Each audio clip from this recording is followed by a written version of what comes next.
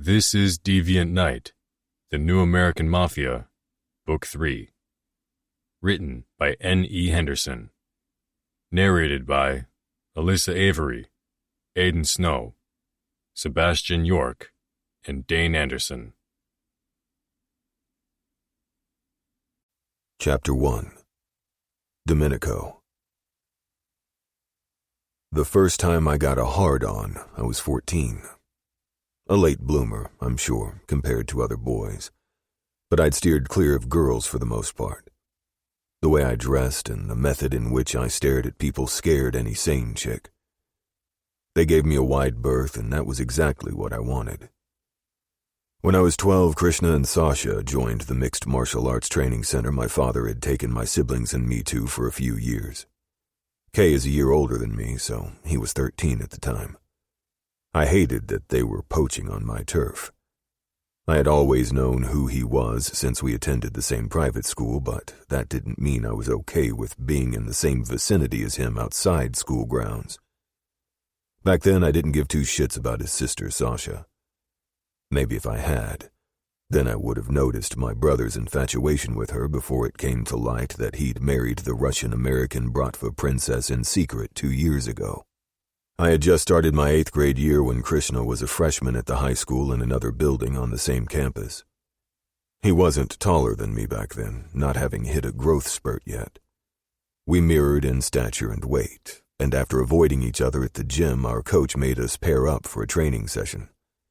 I'm sure he thought it would help mature our minds and teach us a lesson in controlling our egos and our tempers. Only that's not what grew. With my back on the mat, his body between my thighs and my legs wrapped around his hips with my ankles locked to keep him from getting away, my cock thickened. I hadn't expected that to happen. Hatred spurred from within me as I squeezed my thighs around his waist tighter than what was acceptable in class. We weren't supposed to hurt our opponent in that particular class. We weren't wearing Ds, only t-shirts and rash guard shorts. With my teenage cock pressed against his cotton-covered abdominal muscles, I would have sworn on my life they contracted at the contact. I was caught off guard, but Krishna, he fucking smirked before using my distracted state against me. At some point my ankles loosened their hold. Krishna quickly unwrapped my legs and then flipped me so that my back was to his front. He righted us into a seated position, this time with his legs knotted around my middle as he pulled me firmly against him. His arms were looped around my neck like thick chains, choking me, and that's when I felt it. His dick twitched against my lower back. Goosebumps broke out across my skin as tingles cascaded their way through my system. I still remember the feel of his labored breath in my ear. It shook me to my core. What he whispered made me come inside my boxers right there on the mat in the middle of the gym, among our peers and coach. You don't want to go down this road, pretty boy. I'll consume you and then I'll forget you exist. His hot breath fanned down my neck and vibrated through my ear. That's not the hardest I've ever come, but the memory sure makes me think it was. Nothing happened after that, at least not until my first year of college, and even then, it was a one-time thing. It wasn't supposed to occur again, but it did a year ago. For months afterward, I refused him, ignoring his translucent gaze, his hard, thick cock pressed against me when we'd pair up in training. Like years ago, we now train under the same Krav Maga master 3 times a week. That irked me too. I didn't particularly appreciate it when I showed up for my first session only to learn Krishna had been taking the class for 6 months. I wasn't surprised, though. Over the years, I've realized we like the same things. I might even go as far as to say he's more of a computer genius than I am. But then the son of a bitch decided to make me jealous by using my sister. At the time, he was also making a different point to Sienna and Mateo as well as myself. But his purpose was lost. By watching Krishna touch someone else, it set me off. Had it been anyone other than my sister, the bitch would not still be breathing. I broke one of his ribs later that night. That happened 5 months ago, and I haven't been with anyone else since. That fact pisses me off so goddamn bad it makes me itch to break another one of his bones. It's been far too long since I've sunk my dick inside something soft. Don't get me wrong, I love the hard just as much as I need and crave it, but the feel of a woman's body is different.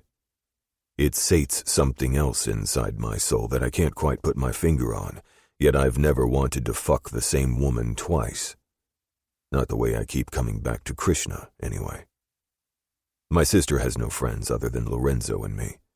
That was solidified the night she killed Vin, the guy who kidnapped her. Up to that point, he was the only friendship Sienna had maintained outside the family. So it's not like I can ram my dick in someone from her wedding party. I'm not going to lie. I like it that way. The twins have always had each other. And then they have me, too. It's been my duty to protect them since the day they were born. It doesn't matter that I'm only 16 months older than them. They are my prince and princess. And I guess that makes me their deviant knight. There isn't anything I wouldn't do for Lorenzo and Sienna. I'd kill for them. I'd die for them. Keeping their circle small means less of a headache for me when it comes to maintaining their safety. I let Ven slip by, which nearly cost my family another life. It won't happen again.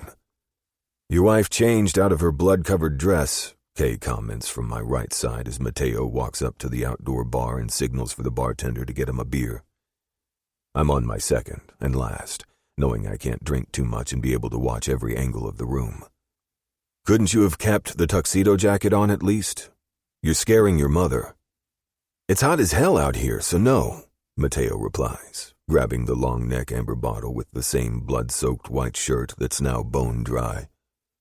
No one has come out and said what happened, but it doesn't take a genius to guess that it was my father's wedding present to the groom. She's seen it. It's done. Doesn't make a difference if I change or not. Besides, I'd rather display Tony's handiwork for the masses, he says, confirming I was right.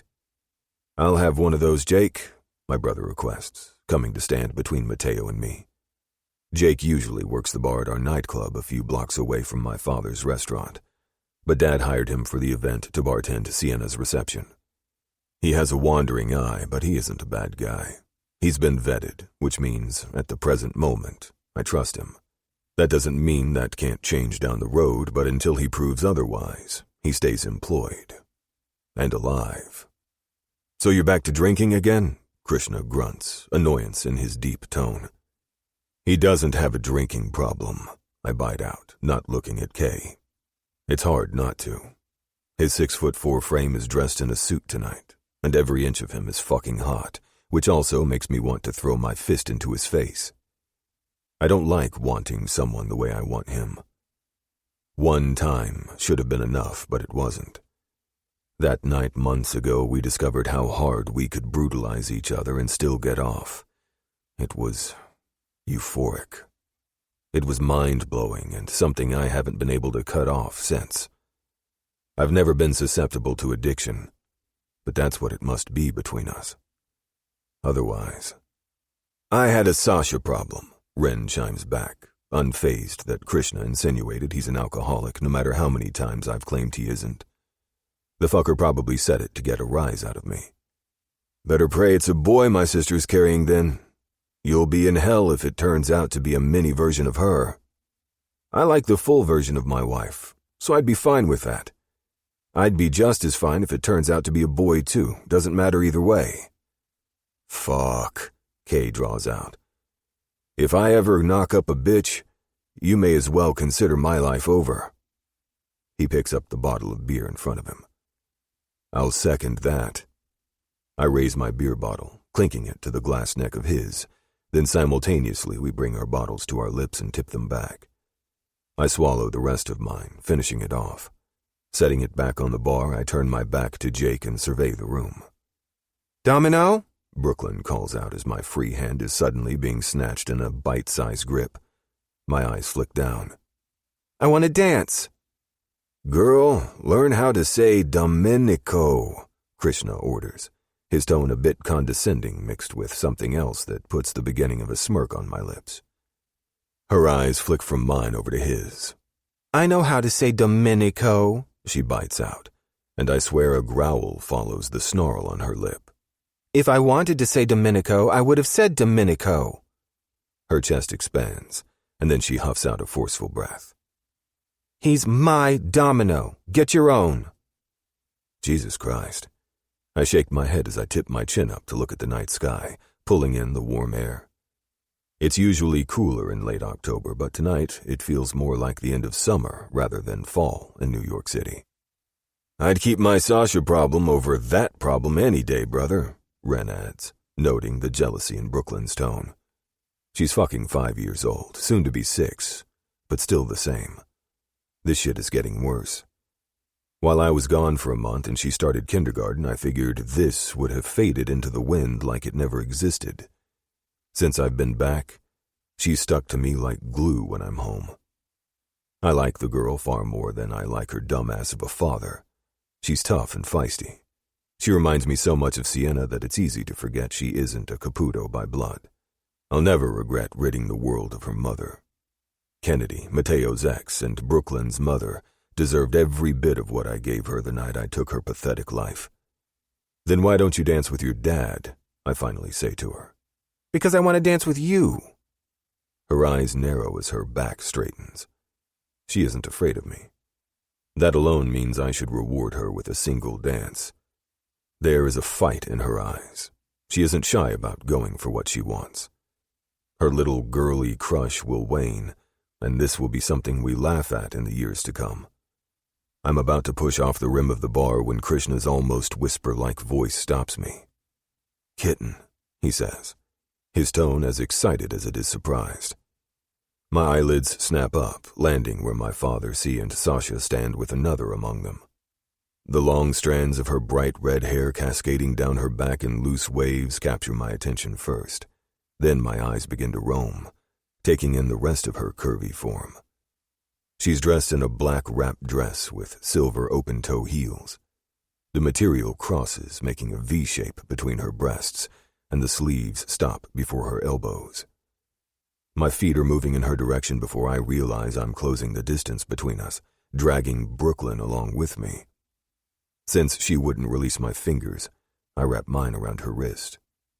You, I hiss, narrowing my eyes on a woman I met once, but one I haven't gone a day without thinking about since. Resentment settles in my chest at the same time blood rushes downward. I rip my grip away from my niece the moment Kira's emerald eyes connect with mine. Who exactly is she, and why is she here, Dad? Sienna questions, caution and curiosity in her voice. Krishna steps up behind me, his taller height giving him away. Ren stops next to me, followed by Mateo. I'm Kira Fitzgerald, she announces, her Irish accent coating my exposed skin like a blanket I mentally fling off before it tries to encase me. Unfulfilled lust will do that to a man. It'll blind you to reality, which is all this is. I wanted to fuck her the second I laid my eyes on her 5 weeks ago. Apparently my dick still does. My father's stare lands on me, but I don't break eye contact with the woman next to him. She blinks and then swallows as I watch her chest expand and fall, getting faster with each breath, anxiety blooming from inside her the longer I stand here in silence. She inches closer to my dad, and something about that rubs me the wrong way. She's Domenico's bride, my father answers with finality in his tone, severing my stare down with Kira. My eyes dart to his dark orbs. The boss stares back at me, daring me to challenge him, but instead of reacting the way I should, I keep my lips sealed. She's a Fitzgerald. That fact didn't slip past me when her honey-coated voice introduced herself. It'll be a cold day in hell before I give one of them my name. Like hell she is. Have you lost your fucking mind, Dad? Sienna lashes out on my behalf. Dad's lips twitch, but he stops the smirk from forming as he flicks his eyes to my sister. Hold up. Daddy, I think it's time we have a come-to-Jesus meeting. I didn't say anything when I found out you arranged Ren's marriage. I wanted to kick you in the gut, if I'm being honest. I say that with love and respect, boss, and I still want to, by the way. But I won't keep my mouth shut on this. You do not have the right to arrange Dom's marriage with... What's your name again? My sister flicks her gaze to the stunning woman at my father's side. It's Kira, I answer for her, recalling how I heard her name roll off her tongue the first time I heard her say it. Excuse me, you know her? Sienna asks, her surprised brown eyes finding mine as her brow arches. Not someone you forget, Krishna says from behind me, his hot breath coating the back of my neck. My dick jumps to attention every time he does that. Okay, so you both know her, noted, but not my point. Sienna's lips thin before she huffs out a breath. Folding her arms across her chest, she snaps her eyes back to our father. You don't get a say in who Dom marries or doesn't marry. You don't get to pick for him. What the hell is wrong with you? Dad goes to open his mouth, but my sister continues. He gets the same chance Mateo and I did. To find the right person and fall in love. That's how this works. Isn't that what you got with Mom? My little sister got married today. If I'd been given a say in the matter, Mateo would have had to work harder to earn her love, her trust, and her heart. She's been in love with him for as long as I can remember, since she first started showing signs of liking boys. He ignored her, didn't show an interest back when they attended school together. Lorenzo and I went to a different school than our sister. I never liked it. If she wasn't with us, I couldn't protect her. Had I been at the same school, I would have beat Mateo's ass each day he let my sister love him and didn't reciprocate.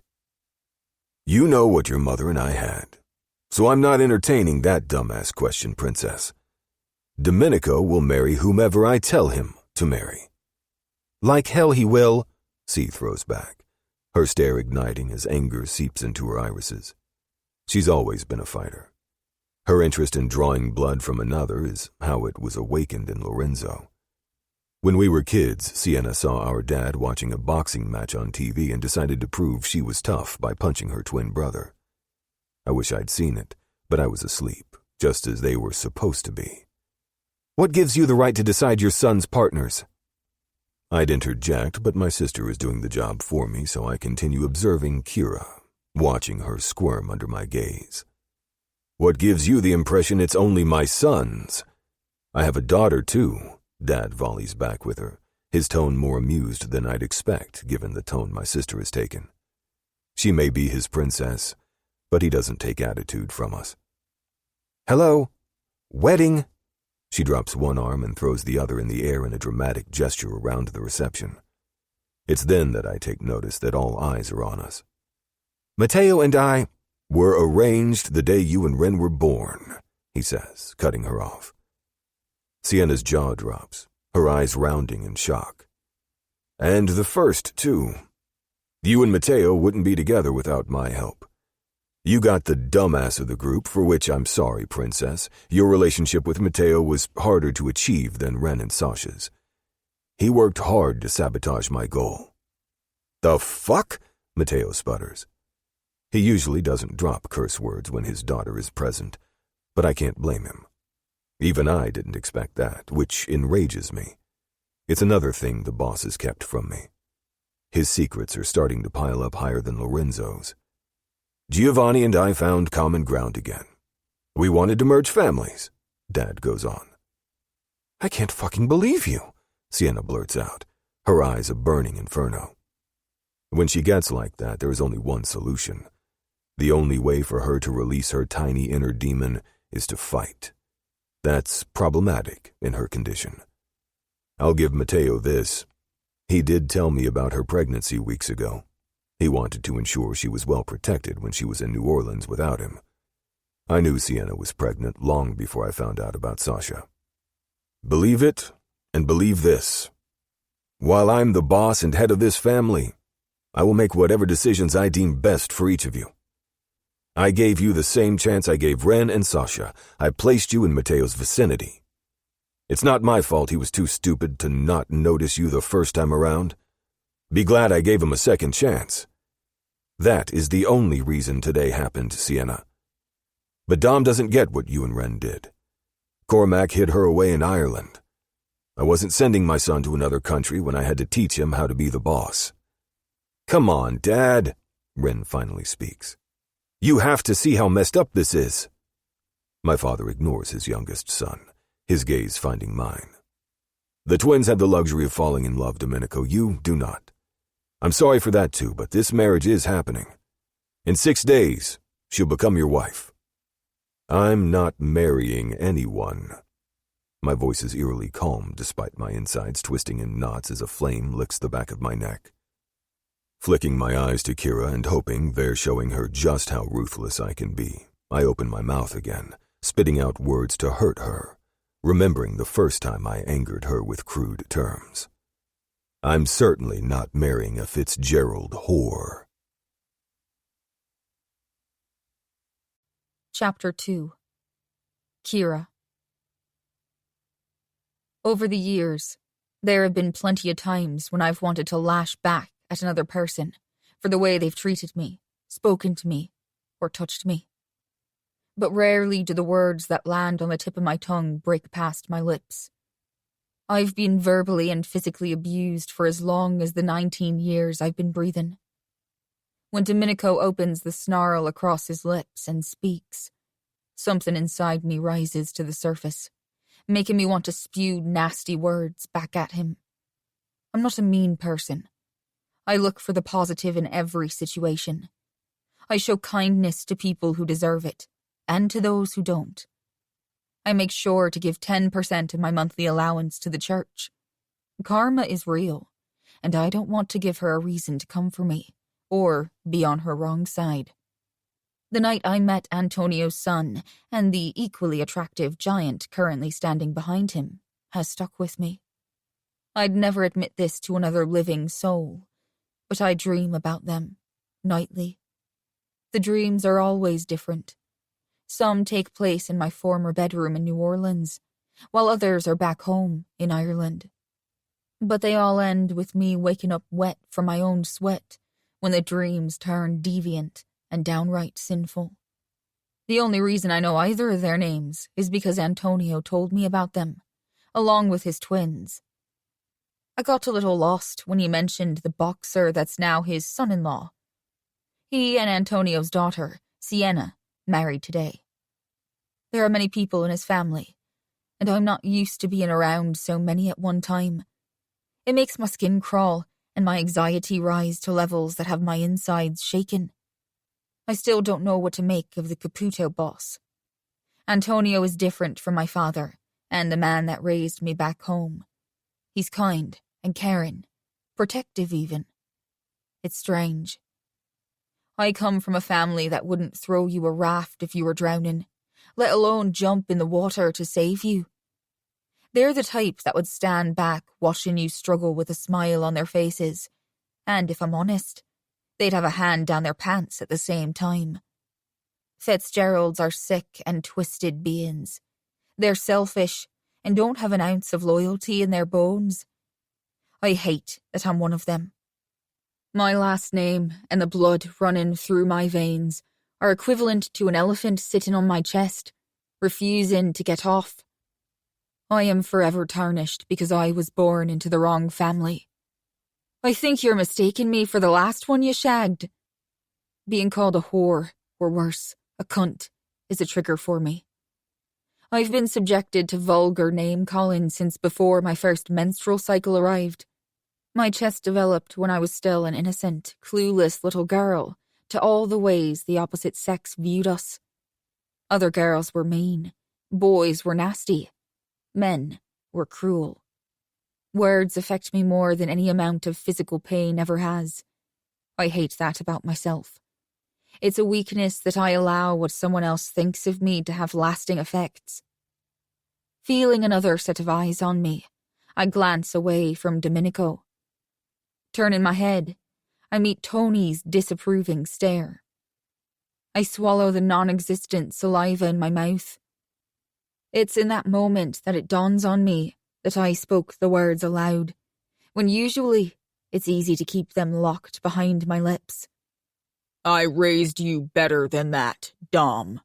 Show your fiancé more respect, Tony says, his dominant presence finally releasing me from its grip. My shoulders drop in relief, and it takes effort to pull in a breath of air slowly, rather than sucking it in at once. I don't want to be here, but I don't know how to get out of this pickle. Like hell she is. The little girl Domenico dragged across the outdoor restaurant stomps her strapped-on platform heels against the concrete and steps in front of him, like she's his protective barrier. She crosses her arms and lifts her head, as if challenging me. Brooklyn Martina! Her dad scolds, before scooping her slender frame into his arms. Time for you to find your Nana. This is an adult conversation. Matteo is his name, the groom. She said the same thing, she reminds him. She'd be cute if her fury wasn't aimed at me. Her jealousy is thicker than Domenico's cold-hearted gaze. Sienna's husband turns, about to walk away, when Tony says, Don't worry, Brooklyn. When the time comes, I'll find you the person you're meant to be with, too. You'll find her nothing, Tony. Before those words were uttered from the boxing champion's lips, I thought he was the cool-headed one of them all. He seemed mellow compared to the others. But then, I'm only going off 10 minutes of interaction for all of the rest of them, except the boss. Matteo turns to face his bride. That's when I notice the dried blood that stains most of the white sleeve. Sienna, handle your father. Then he carts his daughter away from our group, while I'm left wondering what in the bloody hell happened to him. This is a joke, right, Dad? Sienna implores. Her head tilts down as she lifts her fingers to rub between her brows. Just say this was a joke. We'll all laugh, and then I won't have murderous thoughts towards anyone. He's not joking, see, Domenico informs his sister, his voice seething. But he's lost his fucking mind if he thinks for 1 second that I'm going to lie down like a dog and do as I'm told. Call this shit-fest off before someone gets hurt, Dad. His eyes flip to mine, and the malice within them is palpable, while the man standing behind him looks like he's undressing me from the way his lips curve and his winter blue stare is hooded. Chapter 3. Krishna. Fuck, I'll marry her. Of course, I'm not going to voice that thought. I'm in no mood to brawl with Dom tonight. I have too much shit on my plate, dealing with the fallout from my father murdering one of the Bratva leaders. Since he took out 70% of the Canadian Brotherhood that also included their Pachan, not to mention my sister shoving a 9-inch blade into the neck of the man who was a contender for the next Pachan, their organization is in turmoil. I'm not angry with Sasha for killing the bastard. If I'd gotten to him first, I would have done the job myself. But I would have tortured the motherfucker. I'm proud that she took matters into her own hands for once. She needed to step up and accept her place in our family. Now that I'm the Pachan of the American Bratva, I'll need her more than ever after our father decided to drop retirement in my lap without so much as a heads up. But now, other Pachans think they can breathe down my neck, trying to unnerve me while testing me. Motherfuckers. I don't break. They'll never find out my father blew up the Canadian Pachan's compound in Vancouver, or that my sister killed Dmitry Sokolov. I'd forfeit my life before I gave them up. It's a good thing Dom is standing in front of me right now. The way shagged rolled off this girl's tongue has the blood in my body rushing to my dick, making my problems take a back seat. She's fucking hot with her plump lips and those long ringlets of red draped over her shoulders and fall to her waist. She's shorter than Sasha and Sienna by several inches. Ah, fuck it. What's one more fight among us? It's how we always end up, exercising our demons. If he doesn't want you, kitten, I'll take you. A smile spreads across my lips as her doe eyes round, snapping over Dom's shoulder to mine, surprise on her beautiful face. This isn't up for debate, and we aren't having any more of this conversation here tonight, Domenico. We can talk tomorrow. Antonio flicks his cold stare to Kira, and like I've seen when my father looks at Sasha, his demeanor softens. Kira, allow me to escort you to get something to eat. Unless you're ready to go home. His thick, bushy brow arches, and it's easy to see he's testing her. But why? Narrowing my eyes, I look back at her without lust in the front seat. I scrutinize her the way I would anyone else, the way a pahan is supposed to break down every layer of a person's being. Her body is rigid. Her shoulders remain straight, not hunched, as if an invisible wire pulls on them. Her emerald stare hides secrets, and while her lips aren't tipped up or down, but rather in an even line, her cheeks and chest have a slight flush, her fair skin giving her away. She's a kitten who wants to be a lioness. She's afraid, but she doesn't want to show it. I can respect that. However, she better have 9 lives and then some if she's going to survive Domenico. Tony is a fucking idiot to bring her here, to force her on Dom, to put her between us, because that's exactly what he's done. I'm not jealous. That's Domenico's forte, and boy, do I love wielding that blade. No, ownership of another being has never been an itch I shared, until 5 minutes ago. But now, I want my half. Don't leave, kitten. I say as I close the few inches between Dom and me, doing something I've never done in public before. Reaching around his front, I plant my palm flat against his chest and yank his back to my chest, slamming his ass into my hard cock. I'll share him with you. Chapter 4. Domenico. The fucking balls on this motherfucker. Ignoring the hard ridges of his dick pressed against me, I reach into my tuxedo jacket and fist the Glock tucked inside.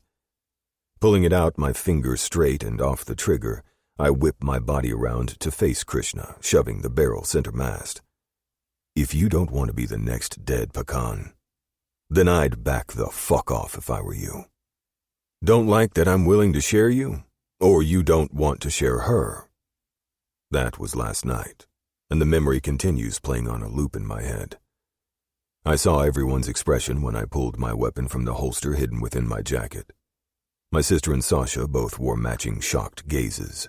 Ren laughed. My father was irritated, to say the least, though I was hoping to piss him off. And when that didn't work, it pissed me off. Kira, on the other hand, was as cool as a cucumber, like it was nothing for me to brandish a loaded weapon in a public place. I'd questioned what hole my father dug her up from, but I already know the answer. She's Cormac Fitzgerald's daughter, the Irish scum that runs a gang of thugs in the city, thinking he's somebody when really he's a nobody. The first 9 years of my life were spent living in the city, but then my mother was killed and my father couldn't stand being in the house where she took her last breath. I don't blame him. After that night I changed too, we all did. But by abandoning our former home, Cormac decided all the corners of Manhattan were his for the taking. Where the cops have tried for longer than I've been alive to find dirt on my father, the police commissioner has Fitzgerald on retainer. Digging into Owen Donovan's finances a few months ago, I learned quite a bit of useful knowledge. He changed his name 35 years ago after graduating college, but before passing the bar exam and becoming a criminal justice lawyer. He was born Owen O'Donovan, the Irish version of the Americanized name he goes by today, and he's a distant uncle to Cormac. Owen is the youngest brother to Liam O'Donovan, the most feared boss in all of Ireland. Consequently, Cormac was sent to live with and be raised by Liam when he was a young child, only returning to the States after his father was killed and someone had to take his place. He was 18 at the time. After doing some minor digging into Liam's background, he makes Cormac look like a saint. Liam is a twisted sick fuck that puts all the other sick fucks at least 5 rungs below him on the ladder. He's into extortion, gambling rings, gun running, drug dealing, all the shit you'd expect. It's rumored that he auctions off underage girls to the highest bidder, most likely rich men that get off from abusing someone who can't fight back, that take control and power away from those they consider less than them. What the hell is my father even thinking? He really has lost his fucking mind if he thinks getting mixed up in that kind of shit is a good idea. I take a sip from my third cup of coffee in the last hour. After a grueling workout session where I tried to break every rib along Kay's torso and failed, I showered and then came home. I stayed at his apartment in Brooklyn last night for the first time, not ready to come home and confront my father. But here I am now, waiting for my dad to make an appearance. When I hear the click of a sound signaling someone is opening the back door, I snap my eyes up from where I'm seated on a stool at the island in the kitchen to find a disheveled Giovanni walking over the threshold. He's wearing black slacks and dress shoes, but his white undershirt is only half tucked into his pants and covered in wrinkles, giving away that he slept in it and just woke up. He doesn't bother eyeing me, like I'm not here or he can't be troubled with pleasantries this early. His presence alone still ticks me off. I'd been told for years he was rotting in a prison cell even though he wasn't guilty of the crime he was sentenced for. Part of that was a lie. He wasn't still in jail, yet the fucking boss didn't care to share that part of the story. Still hasn't, actually. Giovanni goes straight to where the coffee maker is shoved into the corner along the kitchen counter. Opening the cabinet above it, he pulls out a mug and places it under the machine at the same time he's reaching for a coffee pod to his left. Within a few breaths, his coffee begins to brew. "Are you hungover?" My father's question is said from behind me before he stops toward the other end of the island, closest to the door Giovanni walked in. "The real question, Tony, is why aren't you? She drank us both under the table last night," Giovanni says with his back to us as his cup of joe finishes percolating. "She?" "Yes, but I'm a grown man who knows when he's reached his limit," my father says in a condescending tone like he's scolding one of his children. "I didn't realize you were still reaching for your adolescence." Turning around, Giovanni presses his back against the edge of the granite while taking a long sip of his piping hot coffee, the scalding temperature of the liquid seemingly not fazing him. "I don't have one fuck to give either version of you that I see right now," he sighs, half yawning in the process. "When did I get so goddamn old that I wake up still drunk in the morning?" "Apparently, when you play drinking games with someone that's over 30 years your junior," Dad replies. "She has to go somewhere else, Tony. That teenager is going to put me in an early grave if we continue sharing the same close quarters." Excuse me? What the fuck did he just say? Since when do we have guests that I know nothing about? I twist my head to the side, eyeing the side of my father's suit-covered frame. Exactly who is here that you haven't told me about? That leads to another question. Where is he stashing Kira? I can find that out after he explains why he and Giovanni are playing with a kid. My father doesn't even date, and now this? Your Irish rainbow.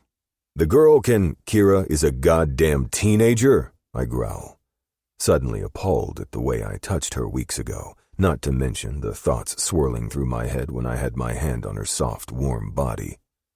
She's 19, Dom, unwad your fucking panties. My father has the audacity to say to me before moving toward the coffee maker. Giovanni slides out of his way from blocking the corner. Do I have child molester tattooed on my forehead? My father's back is facing me, but the shake of his head is clear as the morning sky outside. Well, she's legal, so... After Dad removes the used coffee pod from the machine, he puts a new one in and closes the top. Then he shoves a mug under the coffee drip and presses the brew button. Turning around to face me as the machine makes his coffee, he arches a thick, dark brow. Is she even out of high school? I demand, even though the question sounds dumb to my own ears. Unless she was held back a grade or started school late, she wouldn't still be in high school at 19. Still, I need confirmation. Actually, she graduated 2 years ago, a year early, in fact. Dad crosses his arms. She's smart. She's a Fitzgerald. I doubt that. No, Giovanni chimes in. Your rainbow is more than book smart. The kid is street smart, too. Why do you keep calling her my Rainbow? Wouldn't you like to know, boy? He snickers from behind his mug. Actually, I'd like to know how you know that about her, G. Just how personable did you get with my soon-to-be daughter-in-law? Tony, a better question is how do you? One side of Giovanni's mouth tips up, making me want to demand they tell me what they're going on about. But that's the least of my problems. Dad thinking he has a say in my life decisions are too pressing to attempt to figure out their cryptic bullshit. Why are you so insistent on this, Dad? Did you think because Ren and C were a success you'd hit the ball out of the park with me? His eyes leave Giovanni to find mine. But instead of answering, he turns his back to me to pull his coffee mug from the machine.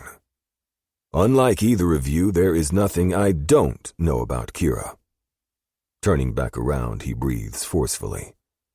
I didn't choose your bride willy-nilly, Domenico. If you give her a chance, you'll figure out she's quite perfect for you. She's still a child, I yell.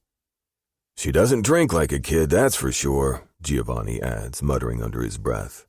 Before I can open my mouth to tell him to butt the fuck out, the back door opens, pulling my gaze to Kira, her green eyes widening with surprise. She blinks, then turns her head, her stare leaving mine as she closes the door. I'm sorry to interrupt, Mr. Caputo. Kira, Dad chastises as he cuts her off. If you call me by my last name one more time, I'm liable to wash your mouth out with soap. You didn't have a problem calling me Tony last night, so what's different about today? She glances at me and then back to my father. Her cheeks flush as if she's embarrassed, and because she's a redhead with a fair complexion, it cascades down her chest. I'm sorry. I drank more than I should have and put us both to shame. Don't apologize, Rainbow. You finally relaxed for the first time since you arrived. It was a welcome change in the pool house. Giovanni praises her, making my blood heat and irritation seep beneath my tanned skin. Do you need something, Kira? Dad asks. I was wondering if I could go to a few stores in the city for some things. No, he says without giving her question thought, as if he was waiting for it, and knowing him, he probably predicted she'd ask. Her shoulders drop at his response and an ache threads through my chest. You know you cannot leave the house without Giovanni or myself accompanying you. Make a list. I'll have Leanna get anything you need. No, it's fine. I don't want to be a bother. I'm sorry, but did we kidnap her too? Is that why she's under house arrest? For the life of me, I don't know why it bugs me that he told her she isn't allowed to leave the property without an escort. She may be underage in the sense that I don't fuck women under the legal drinking age, but she isn't exactly a child like I said she was. Domenico, don't be stupid, Dad chastises. Had you not released her in New Orleans, I wouldn't have had to collect her yesterday before your sister's wedding. So we are in the business of caged varmints then. You're a right bollocks, you know that, she pops off. And I haven't the first idea what that means, but I'm guessing it's supposed to be an insult from the tone in which it fell from her plump lips. My eyes remain on them longer than they should. Then my lids finally flick up to her emerald stare. A laugh bursts from Giovanni, followed by a groan. Don't make me laugh today, Rainbow. But you hit the nail on the head. He's certainly a bollocks. It doesn't sound remotely as sexy as when the word rolled off Kira's tongue. I have time. I'll take you to get whatever you need. It'll give these two time to discuss the wedding plans. Did one or both of you sample the goods before you decided she'd be the one you saddled me with? The words barely roll off my tongue before I feel the sting across my face. I react without thought, treating her no differently than if it had been my sister striking me. Jutting my hand out, I wrap my fingers around her throat as I twist her, forcing her body to flip so that her back is to me as I pull her across the counter. I don't know what they told you about me, little girl, but when you come at me, you better be prepared to go all the way. I'll drown you and not think twice about it. If you want to live, you better fight with everything you have. I pause and look into scared eyes, my heart pounding and my brain screaming at me to stop, but I ignore my irrelevant conscience. I'd think long and hard before you say I do to me, I tell her in the most acerbic tone I can force out of my mouth. Chapter 5. Kira. After Domenico ordered me to leave Santo's place in New Orleans, I didn't know where to go. I've never been on my own before, never allowed to apply for a job, even though I'd graduated high school 2 years ago. I was supposed to return to America to attend college, but my father didn't hold up the arrangement he'd made with my great-uncle, Liam O'Donovan. Instead, he sold me to a sleazeball who bought me as a wedding present for his son. I was supposed to become his wife, his virgin wife, my father boasted. Only I'm not a virgin, and Cormac Fitzgerald knew that. I hadn't figured out how to get away from either Salvatore or his son Marco. They'd kept me locked in a second-floor bedroom the 4 months I'd been there. The only fresh air I was granted was a window, and although it didn't have a screen, there were bars on the other side. Climbing out wasn't an option, though. I'm far too thick to have squeezed between them, and even if I could have, it was at least a 25-foot drop to the pavement. So, I kept the window open unless it was storming outside. When I finally stepped onto the paved sidewalk again, I didn't know which way to turn at first. Louisiana was as much a foreign place as New York still is. I didn't even know my father's phone number to call him. What I did know was Killian's number, but only because I'd overheard him say it once, and having a photographic memory, it was etched in my head. I didn't want to come back here, but what choice did I have? I had no money, at least not in New Orleans. What funds I did have, I left hidden at my father's home. No one there is smart enough to find it, or even consider I'd had anything stashed away. I knew from the second I met Salvatore that anything I brought with me would be plundered through and taken should it be deemed valuable. I used a hotel telephone to make a call once I was finally free.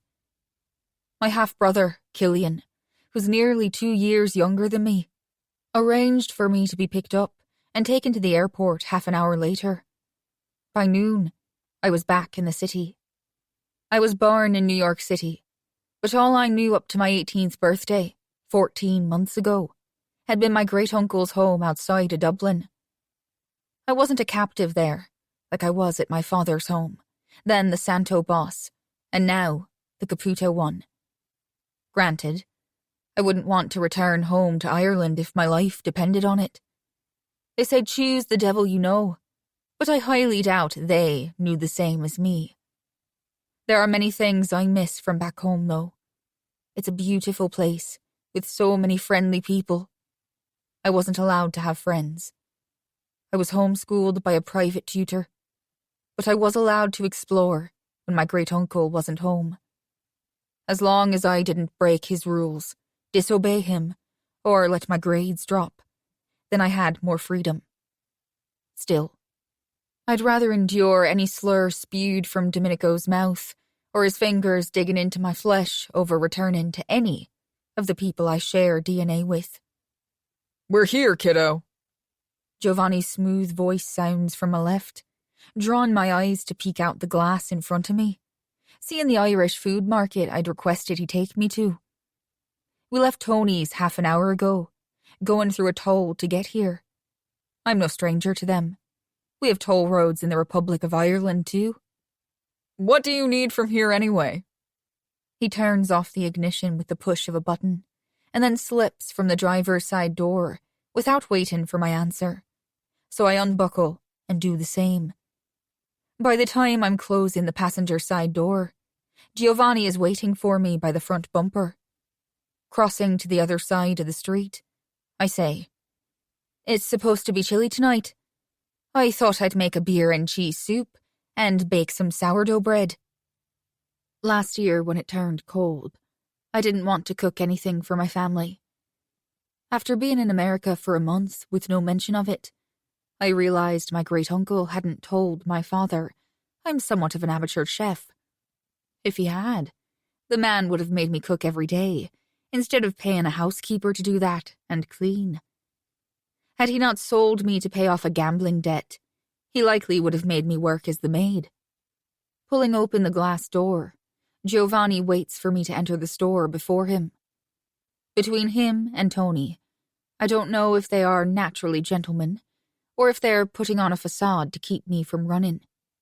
The boss wants to have a family dinner tonight, minus the newlyweds and Brooklyn, since she's staying with her grandmother until Matteo and Sienna return on Friday. Giovanni informs me, as I pull a cart out from the buggy return section of the grocery store. Can you make enough for everyone? I start walking toward the produce section, pushing the cart as I go in search of ingredients. I don't know if it's best for me to be in the same room as Domenico. I doubt he'd even want to eat something I've cooked. You're marrying him in 5 days, Rainbow. If you can't sit down at a table with the little dick, then you're already in trouble. More like we're marrying against our own free will, so I think we're far past the in trouble stage of our non-existent relationship. I keep that thought locked behind my lips, along with the fact that Domenico's Mickey is the opposite of little. The memory of his hardness pressed against my backside weeks ago is still as vivid as if it happened last night. Instead of responding, I stop the cart and walk around it, giving my back to Giovanni as I grab carrots, celery, and an onion. After placing them in the buggy, I peek my eyes up to see Giovanni with his palms wrapped around the handle of the shopping cart. Grab what you need. I'll follow, he says nonchalantly. So, without objecting, I pivot on my heels, giving him my back once again. I make my way around the little store in no time, grabbing items I know I'll need for the meal, and a few other things I want to cook this week. Once I place the block of Irish cheddar in the cart, I have everything I need. Being inside this small specialty shop for 20 minutes has dwindled my anxiety to almost nothing. I can breathe with ease, and my throat doesn't feel like there's a cotton ball lodged in my esophagus. For a second, I consider drawing my trek to the checkout counter out, but when I see Giovanni glance at the big watch on his wrist for the 3rd time, I think better of it. By the time the clerk rings up all the items, I'm pulling out the cash I brought with me. But before I hand the bills to the young man across from me, I see the credit card in Giovanni's hand, moving toward the card reader. No! I say, in an almost shout, the clerk's eyes going from me to Giovanni, and then back to me again, alarm in his gaze. I mean, I got it. I have enough money to pay. The clerk's eyes once again slide to Giovanni's and linger in a scrutinizing manner. Swallowing, I force myself to focus on Giovanni, waiting for him to say something. His jaw hardens, but after a heartbeat, his hand retreats, and a forced nod grants me permission to pay for the groceries. As I hand the bills over, my anxiety creeps back in, and I know I've messed up without having to be told. Giovanni doesn't say anything as he grabs all the bags, not leaving any for me to carry, as he walks out of the store, me following behind him. He doesn't speak during the drive back to Tony's either. The only noise is the turn-in of the tires as they speed against the wind and asphalt below the vehicle. By the time he parks in the driveway, my chest is heavy and my body stiff from the 35-minute drive. He presses the button on the dash, turning the SUV off. Kira, he finally says, breaking his silence, his voice low. But there's a lethal edge that doesn't go amiss. In the future, drawing unwanted attention will not be tolerated. I'm going to let your outburst slide this time, but it will not happen again. Are we clear? I wasn't trying to offend. This has nothing to do with your reasoning. Don't ever draw attention to me in public, Kira. My job is to protect this family. If you put one of us at risk again, you will not survive long enough to apologize. He He pauses, but his deep blue eyes remain locked with mine as a cold chill runs down the length of my spine. Do you understand what I'm saying? I nod, because words are shackled behind the fear of his unspoken threat. Here I thought he was the nice one, but I haven't been struck with cold, hard fear since I was on Ireland soil. I've never been able to drop my guard around anyone. I was a fool to think I might be able to now. Take the groceries to the main house. I need to have a word with the boss. Chapter 6. Domenico. The least you can do is level with me, I say as I sit in the chair opposite my father as he sits behind his desk in his office. I lean back and place my forearms against the armrests on each side. Why are you hell-bent on having me marry a Fitzgerald? What is it you're after, and why can't we get it without a piece of paper that means nothing? Did you know Killian, Cormac's son, is only 17? His eyebrows lift before he continues. Kira's 19. She's his firstborn. He pauses, letting that information sink in, and I already know where he's taking our conversation. She's the rightful heir. She's the oldest. I bark out a laugh. That sick fuck doesn't care about right versus wrong.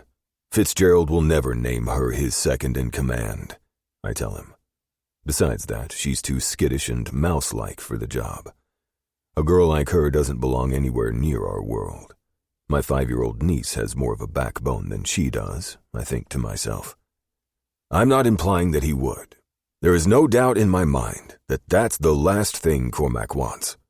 When Killian was born, he shipped her to Dublin and then killed their mother. He thought he'd get rid of his daughter since he'd finally got the boy he wanted in the first place. Dad informs me, and it makes sense. But there's more my father isn't saying, so I keep prodding. Yet here she is back in New York, and you're making a play for her to be what, exactly? He sighs, but it comes off more like he's irritated that I'm not catching on to the obvious. Sooner rather than later, Cormac will be dead.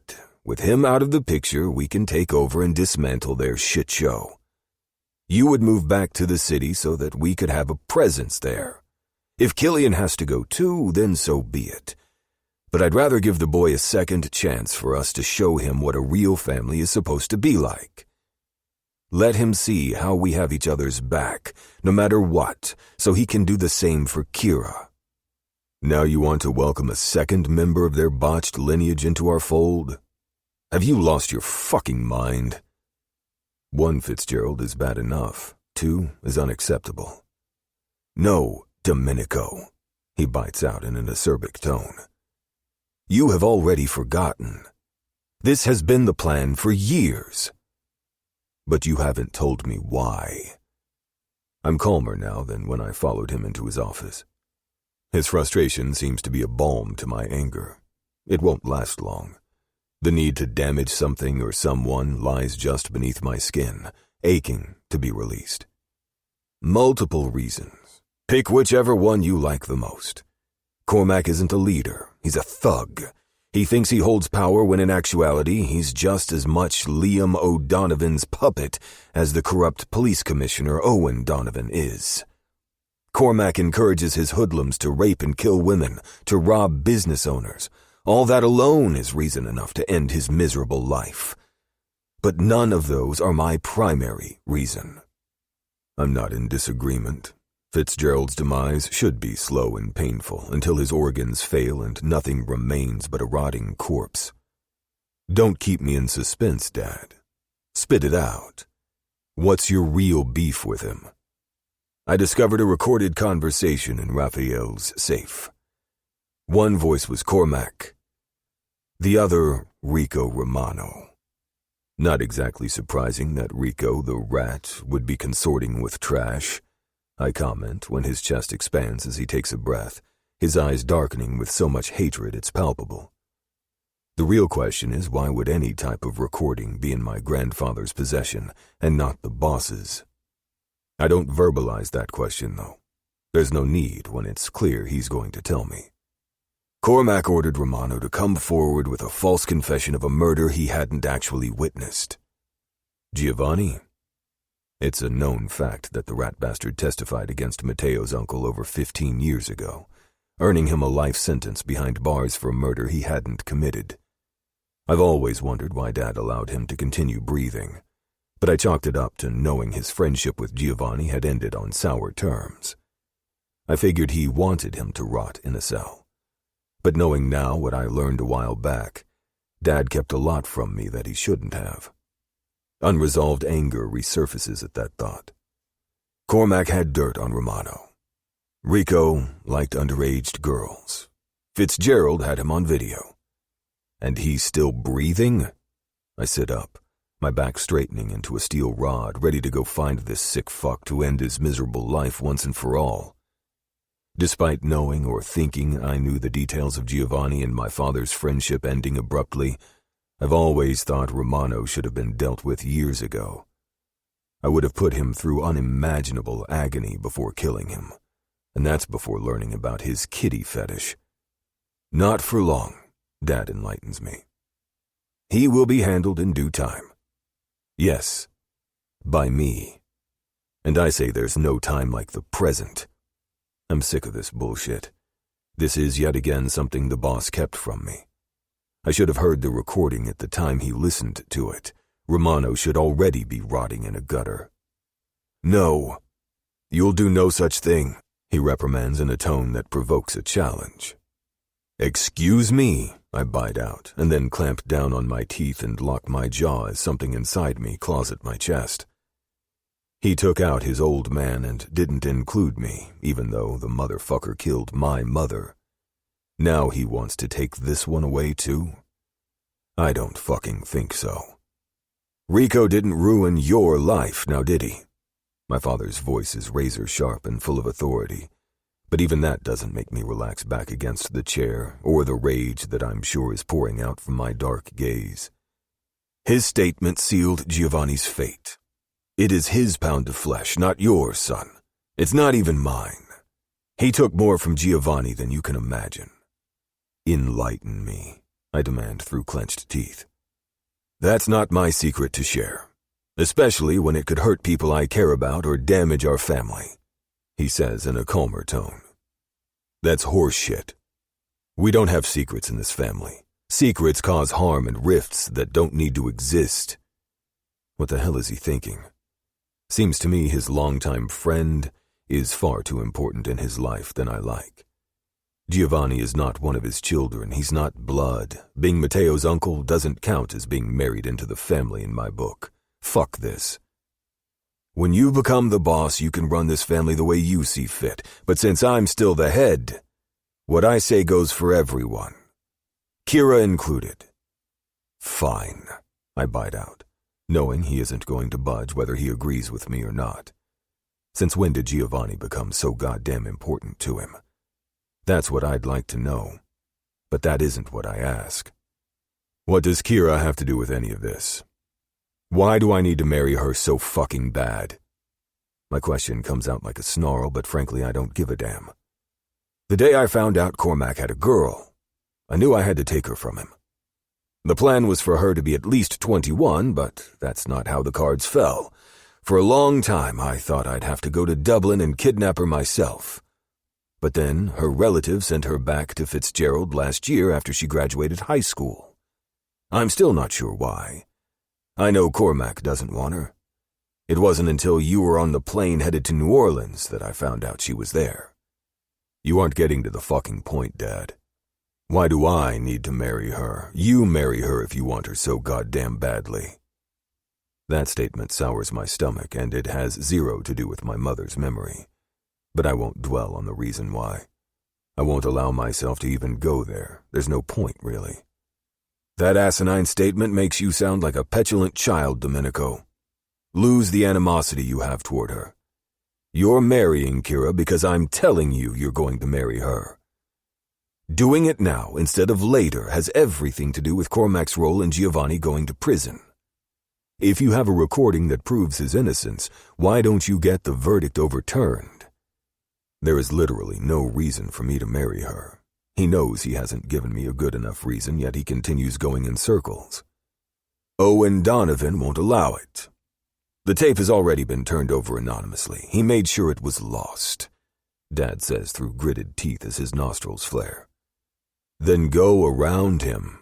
He's just the police commissioner. I'm sure you made a copy. Of course I did. But the motherfucker has every dirty politician and corrupt judge in his pocket. I knew when I handed it over it wouldn't do any good. We're doing this my way. You're marrying Kira, and then we're ridding the city of its trash once and for all. Jesus, Dad. Just kill them all, then move back to the city and make our presence known. You want them out? Then take them out. It's that fucking easy. Why am I the only one that sees that? Cormac doesn't die until after you marry his daughter. Mass murder just doesn't hit the same way, son. Besides, taking out Fitzgerald and his crew only slices the arm off, not the head. I have a plan, Dom. Give me a year.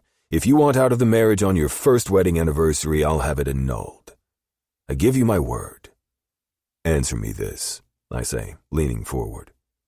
Is this your way of trying to get me to stop fucking Krishna? No, he says without hesitation. Who you bring to your bed is your business, not mine.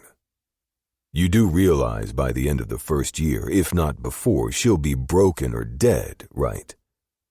Maybe you'll surprise yourself, Dom.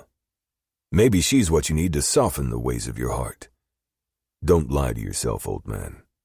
I'll never love her, not the way you loved Mom, or even half as much as I love the twins. My heart is at max capacity. There's no room for her or anyone else. There never will be. But since you're hell-bent on forcing a monster on her, the consequences are on you. I stand but don't walk away quite yet. Instead, I stare back at him for a beat. I don't want what you gave Sienna. The wedding will be here and kept small. Everything, including her wedding dress, is to be black. Make it a funeral. It's her death sentence, after all. Chapter 7. Domenico. When I left my father's office, I heard her talking to Leanna, our housekeeper, in the kitchen, so I snuck out the front door to leave. I texted Ren to meet me on the mats at the gym. I have quite a bit of aggression to get out, and I still owe my little brother an ass-kicking. That was 50 minutes ago. I've been stretching for the last 15, and if he doesn't drag his ass in here within the next minute or two, I'm going to resort to pounding on the floor bag. Every second that ticks by, the pressure inside my head compounds.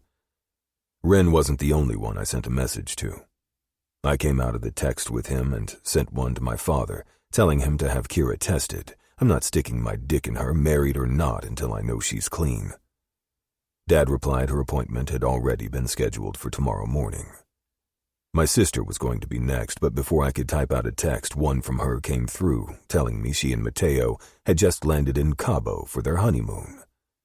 She asked me if Dad was still acting like a dick. Sienna knows she doesn't have to check in with me or tell me her whereabouts. I have the ability to see her and Ren's location at any given time, the same as they do each other and me. But I like that she does it without me having to stalk her location. After the reception last night, Brooklyn left to spend the week with Mateo's parents while they boarded Mishka's private jet that took them straight to Mexico. They'll return on Friday just in time for the sham my father has decided to throw together. What the rush is, I still don't know. I haven't asked either, but I'm curious. Knowing my dad the way I do, there's a reason behind it, and if I can find that out, it may give me enough leverage to stop the wedding altogether, or at least push it back. I'm not against fucking Kira. In fact, I've wanted to do just that since the first time I laid eyes on her beautiful body and drop-dead gorgeous face. Her age doesn't even dampen my desire for her like I made it seem when I blew up on my father this morning. I'll turn 26 in a few days. Her being 19 puts less than 6 years between us. We're not that far off. Though I haven't fucked a teenager since I was one, so there's that. Movement has my eyes snapping up from where my ass sits on the mat with my legs stretched in front of me. Ren walks in, dropping his black duffel bag by the case opening to the private training room he knew he'd find me in. "'Bout damn time," I say, drawing my legs into me. Blowing out a breath, I jump to my feet as he kicks off his sneakers and socks. He's already dressed in rash guard shorts with a plain black t-shirt covering his torso, the same as me. "Yeah, well, I wasn't stopping a killer blowjob to get here faster," he muses, a smirk forming on his lips as he closes our distance. Extending my left arm, I grab my brother by the collar of his shirt when he gets within reaching distance, yanking him forward.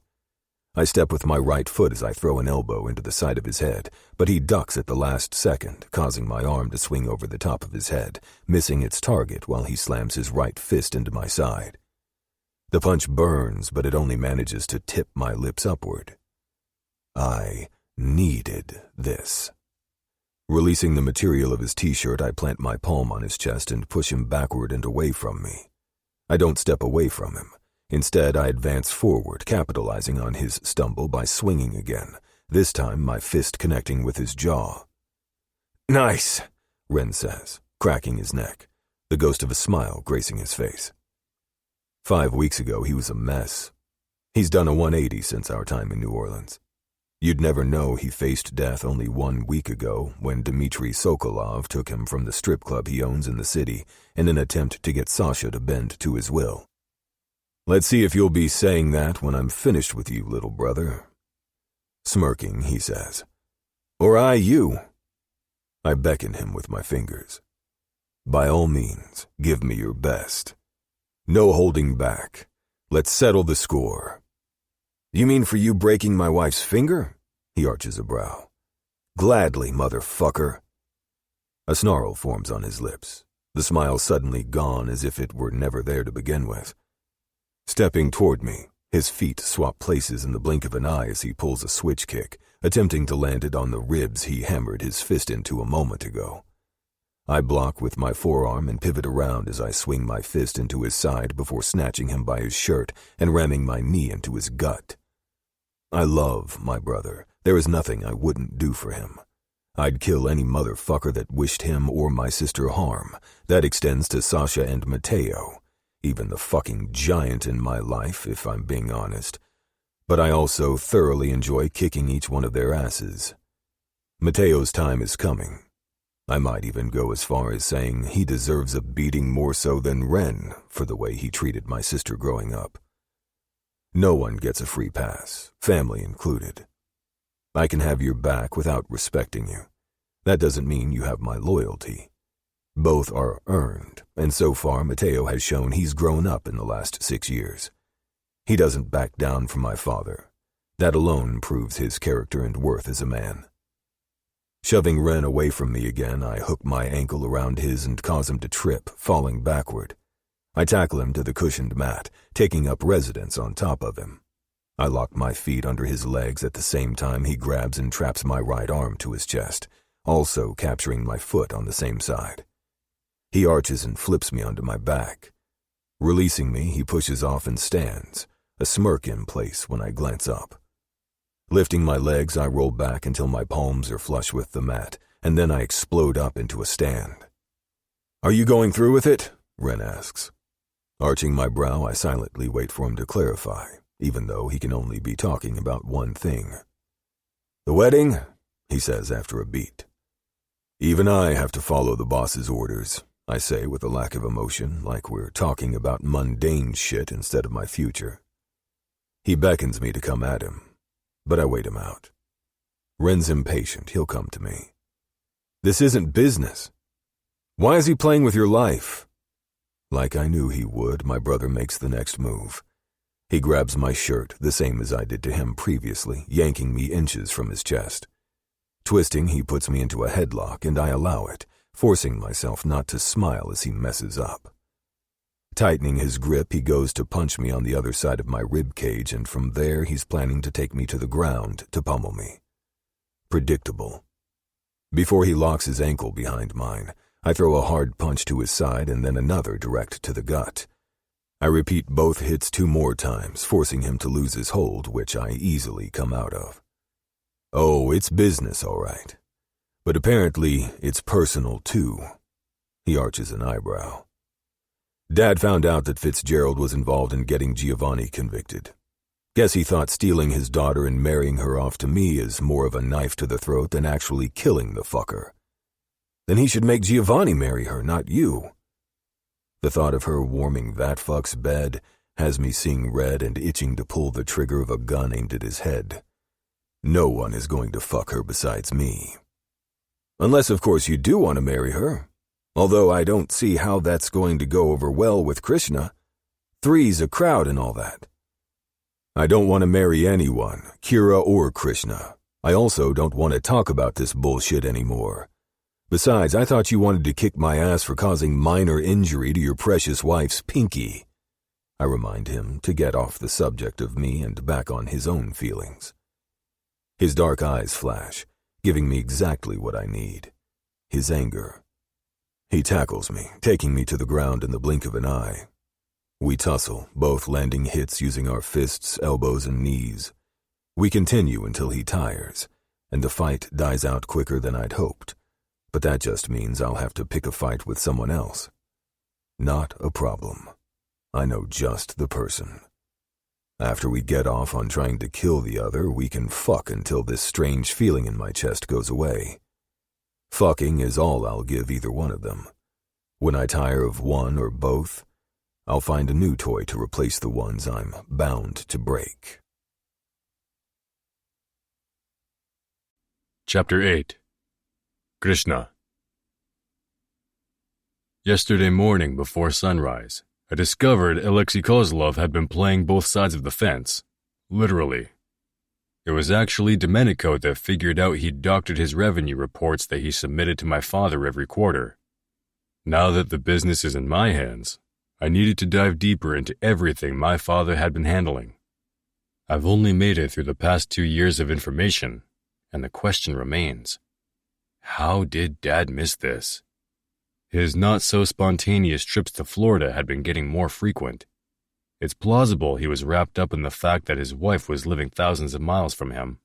But then again, he chose that life for her, so he only has himself to blame. I'm not of the same mindset my old man was. I plan to keep those I actually give two shits about within arm's reach. Anything can happen when someone you care about is out of sight. Sasha proved that to me last week, and had things happened differently, I could have lost her.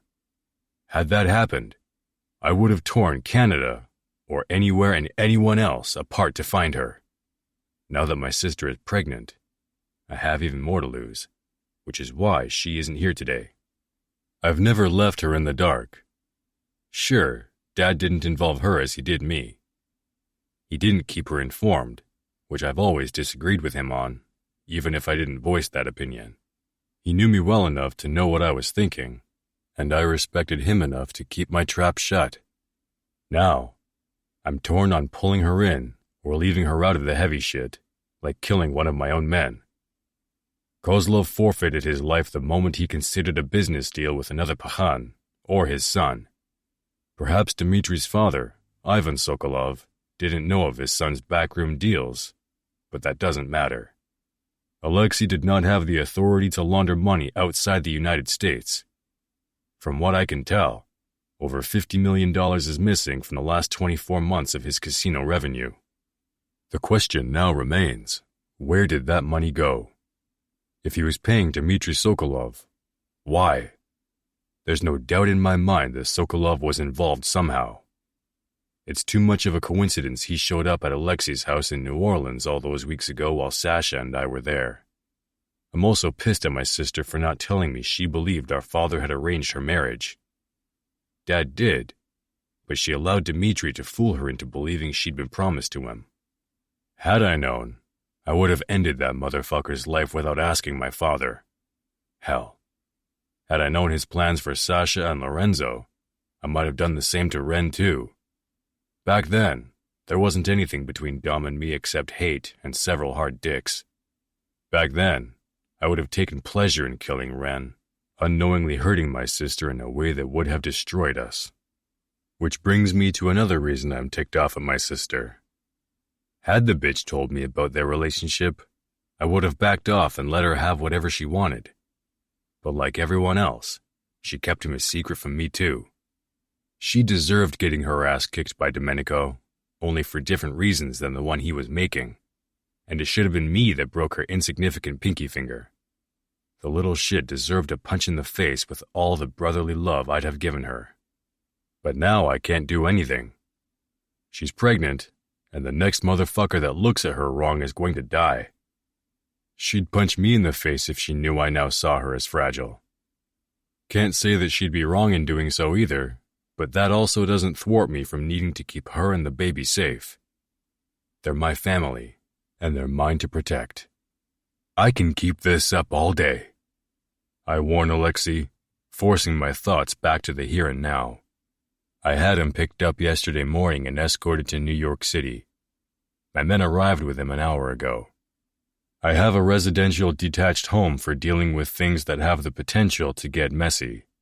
Few people around these parts will notify the cops of noises since hearing gunshots are common. It's also not too far from my apartment in Brighton Beach, should I need to haul ass out of here. I own this house through a shell corporation that can't be traced back to me.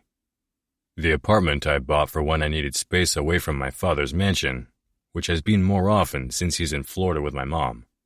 Tell me where the 50 mil went. Kozlov is done. He knows it too, or he should. He won't leave this place still breathing. The thing is, if a Bratva brother dies, all their possessions and money automatically go to their pakhan. I can keep or sell anything I choose. I can also gift some or all of it to their wives or mothers if they have them. Alexei has neither. I can also award it to the next person I put in charge of his territory and businesses. With the exception of Las Vegas and Atlantic City, the New Orleans casinos are our third most profitable location. $50 million over the course of 2 years is pocket change to us, which is how he got away with it for so long, but that doesn't mean it's a forgivable crime. His penance is death. No amount of begging will change that resolution. Krishna, he pleads, his Russian accent coming out urgent and pathetic. I would never steal from you. It wasn't me. You have to believe that. But I will find out who did this among management. We'll both make him pay. I'm tired of you saying the same shit, Kozlov. Keep going down this road and your life will end more painful than it has to. My patience is growing thin. I'm ready to shove the barrel of my gun down his throat and be done, but I've held out this long. I can keep going if it'll get more information out of the bastard. Tell me what Sokolov had to do with any of this. Tell me what the money was used for and where it went. Please, Krishna, let me find the real Vor, he urges, using the Russian term for thief. Tipping my head down, I lift my hand to my face and press my middle finger between my eyes, rubbing the heated skin where so much tension is pushing against my skull. With my other hand, I snap my fingers and point in Alexei's direction. Deviant steps up behind Kozlov so quietly his steps can't be heard, but by the way Alexei's breathing accelerates, he knows one of my men was ordered to take action. Swallowing the heat in my lungs before it pours out and I start firing rounds into Kozlov, I lift my head and pierce his brown eyes with the bone-chilling coldness found in mine. At the same time, Deviant removes something from the pocket of his slacks, and within the blink of an eye, he whips it over Kozlov's head and around his neck before fisting and snatching his hands back. Alexei starts to gag, but with his hands zip-tied behind his back, there's nothing he can do except take the choking assault. When I let my eyes dip, I see the fabric Deviant is using as the black necktie he removed from around the collar of his dress shirt half an hour ago. He anticipated this moment. That's good. Impressive, even. It tells me I promoted the right person to Sasha's position when she took mine. How many times do you think I can bring you to the brink of death, Kozlov? This can end as quickly as you decide. I tell him, lying through my teeth. He won't be given a quick death. I'm going to draw it out for as long as possible. He betrayed the Brotherhood, stole and lied.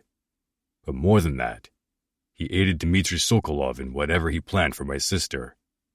Maybe not directly, but he harbored him when I had no knowledge of that motherfucker being in my territory. Damien relaxes his fingers, giving Alexei the opportunity to swallow a gulp of air, his chest expanding at the urgent rush to fill his lungs. He barely exhales the breath when Damien's knuckles tighten again, pulling the type back in the opposite direction, choking Alexei once more. He gags, his face turning a deep shade of red as his eyes open as wide as they'll go. My head cocks to the side, watching the scene, watching Alexei's life drain, feeling not 1 ounce of remorse for the situation I placed him in. This wasn't my doing. He did this to himself. He betrayed my family, the organization, our brotherhood, the Bratva. Why should I feel bad that he'll die at my hands? Damien may be the one torturing him, but it'll be me that ends his life. Damien's fingers loosen, the top material dropping lower on Kozlov's neck, down to the collar of his disheveled and dirty dress shirt. Don't make me resort to chopping shit off your body, Alexei. Be a man. Take your death respectfully. Tell me what I want to know. I order, my tone steady but as lethal as a viper's bite. I don't want to hack away at him to get him to talk. It's messy, and it'll piss me off. If I go down that road, he'll wish Dmitri had killed him. I'll draw every slice out longer in slow, agonizing strokes.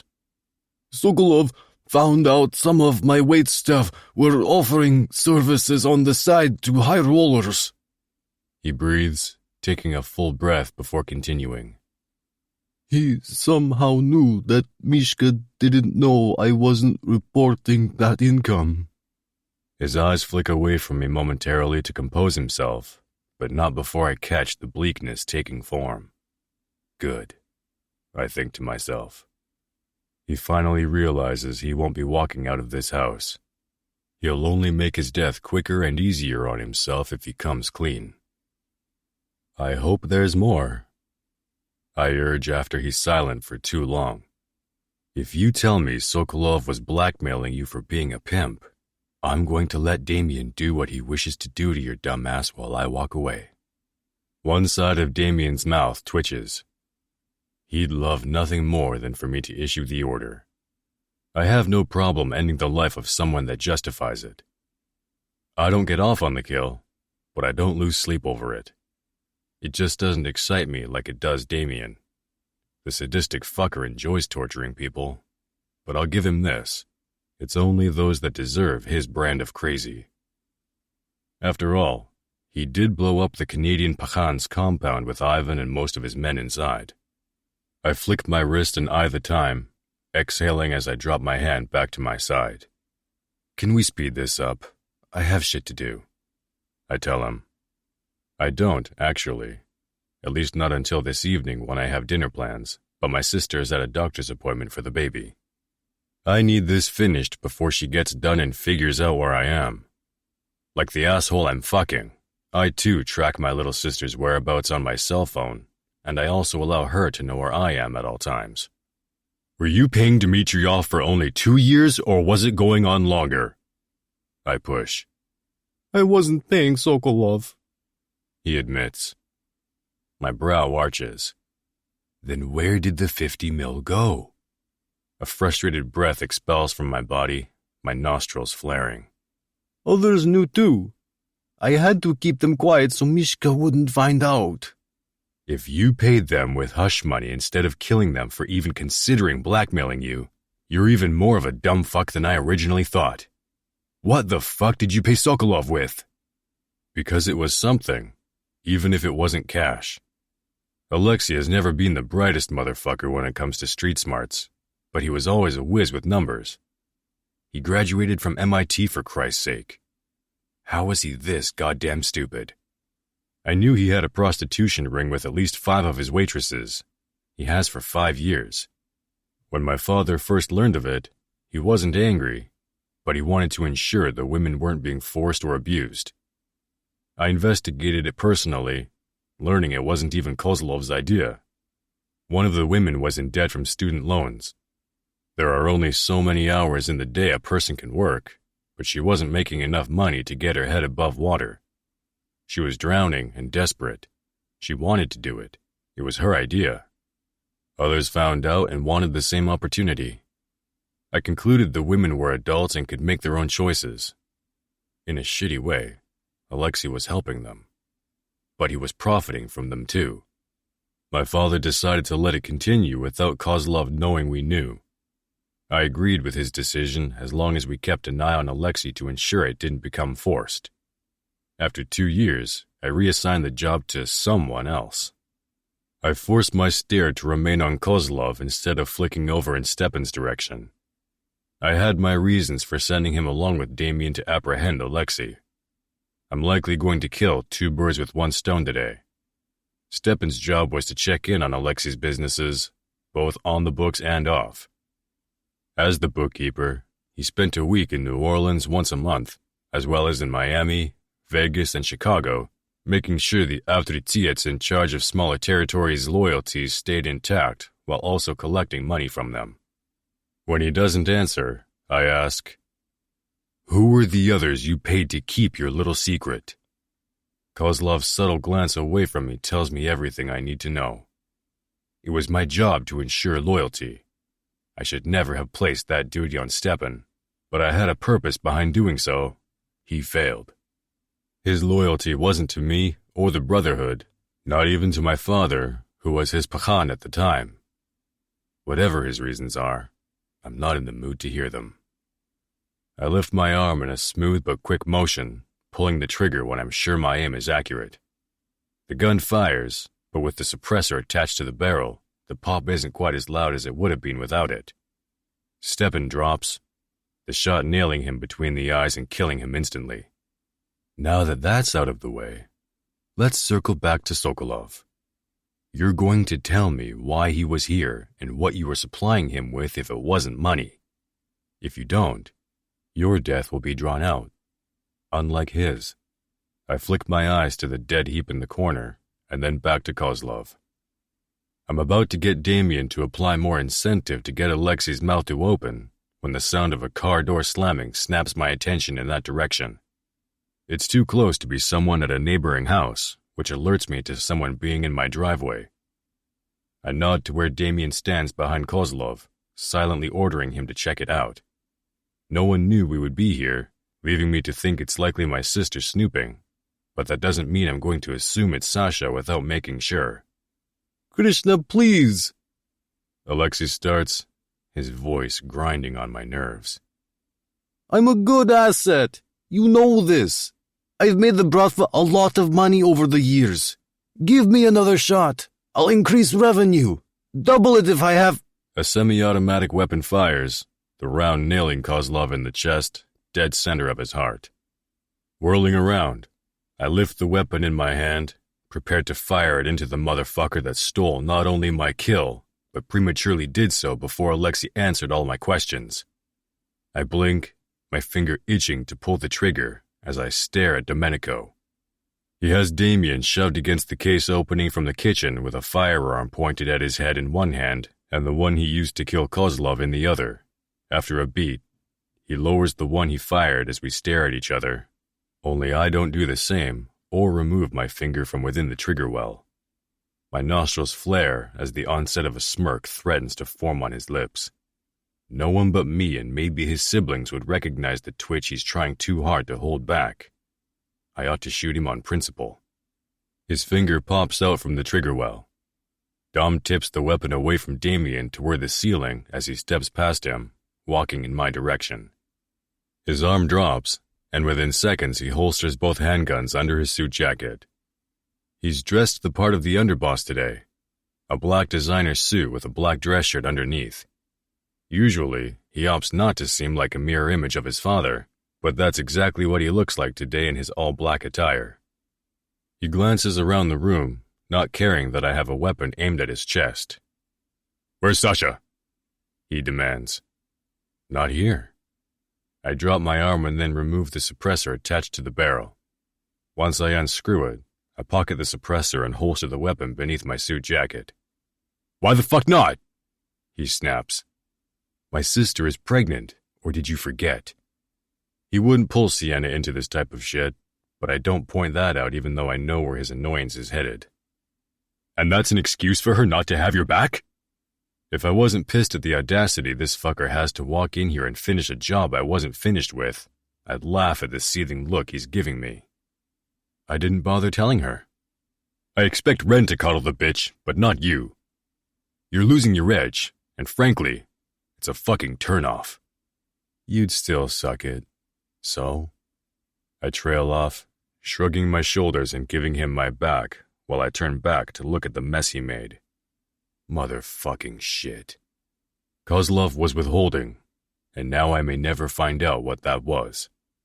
Dom stops inches behind me as I look at the blood-staining Alexei's lifeless body to what's pooling on the floor as drops continue to add to it. I wasn't done with him. Sokolov was using him to funnel young homeless girls out of the country for God knows what. At least, that's what I gathered from 2 audio recordings I recovered from his cloud. Now that this is done, order your boy to leave. Dom demands, further ticking me off. No. I deadpan, then turn to where Damien still stands in the case opening. Clean this mess up. Text me when it's done. Flicking my eyes to Domenico, I say, follow me. Then I step past him, heading to the door in a foul mood. I can't spill his blood here, but I can inside my apartment. Dom took my kill, and for that, he'll pay with his flesh. In more ways than one when I rip his ass apart with my already hardening dick. When I reach the kitchen door that leads to the side driveway, I fling the door open but don't step out. Instead, I wait for Domenico to stride past me. When he nears his SUV, I shove him against the side of the vehicle, making his palms jut forward before his chest crashes into the B-pillar.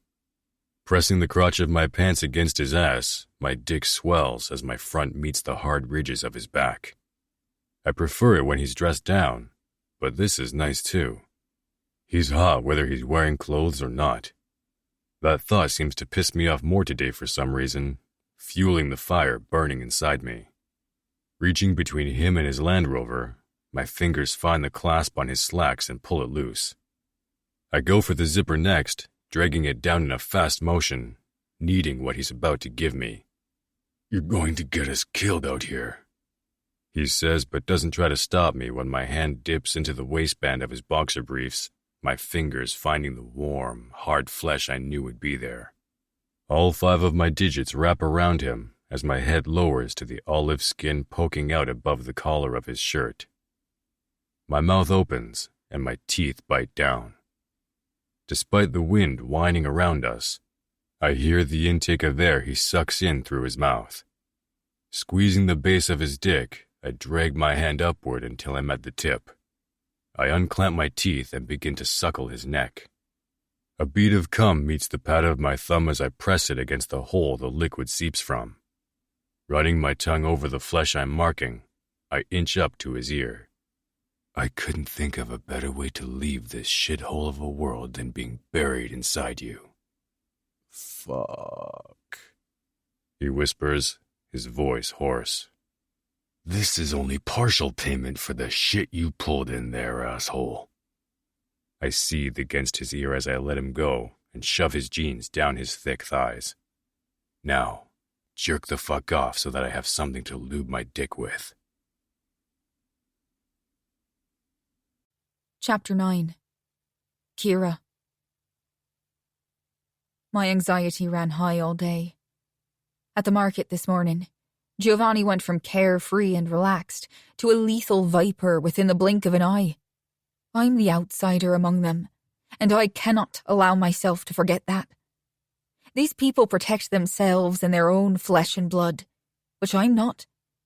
It doesn't matter that I'm marrying one of them. At the end of the day, I'm just a means for Antonio to get back at my father for a rivalry I know nothing about, nor want to be a part of. On the ride from my father's home yesterday, Tony was honest with me about my situation. He told me it was past time for him to bring Cormac to his knees, and then he apologized for using me as a pawn. He seemed genuinely sorry for that fact, but there was resolve in his tone. A minute later, he told me I would marry his son. The finality in his voice said I didn't have a choice. When I didn't speak, he glanced at me from the driver's seat, as if waiting for me to refuse. But what was I going to say?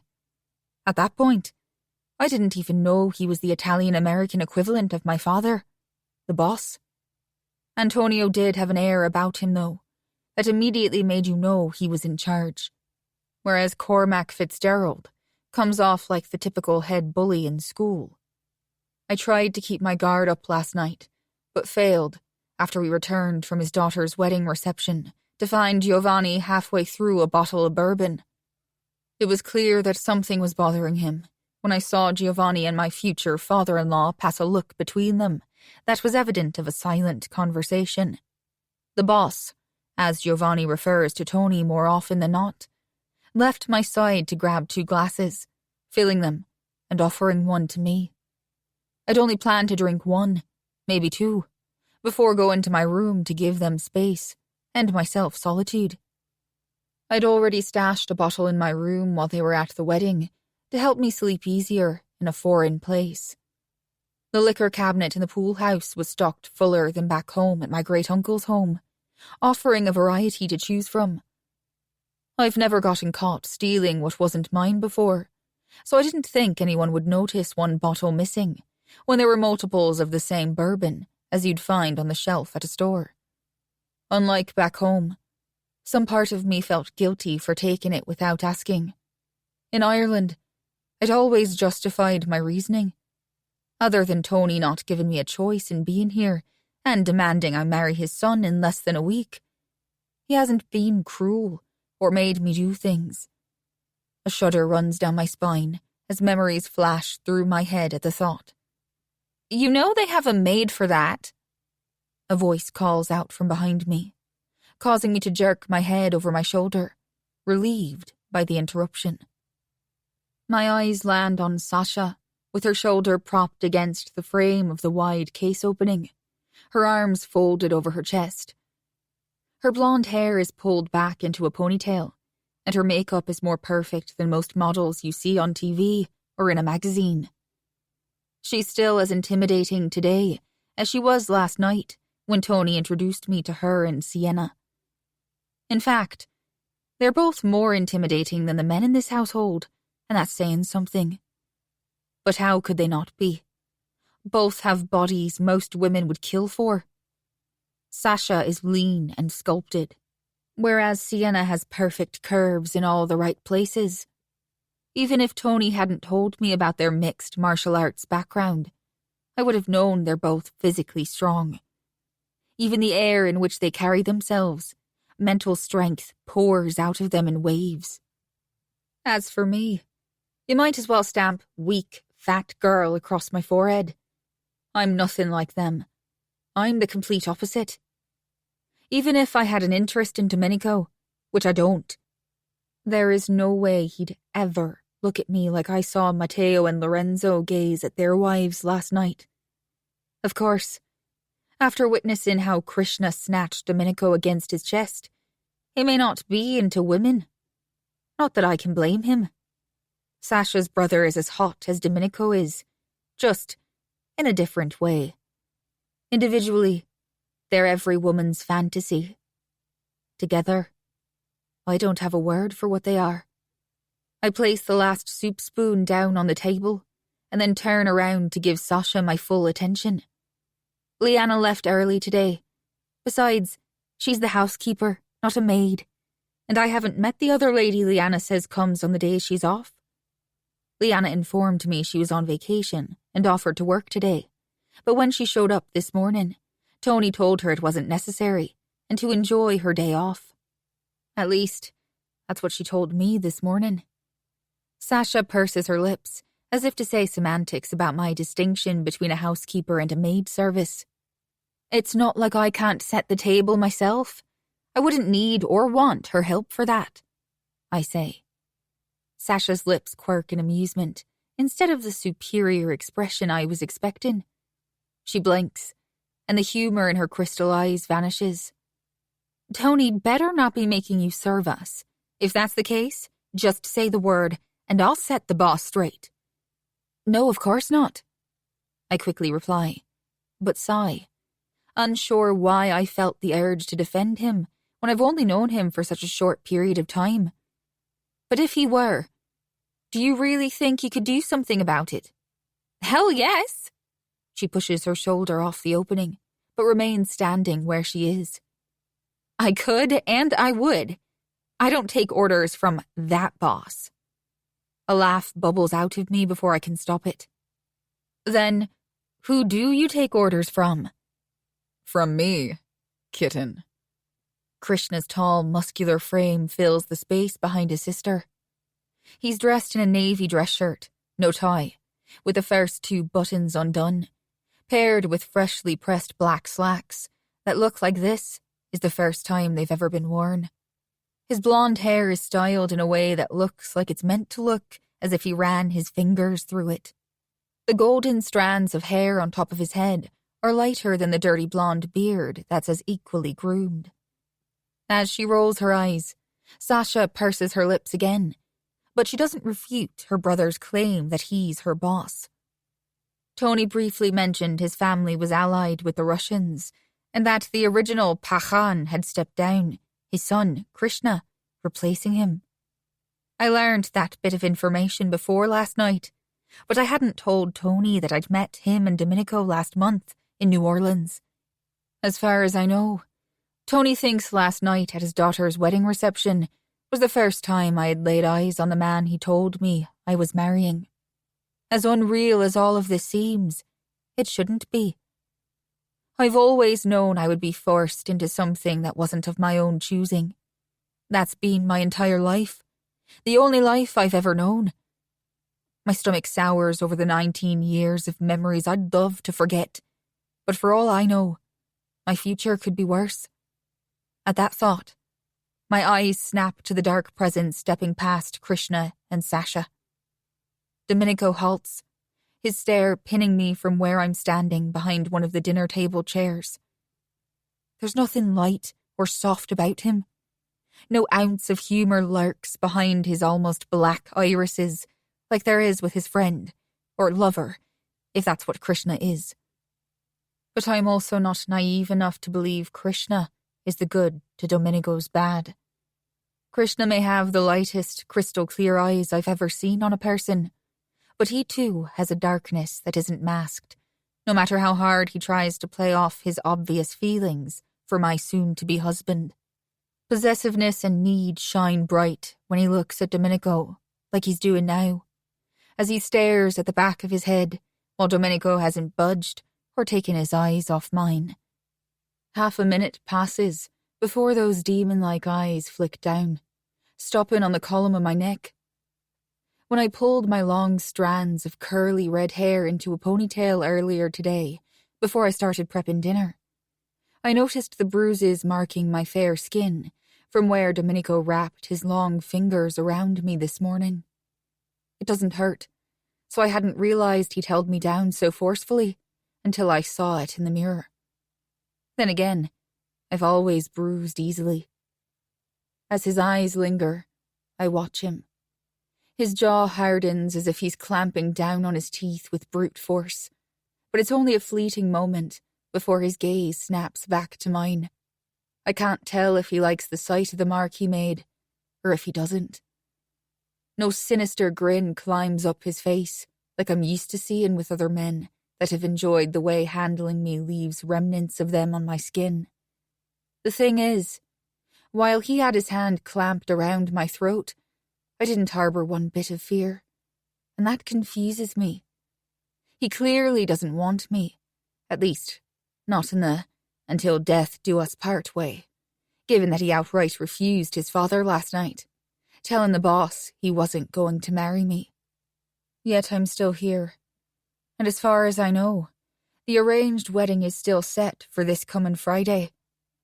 The real question is, what type of pawn am I to him? To his father, How is shackling me to their empire any kind of revenge against Cormac Fitzgerald? Not even my father wants me. If anything, Tony did him a favour. Excuse me, I tell them, though my words are spoken to Domenico, since I can't bring myself to look away from him. I'm going to freshen up before dinner. 15 minutes ago, I scurried off to pull my hair down from the rat's nest it took on from being pulled up most of the afternoon. I changed into a clean black blouse with a V-neck and a pair of denim jeans tucked into boots. Sasha was wearing similar attire, so I figured I didn't have to dress up if I didn't want to. Only now that I'm seated at the dinner across from Giovanni and to Tony's left, while Domenico is at the other end with his brother on his left and Krishna to his right, I wish I'd at least painted on some mascara. Sasha, who is seated next to her husband, makes casual attire look like she's dining in an upscale restaurant among royalty. Her face is flawless and made up so perfectly. I wasn't at all surprised to come back and find Tony in the same black suit I've seen molded to his fit form. Giovanni is dressed almost identically, except his dress shirt is white. Domenico and Krishna might not be sporting a jacket and tie, but nothing about them says casual. Both look camera-ready for a photo shoot to be graced on a magazine cover or a billboard in Times Square.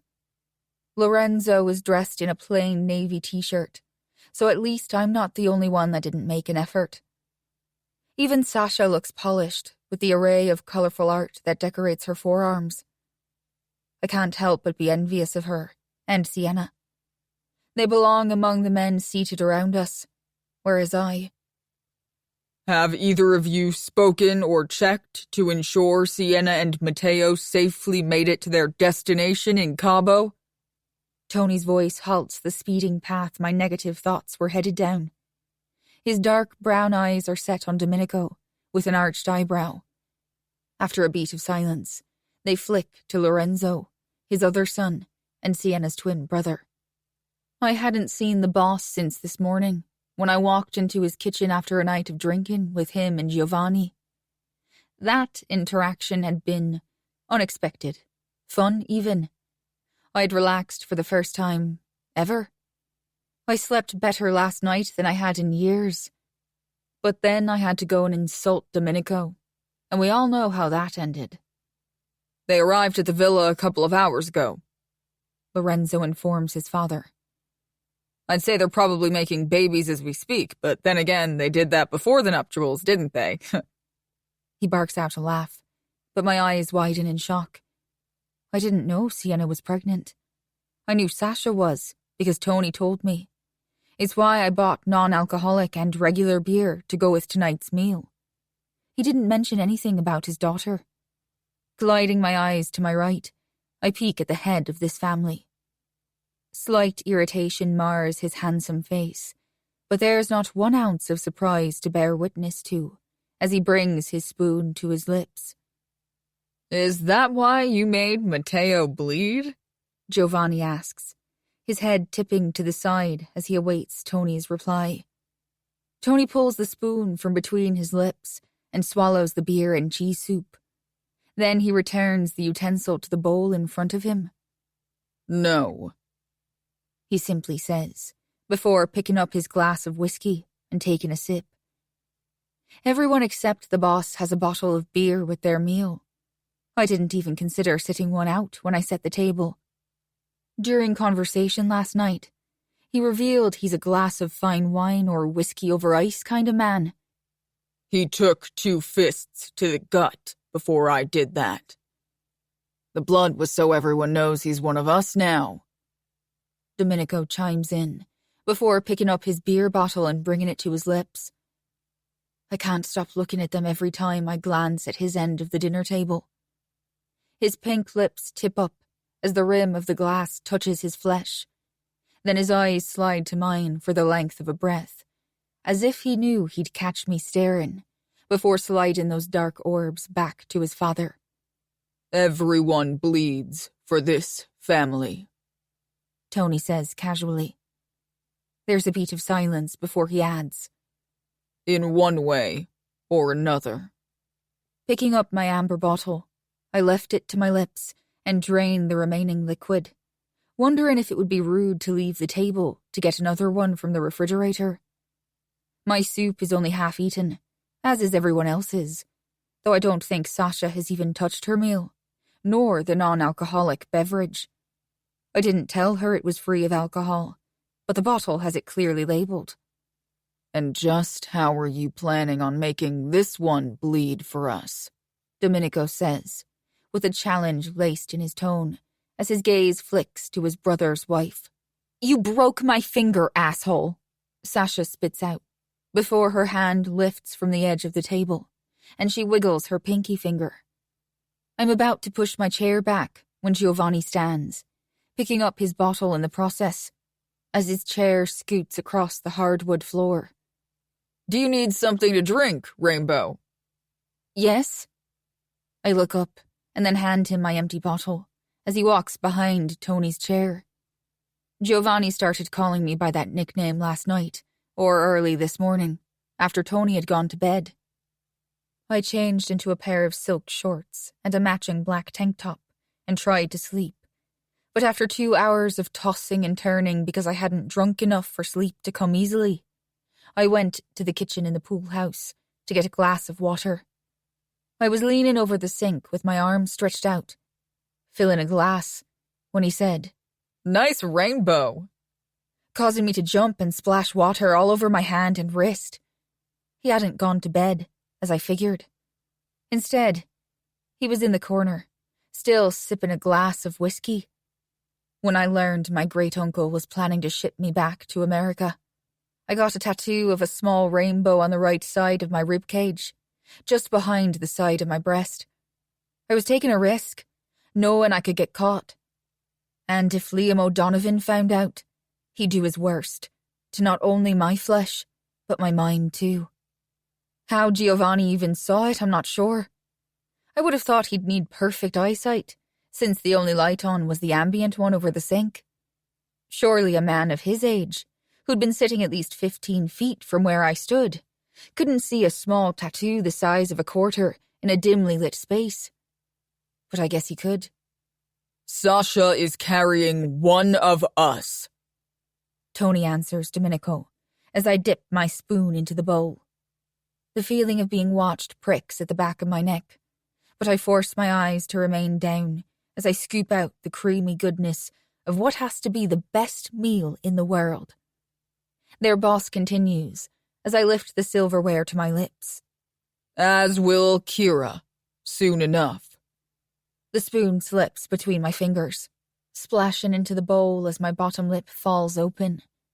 My gaze snaps to Tony as his words sink in, and my eyes widen with surprise. He told me marrying his son was revenge enough against my father. He never said I had to sleep with Domenico or have his babies. Are you still so sure of your choice? Domenico asks. She looks positively horrified at the thought of having my kid. Shocked? Yes. Horrified? No. Though I should be. That right there tells me something is wrong with how I view Domenico Caputo. My mind is banjaxed. I should be repulsed by everything about him. The way he's spoken to me or about me, the way he's manhandled me on more than one occasion. Don't worry, Affetta, Domenico says, using the Irish term for my pet. As much as I should eat the head off him, the way Affetta rolls off his tongue as my thighs clenching together instead. I don't plan on knocking anyone up, especially you. Good, I bite out in the harshest tone I can muster. I wouldn't want to chance him or her turning out to be an Egypt like you. Sasha smirks, while Krishna barks out a laugh. Oh, kitten. You're quickly becoming my favorite, Caputo. I can see the broad smile inching up Krishna's face through my peripheral vision, without taking my eyes or the snarl on my lips away from Domenico. Giovanni places something to my right, but my stare remains locked on the brooding man at the other end of the table. I see this morning didn't fully sink in, he says. Then his eyes drop to my neck, before flicking back to my stare, with one brow arched, as if to remind me what he's capable of. I don't keep pets. They're nothing more than varmints you feed. I don't have a use for one. If you're smart, you'll run back to whore it up for someone that actually thinks a Fitzgerald holds any power. You're a dick, Dom. Sasha chimes in, her lips pursed. How's the finger, new little sister? He cuts his eyes to her, but there's amusement behind his words, unlike the hostility he showed me. Careful, Dom, Lorenzo hisses. Snatching the bottle off the table, I put it to my lips before I say something that will only make my time here worse. Swallowing the liquid, my nose and forehead wrinkle. When I pull the bottle away and look down, I see why. You grabbed the wrong beer, I tell Giovanni, eyeing him as he sits back down across from me. No, I didn't. He scoots himself forward, then takes a swig from the long-neck bottle, those hard eyes I've only noticed today staring at me, as if beckoning me to challenge him. I glance at the non-alcoholic beer in my right hand and swallow the non-existent saliva in my mouth. You're 19, still a minor. Besides, you've already had 3. I think that's enough real beer for the night, don't you? I glance at Tony, his brows raised as his dark eyes work out whatever he's thinking. The scraping of a chair is the only sound I hear, other than the air coming and going from my nasal cavity, as my eyes flick from Tony and then back to Giovanni. After a beat, his cold stare leaves mine to look over my head. I don't know what I've done. Domenico was rude to me first. The question is on the tip of my tongue, but I know the cost of questioning men like him, and I will not put myself through that with these people if I can help it. There is no telling what they'll do to me.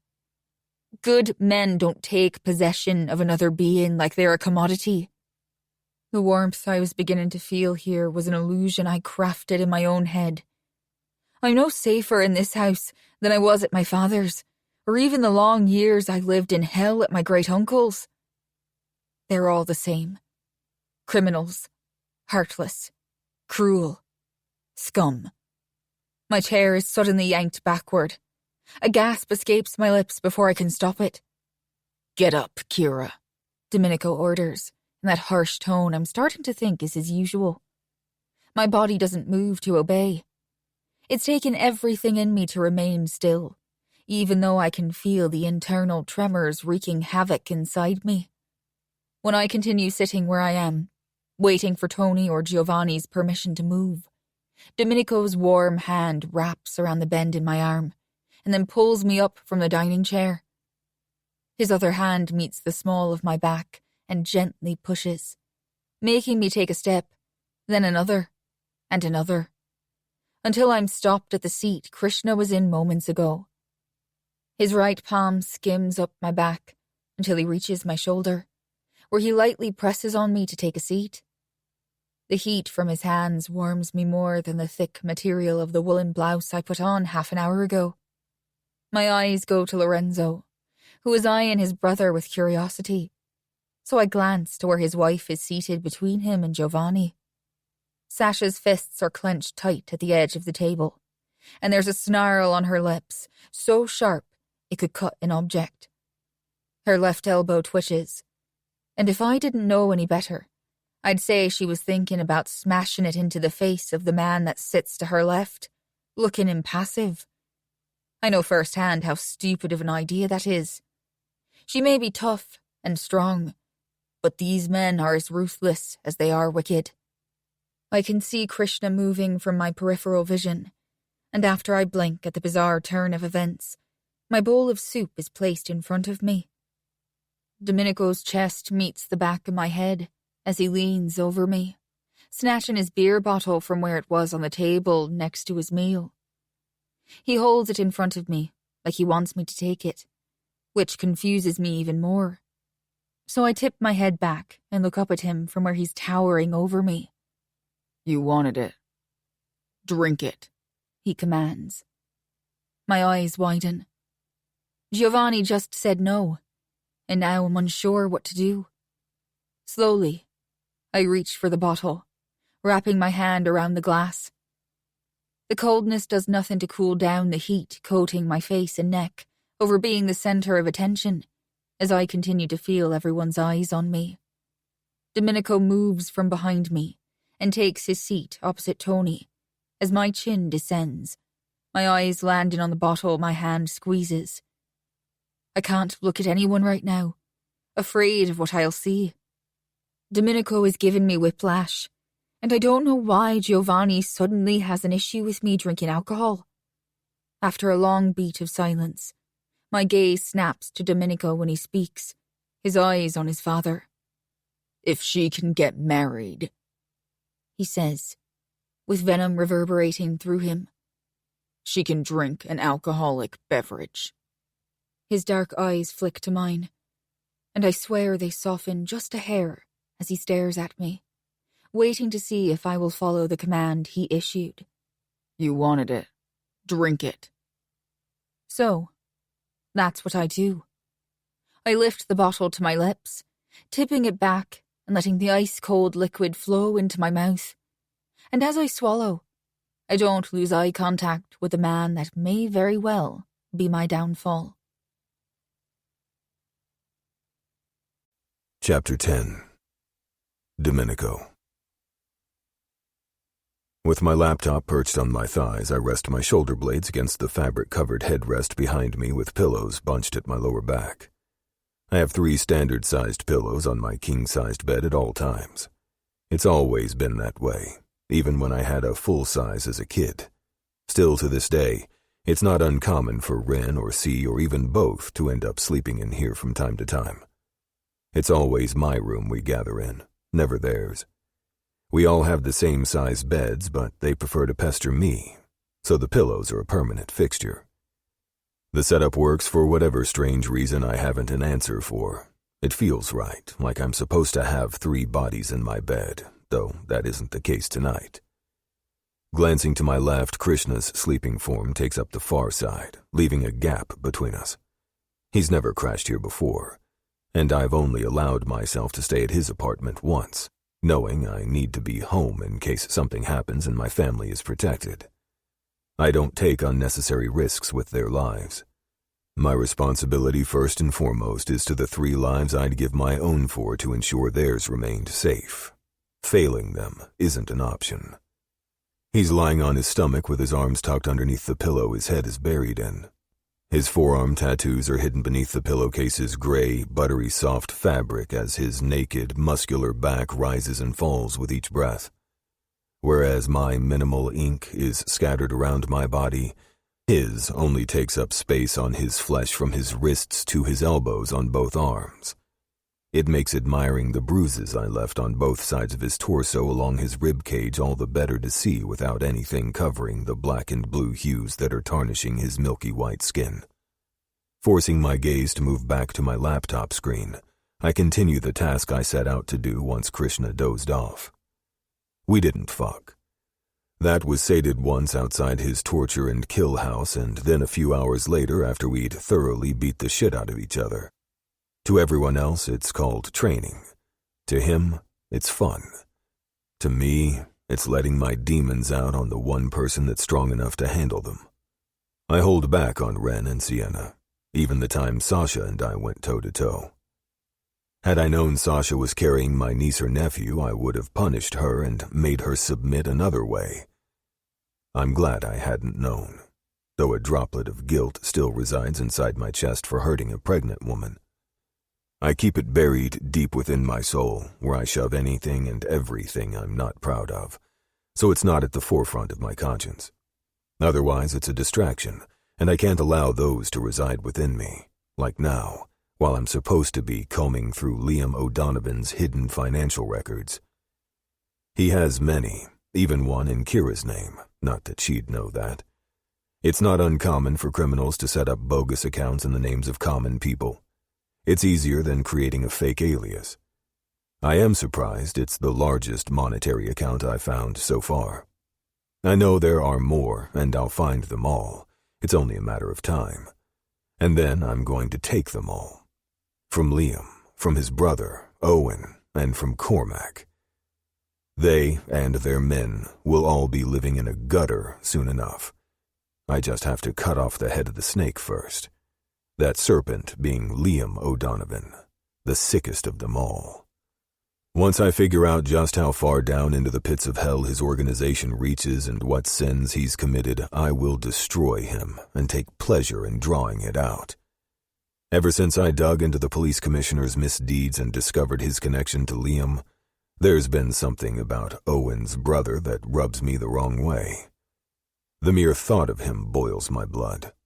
The evidence I've come across so far leads me to believe the rumor circulating that he's not only a pedophile, but also the puppet master himself.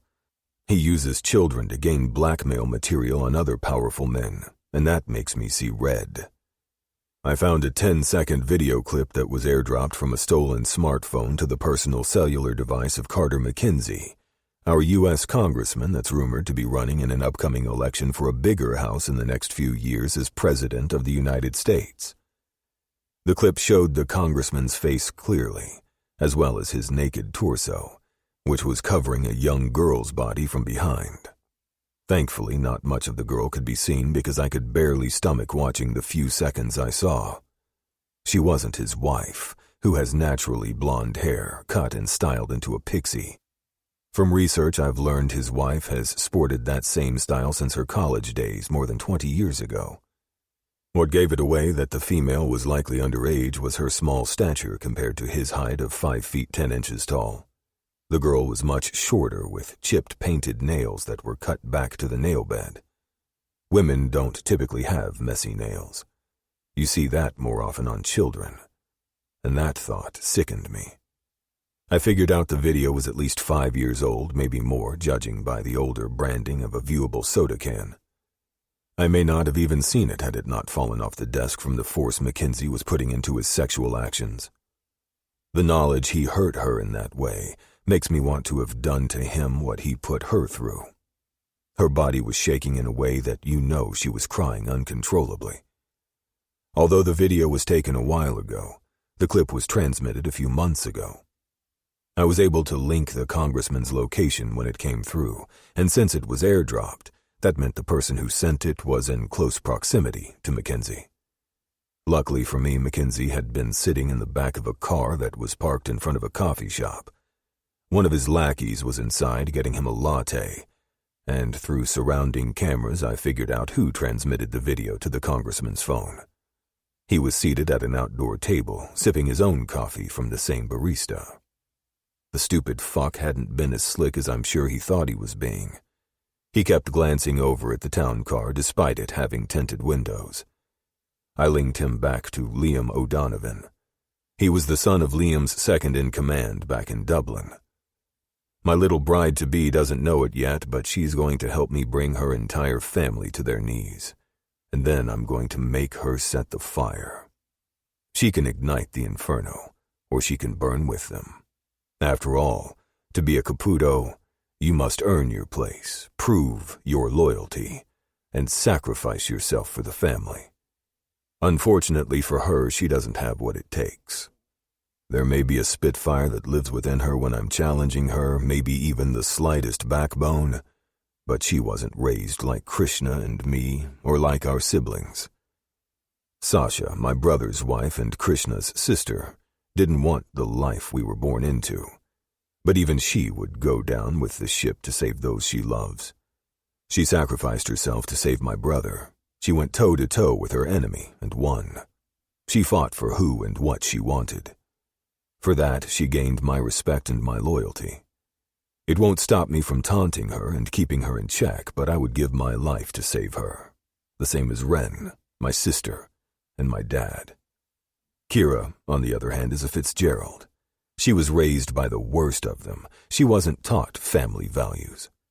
They only know how to save themselves, even if it means at the cost of the family. They're greedy and value power and money above all else. To keep my family safe and to have my mother back, I would give up every monetary resource I have at my fingertips. Material possessions are meaningless things. Life is everything and something I will go to great lengths to protect when it comes to the ones I deem as mine. My little Irish pet isn't one of them. She's a pussycat I have no qualms sacrificing for the greater good. The Irish are going down, and Kira is my tool to ensure that happens without a hitch. I'm about to click enter on my keyboard when a blood-curdling scream sends a ripple of fear down my spine. My eyes snap to the open window in my bedroom that faces the backyard. The terrifying sound didn't come from inside. It was outside, or in the pool house. Shoving the laptop off my lap, I leap out of bed and snatch the semi-automatic weapon from my bedside table before I'm out the door in the next breath. When I raced through the kitchen, exiting the back door, the clock on the double oven read 2:04. I should have been asleep, but I haven't been a sound sleeper since I was 9. When my mother was murdered, it was no longer my job to ensure the twins were protected. I had to have my dad's back, too. For that reason, I've always kept a crack in my bedroom window to be able to hear any noise that's out of the ordinary. We have a tight security system, but even I know with the right knowledge and skill set it can be bypassed. Tonight, and even last night, I had it wide open with the sheer black curtains pulled away and secured with a decorative rope to the sides of the window. I didn't knock before I entered the only door in and out of the pool house. I don't observe my surroundings or check for danger as I leap inside either when another scream comes. This one more bone-chilling than the first and louder now that I'm in close proximity to her. Racking the slide on my handgun, I chamber around, something that would have already been in place had I not stopped keeping a loaded gun now that Brooklyn is living in the house. I've told my sister's stepdaughter that she is not to touch any weapon for any reason. I can't take chances anymore now that we have her in the house, and more on the way. So I changed my ways, at least as much as I'm willing. Stepping barefoot onto the soft carpet inside the first of 2 bedrooms, I see Giovanni looming over Kira. More anger than I've ever felt sweeps through me, almost knocking the breath from my lungs. "Wake up, girl," he says, his voice frustrated but lacking any amount of malice. Perhaps there's even an air of concern in his tone. But at this moment, I don't give a fuck. He shouldn't be in here with her. The covers are shoved away from Kira and mostly falling off the end of the bed. The lights are off, but with the curtains pulled back and the window partially open, there is a chill in the room. The moonlight shines through the glass panes, creating a nightly glow. Kira's feet are running across the fitted sheet like she's trying to get away from something or someone. "Damn it, Rainbow, wake the fuck up! Don't make me do this!" he forces out as he reaches for her with one hand, and with the other, he rears it back as I raise my weapon, pointing it at the back of his head. Hit her and I pull the trigger. My voice is cold and detached, but full of promise. It has to be when I know I'm about to kill another person. If he touches her, the round in the chamber will be fired. There's no way for him to mistake my words. He freezes, his arm midair. After a heartbeat or two, he says, "She's having a night terror," as if that makes it okay for him to slap her. It doesn't. "Get the fuck off her, now," I bite out, my voice seething and my finger itching to pull the trigger my forefinger is poised against. I was taught never to insert my finger into the trigger well if I didn't intend to fire a round, but the second he raised his hand, palm open, the reflex was automatic. "What the hell is going on?" My father's gruff and angered voice pierces my eardrums from behind me. "My suspicion was right, Tony," Giovanni says, not moving an inch as I've ordered. Stepping forward, I shove the barrel of the gun hard against the back of his head, and this time my voice is louder, more lethal, and as deadly as I can make it. "Don't make me repeat myself." I don't give one fuck that he's Dad's best friend or even a member of the family since the boss appointed him as the consigliere. He can die right here, and I won't feel an ounce of guilt. Sienna may not be ready to take his place yet, But no one ever is until they're tossed into the deep end and forced to sink or swim. "Step away from her, G," Dad says, lacking the authority he should be showing by backing up his second, his son. "Tony, I can't leave her like this. I know what—" "I have no problem painting your brain matter all over the walls, motherfucker," I seethe, interrupting whatever bullshit excuse he was trying to spew. His spine straightens as he breathes. Then, after a beat, he forcefully blows out a breath. Turning 180 degrees, he looks me dead in the eyes, his equally as cold as mine. "I wasn't going to hurt her. Next time you consider touching her or entering her room uninvited, you'll find a round lodged in your skull," I snarl. He's smart. He doesn't say another word before stepping around me and leaving with my father. Lowering my gun to my right side, I step to the foot of Kira's bed. Kicking the comforter and top sheet that have pooled onto the floor out of my way, I stop when my knees meet the footboard. I plan to watch her, but then her brows pinch together as her fists clench at her sides. Her ivory-colored face screws up in terror. A breath later, her body starts to tremble, and that's when I can't stop myself. Reaching for her ankle, I wrap my fingers around the warm skin and pull her toward me, being gentle and unlike my usual aggressive self. Her left leg slides against my dress pants, scorching my skin through the material and only inches from the gun dangling in my hand. Letting go of her right ankle, I lean forward, bringing my free hand to her delicate throat. The faint marking of the bruise I saw earlier tonight isn't visible in her moonlit bedroom, but that doesn't stop me from squeezing her flesh. As I tighten my hold, I lower my bare chest until it meets the thin material of the black tank top covering her breasts. During her thrashing, the camisole has risen above her navel, showing off soft, creamy skin that makes my dick harden as my mouth waters and tingles run down the length of my spine. Dad was right about one thing. I shouldn't have let her go all those weeks ago when I found her at Santos Place in New Orleans. Not one day has passed that I haven't thought of her, and how the memory of her hot little body fucks with my mind more than it should. I don't think there is a single thing I've ever wanted more than to eat Kira Fitzgerald. I want to suck every drop of essence from her pussy. I want to shove myself so far inside her that there isn't 1 second of every day that she doesn't remember I was there. I want to take up residence in every opening and never leave. Not touching her is a battle I've lost damn near every time I've seen her. The only reason I didn't reach out and snatch her away from my father's side 2 nights ago during Sienna's wedding reception was because Krishna grabbed me like I was his to own. It fucking pissed me off and aroused me at the same time. I'm not his. I'm not hers either, and neither of them are mine. I dip my head, my bottom lip touching her earlobe as I place the weapon on the bed, letting it go. The pull to touch more of her is too much, so I put my now free hand onto her outer thigh and squeeze it against my hip. "Wake up, beautiful," I coax her in a gentle tone that surprises me.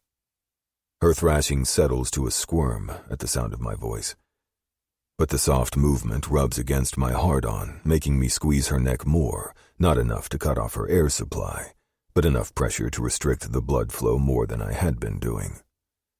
My dick throbs, demanding for her and knowing she's the only one at this moment that could sate my desires. Running my palm underneath her shorts, I grab her ample ass cheek. There's so much goddamn saliva pooled in my mouth that I have to swallow before I speak. Stop dreaming of whatever bad shit is happening inside that pretty little head of yours, Kira. Saying her name out loud makes my cock jerk. It's why I called her a feta, the Irish term for my pet, during dinner. I didn't need my dick trying to push through the soft fabric of my trousers during a family meal. Her chest expands, pressing into mine as her lungs steal air despite my hold on her. Then, a shudder escapes her lips, the hot air coating the side of my face and tickling the inside of my ear in the best way imaginable. Taking the opportunity while I can, I inhale, pulling her scent into me and taking the only thing I can, when really, I want so much more. I want it all. I want her. But I know the demon deep inside can't keep her. That doesn't mean I can't enjoy her while I have her, while she's tied to my last name. Don't wake up, my little pet, I tell her, my voice sounding more like an order and definitely more like me than before. Dream of something better. You're coming with me. Releasing her throat, I slide my palm between her back and the bed and grip her butt more firmly. Then I scoop her into my arms and pad my feet back out of the room and through the pool house. I don't let go of her until I deposit her in the middle of my bed, beside Krishna. Neither of them stirs, but Kira's right arm moves out, feeling around on my side of the bed. And that's when I see it. A tiny tattoo of a rainbow on her rib cage. Knowing that Giovanni has also seen it, which is why he calls her Rainbow, sends saliva as hot as lava down my throat, burning my chest. How dare he know such an intimate detail about the woman I'm giving my last name to? I've always been possessive. It started when the twins were born. It's a fault I can recognize, and I war with it daily. The urge to gouge out dark blue eyes sits heavy on my conscience, taunting me to do it, to make it painful, and to make her watch. Then she'll know not to repeat whatever fucking happened that allowed Giovanni to see any part of something that's mine. Reaching over her, I pull my laptop from between her and Kay and place it on my nightstand, no longer interested in the information I was seeking when all I can think about are the two beings in my bed. Grasping the clasp of my pants, I undo them and slide the zipper down, and then shove them to the floor. After stepping out of the fabric, I crawl under the sheet and pull the fabric over all of us, leaving the comforter on the floor where it always ends up anyway. I should have dumped Kira in Sienna's bed, or even Brooklyn's. Neither are home, and either bed would have been a better option than mine. When I heard her scream, I threw everything I've been taught out the window. I didn't secure the main house or my family members that were inside. I grabbed my gun and raced toward her without so much as a glance in any other direction. I cannot allow that to happen again. She is a distraction that will get someone I love hurt or killed if I'm careless like that again. Glancing to my left, I take in all her smooth, creamy vanilla skin, starting at her bare feet and continuing until her silk sleep shorts stop at the top of her thighs, only inches from her heat. Her silk-covered center has the inside of my mouth watering at the thought of what she tastes like. My dick jumps as if to confirm it wants in there too. Why does the most beautiful woman I've ever laid eyes on have to be a goddamn Fitzgerald? This can't happen. We can't happen. I'll marry her as the boss ordered, but at the end of the day, she's still a tool, a sacrifice to destroy the enemy. She's a pawn to be used. She'll go down with them. It's the only way. She'll get me between her thighs. I want her too much to deny myself that slice of dessert, but that's all I'll give her. She doesn't get all of me. She doesn't get my mind, my heart, or my soul. No one will. Not Kira. Not Krishna. No one. Chapter 11. Kira. No one told me we had a kitty to play with. At the sound of that voice, glacier eyes spring to my mind before Krishna's name is whispered through my slumbering thoughts. Stop eyeing my shit like you're on death row and she's your last meal. Domenico's soul-penetrating, almost black eyes flicker behind my closed eyelids. My body tingles, as if he'd touched me with his rough hands, even though I know he didn't. That's the effect his voice has on me, every single time I hear it. For one taste of this, Krishna says, his tone pulling at the chords of my resting state that wants to remain sated in peace and protection. I may consider letting you send me to an early grave. Something tickles the top of my thigh, but it's so feather light that I must have imagined it in whatever dream I've conjured up this time. Fuck, she even purrs in her sleep. You want a pet? Go find your own. My eyes snap open at the harshness in Domenico's tone. My gaze finds him standing several feet from the side of the bed. He's dressed in black slacks and a matching belt, but he's shirtless, showing off olive skin that has my mouth watering. He has a tattoo above his left pectoral muscle and another on the inside of his right bicep. I can't make out either as my eyes descend, roaming lower and taking in every perfectly sculpted abdominal muscle. A trail of black hair starts below his navel and disappears behind the waistband of his pants. He has those prominent indentions making a V, the tip of it also vanishing from my line of sight, leaving my imagination to run wild while my heart rate accelerates. I recall saying I'd share you with her. A quick burst of humorless laughter echoes off the walls from beside me. My neck turns, my gaze meeting a cold, blue stare. He holds my eyes while speaking to Domenico. She may take your last name, Caputo, but make no mistake, I'll be inside both of you before that wedding night is over. Krishna's hot breath fans my face before he blinks, and then they're on Domenico, while his hand tightens around my thigh, squeezing his fingers in the same possessive manner Domenico seems to enjoy doing to my neck. Deny me, and your dick will never fill the inside of this sweet, innocent little cunt you so desperately want more than you want your next breath. Unless, of course, you're into necrophilia. The threat of my death has me sucking in a lungful of air and expanding my chest. Why that excites me rather than scares me, I can't comprehend at the moment. "How did I get in here?" I ask, my voice sounding more like a squeak than I'd intended. Waking up in Domenico's bed this morning and finding 2 sets of dominant eyes on me, as replayed more times than I can count, on all my fingers and toes combined. I never did get an answer to my question. Domenico's lips curled into a sneer, and then he barked an order for me to get out of his room. There is a knock on the door a second before it opens, revealing Dr. Weston, with a fake smile plastered on her pretty but plastic-looking features. She's at least twice my age, maybe more, yet I have more creases on my forehead than she does. Her makeup is camera-ready, and she has perfect white teeth to go along with an overly used smile. "Miss Fitzgerald, thank you for being patient after your exam." She enters, closes the door behind her, then takes a seat on the stool positioned in front of the computer screen across from the exam table. Her fingers click on the keyboard as she signs into the clinic's electronic medical record system. After she's finished, she twists to face me, placing her hands on her lap. "Most of the results from the lab work we did before your pelvic exam this morning are in." "Okay," I say, for lack of not knowing how else to reply. "The culture from your urine sample will likely take 4 to 5 days, but otherwise, you are in good health." Her features transition from friendly to serious, making my spine straighten from where I'm seated on the exam table. The thin paper underneath me crinkles as my body squirms.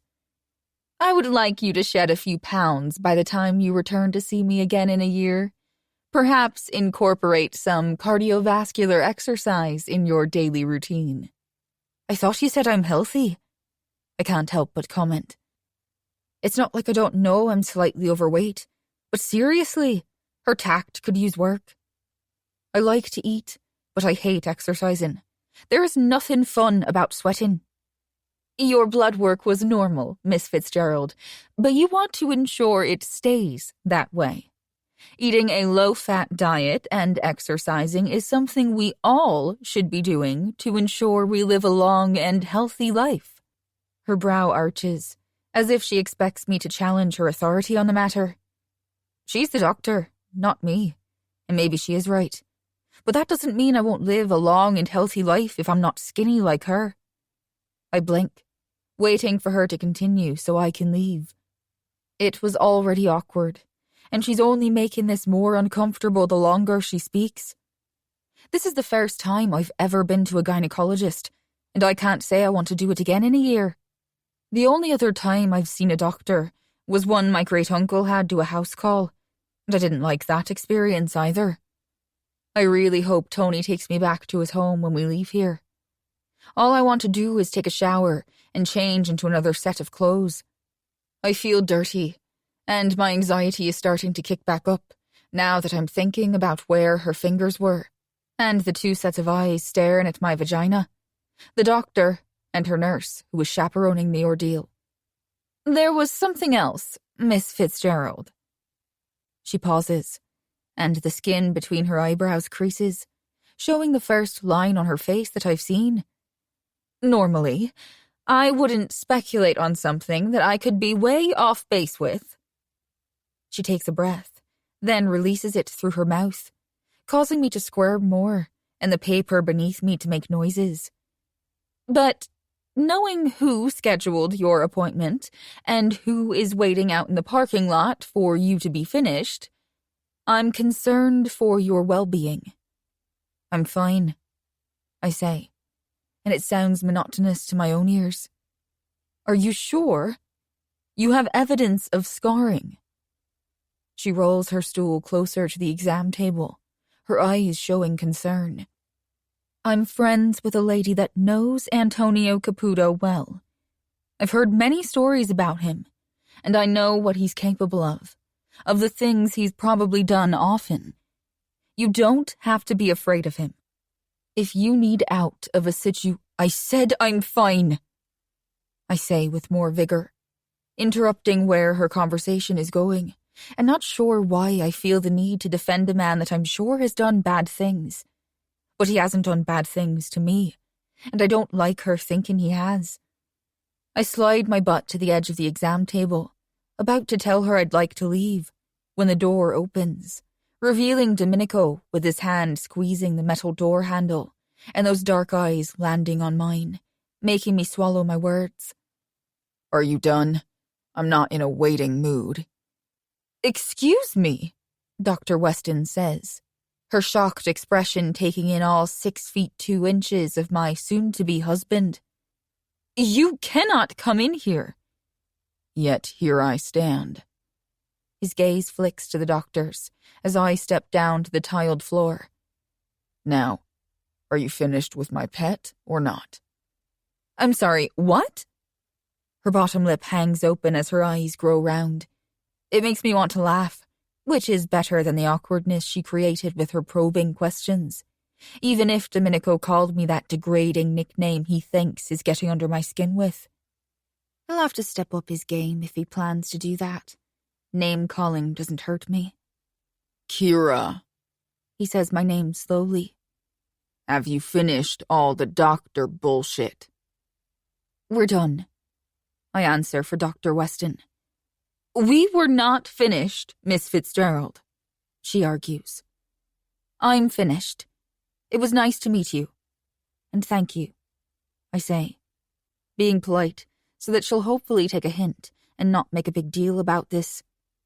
I don't think Tony would do anything to her if she caused trouble, but I'm not so sure the same can be said about Domenico. He seems more protective over the Caputos than his father and boss. I turn away from Dr. Weston, intent on leaving with Domenico, and frankly, glad he rescued me, even if that wasn't his purpose. Wait, she calls out. I still have to give you a prescription for birth control since I removed the IUD and you didn't want it replaced. Domenico's left brow arches, his dark eyes on mine, asking a question I'm unsure how to decipher. He's a guy, so more than likely he doesn't know what an intrauterine device is. Not even I knew what it was when it was placed inside me at the age of 14. My great-uncle, nor the doctor that implanted it, explained what it was for. It wasn't until I was using a computer and researching schoolwork that I looked it up and discovered it was a form of birth control. I was both relieved and sickened at the thought. I look over my shoulder to see her scribbling something on a pad with a pen. When she finishes, she tears a piece of paper off and then holds it out between us for me to take. Domenico reaches for it before I do, shoving it into the pocket of his dress pants. I'll take care of it. Let's go, my little pet. A gasp sounds from behind me, but instead of acknowledging the doctor's outburst, I slip past Domenico and out the door. Apparently, you have to check out before leaving clinics.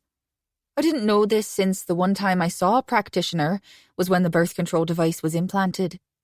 I've only been sick a few times in my life, and during those events, I was confined to my bedroom at my great-uncle's house, with his head housekeeper left to check on me. She wasn't the motherly type, so I was often left caring for myself. I'm used to that. Others taking care of me. I don't know what to make of it. Though I wouldn't necessarily say that was Tony's goal with today's checkup. I think that had everything to do with ensuring I won't give his son a disease. I can't blame him for that. There was a part of me that wanted to know those results too, but also a small part that was scared to hear them. The doctor informing me that everything came back normal was a relief. Domenico ushered me out of the building and into his SUV 10 minutes ago. I didn't expect him to follow me to the passenger side of the vehicle, nor was I expecting him to open the door for me.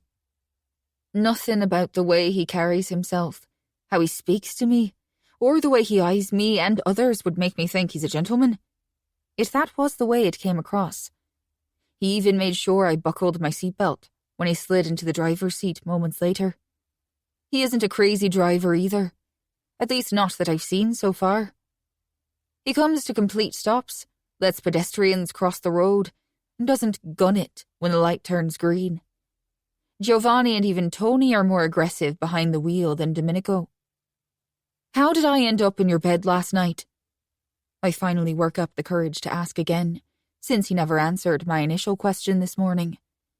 Because I don't sleepwalk, and I know I didn't stumble into the wrong room, I add. Why do you have night terrors? He counters. I don't, I say, far too quickly to sound believable. Is that what happened? It's plausible. Likely even, if I give it thought, which isn't something I want to do. If I were dreaming, how would you even be able to hear me? I was in the pool house, though I know his bedroom faces the backyard. I noticed his window open. Your screaming woke up the whole fucking house. His eyes leave the road as his head turns to face me.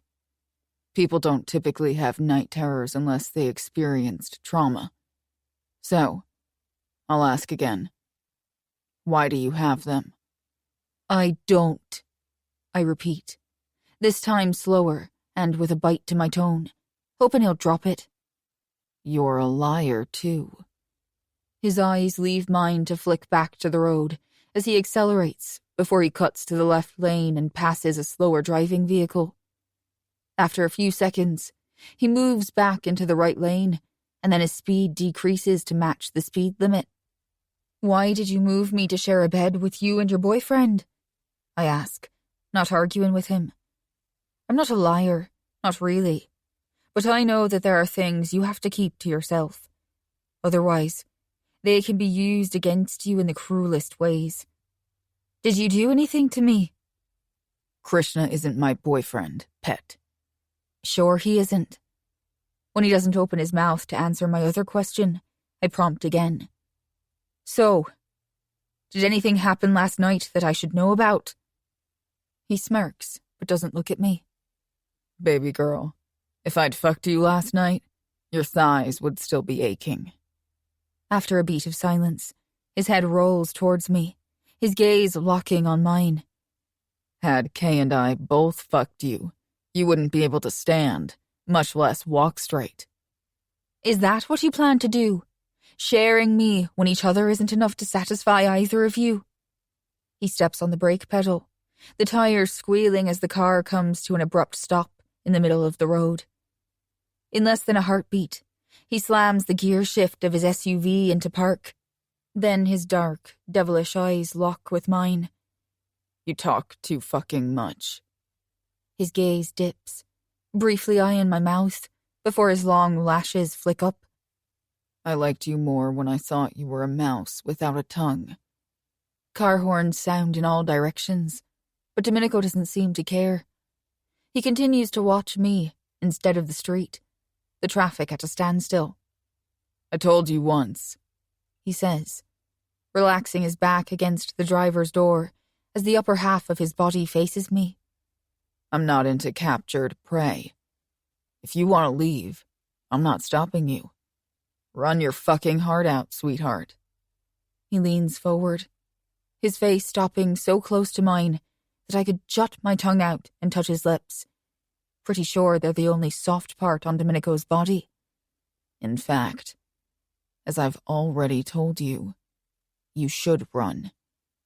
Now's your chance, Kira. Otherwise, you've an appointment for a dress fitting for our fake-as-fuck wedding. Sasha is inside, waiting for you. His chin juts up as he glances out the passenger side window to my right. I have other places to be, and babysitting isn't part of my job description. Ride's over, little girl. Get out. Chapter 12. Krishna. I've known since I was Siena's stepdaughter's age that I would one day assume my father's duty as Pakhan of the U.S. Bratva Brotherhood. Every day since my childhood, I have observed my dad with the knowledge that I would someday fill his shoes. I trained with that in mind. I put everything I had into mastering every skill possible, from hand-to-hand combat to weaponry and even hunting. Multiple times a year, my father would send me to the coldest and hottest terrains in the U.S. and outside its borders. I spent a week in Siberia once when I was a teenager while he attended a meeting in Moscow, and every second of that trip, I was convinced it would be my last day on Earth. When we boarded a plane to come home, I told my father if he ever sent me back there, I'd shoot him myself. And I meant it. That place was hell on earth. Yet I find myself contemplating a trade-out, spending the rest of my life there if it would get rid of the constant ache in my chest. The discomfort has been present for the last year, but ever since Tony announced Kira Fitzgerald as Domenico's soon-to-be wife a few days ago, it's as if there is a semi-truck parked on top of me, and I don't have the strength to push it off. The reality of what I have yet to acknowledge pisses me off. I shouldn't want Domenico the way I do. I don't want to want or need him. Those feelings and that kind of bullshit will cause me more problems than I care to deal with. I've already had to funnel Sasha's marriage crisis.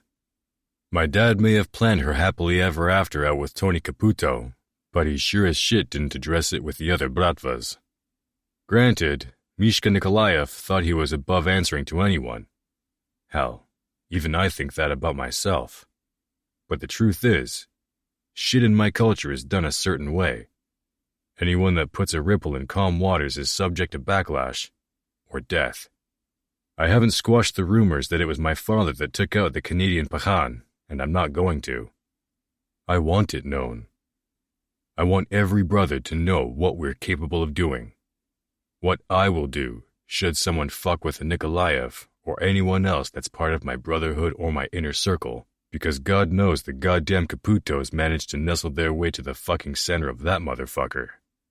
Some of the Bratva leaders don't like that my sister is married to a boss's son. Hell, if they knew I was fucking the next in line to be that boss, one of them might be inclined to cause problems. Problems may be what I'll have to face in time. I'm not ready to give up this fucked up thing Dom and I started. I'm not even sure I'd end things with him if I found the right woman. One I'd consider marrying. Unleashing my darkest side is too addictive, and that's exactly what being with him does. To throw a little kitten into that mix is a disaster waiting to happen.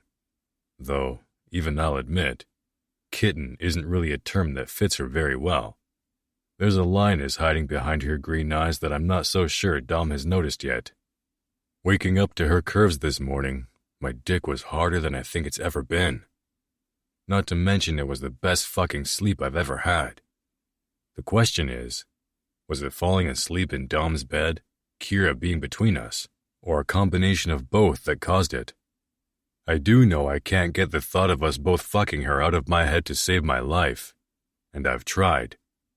It's how I ended up at a strip club in the middle of the day on a Monday. I enjoy watching beautiful women dance and take off their clothes like every other patron, but this show isn't doing it for me. My dick acts like it's broken. The beauty on the stage behind the glass has been performing for half an hour, and I haven't even managed a semi-hard erection. She's hot. She's even a redhead. Apparently, I'm into those now. But her curves are wrong. Her tits aren't big enough, and she doesn't have enough meat on her ass. I can't fuck her either. I'd break this one in 2 seconds, so it's probably a good thing my Johnson doesn't want her. The upbeat dance music that's playing inside the stripper booth also streams inside the private showroom from 2 speakers installed in 2 corners of the private viewing room I'm standing in. There is a chair behind me, but the last thing I want to do is occupy something that's seen countless asses pleasuring themselves to naked girls. There's a volume control panel on the wall next to the door, but I don't have the music playing very loud, so when the door opens and then closes a breath later, I know someone has joined me. Usually, I'd have my loaded handgun pulled and aimed at the individual who dared to catch me preoccupied. Though it's rare and frowned upon, it's not unheard of, nor a stretch for the girls looking for a little extra cash to sneak into the private viewing room, hoping to add to their pleasure in more personable ways. One tried that once with me. She learned quickly to never do it again. Before I removed the blade from her throat, I made sure she knew to tell the rest of the staff that if it happened again, the next bitch wouldn't walk away without a mark. No, the person that entered wasn't a stripper or any other dumb fuck looking to meet his maker today. I can sense Dom's presence. I've always been able to feel when he enters a room or walks up behind me. I guess you could call it a sixth sense or some shit like that. In the next slow blink, I'm shoved face first into the one-way mirrored glass window, my forehead slamming into it. My palms connect too late to prevent the pain from ping-ponging inside my head. There went my soft dick. Guess it's not broken after all. Grabbing me underneath my arm, he flips me around to face him as he shoves me backward, my back now against the window. Domenico isn't short, but being several inches shorter than me, I tower over him the same way I do everyone else. That doesn't stop him from placing his hand around my throat and squeezing, cutting off my airway. It doesn't stop the smile that ghosts my lips either from his attempt to dominate me. The only way either one dominates the other is if we relinquish the power, or we push the other so far that one of us runs out of strength and energy first. His lips smash against mine, and his tongue forces its way inside to meet mine.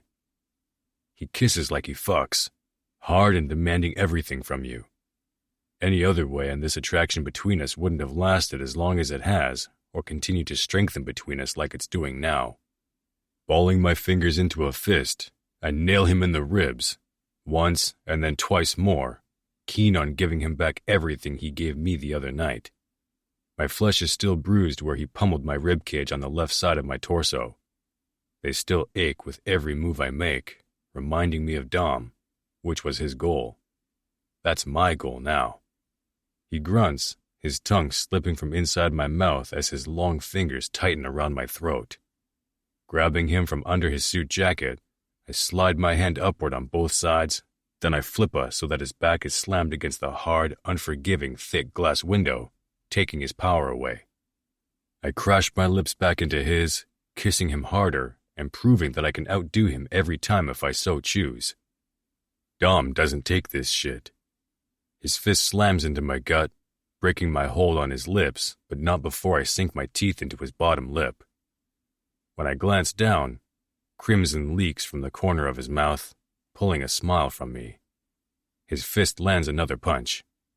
Going back and forth with him is more of a high than any drug could ever give me, and I'd happily overdose on him any day or night I'm granted the pleasure. My dick swells. When I press my body against him, I feel his hard erection, which sends tingles down my spine. I press against him more, chasing something that I have no business wanting or needing. A smart man would let him marry the Irish kitten and go on about my own life, my own family, and my own goddamn business. Playing with fire isn't going to end well for either one of us or those around us if we keep this shit up. Sooner or later, one of us has to have the balls to end this. Today just isn't that day. I push his jacket off, leaving him in his dark dress shirt. Mine was discarded when I walked in here, thinking I'd get myself off from watching the girl on the stage, but that didn't turn out how I thought it would. Not caring if he has an extra shirt in his SUV or not, I grip the opening between the buttons and yank, ripping the threads and exposing his dark-haired chest. Next, I unbutton my shirt as he grips my hips with both hands, grinding my dick against his. It's doing too many things to my head, and all I can think about is his cock sliding down my throat. The power that gives me, knowing I control his pleasure and his pain, is everything I never knew I wanted. And while I have it, I will bathe in that shit for as long as possible. In haste, I jerk my shirt off my body and toss it behind me without looking. With my hands not in control of him, Dom uses it to his advantage and swings us to the side. Then he maneuvers his leg between mine, hooking his heel behind my right one while his arm grabs behind my left knee, jerking my feet off the ground. I go down hard, my ass landing on the concrete floor that's hopefully been cleaned since the last guy unloaded his wad in here. Coming down on top of me, he wraps his fingers around my throat again and squeezes, cutting off my airflow as he forces my head backward. When I look up, his dick is inches from my lips, making my mouth water and my tongue dart out to lick the tip. How he got his slacks and boxers down that fast, I'm not even questioning. I dart my tongue out, licking the tip of his cock where pre-cum has beaded at the head. "Suck my dick," he orders, his voice rough and his need showing. "Who are you hard for?" I ask. "Me or Kitten?" I saw the way he looked at her this morning. He wants her, which I knew from New Orleans where we first met her. Only now, he wants her even more, but then again, so do I. So, can I really blame him? "Both of you." He releases my neck, and I take the opportunity to suck in air. He, of course, uses that as his opening and jerks himself forward, forcing his dick between my lips. It takes more strength than it should to keep my elbows braced on the floor. "Now fucking suck," he says through a strained expression, like if I don't suck him off, he will lose every ounce of wits about him. Closing my lips around his thick shaft, he pushes forward, going down my throat as far as he can, and then pulls back. Racing forward again, he finds a fast pace as he leans on me, pumping in and out of my mouth. "Shit, fuck, Jesus, that's..." He trails off, panting. My hands reach the back of his knees and yank him forward, quickly pulling more of his dick into my mouth. One of his hands finds the back of my neck and squeezes. It helps stabilize my head in the awkward position he forced me into. I suck while he pistons in and out of my mouth, his dick tasting every bit the way I like it. Like it's mine, and he belongs to me, even if he doesn't. Though he's not hers yet either, and for some strange reason, my jealousy doesn't spark when thinking about them together. I've pictured it a lot. Every time I do, my dick hardens. Like now. It's a solid fucking rock. Domenico isn't the only one affected by two beings. They both get me hard too. He grunts a second before his pace slows, followed by spurts of hot liquid going down my throat as Dom unloads himself. While the last drop drips out, I apply a slight bit of pressure with my teeth as he pulls his dick from my mouth. As he sits back, resting his ass on my stomach, I lick my lips and glance up, seeing dark, soul-penetrating eyes, silently scything things I can't or don't want to decipher, at least not in this lifetime. Maybe in the next, but even I'm not sure I believe in that shit. All I do know for sure is that we're going to come crashing down at some point sooner or later. Dom has to realize that too. Maybe that's what those goddamn eyes are trying to say back to me. This is coming to an end, motherfucker. It has to. Chapter 13. Domenico. I hadn't realized how on edge I was until I walked inside the private showroom at Headliners, my brother's strip club, and saw Krishna standing in front of the one-way viewing window. His arms were crossed and his posture gave away the boredom coursing through him as he watched the stripper with her thin thighs wrapped around the pole. It started when I walked into that exam room at the women's clinic to find Kira with a look plastered on her face that told me she didn't like whatever it was she and the doctor were talking about. I knew she had a physical exam and lab work, so of course my thoughts went to those results not coming back clean. As I was checking her out, I texted my father, demanding he sends me the results the minute he got them. After I dropped her off at the bridal shop, he still hadn't responded, so I hacked into her account for the clinic's electronic medical record system to view them myself. Kira had a complete STD workup as well as regular wellness labs. She was clean, and that was a relief. I may not want her for a real wife, nor do I plan to stick a baby in her womb, but I sure as fuck want to stick something else inside her hot body. It would have been a disappointment to find out the only silver lining to the sham of a wedding I'm being forced to partake in wouldn't happen. I've wanted to fuck her since I first laid eyes on her in New Orleans, and now that I know she's clean, I'm not so sure I can wait until the I do's are said. Krishna took the edge off when I forced my dick down his throat, making him suck me off just the way I like it, fast and rough. Now that my head is clear and I'm back in the right state of mind, I remember the doctor's note in Kira's chart. The physician listed scarring around her anus, similar to assault victims. That doesn't sit well with me. If she likes rough sex and being fucked in the ass, that's one thing, but if the doctor's theory is correct, then it's something that has to be dealt with. Fake marriage or not, if someone raped her, then their death is already sealed. After I left the strip club, I went to New Jersey to meet one of our captains to check on him and his crew and ensure things are running as they should be. Thomas is a little older than my father. His son Bennett and my sister have known each other for years. They attended the same school even after Thomas asked my father if he could move out of the city and over to Jersey. Dad approved the move. We had enough eyes in the city and thought having someone across the bridge wasn't a bad idea.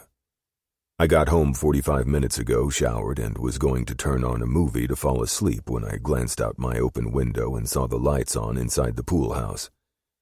It's after midnight, and after not getting any answers out of Kira earlier about her night terrors, I dropped the remote on the nightstand and walked out the back door.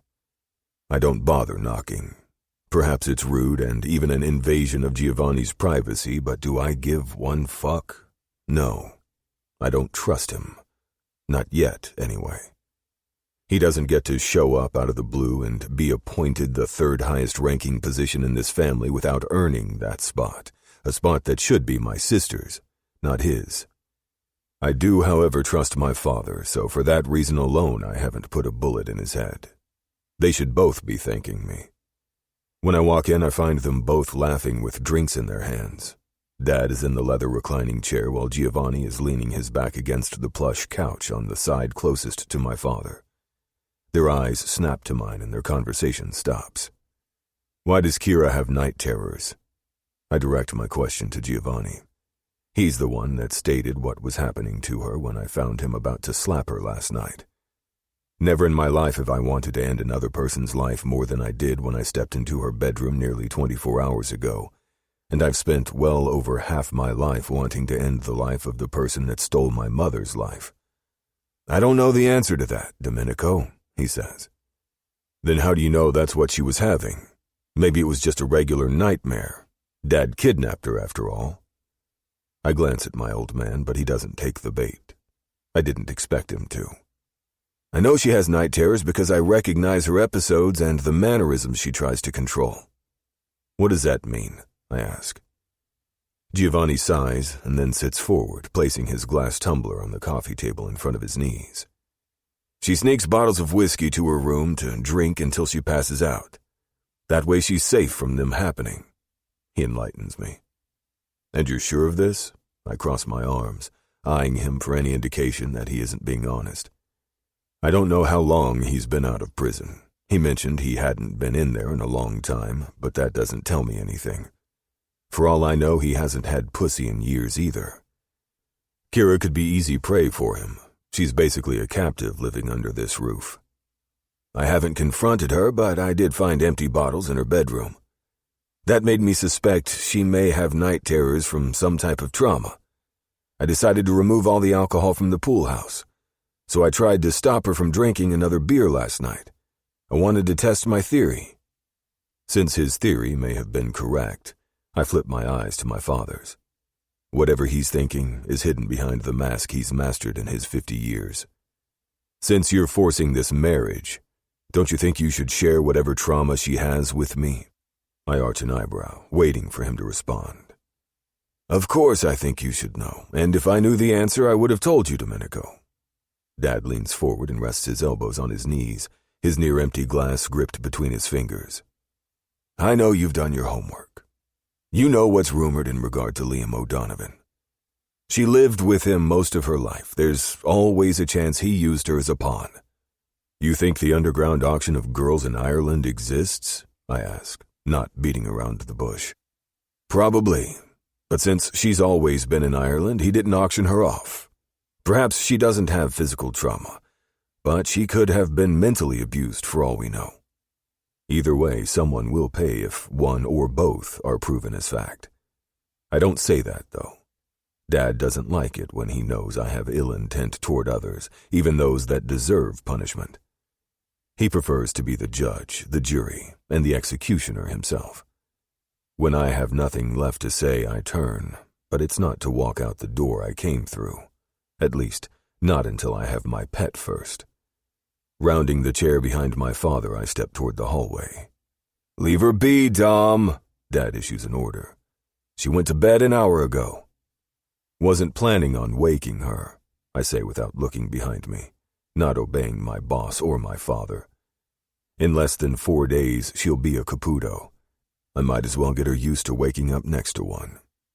My dad, nor Giovanni, was pleased when I walked back through the seating room in the pool house with Kira in my arms. I didn't wake her like I said I wouldn't do, though when I walked into her room she was on the brink of a nightmare or night terror. Before picking her up, I decided to try a theory of my own. I wrapped my fingers around her delicate neck and applied a small amount of pressure, not enough to cut off her breathing, but enough to give her a sense that I was in control. And it worked. Like the snap of fingers, she relaxed and exhaled a breath of air. I found myself getting hard, so I gathered her in my arms, ignoring how perfect she felt nestled against me. And now, here we are, stepping over the threshold into my bedroom. I kicked the door closed behind me with my shoe. After I showered earlier, I pulled on a pair of sweatpants and slipped into my shoes without socks, knowing I'd be taking them back off in no time. There was no point in socks when my palms were itching for the feel of soft flesh. As I bend down, leaning over my bed to place Kira in the middle, a noise coming from my bathroom makes my back go rigid. Ren has his own bathroom, and if he had to use another, he'd go to C's before he'd ever come down to mine. Brooklyn is with her grandmother, and since Dad is with Giovanni, that only leaves Ren and Sasha in the house with us. I reach behind my pillow to the backside of my headboard where I have a handgun hidden and secured and pull it from the holster. I whip my body around and aim as the bathroom door opens, revealing Krishna wearing a pair of black boxer briefs as he dries his blonde hair with one of my towels. He arches an eyebrow, but never once flinches. Either pull the fucking trigger or stop aiming it at me. His eyes go from the gun's barrel to mine, but I do neither. One Nikolaev living here is too many. Don't you have your own bed and a different city to sleep in? My finger was never in the trigger well, so I dropped the weapon to my side as I turned my back to him to put the gun back in its hiding place. When moments pass and he hasn't replied to my question, I walk to my closet, but see his head cocked to the side from my peripheral vision. He's eyeing Kira like she is his favorite dessert.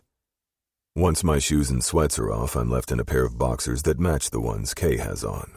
When I exit the closet, I find him sliding under the sheets next to her. He's being gentle, trying not to wake her, but I've already figured out she's a hard sleeper. Does she know you brought her in here again? He asks, not looking at me as I pull the sheet and comfort her back.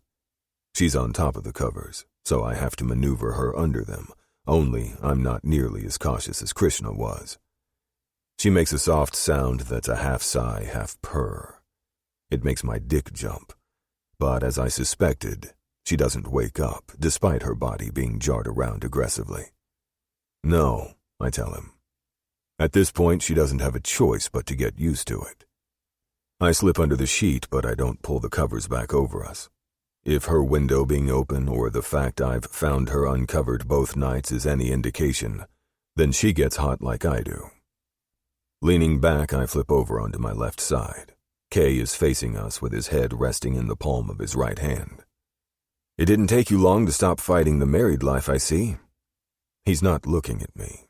He's slowly eyeing every inch of her sleeping form. I told the old man I'd give him a year. That's all, I bite out, wanting more than just Krishna to believe the conviction in my tone. Maybe, he says, flopping back on the pillow behind his head, his cool blue eyes landing on the ceiling. Maybe not. Either way, we should put this thing between us to bed. We are in bed. I drop my stare from him to where Kira lies between us. So maybe you just need to shut the fuck up and go to sleep. I have no plans to give up anything or anyone that I want when I want them. Currently, I want them both, and he's already put the image of us both fucking her in my head. So until that happens, they're both staying their fine asses in my bed whether they want to or not. Sliding my left hand under the back of Kira's neck, I move past her until I find the back of Krishna's neck and wrap my fingers around him as Kira rests against my bicep. Squeezing, he turns slightly so that our eyes meet. Why are you here? I probe, still curious. As I wait for his answer, if he'll even give me one, I wrap my other hand around her throat, but I don't apply any pressure, only resting it there. And the thought that this feels right is shoved to the back of my mind. I had the best sleep of my life last night. I wanted to see if it was a fluke, he says with a tinge of irritation in his rough voice. It's understandable because I get where he's coming from. I, too, had a damn good night's sleep. And if it wasn't, I find myself asking another question I should leave alone. The mattress moves when his giant form turns slightly to face me. My hand is still around the back of his neck, but like I'm doing with Kira, my hand relaxes its hold. Then someone is liable to be killed. He holds my gaze and I watch his serious stare as he forces it to transform. When do we get to taste her? I want to find out which one of you tastes better. When she asks us to. And with those last words, I turn my head to face the ceiling and close my eyes. I'm asleep before I take a second breath. Chapter 14. Kira. The feel of Domenico's soft, silky black hair sliding through my fingers feels amazing, but his tongue moving across my flesh is otherworldly. Tightening my digits around his thick strands, I use all the strength I can muster to hold him in place as a moan slips from my lips. What he's doing to my body feels so good that I don't stop the next one from leaving my mouth either. As I'm enjoying the pleasure, my left hand snakes up Krishna's bare arm.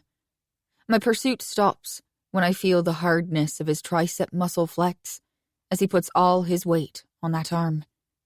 Biting my bottom lip, I trace that glorious muscle with my thumb, memorizing its shape, its feel, and the exact spot where it is located under his skin. Flattening my palm against his warm skin, I roam up and over his shoulder, only stopping when my hand locates the back of his neck. The hair at the nape of his neck is soft, and where Domenico's is as dark as night, Krishna's reminds me of the sun. Tugging his face down, his lips part to pull my nipple into his mouth. My back arches as a purr rumbles through my chest, exiting my mouth despite the clamp my teeth has on my bottom lip. I'm so fucking hard right now. Krishna's voice is rough, and there's an edge to it. But that can't be right. He's sucking my left breast. He can't be speaking, too. You're not the only one. Domenico chimes in. Tug her shorts down her leg. Wait, That can't be right either. Domenico's mouth and tongue are working me over too well for him to be talking. You don't have to tell me twice, Krishna replies, as I feel the material coasting down my legs. My eyes snap open. Domenico and Krishna's stare flicks from my center to my eyes simultaneously. A beat of silence passes, then I glance down. My eyes widen as mortification smothers me. My knees are bent, and my shorts are, in fact, pulled down to my ankles. But that isn't what's causing me shame. My right hand is inside my panties, with my middle finger on my clit. And I'm wet. I was dreaming about them both and pleasuring myself at the same time. By the looks on their faces, they know that too, and there's no telling how long I've been giving them a show. My cheeks are on fire as my embarrassment grows. How did this happen? Why am I even in Domenico's bed? Again? I start to retract my hand, my finger moving away from where I'm throbbing between my legs, when Domenico's right hand grips my wrist.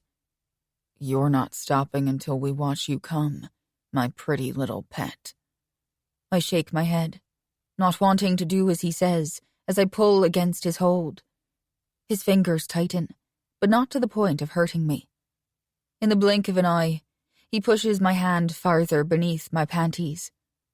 My fingers slip through my folds, liquid coating them. Releasing my wrist, he moves his hand to cover the top of mine, the material of my panties between us. Pressing on my middle finger, he makes me enter myself. I gasp, sucking air into my parched mouth. I've never been this wet, not even from a dream. Make yourself come, kitten, Krishna urges, while Domenico moves my hand back and forth slowly. Adding pressure, he pushes my finger back inside me. Not just my middle finger is slick with juices, so is my palm, as it glides over my clitoris. I couldn't stop the moan from leaving my lips if I wanted to. That's it, baby girl, Domenico says. Show us how good your finger feels. When I try to turn my head, my nerves getting the better of me, Domenico's left hand finds my neck and grips it. He forces my head to face them again, but he also lifts my shoulders off the bed, forcing me to look between my legs. I can't, I say finally, but it's breathy and laced with another moan. I may be wet and turned on, but I'm also embarrassed. The way they're looking at me is doing weird things to not only my head, but it's also affecting me everywhere, and I don't know what to do. I just want to crawl under a rock and forget this ever happened. Kitten, Krishna calls out, while his eyes are locked between my legs, as Domenico pushes my finger back inside me, pressing harder this time, making my digit go deeper. Your panties are coming off. I need to see your finger inside you so that I can imagine it being my dick. Reaching over to Domenico's side, he slips his hand between my hip and where Domenico's hardness is pressed against me. Domenico's hips buck, smashing Krishna's hand to my flesh as he sucks in a breath through his mouth. His hand leaves the top of mine so fast I don't see he's wrapped it around the back of Krishna's neck until Domenico pulls his face close to his own. Touch me again and you're going to suck it. Then their lips smash together so violently that I'm unsure if they're lovers or if my assumption was wrong and they're actually enemies. Domenico pulls his lips free just as blood coats his bottom one. His eyes snap down to mine. I didn't tell you to stop finger-fucking yourself, pet. Now add another finger and get back to it.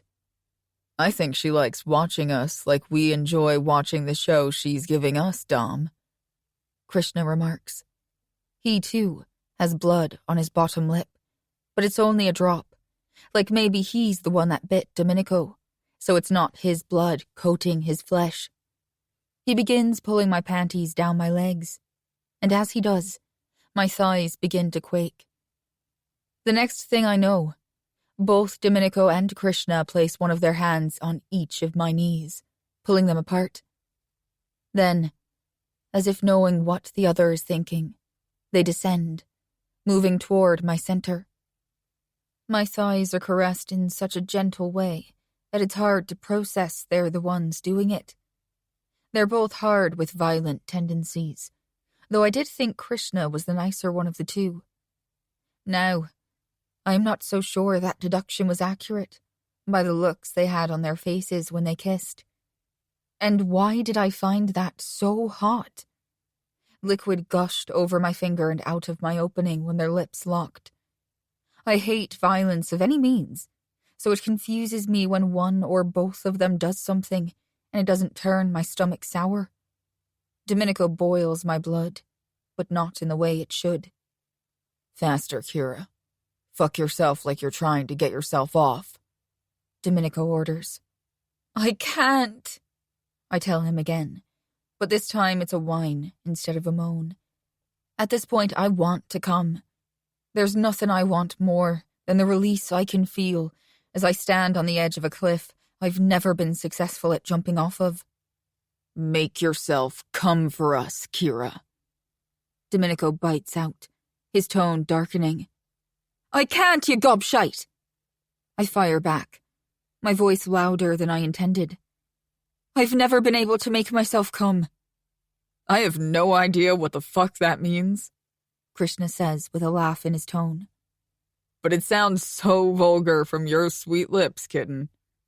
The flare in Domenico's eyes tells me he heard the meaning loud and clear, just before his hand stops softly caressing me. Within a heartbeat, his palm lands down on my sensitive skin in a hard smack, eliciting a flash of pain against the inside of my thigh. My back arches off the bed, but I manage to suppress a yelp by biting down on my bottom lip. Domenico's palm resumes rubbing the inside of my leg. The expert touch he has works like magic. The pain ebbs away as pressure returns, but it's still just enough to keep me rooted in place, the free fall just out of reach. Take your dick out, Domenico says to Krishna, while his dark eyes stay locked with mine, his face a mask of indifference. Take your own fucking dick out, Krishna spits out, clearly not appreciating the order that was issued. Domenico's head whips up to face him. When we're in your house, in your bed, you give the orders. When we're in mine, do as I fucking say. Now get on your knees and take your dick out of your goddamn boxers. Without another word, Krishna climbs to his knees, and I can't take my eyes off him. Staring at Domenico, he slides his boxer briefs down, freeing himself. And he's long. I don't know the average male size, but I don't think Krishna's length could possibly go all the way inside a woman's body without pain. Krishna wraps his right hand around himself, while his other remains on the inside of my thigh, rubbing me as softly as Domenico is doing. They're both seemingly in the same rhythmic pattern. Dipping his head, Domenico's lips touch the shell of my ear. His right hand slips lower, until it's covering the top of mine again. He takes control, moving my fingers between my folds, guiding them inside me, and then back out. Then he repeats the process.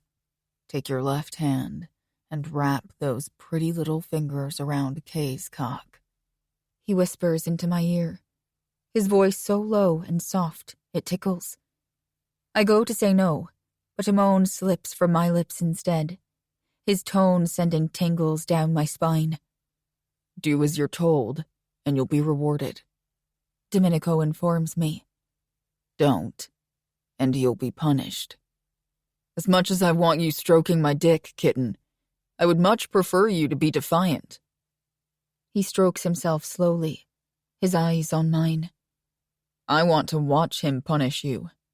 I want to punish you for refusing to jerk me off. Hand on Krishna's dick, now. Domenico barks out too close to my ear, his tone lacking patience. This time, shudders skate down the length of my spine. I comply, moving my left hand down the side of my body. When I lift it, I'm hesitant, But then Krishna snatches my wrist, forcing me to latch my fingers around himself. Squeezing, I tug on the skin, moving toward the tip. His eyes flutter as a breath exits his lips. That's it, baby girl. Domenico praises me, while he continues to work my other hand, helping me pleasure myself as I pleasure Krishna. As I increase your speed as you rub your clit, I want you to stroke him faster. You understand? Yes, I say, as two of my fingers slip back inside me, coating them yet again. Good girl, they both say in unison. Pulling my wet fingers out, he positions two of my digits at my clitoris, and then makes me rub circles around the sensitive area. At first, it's a steady pace, and since I don't have to concentrate with him in charge, I can keep the same back and forth pace as I run my fisted hand up and down Krishna's length. His arctic eyes are on mine, and I can't look away from them. He towers over Domenico and me. That feels good, kitten, he praises, and I'm left with a weird feeling in my chest. I'm not used to accolades. It's so foreign to my ears that I almost want to ask him if he meant what he said. When Domenico's control of my fingers increases, I do the same, obeying his request and not understanding why I haven't run out of the room yet. But that's a lie. I do know why. It's part fear, part need. On one hand, I'm not sure I want to find out if they wouldn't release me if I told them I wanted to leave. No one has ever given me what I want, or even asked me.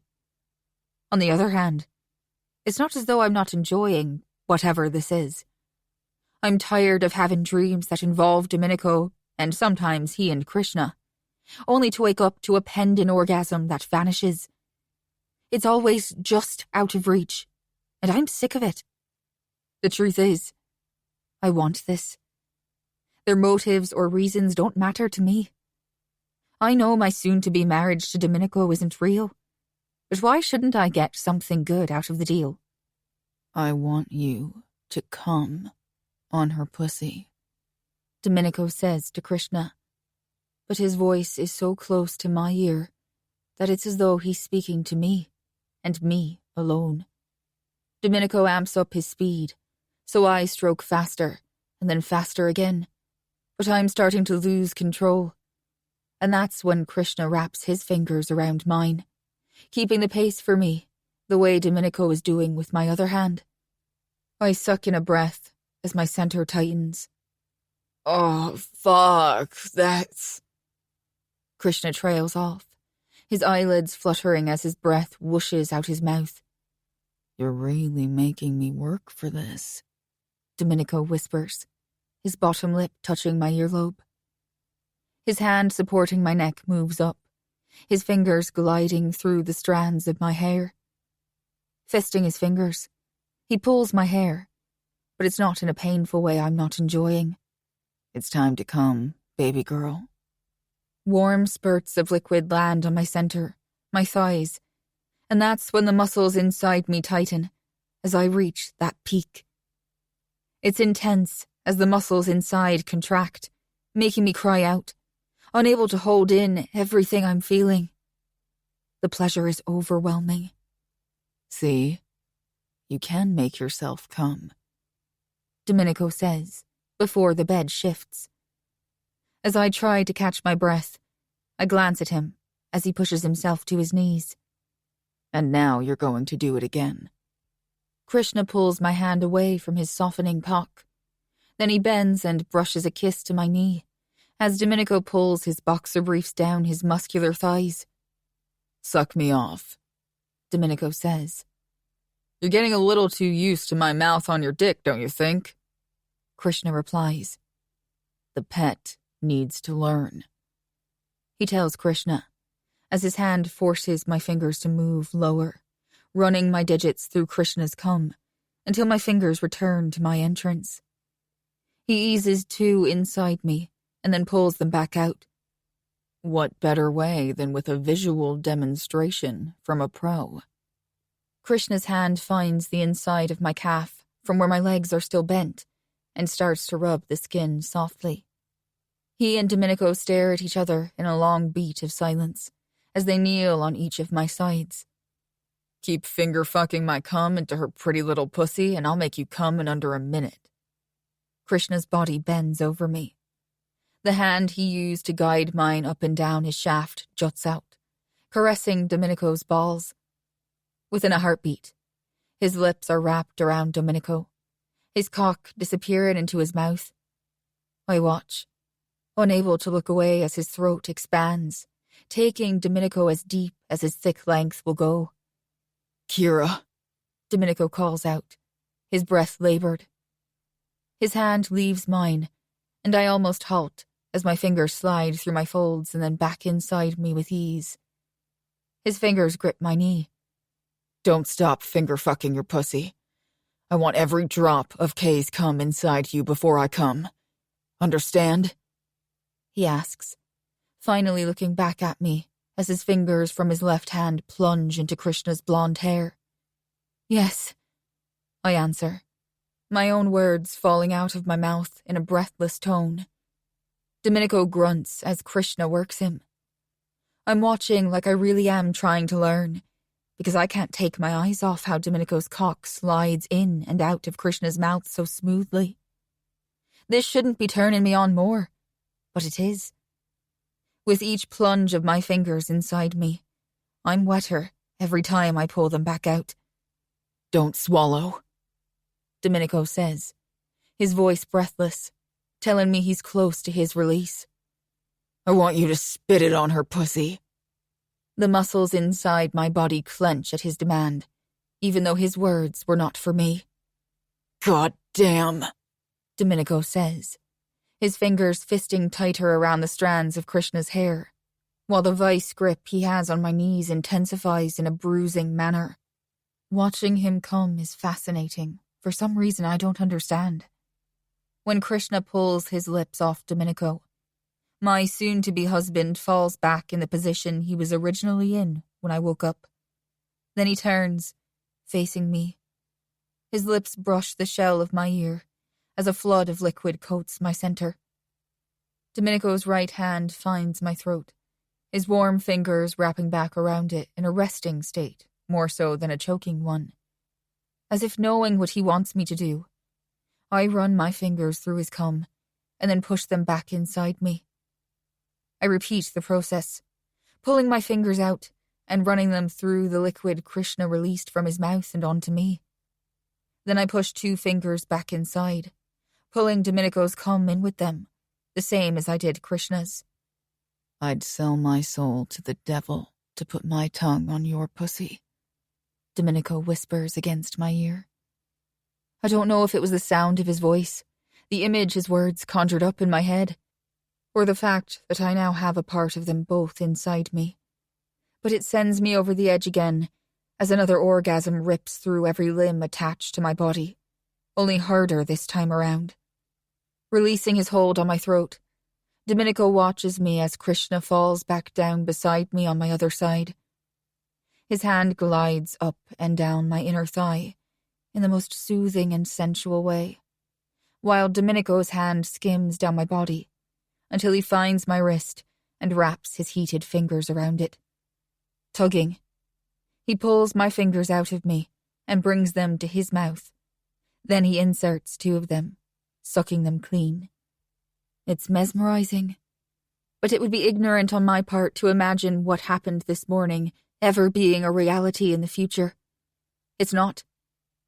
At the end of the day, I'm a means to the end of a feud between our fathers, our families. My blood will shed the same as Cormac Fitzgerald's, whether I'm guilty of anything or not. That I have no doubt about. My time is numbered, the same as my father's. The question is, when will that time come? Chapter 15. Domenico. I have no idea what possessed me to ensure Kira received a proper orgasm 2 days ago, when I woke to find Krishna watching her while she was rubbing herself between her legs. I got so fucking hard I couldn't think straight. When she admitted to being unable to get herself off, I couldn't get out of my bed until I made sure that happened. She gave herself 2 orgasms, and for whatever reason I was proud of her. I should be proud of myself too, because it took every ounce of strength I had not to beg her to let me slide my fingers inside her pussy instead of her own. When I tasted her, it was the most divine thing I've ever experienced on my tongue. If I'm not careful, my need for her will match the need I have for Krishna, and that cannot happen. I've already let him and me get out of control, and now I have to find a way to pull the reins back on him while I park the brakes on Kira. They're both fucking up my head. She slept in my bed the previous 2 nights like the 2 nights before them, as has Krishna, but nothing deviant has taken place between the 3 of us. I'd like to say that was my intent, but Wednesday morning she crawled out of bed and was out of my bedroom before I realized she wasn't going to the bathroom. Then this morning I received a notification at 4 a.m. that someone was breaking into our warehouse, so it was me that ditched her. I woke Krishna and then dragged Ren out of bed, making them both accompany me to check it out. Just because someone can break in doesn't mean they can break out, and that's exactly what Fitzgerald's junkie thug found out. He wasn't the only man we discovered when we arrived either. I knew there were 2 of them from viewing the camera footage while Ren drove. After I put a bullet between the meth head's eyes, Kay carted him off in the SUV they arrived in. Krishna will park it somewhere close to Fitzgerald's pub in the city. I want them to find the remains. I want them to know who did it. I want them to see what happens when you fuck with a Caputo. The other shit for brains was a surprise. When I saw it was Rico the Rat, I made a call I hadn't planned to make this morning. It's no secret that Federico Romano was the one responsible for Giovanni being sent to prison. I may not like Matteo's uncle, but he's still one of us, and that means something to me. When I killed Levi King a few months ago, he told me Rico was working for Killian Fitzgerald, Cormac's son. Kira's brother may only be 17, but he's no kid to the ways of a Fitzgerald. I want to know what all he's involved in, the same as I do their father. Dad wants to end Cormac's reign over the city we once called home, and mark my words, we will call it home again if I have anything to do about it. But where Dad wants to take Fitzgerald out, I want to see him suffer first. Maybe Dad thinks that is what he's doing with Kira, but I don't believe Cormac gives 2 shits about his daughter. He shipped her off to live in Ireland, after all. He might as well have thrown her away. I want to take everything from him first, and as soon as I figure out how to access his finances, I'll do just that. Cormac is harder to hack than the police commissioner's bank records, and I'm a bit curious as to why that is when Owen Donovan is connected to a man feared more than even my father is. Liam O'Donovan, the man Kira lived with most of her life, is also someone I need to learn more about. But that will have to wait until Cormac and the rest of his merry little gang are exterminated. When that happens, there is no doubt in my mind that I'll capture not only Owen's attention, but his brother's as well. Perhaps I can use Kira to find out more about Liam, because if my instincts serve me right, and they always do, he's going to become a problem faster than I think my father realizes. There has to be a reason Kira was sent back to the States, and I doubt it has anything to do with Cormac wanting his daughter home. He's sold her off twice since she returned. The sound of expensive shoes tapping on the concrete floor behind me pulls my focus away from my thoughts. I heard Giovanni's SUV pull up less than a minute ago, and judging by his fast-paced walk, he's in too much of a hurry to confront Rico. "Why is there a knife protruding from his leg?" Giovanni asks as he stops next to me, his tone laced with irritation, much like my father's when one of his kids does something that displeases him. "It was an accident," Ren lies, the laugh on his tongue palpable. "Slipped out of my sleeve and landed in his leg." "Looks deep," Giovanni deadpans, knowing fully that my brother did this on purpose. Ren wasn't happy about untangling himself from around his pregnant wife before dawn. Stabbing Rico was his way of flushing out his anger. Giovanni's lucky he didn't pull the knife out and stab him again. Rico's eyes grow wide just before he pulls against the rope, binding his arms and legs to the metal chair he's seated in before us. The way I looped the rope, he only tightens it more with every jerk he makes. After Lorenzo stabbed him, he started screaming like the pussy he is. The noise was grating on my nerves, so I duct-taped his lips together. That mostly shut him up. But now he's back to screaming, even though it's muffled. If I had to guess, he didn't know Giovanni was out of the slammer until now. "Take the knife out and remove the tape," Giovanni says, his head turning and eyeing Ren on my other side. "Do I look like I take orders from you?" Ren quips.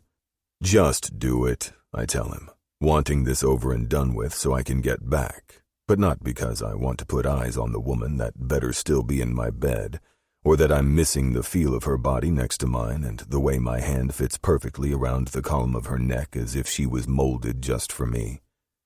"Fine, but can we make this quick? My dick wants to be somewhere else," Ren replies as he steps forward.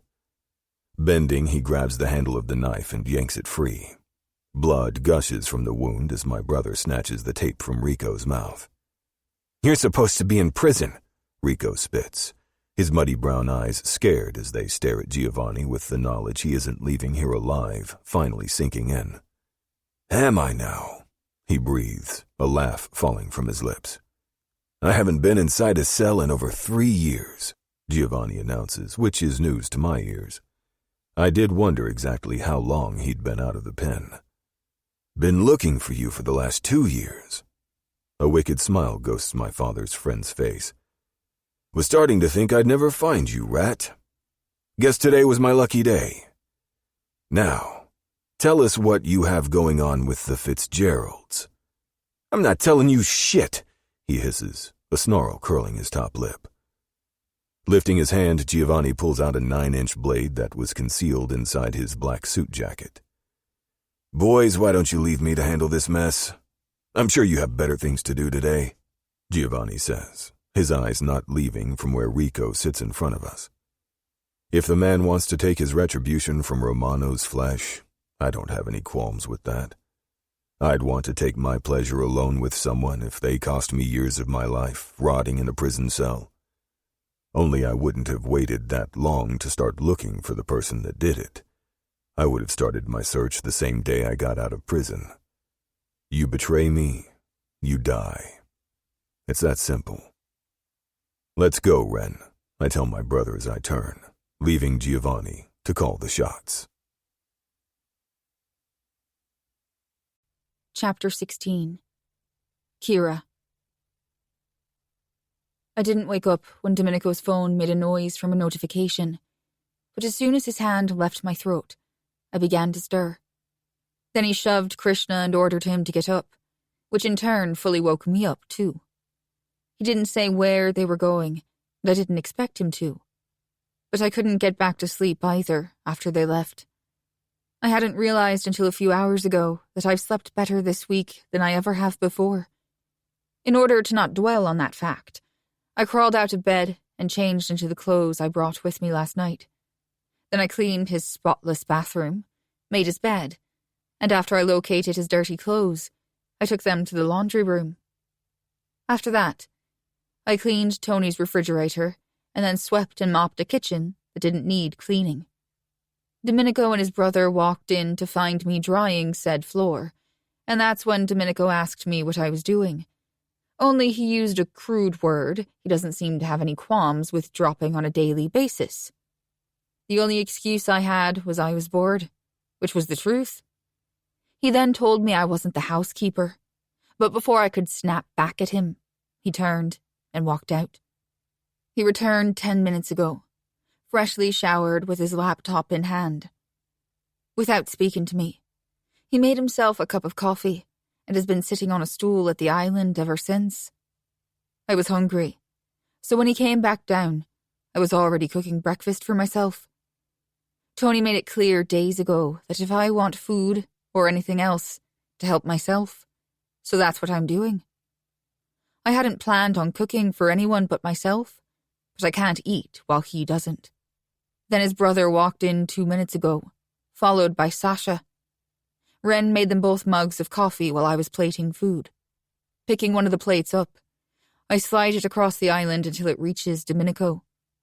His dark eyes flick to the plate. Then he glances at me over the screen of his laptop, his expression masked. Turning away from him, I gaze at where Sasha is seated in the booth-style nook in the corner next to the window. Would either of you like something to eat? I cooked plenty. I tell her, even though that isn't exactly true. Girl, I'll eat anything you place in front of me, she says, an excited smile gracing her lips. Same, Lorenzo adds, as he puts Sasha's mug in front of her.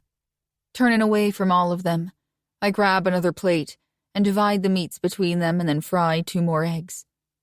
When I plate the hot eggs, I pick both plates up and take them over to where they're seated across from each other. Once I have 2 more eggs cooked for myself, I plate them and tote my food and juice to the island. But instead of sitting on the stool, I stand next to Domenico. Why I chose to get this close, I don't know. But I did, and I'm not second-guessing myself like I usually do. I'm about to cut into my fried eggs when Domenico picks up my plate before my fork reaches the porcelain. A breath later, his plate is set in its place, and then he rakes my untouched eggs next to the ones he's half-eaten. Without saying a word, he sets my empty plate behind his laptop and pushes it away from us. Then he stabs a patty sausage and brings it to his lips. I'm still standing here when he swallows, fork mid-air and staring at the side of his head. Eat, he says, and then goes back to typing and clicking the down arrow on his keyboard. Scooping a forkful of eggs into my mouth, I get curious, so I flick my eyes to his darkened screen to see what he's doing. As I continue eating our shared meal, I keep watching him. It takes approximately 3 minutes for me to figure out who he's spying on, whose finances he's hacked, to be precise. Within another 2 minutes, I realize he's about to mess up. Without thinking, I drop my fork and snatch his right wrist away from the keys. Don't touch another key, I say, with more bravado than I actually possess around him. Excuse me? He's shocked by my actions, but I see it in his eyes when that turns to cautiousness. You're about to screw up and reveal yourself, I try to explain. Glancing down in front of me, I push our plate to the side, and then I reach over him to pull his laptop closer in front of me. It doesn't matter how much you think you're going in undetected. You aren't. 2 more clicks, and his security will be alerted with your location. That's impossible, he spits out. How do you even know what I'm doing? Until last summer I had hobbies too, is all the information I choose to divulge as I back him out of the mess he's created. I knew he was into breaking the law. It comes with the lifestyle he was raised in, but I hadn't realized he was this level of smart. In all honesty, he only would have gotten caught because I'm the one that built the bank's interface with specific security measurements and traps to ensure it. It's the only thing my uncle forced me to learn that I actually enjoyed. Everything else school-related was boring. Computers gave me an escape like nothing else. Exploring Dublin and the surrounding areas wasn't even as exciting as figuring out coding. It was like knowing another language that only a small number of others knew too. Liam's finances won't tell you anything. He keeps his accounts clean. All right, smarty, where's the dirt then? He only accepts cash. He keeps it in 2 locations, his house in Ireland and somewhere in the States. If I had to guess, his brother would likely be the source of that location. He wouldn't trust anyone else. I admit, having overheard several of their conversations over the years. When a man believes he owns another person and has forced the fear of God into them, he's less worried about them spilling his secrets. Plus, there's his ego. My uncle got off on my facial reaction to the things he's done to other people over the years. So, Ren's voice being in close proximity breaks my eye contact with Domenico. Glancing to the other side of the island, close to the sink, I see Ren watching his brother. She can cook, And she's better at computers than you. Damn, bro. I think you may have met your match. Chuckling, Domenico's brother turns away from us and places his and Sasha's plates in the sink. Sliding Domenico's laptop back in front of him, I grip the edge of our plate and pull it over to me. Then I lift my fork and stab the other sausage patty, bringing it to my lips. Explain why you think I... How I know, you mean? I interrupt Domenico, my tone snarky. I step backward with the intention of getting something to drink, when he snatches my elbow and pulls me close. I'm thirsty. Loosening his grip, he grabs his coffee mug with his other hand and holds it out for me to take. Reluctantly, I take it from him, lift the mug to my lips, and then take a small sip. It's cooled down. I wasn't expecting the black liquid to taste sweet. It's actually good, so I swallow more. Explain, Kira. He demands, but his tone isn't hard like it usually is. It's more curious than anything else. At my uncle's request, I programmed a trap that would notify him if anyone tried snooping around his business. I say. How do you even have the knowledge to do something that... He trails off, like he isn't sure he wants to finish his sentence. Sophisticated? I offer. Ingenious, perhaps? Tell me what I want to know, smartass. My uncle blackmailed a man into teaching me everything he knew. I divulge. It started when I was 9. By the time I was 15, I'd surpassed his abilities. So now you're O'Donovan's little spy?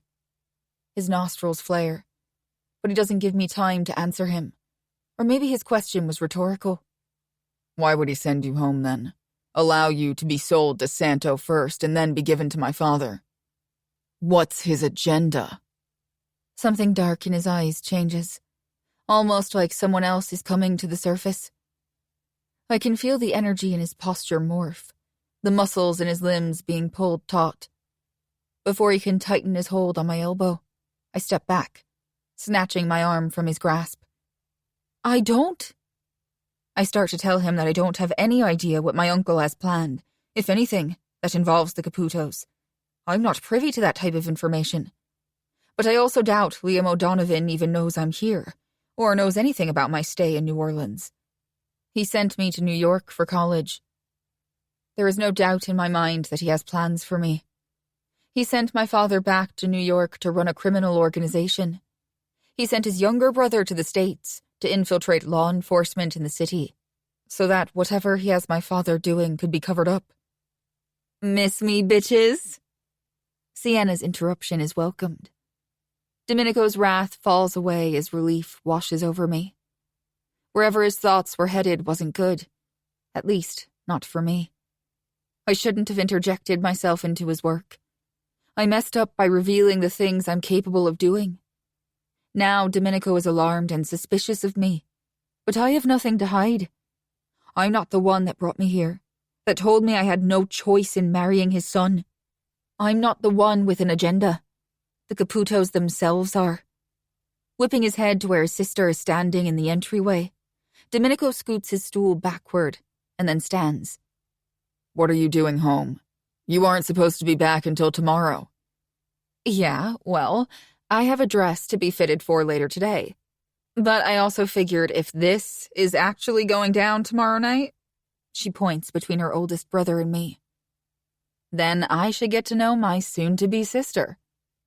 You sure as hell didn't try to get to know me, Sasha pipes up, annoyance in her tone as well as a sneer on her face. Sienna purses her lips, then glancing at Sasha says, Because I already know you, and I don't like you. But you're coming too, so let's go. We live in the same house. I think I see you enough, Sasha replies as she slides out of the booth. Whatever, let's go. Both of you. Sienna motions to Sasha and then to me. Kira isn't going anywhere, Domenico states. Sorry, big bro, but it's not your call. I've already cleared it with the boss man. She smiles at Domenico, but it's one of those smile-for-the-camera smiles that is obviously false and akin to triumph. Perhaps it's a sibling thing. I have a brother, but Killian and I have never had the type of relationship the Caputos do, and I know we never will. He wasn't thrilled in the least when I called him, stranded in New Orleans all those weeks ago. At first, I wasn't sure he would bring me back home. He told me if I'd been smarter, I would have disappeared and never looked back. Maybe. But the unknown scared me more than the 19 years of treachery I've known from every member of my family. Killian puts on a good front, shows our family's true colors the same as the rest, but I haven't figured out if he's really as evil as the rest of them. I was raised by the worst man of them all, but I'm nothing like them. The only thing we have in common is our DNA. We're having a girls' day, Sienna emphasizes. Go do men shit. Or hell, go fuck Krishna out of your system since you'll be a married man in about 36 hours, brother. She crosses her arms. Who I fuck today, or tomorrow, or even next week is my business, so stay the fuck out of it. Domenico clucks his tongue.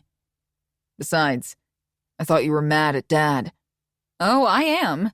But since you haven't done anything to get out of it, why should I fight your battles with Daddy? Glancing at me and then at Sasha, she sighs in frustration. Can you two move your asses already? We have places to be. Not wanting to remain in Domenico's angry presence, I practically jump forward, walking toward her as quickly as my feet will carry me. Our conversation isn't over, pet, Domenico states from behind me. But I don't turn around or acknowledge that I heard him. One would have to be deaf not to have heard the boom in his voice. Chapter 17. Domenico. What is she hiding? Maybe nothing. Maybe everything. Perhaps she's just the pawn. But whose? Liam or Cormac?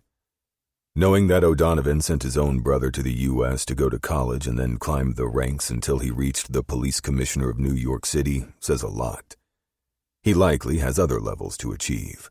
And not to mention Liam also raised Kira's father until he sent Cormac back to New York to take over the Irish crime ring. He has to be the reason Kira is here and for a specific purpose. I just have to figure out what that reason is and if Kira knows she's part of his plan. And if she does, well, it shouldn't be a stretch for her to know what I'll do to all of them, including her. I shouldn't have jumped to a conclusion in front of her this morning, not because I'm not suspicious of her motives and those of her family, but because I shouldn't have shown my hand. Now she knows I'm leery of her, and I don't need my pretty little pet to tip anyone off. Of course, she showed her hand too. She revealed something far bigger than I did with my anger and emotions. I've never once thought Kira to be lacking intelligence. You can look into her eyes and see the way she watches everyone and everything around her to know she isn't dumb. Part of my attraction to Krishna is because he not only matches me in strength, but in intelligence also. I don't need anything else about Kira to make me want her any more than I already do. Her last name alone should be a turnoff. But it isn't. I went back and studied the coding she embedded into the Ireland-based banking system. If she's telling the truth, and I don't have any reason to not believe her after watching her while she backed me out of the system, then she's on a whole different level than Krishna and me. The one thing I do know for sure is that I cannot allow her near a computer or even a smartphone. There is no telling the damage she could cause should she get her hands on any electronic device. Picking up the glass of amber liquid in front of me, I take a sip of the chilled whiskey, the ice clinking together in the glass as someone perches themselves next to me. If you really don't want to go through with the wedding tomorrow, I'll stand behind you, Ren says. We already hashed this out, I tell him, setting the glass down on the counter of the bar. None of us had to get fitted for suits, being as my sister just got married last weekend. The only thing I requested was that their shirts be black, though there's a nagging thought way back in my head that I shouldn't be making it more like a funeral than holy matrimony. Then again, it's not that either, since the wedding will occur at Dad's house instead of a church like my sister's. Although there will be the commencement of marriage afterward. I'm at least doing that part right. It's the rest that I cannot allow. I vowed never to fall in love, and I aim to keep that promise to myself. What transpired this morning needed to happen. It cleared some of the fog Kira had created when I watched her come between Krishna and me 3 days ago. It's all I've thought about since. What I've wanted to make happen again, and I will. But now I'll part her thighs and enter her heat knowing she's the enemy. Changing her last name doesn't dissolve that fact. Right, he says. Dad wanted revenge, but Giovanni handled that. He took his retribution hours ago. The score should be settled. Dad wants to take the city back. I turn my head so that our eyes lock. We're taking Fitzgerald's daughter. Then we're taking his money, his property, and finally, their lives. The score isn't settled until we wipe out their existence, brother. Does that include your bride? Because I don't see the point in marrying her if you plan to kill her. Besides, she doesn't act like the rest of them. She fits in with us, he remarks. She cooked you 2 meals, Ren. Now you simply accept her? Really? You don't even know her. I don't know her. She could easily be planning our demise the same as we're doing to her family. Don't fall for her shit, Lorenzo. I'm not falling for anything. I've been watching her while she's been with Sasha and Sienna all day. I've seen nothing to lead me to believe she's a bad person or has ill intentions toward us or anyone else. How? Where did Sienna take them? Pulling his cell phone from his pocket, he opens the device. In less than a minute, he hands it over to me. I take it, seeing he has video surveillance pulled up from the indoor shooting range Dad owns. They're teaching her to shoot? Earlier, they were showing her how to wield a blade. Before that, it was basic self-defense. I've watched a lot of the footage. Her facial expressions never changed, not even when C and Sasha's eyes weren't on her. She genuinely looks like she's having fun, and that's the first time all week she hasn't looked like someone Dad kidnapped. Her guard's been down while she's been with the girls. Or she's pretending to have fun. Ever think of that? I ask. I was taught to read people just like you were, Dom. She is having fun, and so are C and Sasha. Maybe they needed her to break up the tension between them. She could be good for us, for you. Maybe even Krishna, too. I bark out a laugh, the first one today. Are you actually suggesting a poly relationship between the 3 of us? Mom would roll over in her grave, Ren. Mom would want you to be happy, the same as Sienna and me. I killed Sienna's stepdaughter's mother, or have you forgotten? That's going to be a problem one day. You're having a baby with a woman who was pretending she wasn't married to you 6 weeks ago. I cock an eyebrow. Happiness is an illusion, Ren. The sooner you stop living in make-believe and join reality, the better off all of us will be. I'm not the one in denial. You seem to think you're impervious to love, yet for whatever reason you and Krishna can't stay away from each other. I've also seen the way you look at Kira. You want her the same as you do him. Kay even wants her like he wants you. You're falling the same as we did, you just refuse to admit it. Without waiting for a reply, he pushes off the bar and walks away from me, leaving me to shove everything his tongue vomited to the far corners of my mind. He's wrong. I'm not falling for either of them. I like to fuck one of them and want to fuck the other. Neither are equal to love, nor anything even close to that ugly 4-letter word. It'll be a cold day in hell before I say I love you to Krishna or Kira. I'll kill them both before I let myself fall down that pit of sorrow.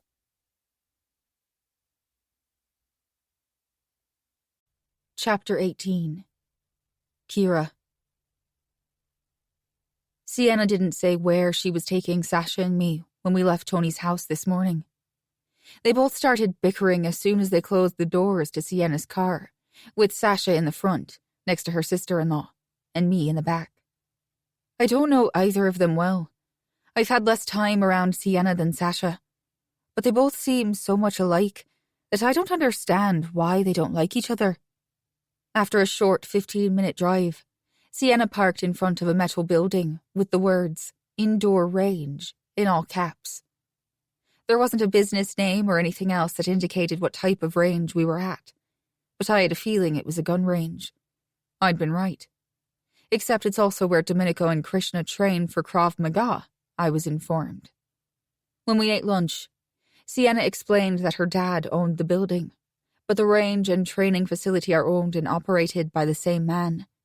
He's some type of master-level trainer in what her brother and Krishna do. Sienna and Sasha tried to give me a rundown when they introduced me to Ethan, the owner, but everything went over my head. Ethan finally explained that it's a military form of self-defense that combines techniques from several areas of martial arts. At first, I was worried that Sienna's outing was going to have me working out. I had to pull her to the side and tell her I draw the line at exercise. I'm not like her or her twin's wife. I've been told they love kickboxing, but I, on the other hand, hate to sweat, and would rather suffer Tony's wrath than be forced to work out with them. Military-style workouts sounded even worse than normal exercises. Sienna laughed and then told me she couldn't care less if exercise wasn't my jam, and that wasn't why we were there. Then her tone and expression turned serious when she informed me that every woman should know basic self-defense, how to handle and operate a gun, and the proper way to throw a knife. None of those things sounded fun, but they also didn't sound as bad as the thought of running on a treadmill or using a stair climber. I'm a computer nerd, not a gym rat. She had Ethan work with each of us separately, though I haven't the first clue why she and Sasha needed lessons on self-defense, when Giovanni has told me both of them can and have gone toe-to-toe against their brothers and held their own. Giovanni has invited me to work out with him each morning this week, but I've politely declined all 3 times, except this morning. It's clear I don't fit in with any of them, nor do I see how I ever will. Of course, I highly doubt they plan to keep me around a second longer once Tony has his revenge. The thought of having to go back to my father's house, or worse, Ireland, skyrockets my anxiety, so I've tried to force that notion as far back as it'll go. After we spent a few hours with Ethan, Sasha and Sienna started arguing about who was the better knife thrower and who could teach me the best. They did a competition among themselves, but I couldn't tell you if one of them beat the other. They were both annoyed toward the end, but then they took turns showing me how they handle blades. All their techniques, unless I didn't learn anything, seemed the same, but then I'm not an expert either. Toward late afternoon, I followed them into the gun range section of the building. There they had access to 3 different types of handguns. Sienna pointed out which weapon was which, but now that it's over, I couldn't tell one caliber from the others. All I knew was that they were all different, and I shot all 3 of them. At first, I wasn't thrilled with the activity. I don't like guns, but clearly, Sienna does. Sasha prefers knives over guns. She made that clear numerous times. But I actually liked shooting more so than I did throwing their blades, and even favored it over the self-defense lessons. I didn't realize Ethan was going to make all of us work up a sweat. Sienna and Sasha weren't fazed, but for me, that ended up sucking. Although I agree with Sienna, women do need to learn the basics, me included. Half an hour ago, Ethan brought the 3 of us takeout from one of Sienna's favorite restaurants. I guess he knows her well enough to know what she likes. It was the biggest chicken salad I've ever seen. Sienna and Sasha scarfed their container down, while I just picked through mine and just ate the chicken. I hate to come off rude, but salads don't cut it for me. But it's more than that. I was forced to eat them a lot as a kid. Now I hate all salads. Sienna and Sasha have been texting on their phones for the past hour, so I don't think either has noticed, but it's also been a long day. Plus, I'm tired and nervous about tomorrow. I've never been to a wedding, yet I'm expected to be one of the main participants. I could really use a strong drink right about now. Since Sunday, there hasn't been any alcohol in the pool house, which is weird since it was fully stocked Saturday night. The only thing I can figure out is I got too bollocksed and Tony ordered Giovanni to remove it. I know I often suffer from night terrors from things I'd rather forget. Marcel Santos, the first man my father sold me to, Got so sick of hearing me scream that he supplied me with whiskey. The only thing that saved me from getting raped by him was that he was under the impression I was a virgin and liked to tell those around him how he was going to take me on our wedding night. I didn't feel it was necessary to correct him. I'm about to get up to throw away the nearly full styrofoam container when Ethan walks into the small break room, his brows pinched together. Unease rolls off him, setting off an alarm in my head that has my chest tightening. "See," he calls out, stopping by our table. "You three need to get out of here." Why? She and Sasha ask at the same time, and then glance in each other's direction, a look being shared between them. "I don't have time to explain. Here," he says, pulling a set of car keys from his pocket. "I know your car is out front. Mine is parked just out that door." He lifts his other hand, his finger pointing to the metal door to my right, which is behind Sasha and to Sienna's left, as he shoves the keys in Sienna's direction. "I overheard a man say he was the police commissioner and mentioned looking for a girl he described with an Irish accent. Get out of here to be safe." I'm scrambling from my seat before the others, but they are quick to move. We leave our food, and I'm out the door as fast as I can go. "Give me the key," Sasha says, snatching them from Sienna. "I'll drive. You call one of the boys." Ethan has a black SUV, but I'm still unfamiliar with American cars despite being here for a few months. My uncle has several that someone chauffeurs him around in wherever he needs to go, but they are Audis, Mercedes, and then he owns a Land Rover Defender, but that one is rarely used. "Get in the back seat with Kira," Sasha calls out as she goes to the driver's side door. "Someone may recognize you when I pull around to exit the parking lot." Getting in on the side behind Sasha, I pull on the seatbelt. Sienna does the same on my other side. Her phone is in her hand, and her eyes are cast down on the device. "Why is the police commissioner looking for you?" Sienna asks, without glancing in my direction.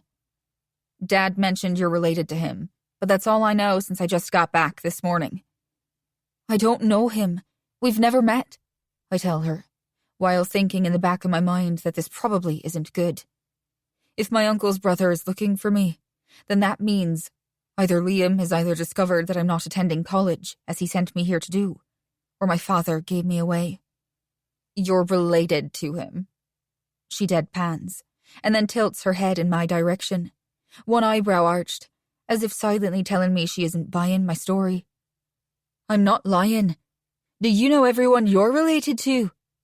I throw back, getting somewhat upset. I haven't done anything to the Caputos. They took me, not the other way around.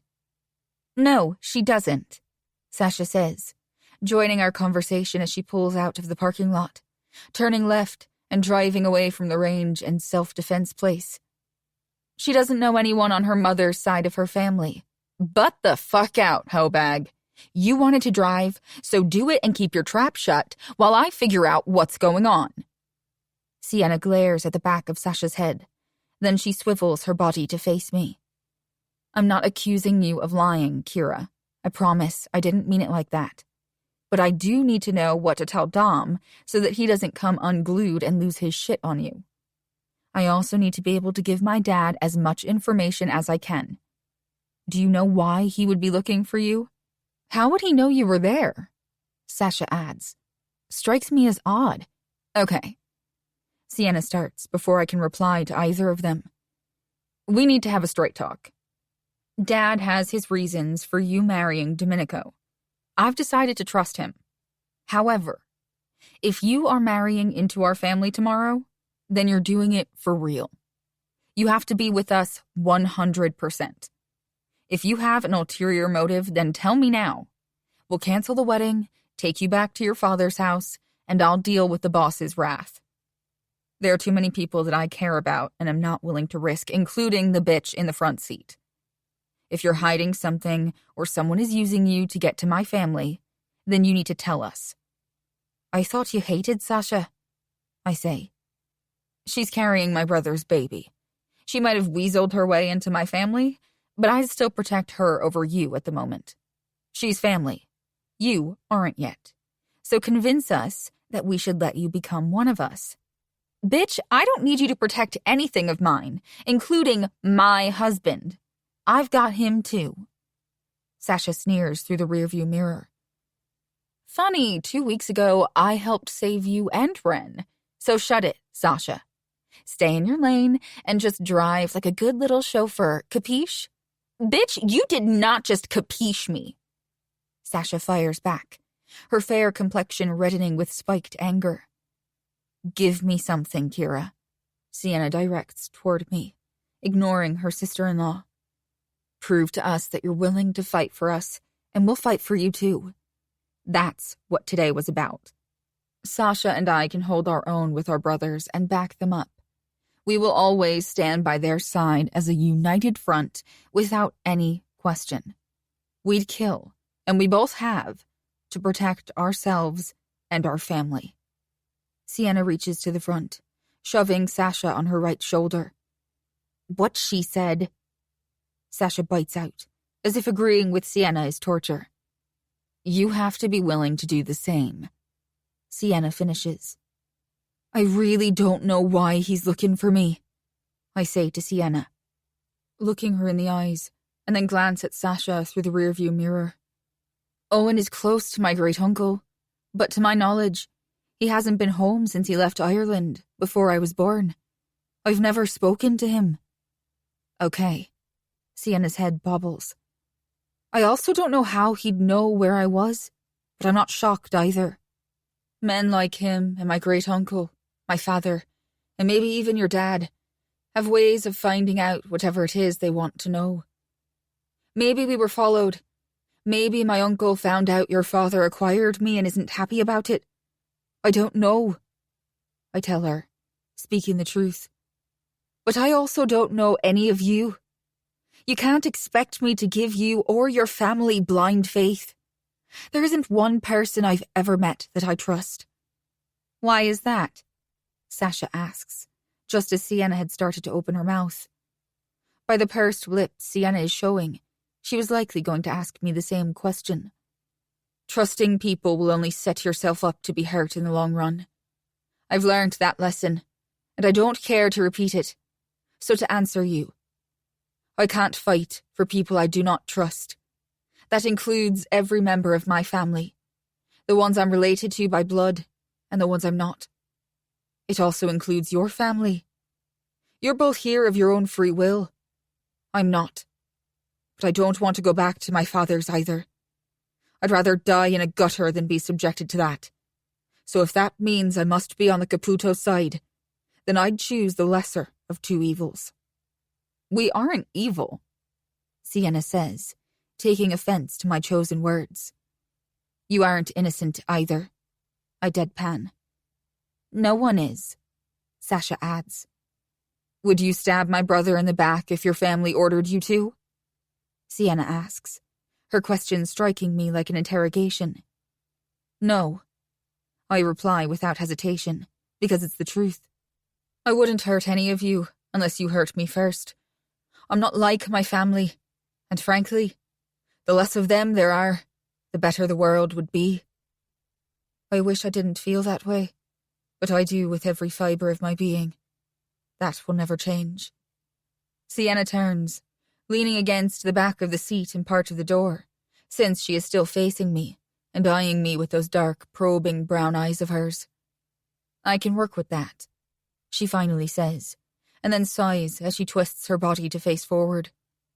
I believe that mutual trust is earned over time, so we'll work on that after you're married to my brother. All of us will. Where am I heading? Sasha's head turns quickly to look at Sienna, and then she returns her eyes to the road. The boys are at Raymond's. Let's go there. I'm texting Dad to give him a rundown. Why are they at that shithole? Who the fuck knows? Sienna answers with her head downcast, and her fingers moving quickly across the screen of her cell phone. They're both quiet the rest of the ride, and I don't feel the need to make conversation. Personally, I would rather them take me back to Tony's house. From my short time spent around him, He would be level-headed when he questions me, the same way Sienna did. Domenico won't. It's like he looks for reasons to get in my face and put his hand around my neck. Like you don't like when he acts possessive, my subconscious accuses. I've done everything within my power to not acknowledge that fact, and it's getting harder with every morning that I wake up in his bed. He's not even the only one. Krishna traps me with his thick, heavy leg and wraps one of his hands around my waist. I'm not even sure how I managed to get out from under them yesterday morning when I realized my period had started. I dashed out of bed like it was on fire. I don't know how the wedding night is supposed to go now that my menstrual cycle has decided to show up. When we reach Raymond's, Sasha parks in an open space in front of the door. It's a small building with a red neon sign in cursive that just says Raymond's above the door. Walking inside, I figure out it's a pub, and my body relaxes. Even though I'm not of age to drink in America, I would have been had I stayed in Ireland after my 18th birthday. Something about this place reminds me of the good parts from back home that I miss. I see Matteo and Lorenzo first. They are in the back playing a game of pool with another guy standing around their table. Looking left, I spot Domenico and Krishna sitting on stools at the bar. Domenico is facing the bar with his back to me.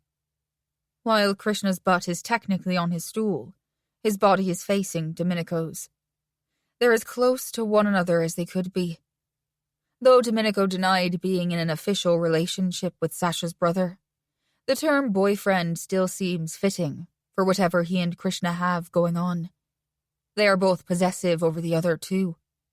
Sienna and Sasha head to the back of the bar, while I'm rooted to the ground near the entrance. Krishna sees me first, our eyes locking. His winter eyes make me think of a snowstorm as they cascade down my body, and then lift slowly until he captures my stare again. His tongue darts between his lips, and it does something to me, making my stomach flutter. As if he knows the effect he's having on me, his lips curve into a knowing smile, while his right hand sneaks across the front of Domenico's chest, and then he wraps his hand and fingers around the side of Domenico's neck. Krishna yanks his head in front of him, breaking our eye contact to stare into Domenico's eyes. In the length of 2 heartbeats, his light blue eyes are back on me, with a smirk gracing his lips as his head descends on Domenico. Krishna takes his lips, then he presses forward, as if chasing him, while his eyes are locked with mine. My core tightens as tingles shimmer down my back as I openly stare, unable to look away. Chapter 19. Krishna. I saw the girls when they walked in. Sasha and C headed to the back where Ren, Matteo, and Rick are playing pool. Kira stopped a few feet away from the entrance when her eyes landed on where Dom and I were at the bar. The other morning after Domenico tasted her, I made him shove her fingers into her pussy again and then had him place them in my mouth the same as he'd sampled himself. I wasn't going to be left out of that succulent pleasure. Dom and I are as alike and equally different. Pussy is one of the things we are alike in. I want to eat it like it's nourishment, and tasting Kira mixed with our own cum was like nothing I'd ever tasted. The thought of eating her out after we've both come inside her has plagued my mind too many times this week. I'm not going to lie to myself. I'm not happy that Dom is getting married tomorrow, and the fact that it bothers me pisses me off more. I wasn't supposed to care about him the way I do. I meant to scratch an itch. I thought if I fucked him enough times and he fucked me, that I'd get my fill and move on. I haven't even quenched my thirst for him, and now I feel like I'm starving. For her. Who are you making a point to?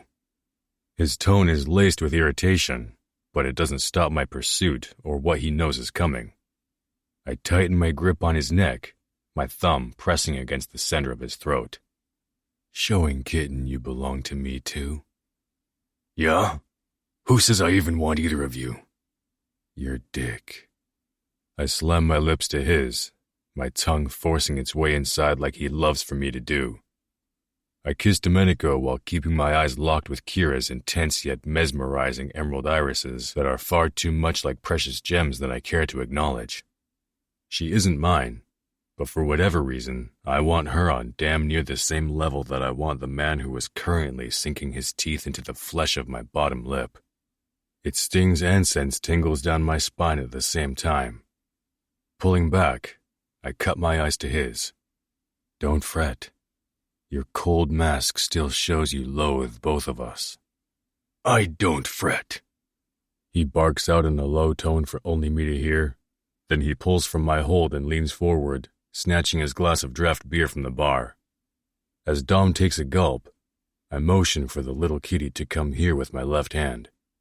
With my right, I place my palm on Dom's leg, purposely and in a possessive manner.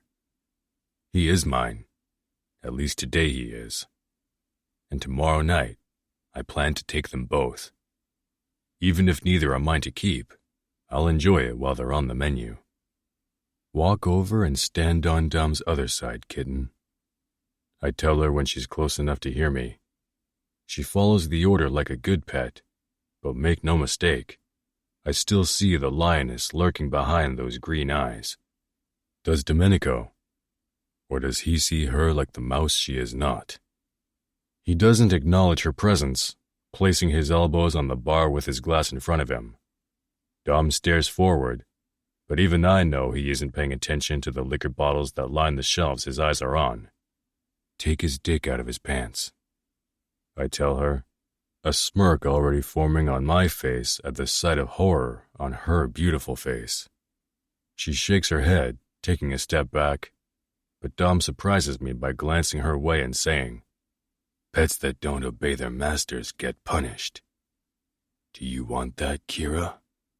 I can imagine what his brown eyes, which look more black, are showing her right now. I know Dom too well.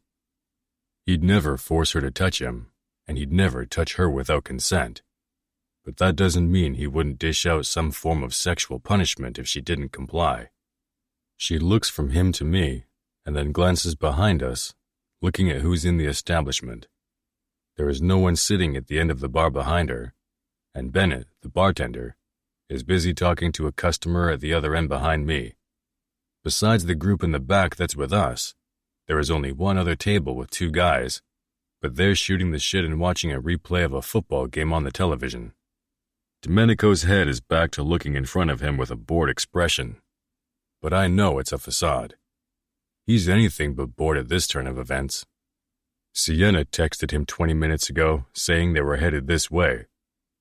I witnessed Dom's eyes light up, and I doubt it had anything to do with our sisters joining us. Hanging out at the Caputo's place wasn't what I wanted to do tonight. It's nothing against Tony, but now that I'm the Pajan and still fucking his son, it was too much for my headspace tonight. I've already slept the last 4 nights there, and by this time tomorrow night, Dom will be married. Come on, kitten. You've jerked me off. It's only fair you make Dom come too, I say, encouraging her to take the bait. A mouse would be too scared of getting caught to do what I'm telling her to do, and she is no mouse. I just hope I'm here long enough to see her defeat whatever anxiety she harbors deep inside her, and to find out who placed it there in the first place so I can slit his or her throat. Finally, she steps closer. I watch as her palm slides onto the top of his black slack-covered thigh. Being as my hand is still on his opposite leg, I inch mine higher and then squeeze him. Of course, the motherfucker doesn't move or breathe any differently with both of us touching him, as if he's immune. He's not, but Domenico has perfected his mask a little too well. Showing it to me is starting to piss me off, and if our sisters and his brother weren't here, I'd be tempted to fuck him right here in the bar, letting everyone else watch, including Kira. Moving her hand, she reaches for his zipper and pulls it down, but then she also unclasps the fastener securing his pants together. Biting her bottom lip, her brows pinch together like she isn't sure she's doing this right. Her innocence and inexperience are just layers that add to her appeal. Every facet of her turns me on. She's beautiful, but that's a given looking at the package she's encased in. At times, she's cute too, and there's a sweetness about her that's foreign to me. But it's the strength I see hidden within the depths of her eyes that intrigues me the most. "Kay, do you want another?" Bennett stops in front of Dom, but he's looking at the side of my head. I can feel his stare without turning mine. "Yeah.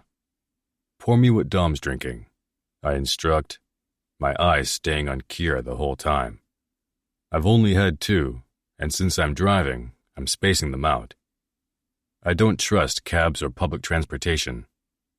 I don't have a personal driver on my payroll either. Bring the kitten one too. I have to hand it to Bennett. If he's hesitant at all since she isn't 21, he doesn't show it. Perhaps he doesn't know she's only 19. Either way, I don't give a fuck as long as he does what I tell him to do.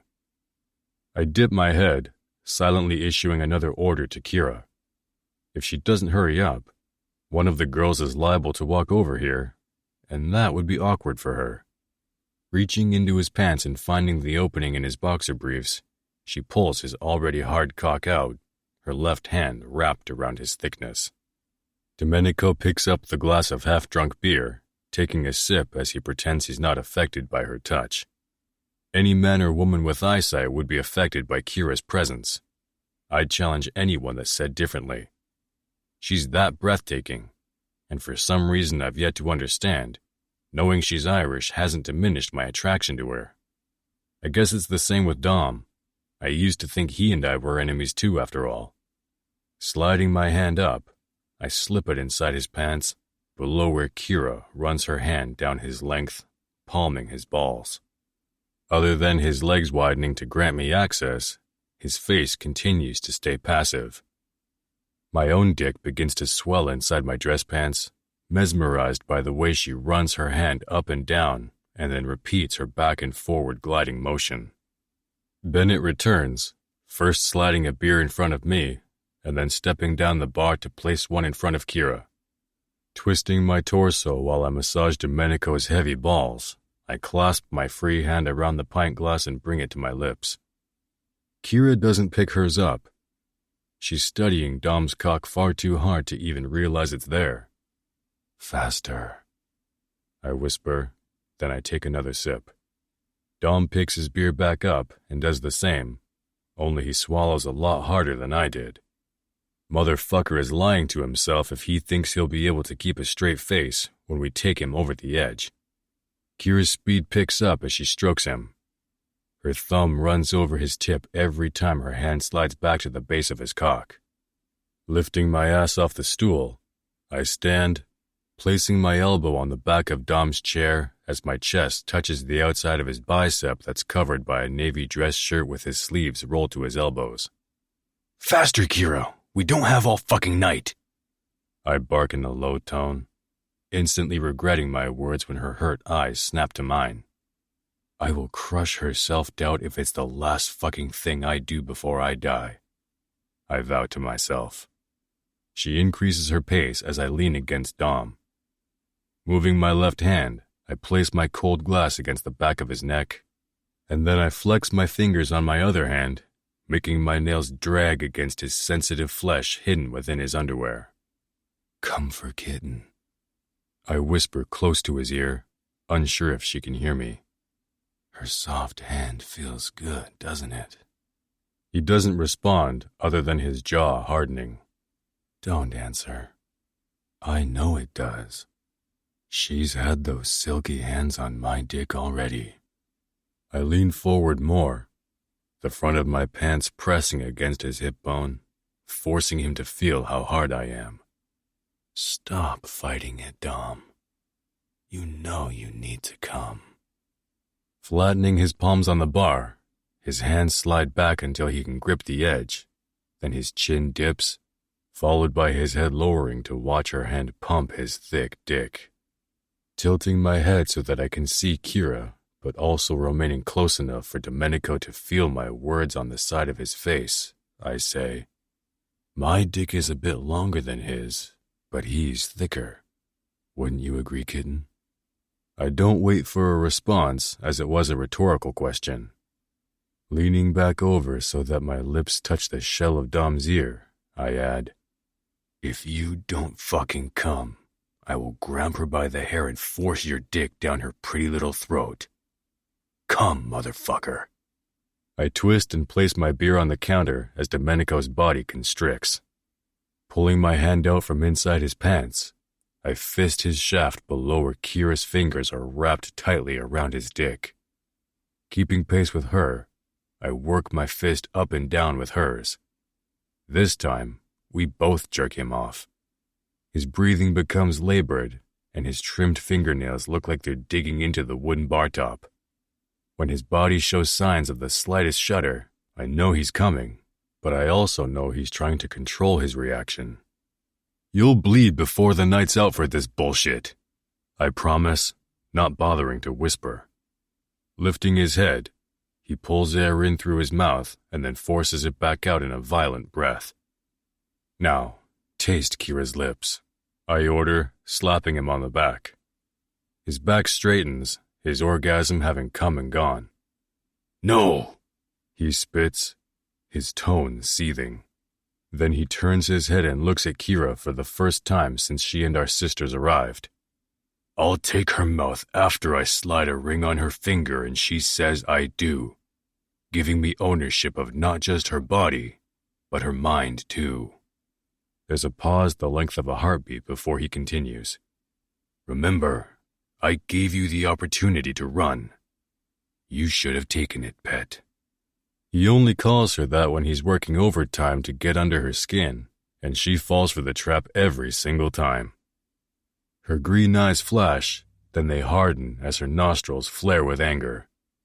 She's about to say something snarky, but when she snatches her hand from Dom's dick, he grabs her wrist, wrapping his fingers around her skin.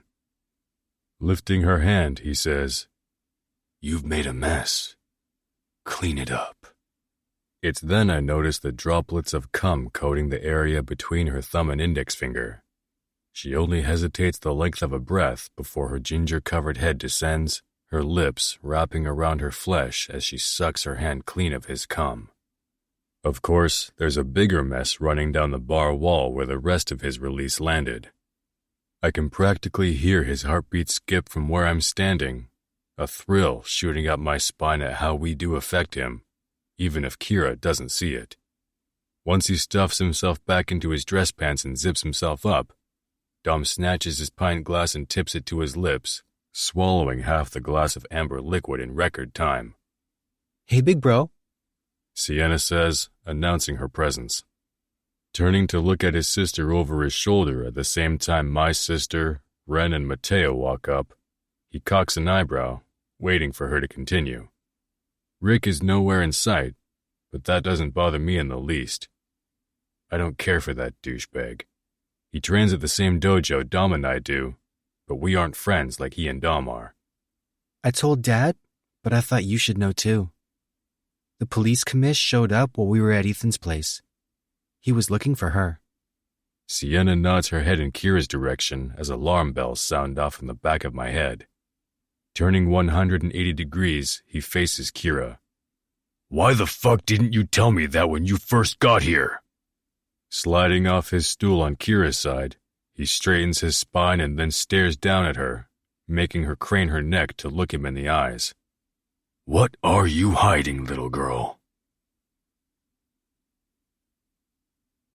Chapter 20. Domenico.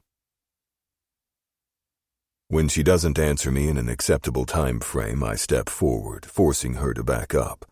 But she jerks, and her back collides with the back of the stool behind her. Kira's brows pinch together, but her jaw locks from clamping her teeth together, showing me that she's forcing herself to lock the pain inside. Reaching for her by the waist, I pull her forward, then run my hand behind her back and against her spine, attempting to soothe the ache where I know I caused her to hurt herself. It's the only reprieve I'm giving her because my eyes are telling her that if she doesn't answer me in the next 3 seconds, I will snatch her by the throat and cut off her air supply until she learns to use her voice again. I don't have time for games with fucking children.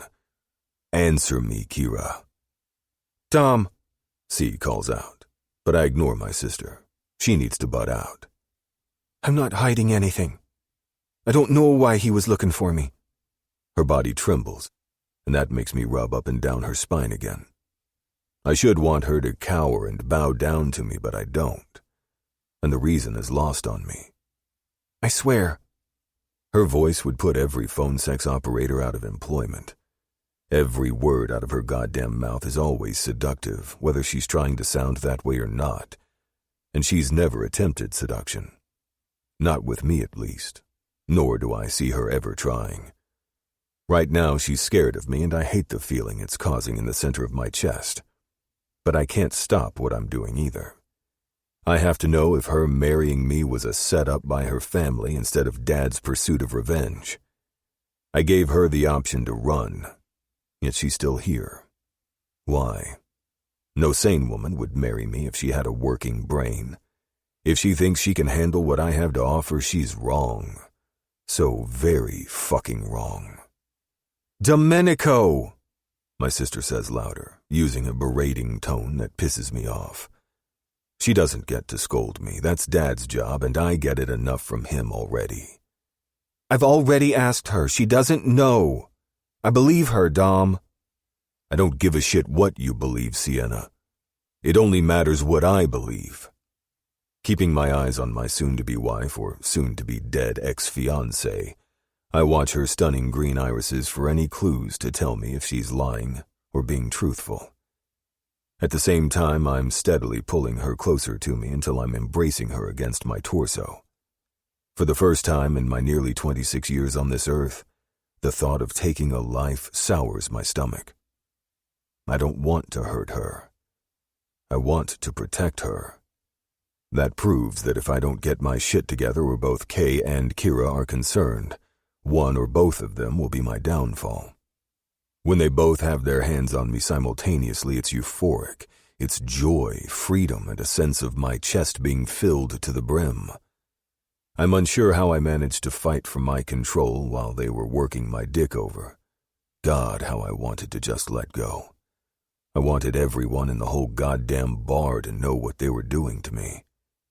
Giving in would have been a dire mistake. My family wouldn't use my feelings for either of them against me the way my enemies would, and I cannot allow that to happen. I can't show my emotions. I won't let history repeat itself, which is why I can't fall for either of them, let alone both. If I marry Kira tomorrow, it won't be real. It's an arranged marriage. It won't mean anything. It's a business deal. That's all. Hey, dickhead, Sienna spits out from behind me. Dad believes her too. And since his opinion trumps yours, go fuck yourself. She shoves me in the arm, but I don't budge or release my hold on Kira. Come on, Kira. You're coming with me. Swinging my head to pin my sister with my dark stare, I firm my hold on Kira, digging my fingers into her skin. At some point, my right hand slipped under her loose shirt and skimmed over her leggings, stopping along her ribcage. Sorry, sister, but I don't share my toys well. She'll be leaving with me. Funny, Kay laughs, a poor attempt at breaking up the tension between our group. You share them with me? Shut the fuck up. We have a pet to interrogate. Looking back down to Kira and seeing eyes I know aren't lying, I say, we still have a conversation from this morning to finish. Let us then, Krishna says as he steps between Sienna and me, forcing her to back away. I release her when I feel Kira's body tugging away from me. My eyes flick downward, seeing Krishna has joined his hand with hers and is pulling her along with him. In all honesty, I don't think he's realized what he's doing yet. It's out of character for him. Hell, she's out of character for me, too. We're going to your place, I tell him as I move to follow him toward the door. Dad isn't going to be happy with you if you don't bring her home, Sienna says to the back of my head. Good thing I don't give one fuck, little sister. Tell him I'll see him at the shit show of a wedding he's putting on. Dad doesn't possess the same ruthless skills I do regarding the opposite sex. He'd put a bullet in a man's head without hesitation if he thought he deserved it. He wouldn't do the same to a woman, even if her crimes were worse. I may not want to hurt Kira, but if I find out she's working against us, I'll do what has to be done, even if that means condemning my soul to hell. No one will hurt my family and get away with it. Not on my goddamn watch. Chapter 21. Antonio. Squatting down, I place red roses on my wife's grave. There's morning dew sparkling where the sun shines against the gravestone. Morning, baby. I greet her as my nose stings and a sharp, agonizing pain shoots through my chest. My grief at losing Ariana hasn't waned a day since I buried her. She was, and to this day remains, the love of my life. And I know my heart will not be whole again until the day I join my beloved wife in the afterlife. That is, if I'm gifted with that opportunity to be reunited with her despite all the shit I've done in my 50 years. My birthday was last month, and like every year since Ariana's death, I refuse to celebrate another year I'm alive and she isn't. I don't allow my children to acknowledge the day either. Your oldest is getting married today, Ari. Like every meaningful event, you should be here with us. I'm sorry you are not, my love. Not a day has gone by that I haven't apologized to her for being partially responsible for her death. She'd knee me in the balls for feeling this way, and she is probably berating me from heaven whenever she hears my apology. You would have loved Kira. She isn't a brute like C and Lorenzo's wife, Sasha. She isn't jaded, despite being raised in a world far worse than our kids. Her soft and kind side is what Domenico needs in his life, to balance the ugliness our world brings him. My son runs from love because he saw what it could do to a person. I loved his mother with every ounce of me, and when she was killed, I couldn't shield my children from how it affected me. So, to Dom, love is a curse, the nail in a coffin. And I'm partly responsible for his twisted view of that, too. There was no moving on after Ari died. Nothing and no one in this world can replace my wife. It wasn't easy, but I managed to raise 3 amazing kids, though not without the consequences our way of life brings. I'd be a fool if I didn't think pieces of them aren't tarnished by our past, by what I could never get over losing. I know you're not happy with how I chose each of their spouses, but the one thing I'm certain of, Ari, is that I chose right. Matteo may be an idiot at times, but he loves our daughter. He will do everything within his power to keep her safe. Sasha has a rebellious side that mirrors Sienna's in every aspect, and our boy went through emotional hell to get to where he is today with the woman he's in love with, and who loves him just as much. You'd love Brooklyn, Matteo's daughter, but you'd be fit to be tied that she is the spitting image of Sienna and will be hell to raise. She's no ballerina either. I'm happy to give you the good news. Both Sienna and Sasha are pregnant, but you probably know that. We're going to be grandparents, baby. I sigh as I stand back to my feet. My head remains bowed while I stare at the gravestone of my wife's final resting place. Dom has the biggest battle of them all to face soon. I know our son well enough to be certain that he will fall for Kira, but he's also fallen for another, and I have no idea how it will all play out. It makes me second-guess my decision, but not enough to stop what I've spent years setting in motion. Pray for him. He's going to need it. All 3 of them are. Taking a deep breath, I force the heavy motions from my lungs and walk away, even though there is nothing more I want than to dig up the ground next to my wife and crawl in the hole beside her. I'm tired of this world, and it is getting harder and harder to stay in it without her. Until next time, my love, I whisper into the wind, hoping it'll carry my words to the one person that owns me, despite not even being alive. When Sienna came home last night without Kira with her, I was livid, at the situation and at my daughter. And my daughter, being my daughter, staying true to her nature, threw it back in my face that I didn't have the right to play matchmaker with my kids. Sienna spewed those exact words yesterday morning when I personally picked her up at the airport so that we could have a heart-to-heart. She and Mateo took separate flights home because he had to make a quick stop in Las Vegas to meet with his promoter, making it home late last night. Needless to say, I have to lay it all out for Sienna. If I hadn't stepped in, she would have never met the love of her life. If I hadn't pushed her toward him by forbidding her to see Mateo, they wouldn't be married and expecting a baby. She is destined to become Domenico's consigliere. If left to his own vices, Mateo would fuck up a wet dream. It's a miracle I pulled off getting them together at all. The dumbass could have waited to get her pregnant until after the wedding, but I wasn't surprised with his proven track record. Lorenzo and Sasha were effortless in comparison to Sienna and Mateo. All Mishka and I did was ensure they went to the same school and were in the same grade. They did the rest. They fell in love, then they fucked it up. But now that Sasha has a better understanding of her family and her enemies have been eliminated, they're mending their hearts while growing our family. Fine, you win, Dad. Sienna purses her lips, hating that I forced her to come to terms with the fact that I was right. But Dom is a different story, and although I believe Kira doesn't know why her uncle, or whoever he is, the police commissioner, was looking for her yesterday, we don't need her baggage. Domenico is already in a relationship, or did you forget that? If Dom and Krishna are meant to be together, then they will be, Sienna.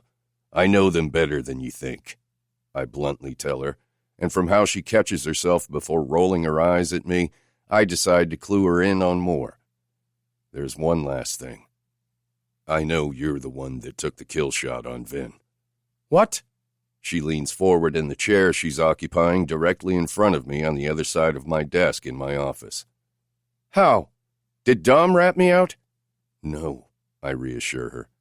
The phone Vin used to call Mateo the night he kidnapped you was recovered by the cleanup crew. There was an audio file on it. How long have you known? She crosses her arms. That isn't important, but to answer your question, I knew the next day.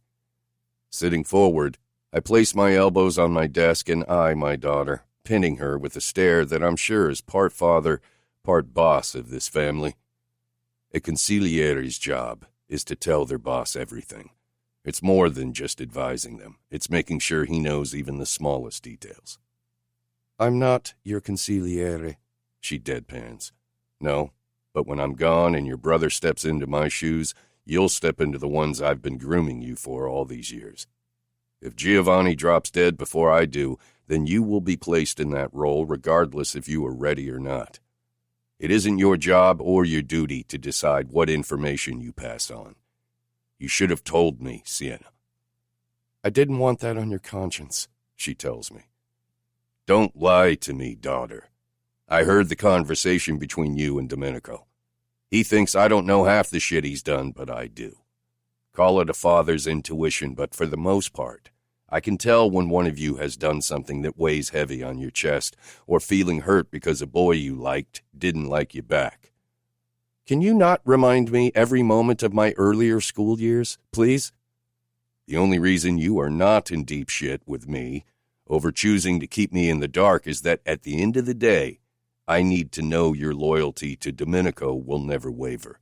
It's on you to have his back, even if you disagree with him. You will be the one that keeps this family together when I'm gone. Can you not speak like you won't be here tomorrow? I don't like it. Princess, we aren't promised tomorrow. My job is to prepare you for anything, which is why I asked you to meet with me alone.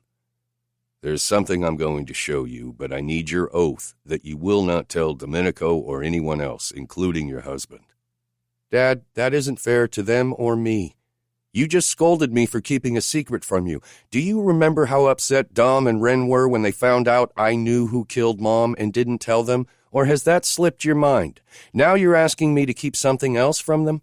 Daughter, I say, releasing a long breath. If there is one lesson you take away today, it's that the consigliere is more than a sounding board, more than the person that gives their opinion and advice. The consigliere keeps the boss's most sacred secrets close to their chest until he tells her she can share them. Again, I'm not the consigliere of this family yet. She clucks her tongue in irritation. As far as I'm concerned, this family has two consigliaries at the moment.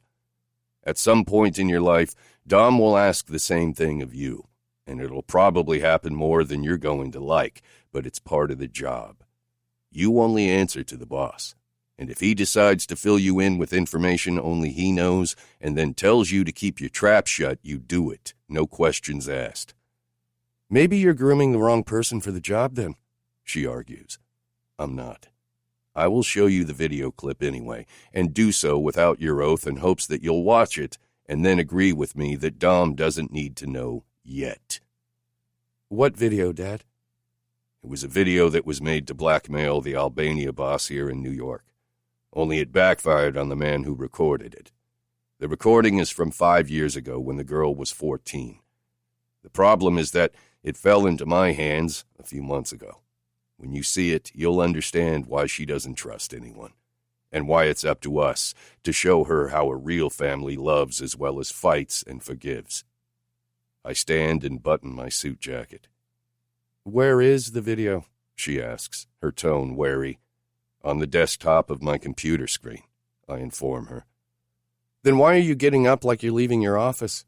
She queries, her face confused as I step around my desk, stopping next to her chair and peering down as she tilts her head back to peer up at me. Because I will not watch that video with you in the same room as me. I draw the line at that shit. Besides, I could go the rest of my life without seeing the horror you're about to watch. As much as it pains me, Sienna, it's something you need to get used to for the future that is already in motion for you. I am truly sorry that I am putting this and more to come on your shoulders as well as your brother's. Dad, don't be sorry for the way you raised us. I wish Mom were here with us, but you did not fuck anything up. You made us strong, and if the world comes crashing down on top of us tomorrow, we will survive because of you. Thank you, Princess. I didn't know I needed to hear those exact words from my daughter, but I did, and it's taking everything not to break down in front of her and weep. I love you, Daddy. I love you too, Sienna, and one day, hopefully not too soon, you'll make me proud when you and Ren step up at your brother's side. Even if I'm not here to see it, know that I am so very fucking proud of all three of you. When she stands, I step to the side to allow her to walk behind my desk, and I make my way to the closed door as there's a knock. Turning the knob and opening the door, I find Giovanni with his hands stuffed inside the pockets of his black dress pants. Glancing past me, he eyes Sienna sitting at my desk, her eyes on the computer screen. His brow arches, but he doesn't ask the question locked behind his lips. Move. I cock my head, daring him to ask. I could tell him that she's doing research, which would be the truth, but since I'm not going to spill everything until the time is right, I'm keeping him in the dark too. I don't like keeping secrets from my family, especially Domenico. He was upset, and rightfully so, that I told Giovanni that Raffaele was responsible for his mother's murder before I told him. But like that situation, this one is too similar. He takes a step back, which allows me to step into the hallway and close the door. Leaving him to follow, I head toward the kitchen with the intent to make sure everything is ready for the ceremony in an hour. Is everything handled? I ask, feeling Giovanni a few paces behind me. Everything is in order. Kira is with Sasha getting ready. Domenico arrived 10 minutes ago, his Russian companion on his heels. Last I saw, they were in the living room with Lorenzo. I assume Matteo went to get Brooklyn. Were all of them dressed? I inquire, making sure Domenico isn't dragging his feet. Of course, if he weren't going through with the wedding, he would have refused me when we discussed it 5 days ago. They are, and before you ask your next question, everything is in order out in the back. We have servers on standby waiting for the ceremony to end so that they can set up the reception to follow. Even the priest is here. Good. I commend him. He coordinated most of tonight's events with Kira's help. All I did was set the wedding in motion and send invites to whom I wanted to be present at this evening's event. Some for specific reasons, others because it doesn't hurt to have more heat than needed. Opting to change routes, I turned right to check on the boys first. I offered to hire a makeup artist for Kira, but my soon-to-be daughter-in-law's face flushed, and her eyes rounded at the suggestion that I had to clarify It was her decision. I'd have Sienna and Sasha help if she didn't want the professional. She could have told me she didn't want any help or didn't want to make an effort with cosmetics, and I would have allowed it. Her decision was the one I was hoping she'd make. I want her to spend as much bonding time with the girls as I do with Domenico and even Krishna. I want my kids to accept her. I want my son to give his marriage a real shot. But deep down, I also know he needs more than what a traditional marriage between two people has to offer. They're the future heads of 3 cultures, and together they could be a powerful force that no one can break. Rounding the corner of the hallway, I pass the front door and both sets of stairs. As we get close to the living room, Matteo steps around the entrance, followed by my 2 sons and then Mishka's boy. "You're back." There is joy in Giovanni's tone that only someone that has known him for over 40 years would detect. He's always been better at masking his emotions and feelings than I have when around the people I cherish the most. "Have you already picked up Brooklyn?" "No," Matteo says, as a low chime sounds, telling me the front door opened behind G and me. But she is home now. Hearing Matteo call my residence home relieves a tired man's soul. He's so much like my old friend that it's mind-boggling that no one sees what's right in front of their eyes. I honestly thought that would be a fight between us when he and my daughter made their relationship official. If Matteo and Brooklyn weren't living here, Giovanni wouldn't be staying in the pool house. He had an apartment close to where Matteo's townhouse is located. Between working for me on the down low, he searched for Romano's connection to him going to prison and the police commissioner, as well as watching my son-in-law and his daughter from afar. He kept an eye on Matteo's mother, too. "Daddy!" Brooklyn shouts, her voice excited. Matteo didn't pick her up from his parents last night, opting to have his mom drop her off this evening, which worked in my favor. I couldn't have planned this any better if I had tried, other than the fact that I did invite Marty to my son's wedding. "Let me down, Nana." I can feel Giovanni's body stiffen without looking at him. I didn't tell him I invited her either. He would have made himself scarce, and I didn't want to take that chance. This moment needs to happen. There are too many secrets within these walls, and I aim to pull every single one of them out before I leave this world and this family in my children's hands. It'll be good to get one of those secrets out in the open before the ceremony commences. This has been a long time coming, and my friend is going to be furious with me, but I'm okay with that. He'll get over it and thank me later. "Miss me, Uncle G?" Brooklyn looks over her shoulder after she squeezes between us to get to her dad. Of course I did, Curls. Looking to my left, I watch his head slightly recline as a breath leaves his mouth before he rights it again. Then he straightens his shoulders. Rolling his head, he eyes me without saying a word. "No," Marty declares with venom. Perhaps even a bit of sorrow is laced within her tone. "It's not possible. You are not supposed to be here." "It's not a big deal, Ma," Matteo says as he scoops his daughter into his arms. I snap my gaze to Domenico. "Take Brooklyn upstairs so that she can get changed." Flicking my eyes to Lorenzo, I follow by saying, "Your twin is in my office. Go let her know Brooklyn is home so she can help her into her dress and do her hair." "Not a big deal," Marty seethes.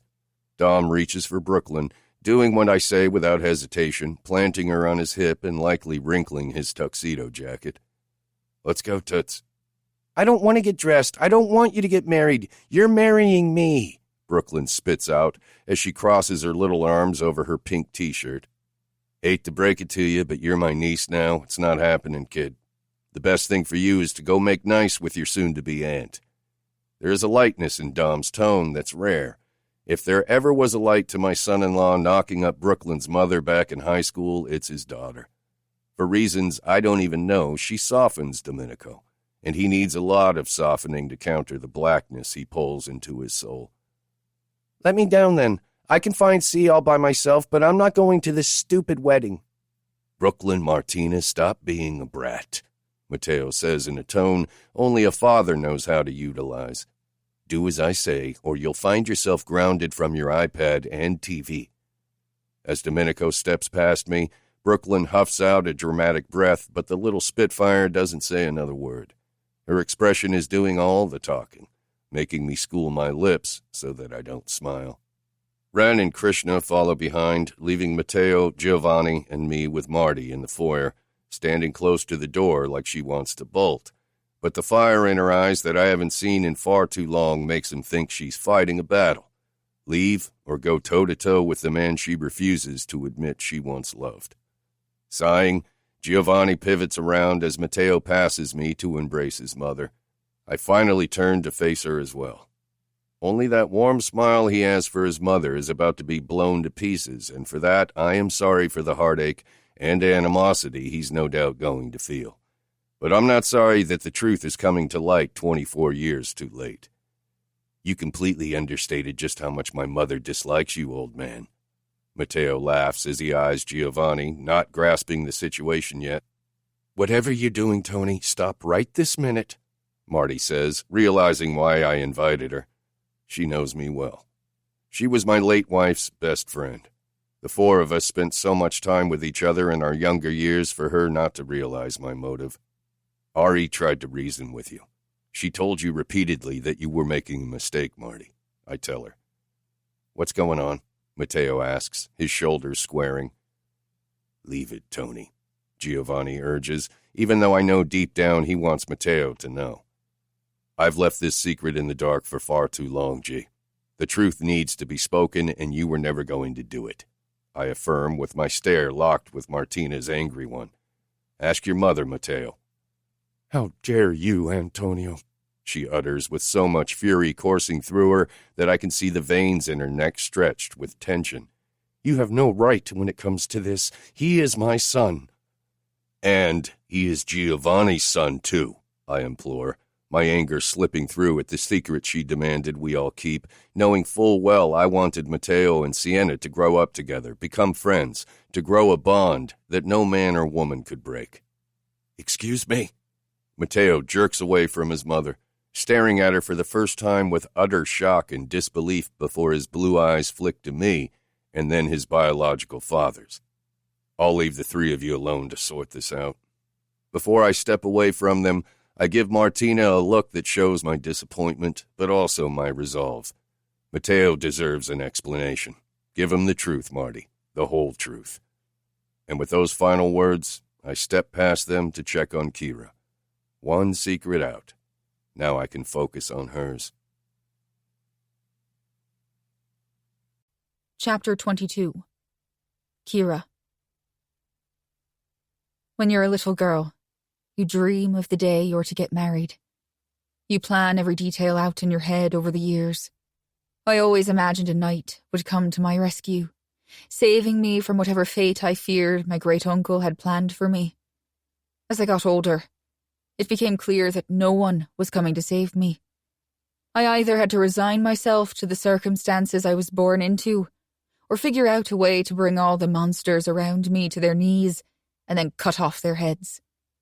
Liam gifted me with a glimmer of hope when he allowed me the opportunity to learn from one of the best computer hackers in the world. I'm not naive. I'm fully aware he had his own agenda that's yet to be revealed to me. He did everything within his power to mold me into a good little submissive, but I'm a far better actress than I am controllable and malleable. That's not to say I wasn't affected by the years spent under his tutelage. I have mental and physical scars, but I'm not broken. I can hide my emotions for the most part, but even my brim fills from time to time. When it comes to my interactions with Domenico, it's like no reservoir or dam exists at all.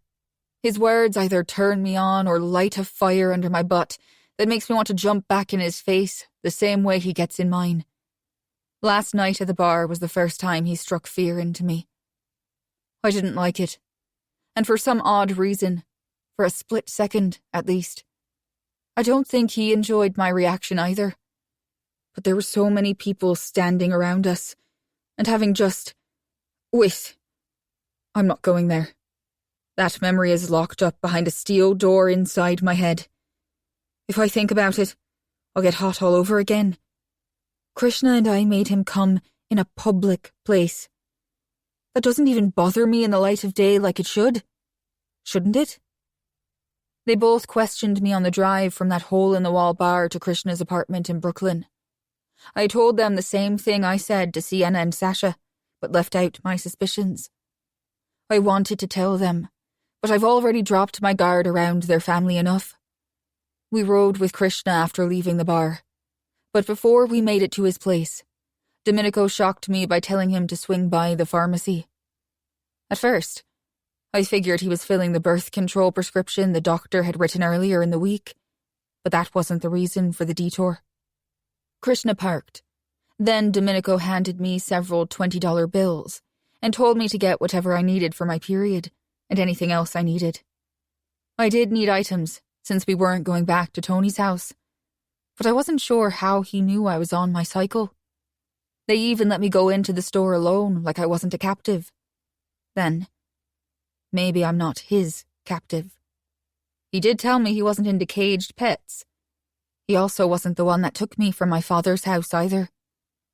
Can someone be a captive if they were freely given over in the first place? My father gave me to Salvatore Santo to pay off a gambling debt. Tony was only taking back one of the items Sal owned, and since everything he formerly owned now belonged to Tony, so did I. At least, that's how I took it when it was explained to me 6 days ago, which has led me to the here and now, my wedding day. Lifting the champagne glass to my lips with my right hand, my eyes dart to the ring on my left hand. It's a diamond band, but it's not without flair. There is a large pear-shaped diamond in the center, surrounded by smaller diamonds. If the festivities didn't resemble an Irish wake, I'd think the ring was as beautiful as my black lace wedding gown. I'm unsure which one itches more, the dress or the wedding band. Domenico slid it in place 40 minutes ago, as if he was signing his name to a contract, sealing a deal. And well, isn't that precisely what he was doing? When Tony announced me as Domenico's bride the night of his daughter's wedding reception, he balked at the idea, declaring he wasn't marrying a Fitzgerald. I can't blame him for the disgust shown in his dark eyes at the thought of being married to me. I'd change my DNA if it were possible not to be related to the family I was born into. With the Caputos, I could easily slip into a fantasy, to the point that even I believe this is real, pretending they want me for me, and not because my family wronged theirs. Even from a young age, I knew my great-uncle was more than a man who demanded obedience. Something sinister lives inside him. He gets off on the tears and pain of others, especially mine. My sorrow is his joy. I was never blinded by his actions, his words, or even his stares. With Domenico, my heart feels like it constantly wants to jump out of my chest. His voice is like a balm coating chapped skin. His touch calms the fears inside my head. His eyes penetrate so deep, confusing me, warping my thoughts, making me want things that will never be possible for someone like me, for someone that was born into the wrong family. The feel of Domenico's lips still lingers on mine. The taste of his tongue still coats mine, despite the 3 glasses of sticky sweet champagne I've poured down my throat since saying I do, in front of a handful of Domenico's family, friends, and whoever else is here mingling about out on Tony's back patio. As a waiter dressed in all black to match the gothic theme crosses my path, I snatch another flute from his tray with the hand my deceiving wedding band decorates. The young man pauses for me to hand him my empty glass before he continues his trek around the party. Feeling a towering presence, I flick the gaze that had been following the waiter to the man now standing in front of me. Dance with me? Lorenzo has a carefree smile on his handsome face. He and his brother favor each other in many ways, but where Domenico has the weight of who knows what sitting on his shoulders, Lorenzo looks happy. Not believing he could be speaking to me, I look to my left and then to my right, searching for his wife or even his sister. Anyone but me. You're my sister now, he informs me. I think it's only right to get to know you better, Lorenzo adds as he presents his right hand to me, palm faced up. Swapping the champagne flute to my other hand, I place my left hand in his and then put my other hand over his shoulder, my glass dangling behind his back. Are you sure you're not just trying to keep the bride from looking awkward, Lorenzo? Call me Ren. Hearing Lorenzo makes me feel like I'm being scolded. I get that enough from everyone else. He wraps his free hand around my waist and gently pulls me closer. And no, that's not what I'm doing. Nor do you look awkward, Kira. Now I really don't believe you, I say half-jokingly, though I'm 100% serious. And if I didn't look awkward before, I do now. As Ren swings us around, I observe that we're still the only two people dancing. Not a person has joined us on the outdoor patio set up to be a dance floor. The DJ doesn't go unnoticed either. He keeps looking at me and then down at his cell phone like he's reading and typing a text message. Before Ren showed up, I was starting to feel uneasy. Sasha is seated at the temporary bar on the other side of the pool, with her back to the bartender and her eyes on us. There is no malice in her stare. It just looks like she's observing us. The two men dressed in suits standing several bar stools down from her are a different story. One of them has hatred in his stare, while the other looks wary, unsure if he trusts me not to pull out a loaded weapon and start massacring everyone. Sienna and her husband are nowhere in sight. I saw Matteo following an older woman inside the house, like he was on a mission to get information from her. Sienna followed him, which left their daughter, or Matteo's daughter and Sienna's stepdaughter, in Giovanni's care. They are sitting alone at a table. She's eating cake, and looks to be talking his head off. He doesn't seem like he minds, though. He looks happy to be keeping her company. Tony exits the house, while Krishna walks away from Domenico to head in his sister's direction. My husband hasn't taken his eyes off me since he perched himself against the white column close to the back of the main house until now, when his dad stops next to him. A few others are sitting together 3 tables down from Giovanni. 2 of them are wives of the 2 men at the bar, but the other 3 ladies I don't know, nor was I introduced to. The only reason I think 2 of them are wives of Tony's men is that I remember them sitting together during the ceremony. I'm not lying to you, and you should consider yourself lucky, he says, pulling my eyes up to look into his brown ones. So far, you're the only person in our family I haven't lied to or kept something from. Then why are people watching me like they're 2 seconds from attacking me? Like who? He inquires. Giovanni keeps glancing at me. 2 men near your wife are watching for any signs I'm the enemy, and the DJ is giving me the creeps. Even I'm still trying to figure Giovanni out, so you aren't alone there. I think he's trying to rediscover his place in the family. The 2 men at the bar work for Dad. They wouldn't touch a hair on your head without the boss's approval. That, I promise you, Kira. The DJ probably thinks you're hot. He smiles, and is genuine. At least, that's what I think I'm seeing from him. You didn't marry into the safest family, little one, but rest assured, Tony Caputo does make sure we're all safe here. That you can count on.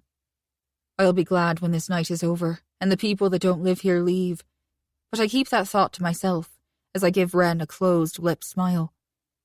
His effort was nice, and something I won't forget. But I wish for once in my life I could let my guard down and not question what type of evil lives inside every person I meet. Chapter 23. Domenico. My spine between my shoulder blades rests against the white column next to the brick stairs that lead from the patio at the back of my father's house down to the stone-paved patio extension. To the right, there's a temporary bar for the wedding. Directly in front of me is the pool with an elaborate fire pit behind it. The pool house is between the stone seating that makes a crescent moon around the roaring fire and where Bennett set up the bar early this afternoon. To my left and up 4 wide stone steps is another patio with round outdoor tables and chairs covered in black linen to match the funeral-like theme I requested. I shouldn't have doubted that my father would follow through on my request, but Gothic is more fitting for what it is, and not at all what I had in mind. A funeral, it is not. I'd laugh, but the joke's on me. "Do you think she's ready for us?" Kay asks from my left, where he stands holding an empty glass of whiskey. No sane person would be ready for either of us individually, let alone at the same time, I say, knowing it's the truth. I don't believe in soulmates or even that there is even a woman in existence that was made for either of us. We're too much of something that even I can't put a label on. Guess we'll find out what the little kitten is made of. Who said you're invited? I bring my tumbler of bourbon to my lips, tipping it back and letting the burning liquid coat my parched throat. The second my tongue nudged her lips apart and connected with hers, it was like a substance I didn't know I was missing breathed life into my lungs.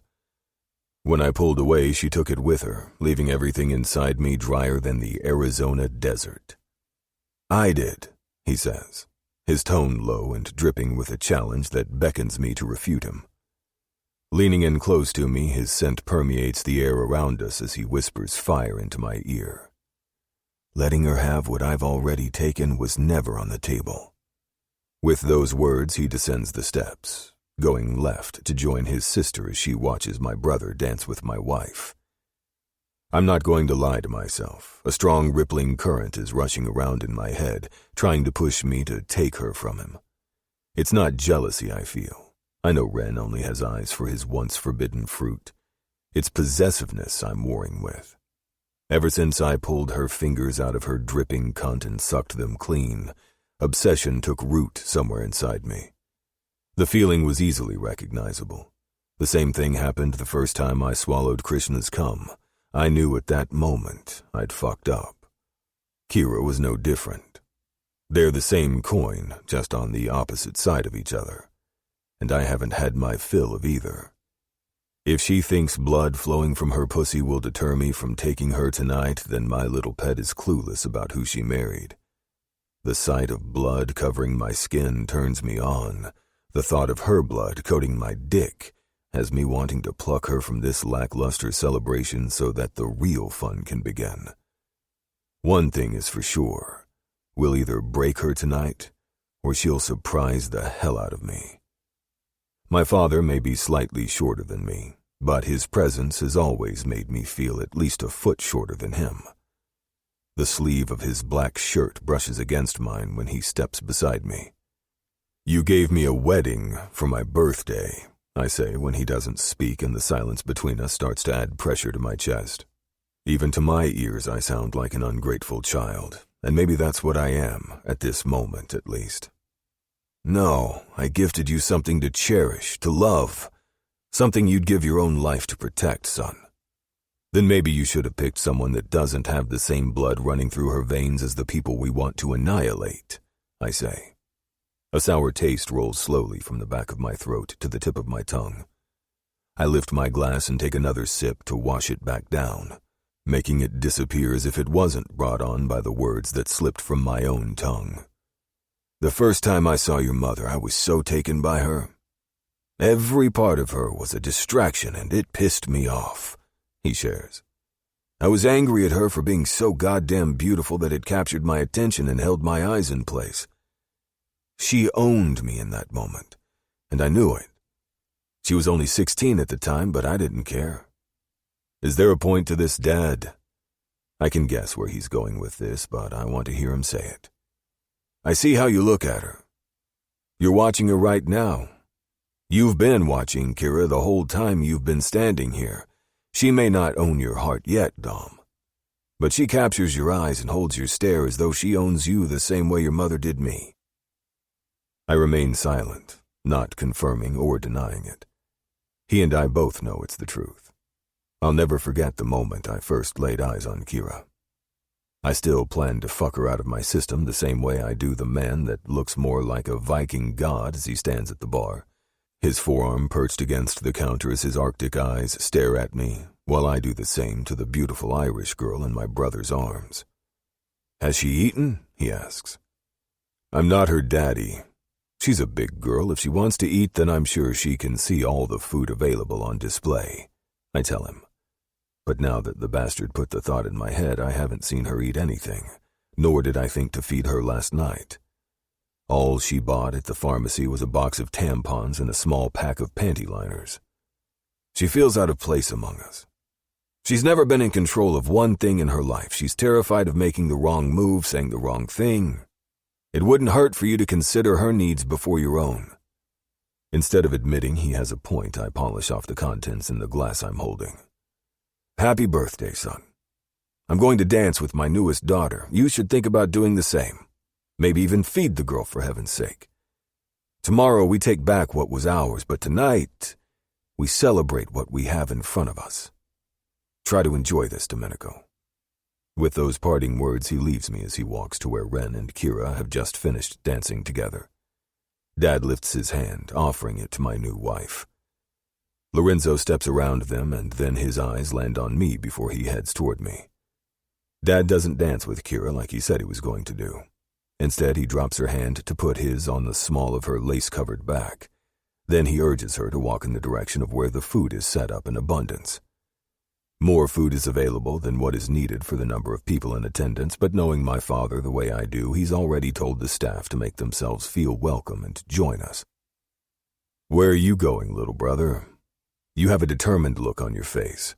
Should I be concerned? I ask Lorenzo when he takes the stairs at a quick pace as if he's on a mission. Ren stops next to me on the stairs, facing toward the house. I'm going to check something out. I'll be right back, he informs me, caution in his tone giving him away. Spill it, Ren. When he just stares at me, irritation grates on my nerves. Tell me what you're up to, or I'm going to follow and see for myself. Kira mentioned the DJ was giving her the creeps, so as we danced, I saw him observing her a little too closely for my liking. He kept looking from her to his phone. It was clear he was texting with someone about her. A chill runs down my spine that has nothing to do with the breeze in the air on this fall night. Do it then, I order. I'll keep an eye on him, but be quick. If I get the feeling he's up to something, I'm going to shoot and ask questions later. Ren leaves and I pull out my cell phone. Texting Krishna, I tell him not to take his eyes off Kira for a second. She could be up to something with any member of her diabolical family, but if that were even remotely true, she wouldn't have tipped off Ren to the DJ. Unless that was part of her plan, make us focus on one person while we're oblivious to the real threat. When Kay slightly nods his head, I know he received my message. So I find the DJ while also keeping an eye on the rest of the property. From where I'm standing, I can see all corners except for behind the pool house and the upper patio with French doors that lead out from my dad's bedroom. With Giovanni on the upper patio with Brooklyn, I know that section of the property is secure. Although, with the bomb my father dropped on Matteo, I'm surprised he's leaving his daughter alone with the man he just learned is his birth father, not Pete DeSalvo. Even I was surprised when Sienna told me just before the ceremony started. Last I saw, my sister and Matteo were inside Dad's office having a private conversation. I'm sure his mom was thrilled he asked Sienna to join them. Kira polishes off whatever she was eating and then hands her plate to one of the waitstaff before Dad guides her toward the bar, where two of his captains are standing 10 feet from Krishna and Sasha. When they stop in front of Dad's men, blocking them from my view, Dad motions with his free hand, introducing Kira, I'd imagine. Bennett hands Dad a glass of whiskey and then holds out a flute of champagne to Kira. She eyes Dad's drink, then her own with a look of disappointment, before taking a sip as she slips away from Dad's side, walking to the fire pit where no one else is around. She stands there, eyeing the fire for several long minutes before turning around, the front of her body facing me. Her pretty eyes are cast down, staring at the still water in the pool. She wears a mask much like my sister did years ago, making it impossible to read her thoughts. I wanted to believe her when she told us she didn't know why Owen Donovan was looking for her yesterday. There was something she was holding back, but I didn't press her on it. Maybe I should have. Maybe I should have been forceful, like how I typically pull information out of people. She hasn't seen that side of me. But I get the feeling she's going to meet that monster sooner rather than later. My neck prickles with awareness, making me realize how long I've focused on Kira instead of watching the DJ and the rest of the party. Flicking my eyes from her to where the DJ is set up, I find him bent over as if rummaging through something next to his chair, his eyes snapping up and looking around every other second. As my eyes squint, observing his nervous behavior, movement from behind him yanks my gaze over his shoulder as a man slips from under a dark cloth draped over a table with 2 speakers on top. Is that... I reach inside my jacket slowly as bone-chilling ice slides down my spine. He stands to his full height, his copper hair confirming my thoughts. Lifting the weapon in his hands, my eyes follow its line of fire, seeing he isn't aiming it at my father. Instead, the gun is pointed in his daughter's path, where she's still standing alone. Do I let him take her out? Would that solve my conflicting feelings for her? An ache morphs in my chest, blooming outward at the same time a thought manifests inside my head. Anyone but her. In those precious seconds while standing here like a fool too caught up in my head to act on my instincts, my father saw him too. Dad sprints toward Kira as he pulls a weapon from beneath his jacket. A shot fires, my attention snapping to the DJ who's pointing a firearm in my father's direction. Dad's shot hits him in the chest before he was able to fire. That shakes me out of whatever trance I was in. Aiming, I fire as a second shot rings out from another gun. One bullet pierces the center of Cormac's chest while another nails him between the eyes. But before he crumbles to the ground, his weapon fires. Dropping the loaded weapon to my side, I jump down from the top of the stairs, landing on my feet, and then I sprint to where Dad and Kira lay in front of the fire pit. Dad's body is draped over hers, and before I skid down next to him, I see the tear in his jacket and the liquid spilling from the center of his back. No, I gasp. Snatching him off her, I pull him into my arms as others crowd behind me. An agonizing moan comes from Kira's lips, but I can't focus on her. Dad? Sienna screams from somewhere behind me in the distance. Locking eyes with my father, he grabs onto the lapels of my jacket, pulling me down close to his face. I wasn't supposed to leave a fucking mess for you to clean up, he tells me, his chest rising, and then it plummets as if he took his last breath. Blood coats the insides of his lips. Don't you dare leave me, Dad. Don't you fucking die. Love her, Dom. Love Kira, like I loved Ariana. He gasps for air as I yank him closer, holding him tighter. Love Krishna, if he's the one you really want. Just allow yourself to love, Dom. That's what I want. Stay with me, Dad. Don't do this. Fight, goddammit. Looking up, I meet my sister's eyes and then Ren's. Call an ambulance, now, I order them. Do not become hateful, son. My clouded eyes lower to meet his again. Promise me, Domenico. Swear to me on your mother's soul that you will not become hateful or allow hate to fuel your purpose. This was not Kira's fault. Like hell it wasn't her fault. And if my father dies...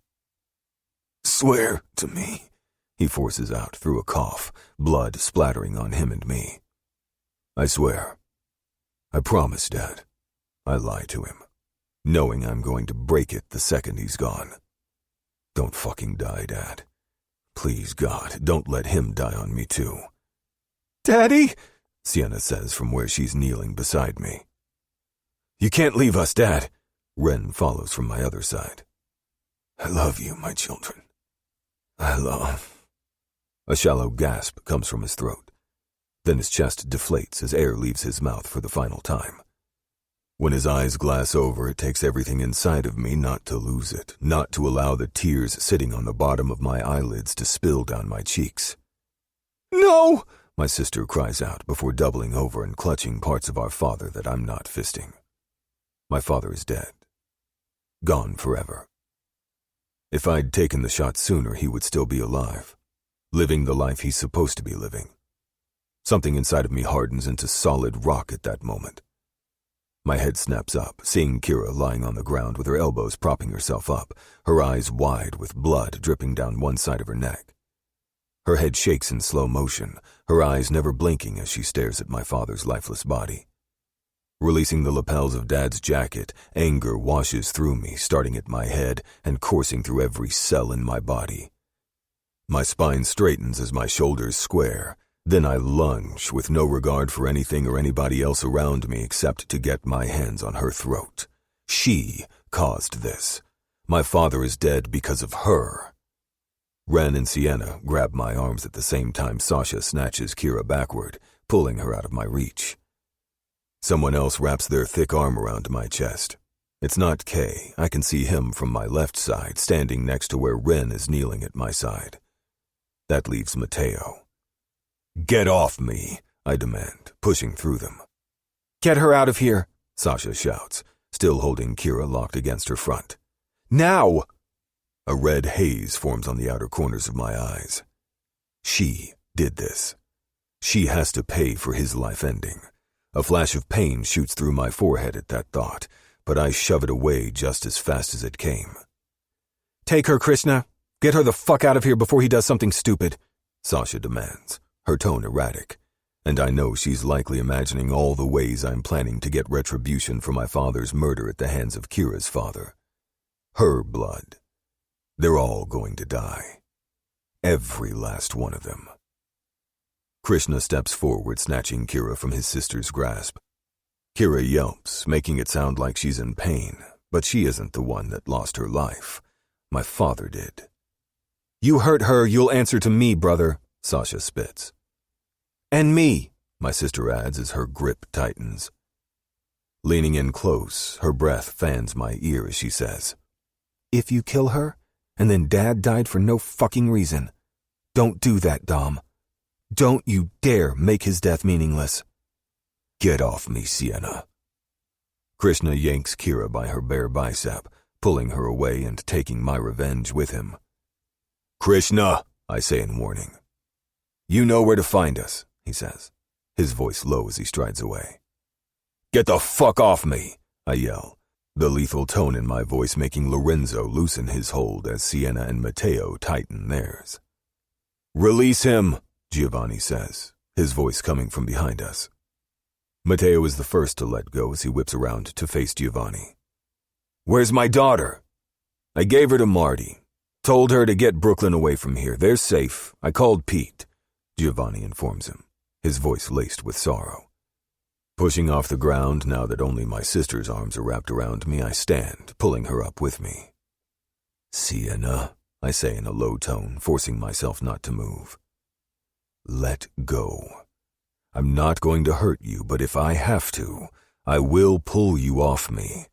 You know I can, so step the fuck away now." She's pregnant, and in my state of mind, I can't lose so much control that my little sister gets hurt. I could have gotten out of their hold on me, but even with my hate-fueled rage, I could not harm C or Sasha. That could have easily happened had I pushed through them to get to Kira. "Please, Domenico," she begs. "Don't dishonor his memory by hurting her. She doesn't deserve that. She isn't one of them the way you see her as. She isn't our enemy." Looking down to my right side, I say, "You're wrong. The same blood that runs through the scum that killed our father courses through her. He's dead, Sienna, fucking dead. She's one of them." "You're wrong on this. So very wrong. Just trust me, Dom. Don't be another person that hurts her," she says, more urgent than her previous pleas. If I were in the right state of mind, I'd weigh her words and find out exactly why she's trying so hard to save a girl who's living on borrowed time. The best man I've known and will ever know is gone. Why should she get to breathe when he no longer does? A vice-like grip grabs hold of my heart, squeezing me, but I ignore that too as I shrug Sienna off and pivot. "Domenico!" Carmine, one of my father's captains, calls my name in a tone that should have me putting him in his place, but I ignore him instead. I've never liked him, never respected him. I'm certainly not about to start today. He and Rocco came to the wedding together with their wives. Stepping past my sister and brother, I shove Mateo out of my way and go to do the same to Giovanni when he plants his hand flat against the center of my chest, halting the only mission I'm set on completing tonight. "You aren't leaving." "It would be wise to get out of my way," I warn. "You're the boss now, Domenico." You have a mess to clean up here before you deal with anything or anyone else. You've just stepped into Tony's shoes. Don't fuck it up. With those words, he sidesteps me, heading to where my dad lies on the ground behind me. I can't turn around. I can't look at what I'll never get back if I'm going to keep myself from breaking down. My anger is all that's keeping me on my feet, fueling me in a way nothing else can. Sirens sound in the distance, the noise getting louder the closer they get. If I stay here, I'm liable to be arrested, though it was justified to save another life. An arrest is likely, even for processing while the police investigate. Krishna and I both shot Cormac. Both shots were fatal wounds. But if I leave now, I know I'll head straight to Kay's condo. Fuck it. Ren, Sienna, I call out. They're both at my sides within seconds. I eye my sister, then my brother. You're in charge, I tell him. But don't do anything without C agreeing. Dom, Sienna says, her voice heartbroken and exhausted. Please don't kill her. Enough blood has been spilled tonight. Dad saved her for a reason. Deep down, you know that too. Dad isn't fucking here, is he? It's my turn to call the shots, so whatever happens, happens. And every one of us will live with it. God damn you, she seethes before shaking her head and turning away from me, storming off. Sienna is right, Ren says. Just know that before you do whatever you're leaving to do, brother. They're wrong. Enough blood will not have been spilled until every last one of them are in the ground, and even that won't be enough.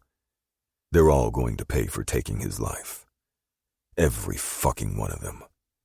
It'll be me that snuffs the light out of their eyes, but none of them will have a quick death. No, they don't deserve 1 second of mercy. My inner monster is ready to come out. He wants to paint every surface of the city red, and he may very well do it. Chapter 24. Krishna. Antonio Caputo is dead. A boss was murdered. Dom lost his father tonight. Tony and I didn't have much of a relationship, not even Pakan to Don. At least, not in the same sense he did with my father, the former Russian-American Pakan. I respected Domenico's father. He was a good man, an even better man and father than my own. Tony didn't keep many secrets from his children like mine did when he decided to make my sister and I believe he'd divorced our mother years ago. My dad could have stood to learn from the Italian-American Mafia boss with how Tony raised Sienna. Then maybe my father and sister wouldn't have had such a rocky relationship for far too many years. When Tony introduced Kira as Dom's bride during Sienna's wedding reception last weekend, my gut reaction was anger. I covered my dislike over the thought of Domenico marrying someone else with humor, telling the pretty little Irish girl I'd share him with her. I wasn't supposed to like that idea as much as I did. But as soon as the words were out of my mouth, my dick got hard as I pressed it against Dom's ass. I'll never forget the look on Kira's face. She was shocked, but there was also arousal in her eyes.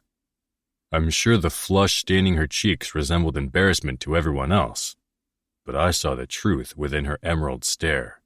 She was hungry for the image I had put in her head. I had a feeling she had a naughty side, and that's exactly what she proved when she didn't stop Dom and me from helping her get herself off the other morning. Until Domenico, I had never cared if my partner for the night got off or not. My release was all that mattered. Watching him come undone is a sight I could go the rest of my life and never tire of. But watching Kira fall apart at our hands was mind-blowing. The sounds she makes and how her curvy body moves will make you forget your goddamn name.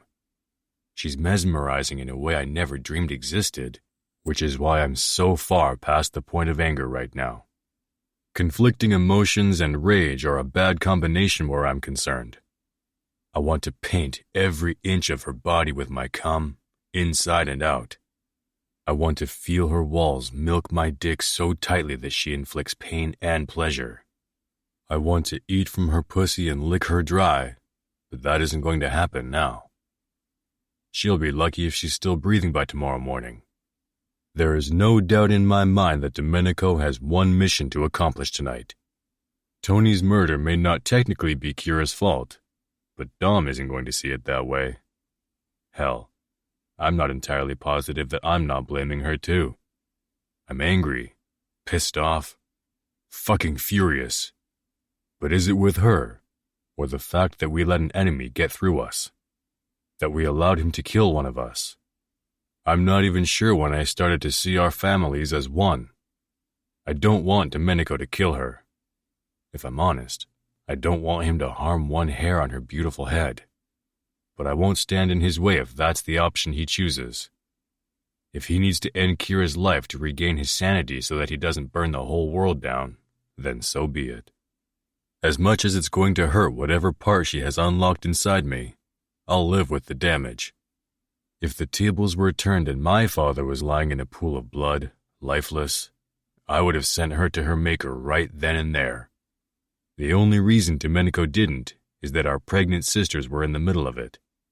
He wasn't going to risk either of them getting hurt. The dinging sound from the elevator stopping on my floor pulls me out of my thoughts.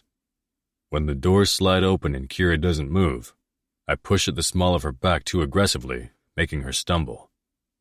Reaching out, I grab her by the elbow to keep her from falling face first into the marble floor. I'm not the one you should be worried about. I lie as I hold her in place long enough for her to regain her balance. I'm equally as bad as Dom, if not worse. She'd be a fool to think I'm the nice one between us both. He has more morals than I do. He was raised by a kinder man than me. Your father didn't murder mine. A slight tremble rakes down her body. I wouldn't have noticed if I hadn't been touching her. She hides her fear, schooling her features as if she's had practice. I store that realization in the back of my mind for another time. Guiding her with more caution than she deserves, we stop in front of my locked apartment. It's a smart lock, but it takes more than a key code to unlock it, which is why I don't care if she sees the 6-digit number that I have to punch into the keypad before placing the pad of my middle finger on the fingerprint reader. The door unlocks almost instantly. Once we're inside and the door closes, the security system arms again. It takes more than simply turning a knob to leave my residence, which is why I brought her here. Go shower. You have Tony's blood all over you. Wash it off before Dom gets here. I order, my tone coming out harsher than I'd intended, but the sight of all the crimson running down the right side of her neck and matted in her hair has me wanting to get trigger happy on someone else tonight, and I really don't want it to be her. It's best for her to get out of my sight right now. Plus, I have a mission of my own to accomplish before Domenico gets here. You can use the master bathroom, but do not put that dress back on your body. Find something from my closet. As if needing space from me too, she scurries down the hall. When the door to my bedroom closes, I pivot and walk to the raised countertop between the main sitting room and the open kitchen. It's modern, with a black granite countertop and white cabinetry below. 3 stools with cream-colored fabric that lines the seats are pushed underneath the raised countertop, only the backrest showing. My muscles are coiled too tight to sit on one of the stools, so I reach for my laptop, dragging it to the side of the counter. Cormac Fitzgerald may be dead, but there's always someone in line to step into a boss's shoes after he meets his demise. I haven't met the 17-year-old son of the former Irish-American gang leader, Kira's brother, but he'll need more than his name and more than the men on his father's payroll to fill Daddy's worn-out shoes. He needs money, and there's no doubt in my mind that Cormac has it stashed away, with him being the only one with access. He was always too paranoid for his own good. Of course, it's understandable when you're a crooked person who breeds thieves. It's a wonder someone hadn't stabbed him in the back before now. My sister may be a brat sometimes, but we've always had a bond no one could ever break.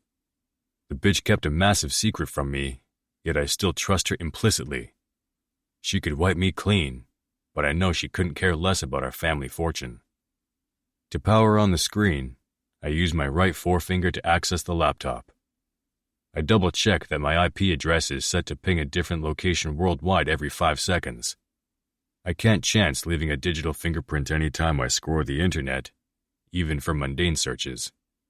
I already know which bank Cormac uses, but there's also a chance he uses multiple financial sources. Those will take a little time to figure out, so starting with the one I know of from when Domenico was digging into the New York City Police Commissioner's finances, I start there. It takes me 10 minutes too long to start the transfer of funds, but now that it's going, I can't close my laptop when Kira stops in the entryway between the hallway and the living room. Her father had more money than I would have imagined he'd have in a U.S. bank. It makes me think he has a higher connection than I'd initially considered. Kira's bare legs distract me from my next task, pulling my eyes away from the screen to scan up her body. She's wearing one of my basic black t-shirts, the hem nearly reaching her knee because of our height difference.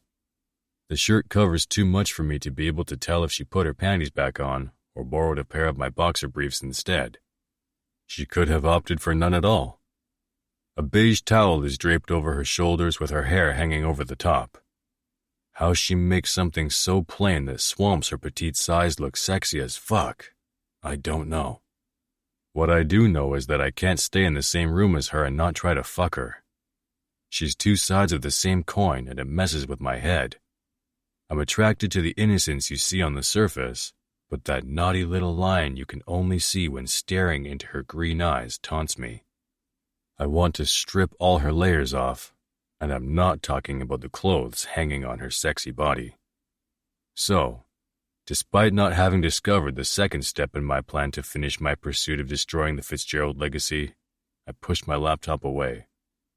Then I step away, walking in her direction to find the nearest cold shower as my eyes remain glued to her frame, my cock stiffening behind my pants.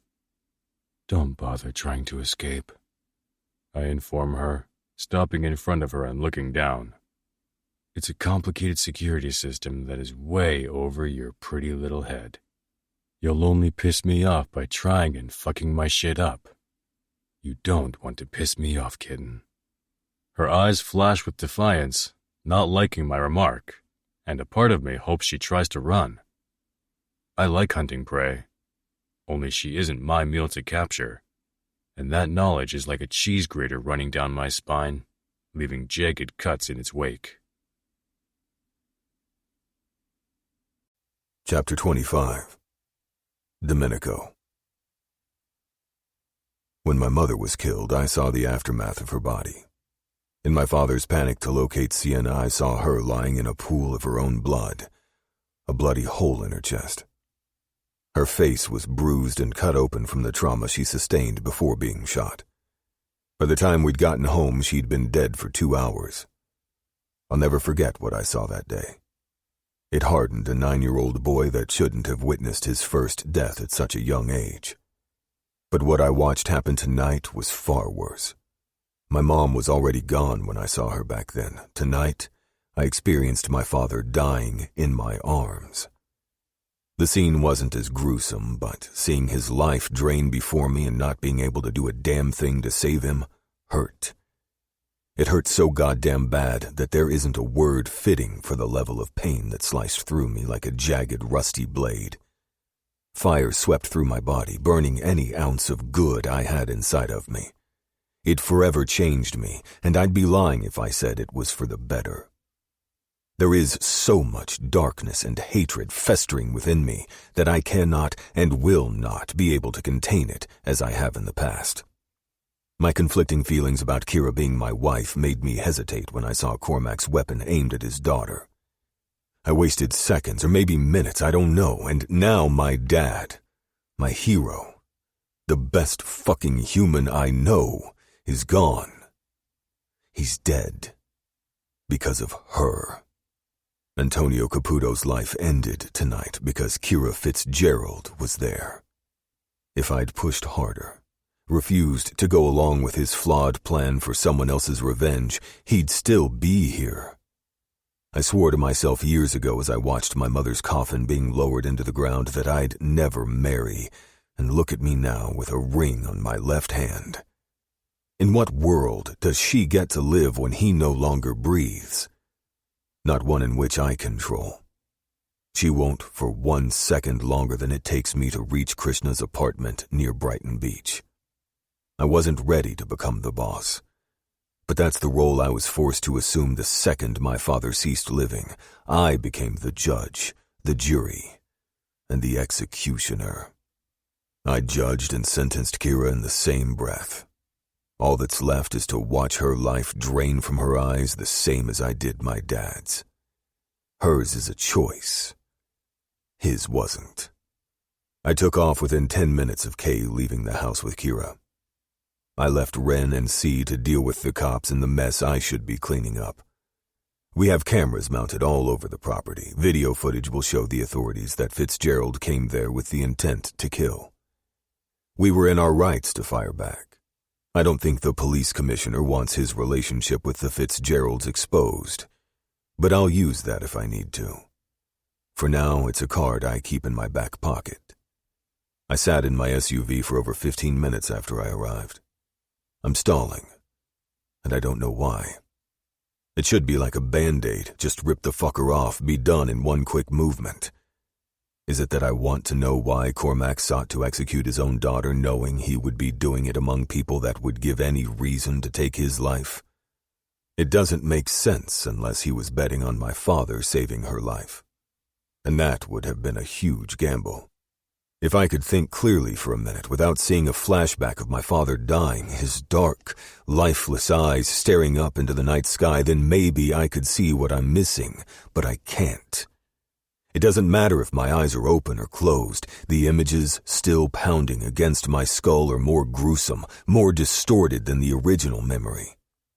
My head and my chest are warring with each other. One wants me to go into Kay's home and strangle every ounce of life housed within her beautiful being.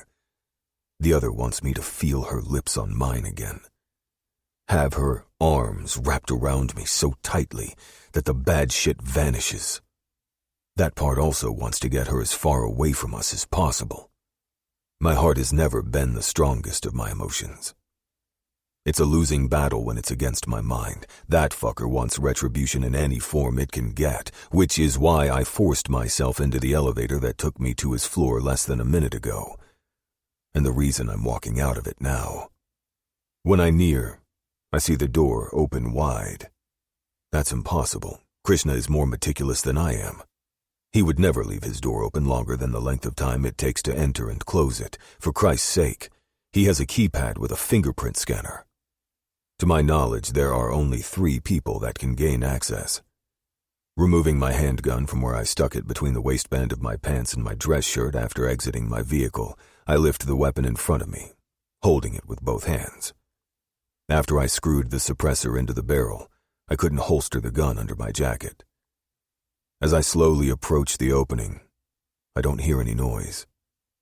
That could be good or bad, but it doesn't give me any warning as to what I'm about to walk into. When I'm a couple of steps from the front door, I have a direct line of sight into one half of Kay's open kitchen. That's when I see a body sitting on the stool at the end of the counter. But not just any body. It's Kira, and she's slumped over the counter, unmoving. Forgetting everything before right now, I run to her without regard for anyone else or checking my surroundings first. Stopping next to her, I place the gun on the counter, seeing a bloody towel on the ground next to her chair. Liquid drips from the ends of her wet curls, splashing her bare right thigh. Grabbing her into my arms, I pull her off the stool where she was seconds from falling to the floor, and then I gently lay her on the hardwood to assess her. "Kira," I call out. "Are you with me?" Her face is pale and her cheeks are cold to the touch. That's when I notice the river of blood running from behind her neck on the right side and down the column of her porcelain skin, disappearing beneath the black material of the t-shirt donning her curvy figure.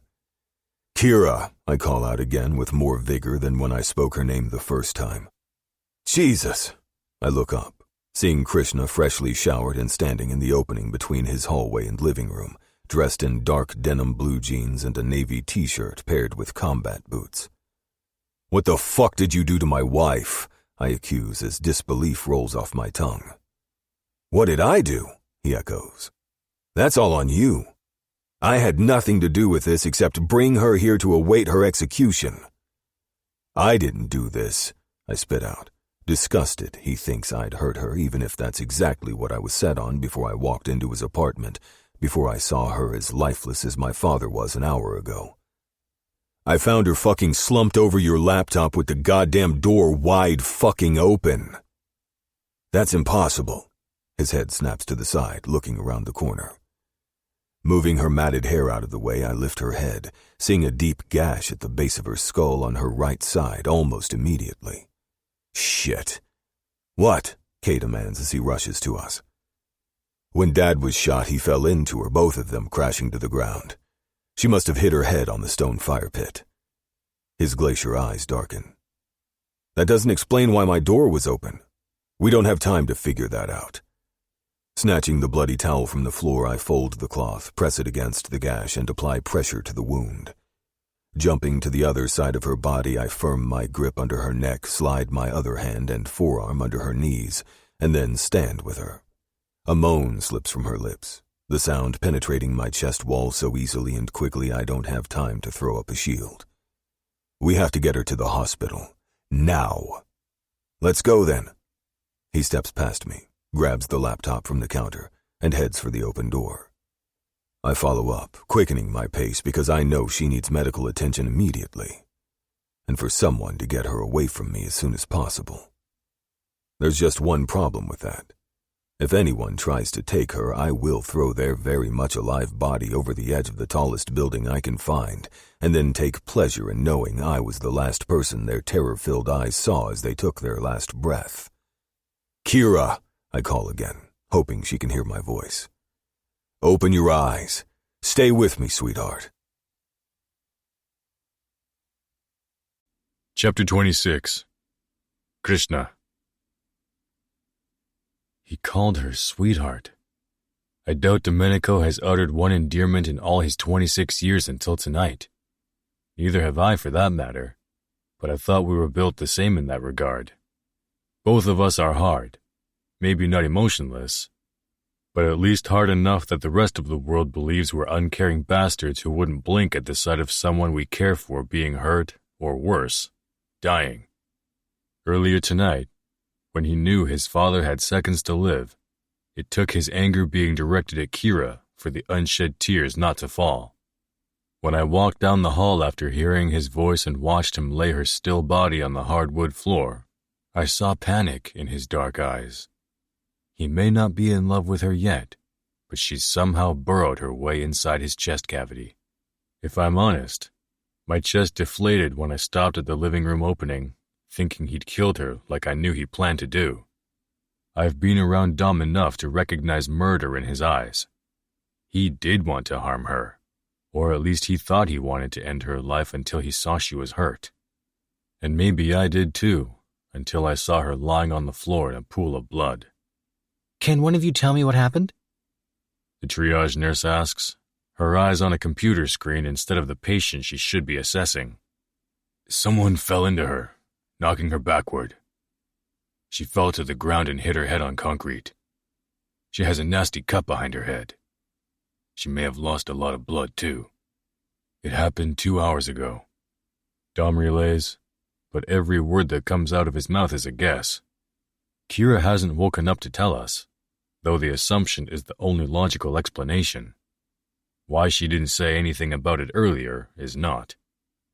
She could have told me when I dragged her from the Caputo's backyard and through the house. She could have mentioned it on the car ride to my apartment, or when I ordered her to take a shower. At any time since shots were fired, she should have told me it was her blood she was covered in and not Tony's. Luckily, upon arriving at the ER, we were taken immediately to a room.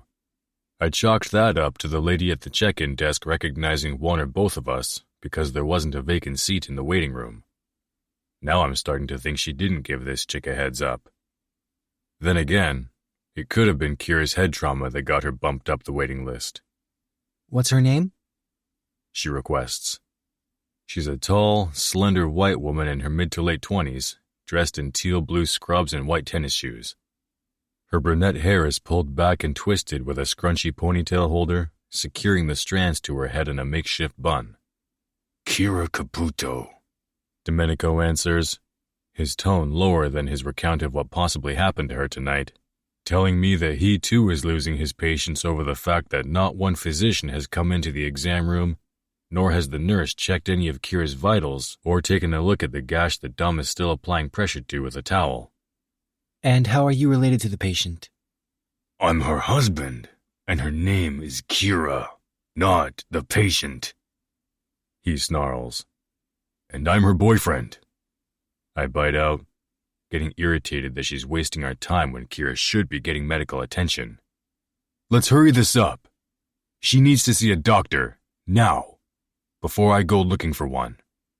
Her fingers stop typing, then the nurse's head whips around, first looking at Dom, then at Kira, and finally to me.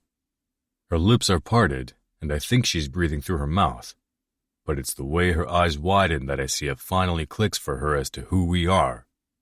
He's his boyfriend too, Kira adds, her left hand finding Dom's face, pawing his cheek.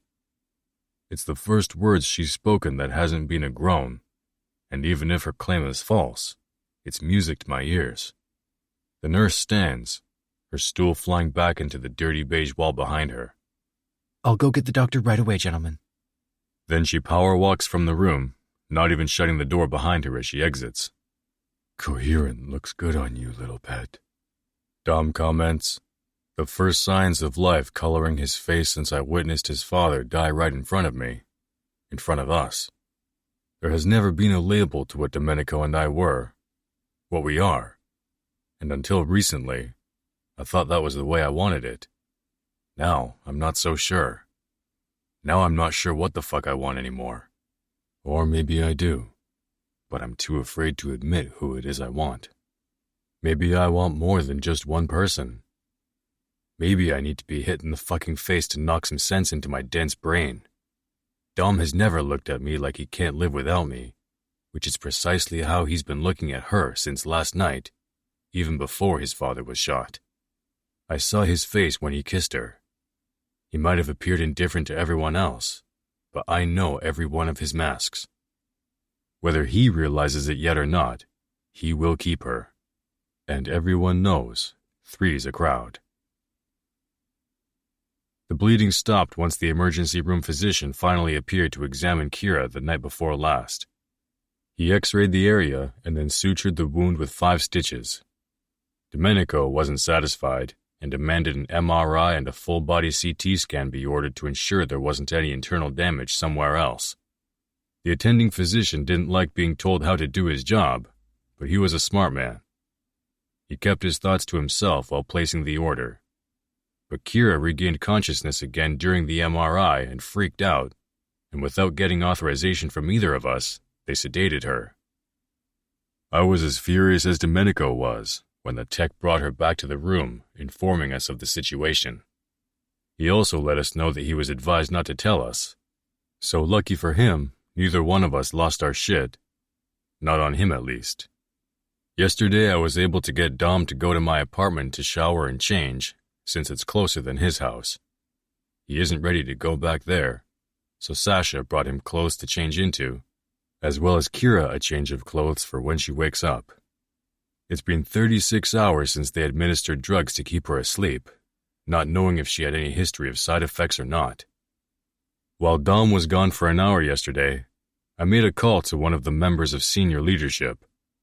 My father has donated too much money to this hospital over the years for what that doctor pulled to go unchecked, and I know Tony used to match the dollar amount my father gave. I used to think it was a competition between them, and perhaps it was, or perhaps it was an agreement among them. Sasha cleaned up the mess I let happen in my apartment.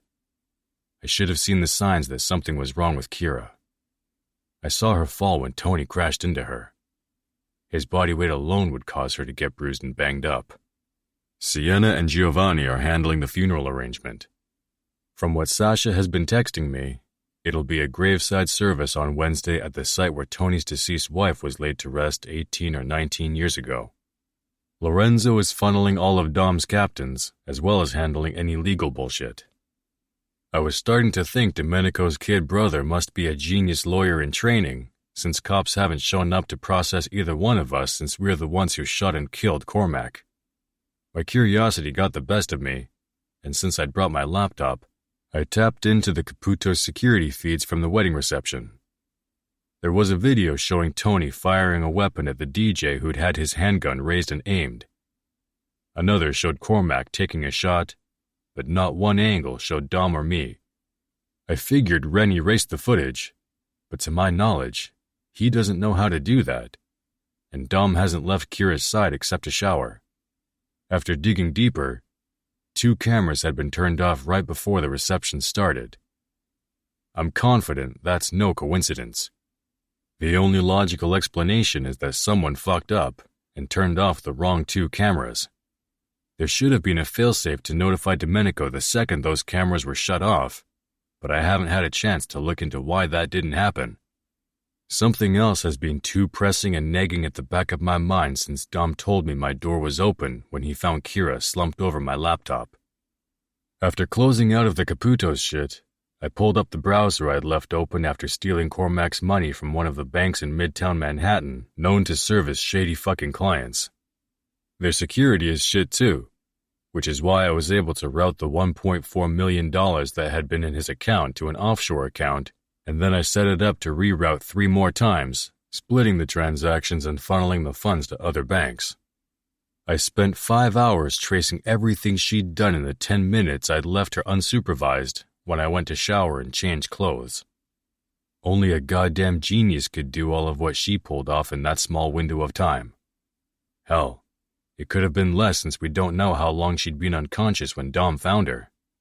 She didn't have a concussion, which was good, but she did lose too much blood and had to be given a transfusion. Dom finally fell asleep 6 hours ago with his head lying on the side of her bed and his right hand wrapped around her wrist like he thought she may not be there when he woke up. It was the first time he'd slept since we crawled out of bed 2 mornings ago, the day of his wedding. I fell asleep at some point last night, only to wake up around 1 this morning to Dom barely able to keep his eyes open. He didn't even want to leave to get cleaned up yesterday. He only conceded so that we didn't end up in a fight and escorted out of the hospital. I thought I was going to have to take measures into my own hands and knock him out. Luckily, exhaustion did the work for me. Closing my laptop, I slided on the plastic cushion to my left of the small couch I'd been sitting on and then stand, needing to stretch my legs. I'm ready to get the fuck out of here. I'm not even sure why I stayed. It's not like Domenico needed me, nor did Kira. But here I've remained since we brought her to the ER the other night. She's been restless for the past hour, so I'm taking that as a sign that she'll be waking soon.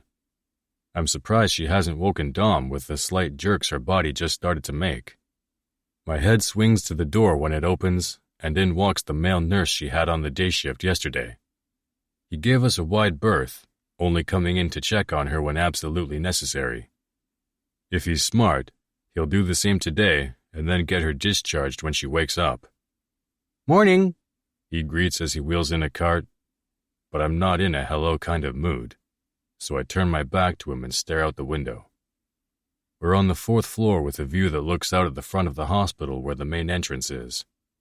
It's a rainy mid-morning, but it's not storming, just pissing every now and again. It's windy out there, too. I can see several young trees scattered around the landscape that are blowing in the distance. "What the fuck do you think you're doing?" I pivot, finding Domenico with his hand fisting the nurse's wrist and his stare wide awake but deadly, leaving no room for the passant RN to get away from the hold he has without Dom allowing it. She's agitated, he stutters. The doctor ordered something to settle her.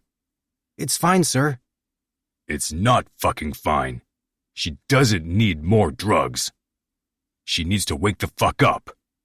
He spits as he rises to stand to his feet. That's when I notice the syringe in the nurse's hand. The hand Dom is gripping, while the nurse is holding the arm that Kira's IV is in with his other. "Which doctor?" I demand, stepping up beside him and crowding his space. He releases Kira and tries to step back, but can't do more than squirm.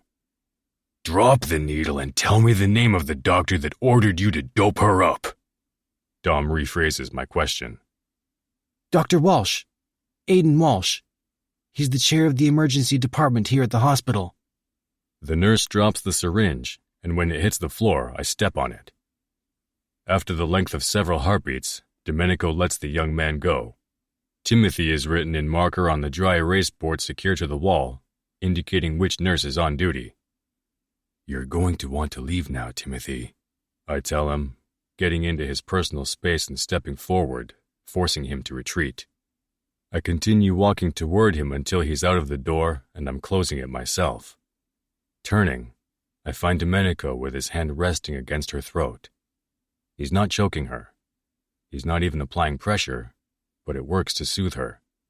She calms, and once again, her body becomes still. She stumbled when we were getting off the elevator the other night. I should have known something was wrong. She was covered in blood, but I thought... I breathe, blowing out a harsh breath from my throat. I thought the blood was Tony's. I go stand back by the window, bracing my shoulder against the glass and crossing my ankles. Walsh is an Irish last name, Dom says, which we should have realized hours ago. Aiden Walsh is the same motherfucker that sedated her while she was out of our sight getting the MRI. You getting the feeling we're being kept here? Or maybe she's being kept here on purpose? I ask, more to myself than to Dom.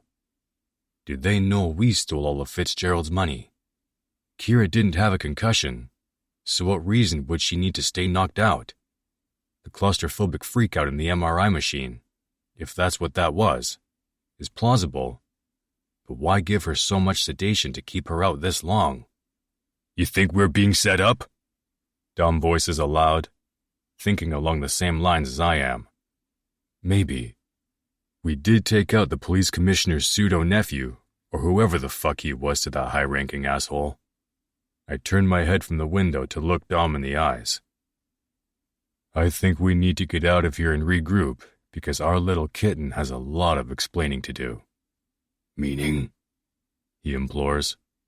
She stole millions from her father last night in the length of time that it takes to order a cup of coffee and for it to be handed over by the barista.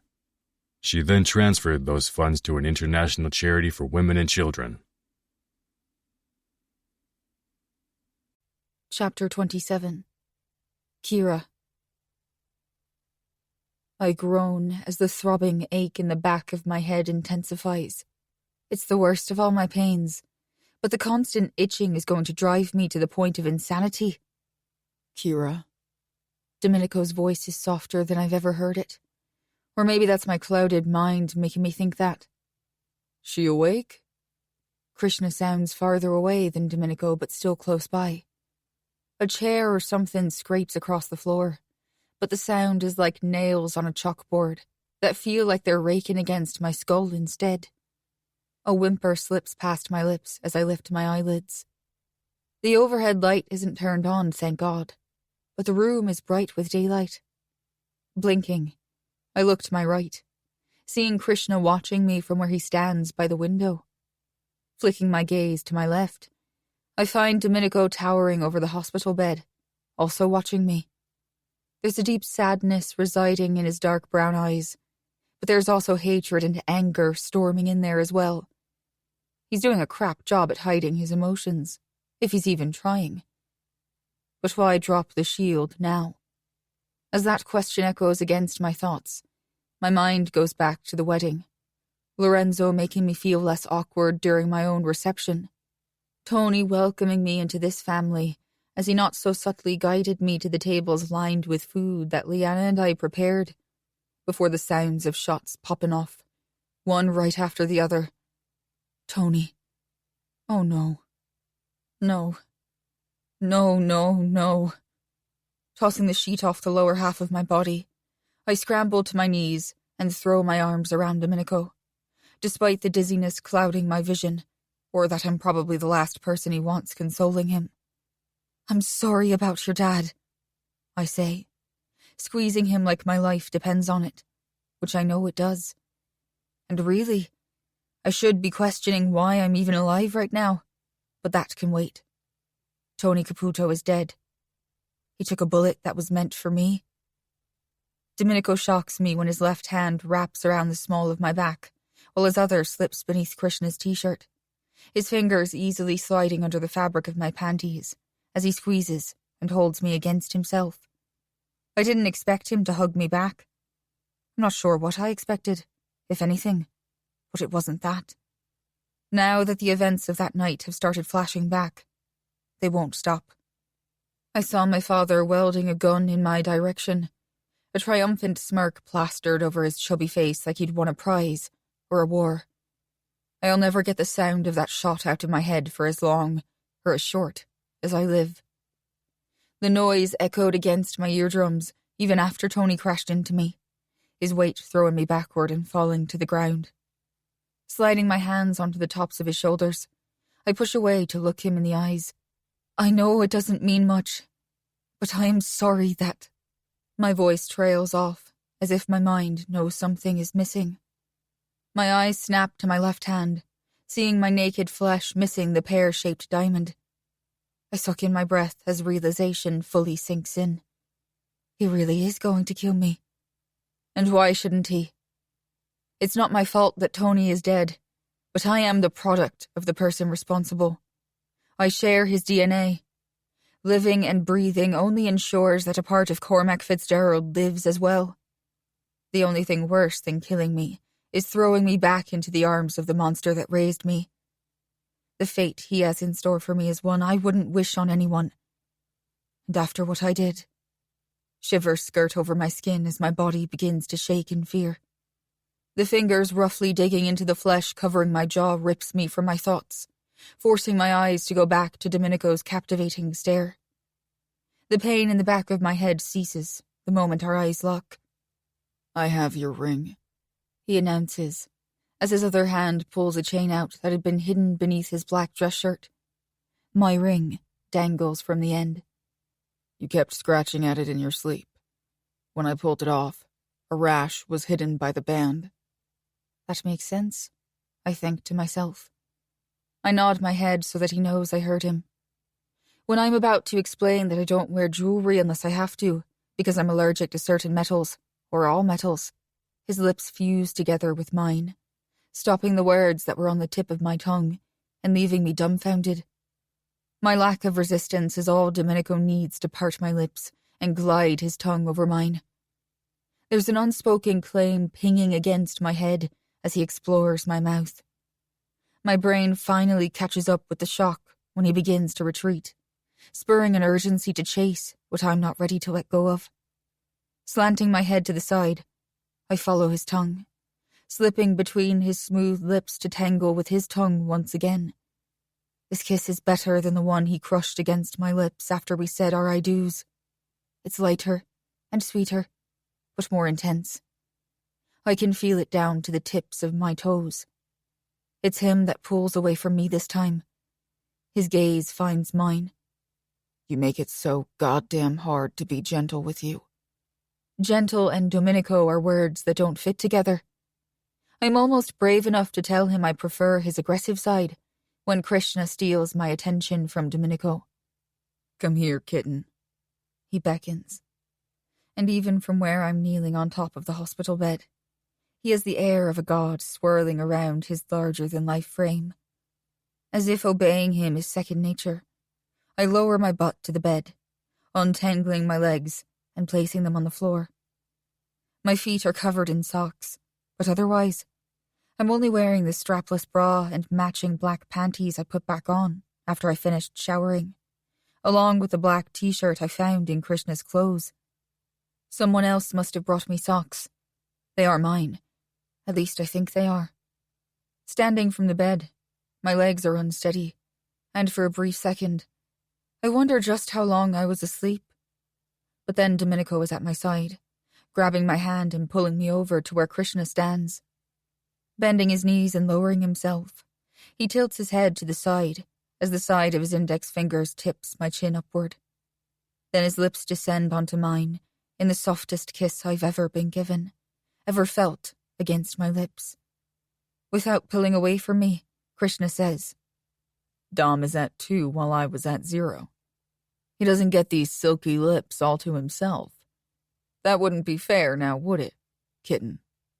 If I was supposed to respond to his question, he doesn't give me a chance, as his lips press into mine, harder this time, and more demanding, as he forces my lips apart with his tongue. He tastes different than Domenico, but just as good. Where Domenico's kiss was sugary sweet, Krishna has a tangy flavor that pops across my taste buds. Jeezums, a girl could overdose on both of them together. They taste better than any whiskey I've ever had. Anything that's ever graced my tongue before them is null and void. I'm not sure if they're every woman's dream come true, or the best kind of nightmare. Pulling away, Krishna straightens his spine, while Domenico steps behind me, the front of his pants pressing against my butt. I can feel him through the thin material of both our clothes. He's hard. And when I look down between Krishna and me, the front of his jeans aren't flat against his crotch. Snatching my chin between his fingers, the same as Domenico did a few minutes ago, Krishna squeezes my flesh in a firm grip, forcing me to look into his winter blue eyes. I gasp when his right hand squeezes my mound over the material of my underwear. Then he lowers his head back down until he's kissing me again. "If you ever get hurt again and do not tell me, I'm going to spank this pussy raw." Krishna whispers into my open mouth, his blue eyes penetrating mine down to the center of my soul.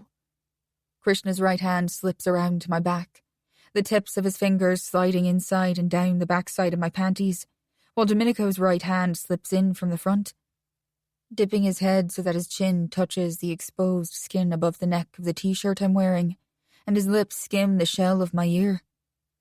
Then Domenico says, "And we're going to tie you up naked so that you can't touch yourself.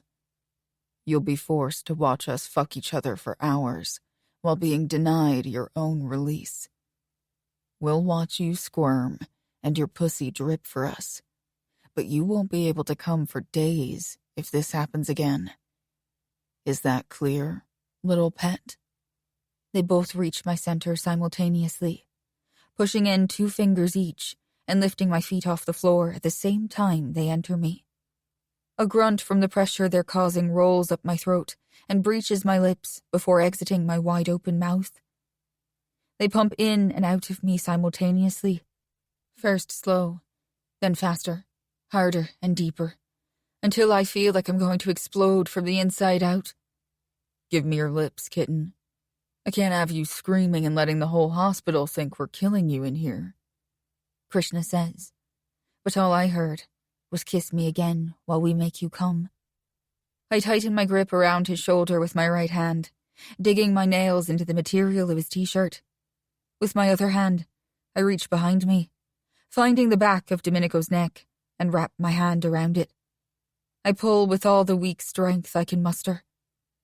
My back arches as Krishna kisses my lips, and Domenico sucks the skin between my shoulder and neck, like he's trying to pull my blood through my pores and into his mouth. My eyes roll into the back of my head, the pressure intensifying as they continue to pump in and out of me until I'm crashing between them. A scream rips from my throat, but it's lost as it slips down Krishna's. "I need to fuck."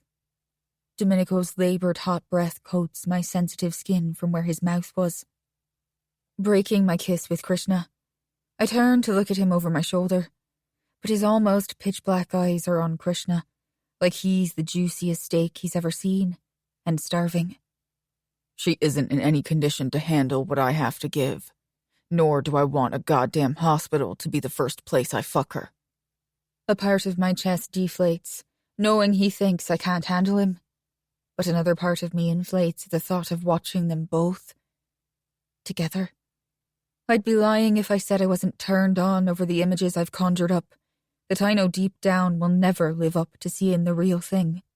I want to see them fuse together, the same as I want them connected to me, tearing my soul apart and replacing it with theirs. "Then put her on the bed. She can watch," Krishna tells him, as both their fingers slip out of me, My head rolls to the side as I try to regain my wits. That's when a car with blue lights captures my attention. The back door to one of the SUVs opens, and out steps a man dressed in a cashmere suit I'd recognize anywhere. He's always had the most expensive dress attire, jewelry, and undergarments that his dirty money can buy. No. I breathe out in a panic. Kira. One of them calls out my name, but all I see is him. He may not be my worst nightmare, but he holds second place. He's the one that brought my worst nightmare to life, and he'll do it again if I don't get out of here now. How long have I been here? My heart starts to speed up as invisible needles prickle down my spine, one right after the other. It's Sunday, almost midday, Domenico answers. Whipping around, dizziness momentarily disorients me, but I ignore the weakness in my knees as I latch onto my husband's forearms and crane my neck back, fighting through the pain. Now that the pleasure has vanished, all that's left is aches and what I know is coming. Please don't let him take me. My breathing starts coming in and out of my mouth rapidly. I'll do anything. You can kill me yourself, but please don't give me to him. Tears form and sting my eyes as fear grabs a hold of my heart, slithering its way around the organ, coiling and restricting so tight that it feels like my blood flow stops. His hands wrap around my arms just below my shoulders, the pads of his fingers digging into the meaty flesh. No one is taking you from us. Do you hear me? What the fuck is wrong? Domenico demands, his hands slightly shaking me, as if that'll make me answer him faster. Dom, look, Krishna says. Glancing over my shoulder, I see him point out the window to what I saw. The police commissioner is down there, but is that? Liam O'Donovan, I answer, my eyes wide and unblinking. I did something terrible, and he's going to know it was me. I've been in the hospital far longer than I thought, and my great-uncle has had plenty of time to board a plane to the US and be here to retrieve me. I knew it was only a matter of time, but when I stole Liam's money, as well as my father's, I thought Domenico or Krishna would have killed me by now, and it wouldn't have mattered. He couldn't harm a dead girl. But I'm not dead. Not yet, anyway. And that leaves him the opportunity to make me pay for what I have done, and there is no doubt in my mind that he will make me suffer like I've never suffered before. Not like when he let other men rape me. It'll be far worse than that. He'll draw out the pain and agony and enjoy watching every second of my torment. Chapter 28. Domenico. She's panicking. I can almost see her heart hammering against her breastplate. The grimmer the expression marring my wife's beautiful face becomes, the tighter my fingers dig into her upper arms. I know without lifting the sleeves of her shirt there are red marks that will later turn blue with the amount of pressure I'm applying. But for the life of me, I can't let go. My head is yelling at me to release her, but my heart screams that she's mine. Thanks for being here. This story is free for you. Take a break, and thank you for watching the video.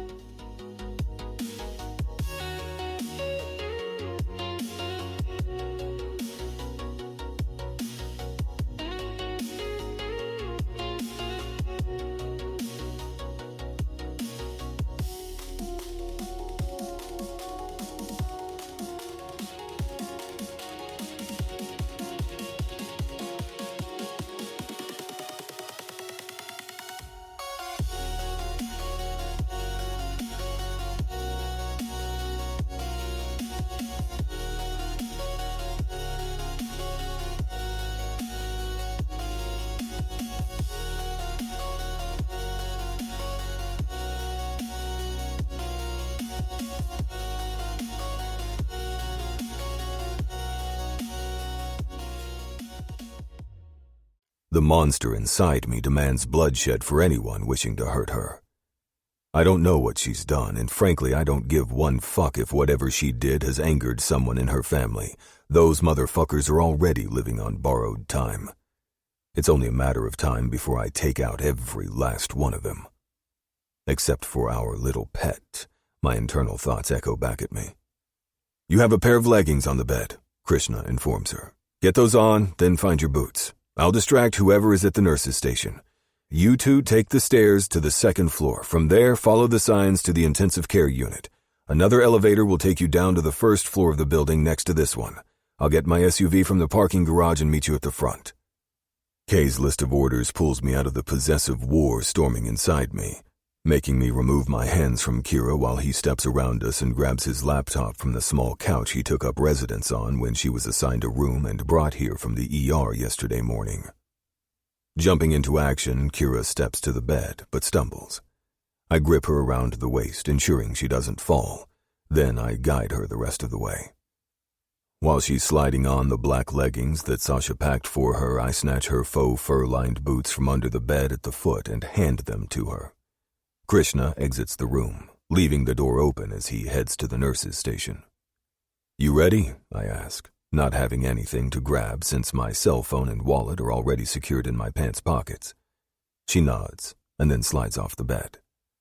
Stepping to her, I slide the armband off her, then lift her arm and pull the tape away from the crook of her elbow.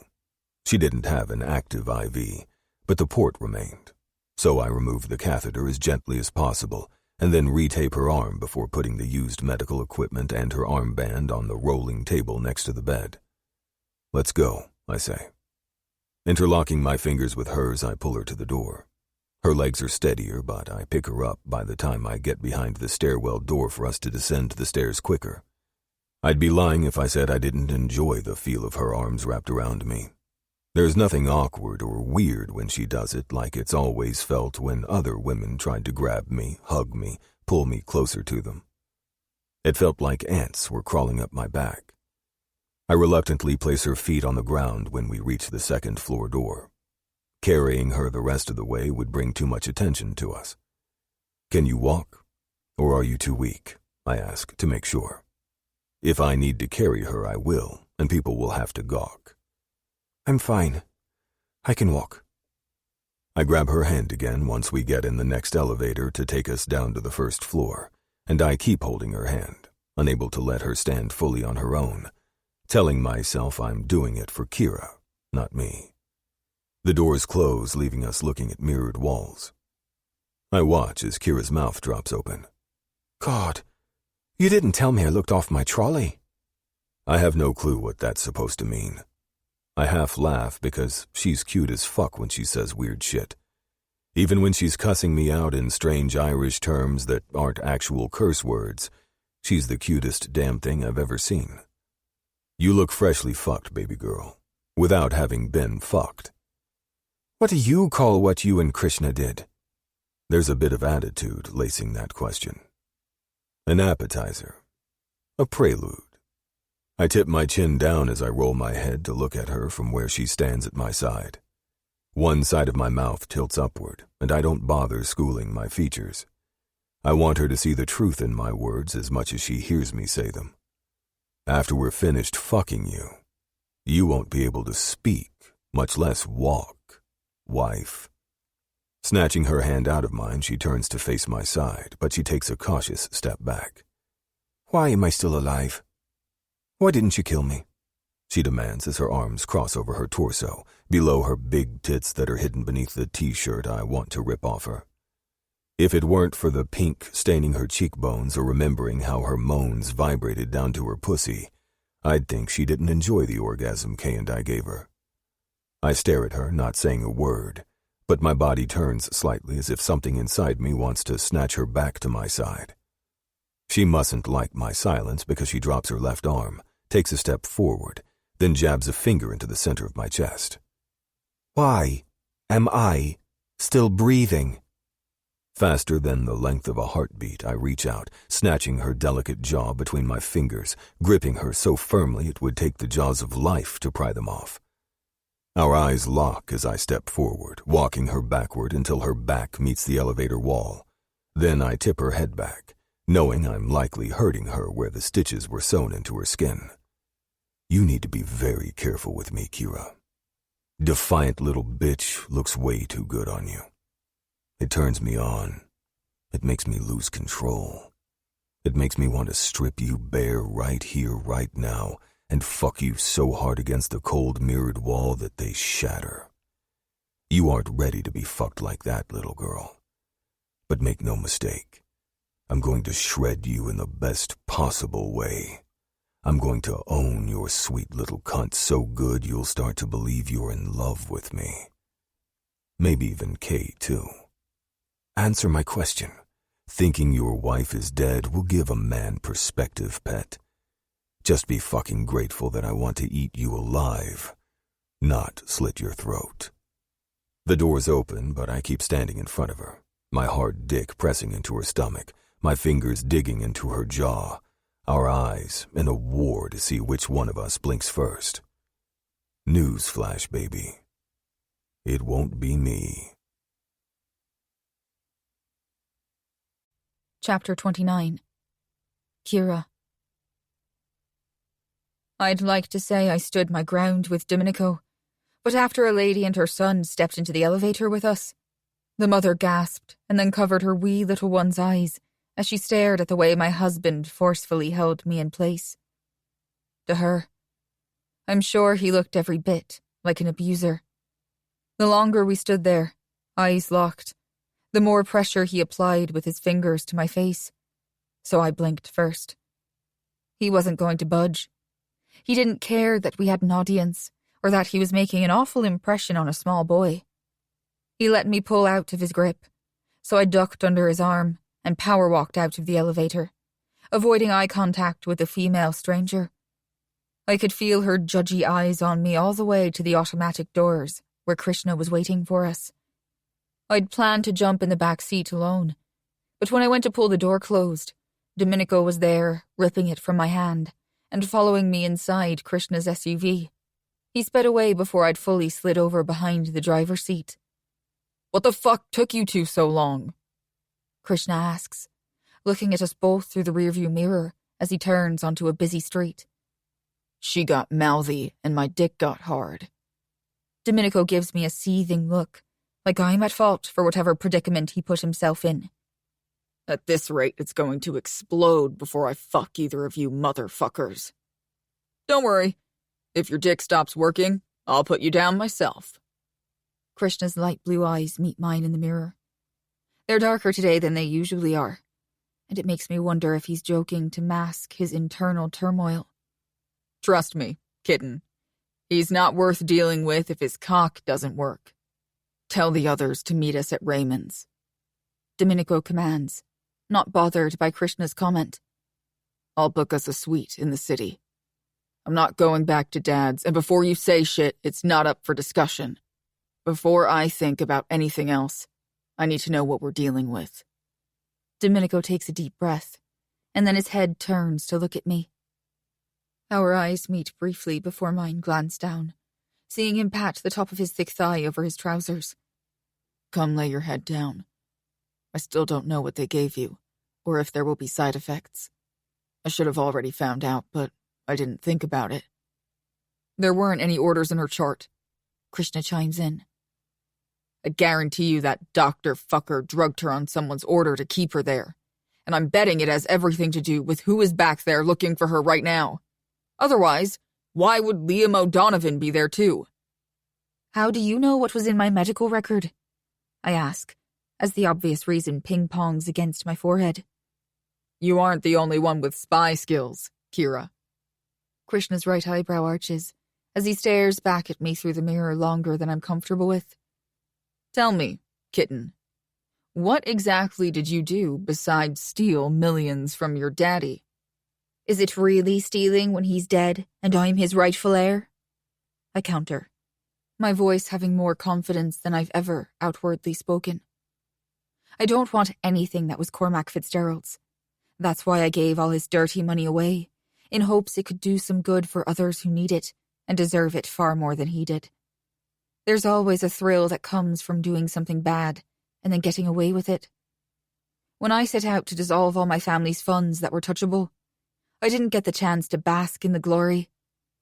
I don't even remember getting all of my father's hidden accounts hacked, nor did I know if any transfers were completed, until Krishna admitted to knowing what I did while he was showering.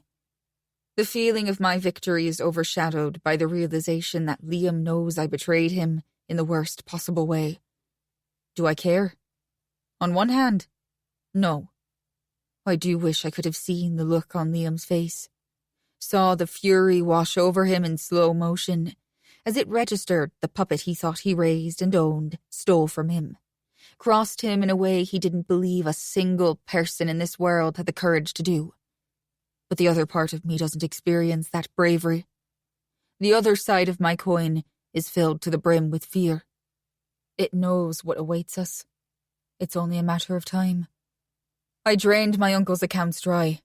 2 of them, anyway. It's not like he doesn't have enough cash secured from his auctions, his real business. I barely made a dent in his wealth, but he'll know it was me. He'll even figure out I wiped the Fitzgerald accounts as well, though he may question the one you did. It was sloppy, you were slow, and you left a trail I didn't have time to cover. Did you just call my skills slow? Domenico barks out a laugh as the disbelief of my words reddens Krishna's features. You're overly cautious when you slither in a back door. It costs you time and leaves a digital fingerprint. I flick my eyes to where Domenico is smiling proudly at me. I don't know why you're enjoying this. Your methods aren't any better. You may be quicker than him, but you don't look ahead. Instead, you plow through and you don't watch your back. That's even worse. The humor is wiped from his beautiful face quicker than I can blink my eyes. Before I can suck in a breath, he slides to the middle of the seat next to me, snatches my body like I weigh nothing, and then makes my center straddle his lap. He's hard, and the feeling of him against me goes straight to my head, making me momentarily lightheaded. I've warned you too many times, pet. That mouth of yours is too fucking sexy for your own good. He fists the front of my shirt and yanks me forward until my lips crash into his in a head-on collision. Against my lips, he says, "Take the shirt off before I rip it off. I need to fuck before I'm past the brink of no return. I don't enjoy how my balls ache for you, or how my dick is left unsatisfied." His hand releases me as he goes for the belt buckle at the front of his pants. But we're in the middle of a city. The windows are tinted, kitten. Krishna cuts my argument off. Now, be a good kitty and do as you're told. I pull the soft material over my head, leaving me in a strapless bra with my legging high around my waist. Don't worry. I'm not going to fuck you, baby girl, Domenico says, as he unbuttons his pants and pulls the zipper down, his dark eyes on mine. I need consent for that, and a wife that wasn't on her deathbed less than 2 days ago. But you are going to watch me fuck myself while I watch your dripping pussy weep for my dick. Lifting his butt off the seat, he slides his trousers and boxer briefs down his legs and from underneath me at the same time. Looking down, his big, angry cock stares up at me, as if asking for something I've been telling myself I don't want since the night we met in New Orleans. Sex has never been fun for me, but I've also never been a willing participant. I can't imagine either of them, Domenico nor Krishna, going easy on me. Then again, they're both responsible for giving me the first orgasm that wasn't clouded with shame. It was the first and only orgasm that made me experience such rapture. You should see the look on her face, Kay. She looks as terrified as she does intrigued at the sight of my dick wanting her, and pissed off it has to settle for my hand. My gaze snaps to his hooded stare and deviant smirk. Lose the bra, too. Then lean back so I can pull your pants down. As if my brain short-circuited, I lean back on command as I unfasten my bra. Tossing it to the floorboard, I grab the corner edges of the driver's and passenger seats between the leather console at the small of my back. Domenico doesn't waste a second of time as he hooks his fingers between my skin and the waistband of my leggings, then rips them down my legs. Wait! I call out. My head finally remembered something I can't believe I forgot. I was on my... I stop mid-sentence, not knowing how to say what I'm internally freaking out about. I started my period last Tuesday night. Mine only lasts 5 days, but I should be on the tail end. Oh my. Their fingers were inside of me earlier. Did they know? You stopped bleeding last night. Domenico informs me. I'd say stop ruining the mood, but this mini freakout you're having is only making me harder, sweetheart. How do you know that? I ask, even though I'm sure I do not want him to answer that question. Kitten, we're all 3 learning Dom's new level of psycho this week. He wouldn't let anyone else clean you during your state of unconsciousness. Fuck. Domenico breathes out. Her pussy is so goddamn beautiful it hurts my eye sockets to look at it and not be able to slide inside her. Yeah. Who knew a pussy covered in curly red hair was a sight I'd be missing all this time? Krishna comments, making me want to die from embarrassment. I know women shave or wax their hair down there, but I shaved once and never want to experience that again. As far as waxing goes, it's not the thought of the pain that scares me. I don't want some stranger all in my business down there. I trim it, so it's not like it's an unruly mess. You've never fucked a woman with pubic hair? There's amusement in Domenico's tone as he pulls his fisted hand to the end of his cock, while looking from my center to my breasts. And finally, the darkest eyes I've ever seen meet my wide-eyed stare. No. Have you? Once. But I wasn't into studying it like I am this one. Slide your ass to me, pet. Domenico tugs on himself as I scoot closer. Lean your head back, Kira, Krishna says, his tone laid back. If he gets to enjoy that pretty pussy, then I want your tongue fucking mine. Is it just me? Or do they actually have 2 personalities each? It's hard to keep up with their hard, say the wrong thing and we'll eat you alive demeanor versus their oddly playful sides. Both are demanding, so at least they have consistency going for them. Doing as instructed, I recline my back, leaning closer to the front of the vehicle so I don't strain my neck. With the stitches, I don't want to tear any loose, but at the rate they have me going, I'm not sure I can get through this without ripping my wound open. Be careful with her. There is a warning rumbling out with Domenico's words as Krishna kisses me, his tongue diving inside without being met with resistance on my part. I'm just tongue-fucking her. You're the one egging on her pussy with the sight of your massive dick. Please don't kill us. I breathe out when his lips leave mine, and his eyes flick to the road before coming back to me. Kitten, I have full control of this vehicle despite my dick being painfully hard right now. He bites my bottom lip, and then against my mouth, he breathes into me as he whispers. Now beg him to fuck you. Beg him to let your pussy swallow his dick whole. Beg him to let your cunt drink his cum. Beautiful girl. Domenico slides the tip of his cock through my slick folds. It feels better when it's wet, pet. Oh, my God, I say, as my center coils tight inside me, aching to follow through on his command. I want to hear that pussy slurping his dick like you're dying of thirst, and his cum is the only thing that's going to save you. Beg him, Kira. Beg him to give it to you hard. Beg him to ram his dick so deep inside your womb I feel it on your tongue. Krishna's tongue sweeps into my mouth, licking to the flat surface of my tongue and pushing himself so far back that I actually think that's what he wants from me, from Domenico. Please, I say, the want clear in the whine he forces from my throat. Please what, Kira? Domenico's tone makes my body tremble in need as he lifts my hips and then guides them back down, his cock running between my wet folds, coating himself in the juices dripping from inside me. He does it again, teasing me, making me ache, making me want him to fill me. Please, put it in me. Put what in you? he asks way too calmly, enjoying whatever torment my body reveals to him. Your cock. Please, Domenico. Please, Dom. Fuck me. That's what I want to hear you say, Kira. Please, Dom. I whine, hesitation stopping me, but my want has ventured into need. It feels like I'm about to die if he doesn't push inside me. Fuck me. Please fuck me. Such a foul word coming from such a pretty mouth. Krishna taunts, his eyes sparkling as he looks between the road and me.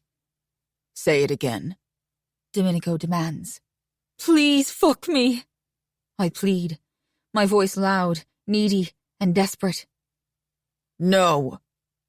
Domenico seethes almost angrily, and I'm on the verge of crying because I think he's rejecting me for a split second, until he says, Say Dom again. Say it, Kira. Say it like it's a goddamn prayer. Please, Dom. Please fuck me. Fuck me harder than you've ever fucked anyone, including Krishna. To my own ears, I sound like I'm issuing an order. My voice comes out angrily, matching his. And even though it is very much a plea of all pleas, it is also a command for him to own me like he's never owned anyone else. Oh, baby girl, you have no idea how badly you've fucked up. His dick slams into me with so much force, I'm fearful I'm going to fly through the windshield and into oncoming traffic. He goes so deep, I feel him in every muscle, every cell. Even my eardrums vibrate from the magnitude of force he sent through me. Domenico leans forward, pistoning in and out. Sliding his right hand behind my back, he flattens his palm against me, bracing my back to take some of the strain I was exuding to hold myself up. Every time his dick fills me up, it's more intense than the last time he entered my body. Feeling the SUV stop as Krishna slams on the brakes and puts the vehicle in park, he reclines his seat as Domenico leans over me. Their lips find each other's, and I swear I'm watching them fight for dominance as Dom keeps pumping himself in and out. My thighs are pressed against Dom's hips, but they shake uncontrollably, and the noise coming out of my mouth is like nothing I've ever heard before. I moan at the erotic sight in front of me. I scream with pleasure as Domenico shreds my insides to mush. I mewl when Krishna's fingers find my nipple, pinching the tip. It's pleasurable and painful, and I want him to do the same to the other one. As if reading my thoughts or having a sixth sense, Domenico mirrors the way Krishna plays with my breast. Every time Dom enters me, he grinds against my clit. It's pure torture when he pulls away until he returns, hitting something inside of me that I can't put words to as his hips circle. I'm falling over an invisible waterfall. Another scream crests my throat, my lungs forcing air from my body. Warm liquid bathes me as my inner walls pull everything out of him and into me, wanting to own as much of him as he does me. Dom stills but doesn't pull out. My mouth pulls air into my lungs as fast as my body exhales it. Domenico and Krishna's lips stop moving, yet their eyes remain in an intense lock. After a heartbeat, Dom turns to me, training dark irises on mine. They're telling me something, but I don't know it well enough to decipher that smoldering look. Both of you out of the goddamn vehicle, now! Krishna orders, his voice urgent and lacking any room for argument. Chapter 30. Krishna. Turning off the ignition, I meet Dom's eyes as he pulls out of Kira. A whimper slips from her lips. All it does is fuel more fire to my dick that's in such agony right now I can't think straight. It's only by the grace of the Almighty that I got us here in one piece. The fucking noises she made drove me insane, needing her more than I've ever needed any goddamn thing in my life.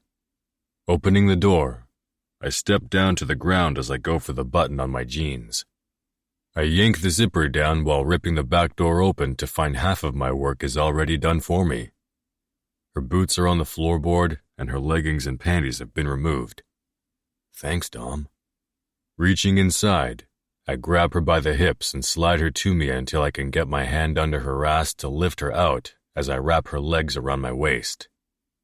Domenico follows her out of my SUV, fastening the button of his slacks as he pushes the door closed, a satisfied smirk firmly in place on his masterful lips.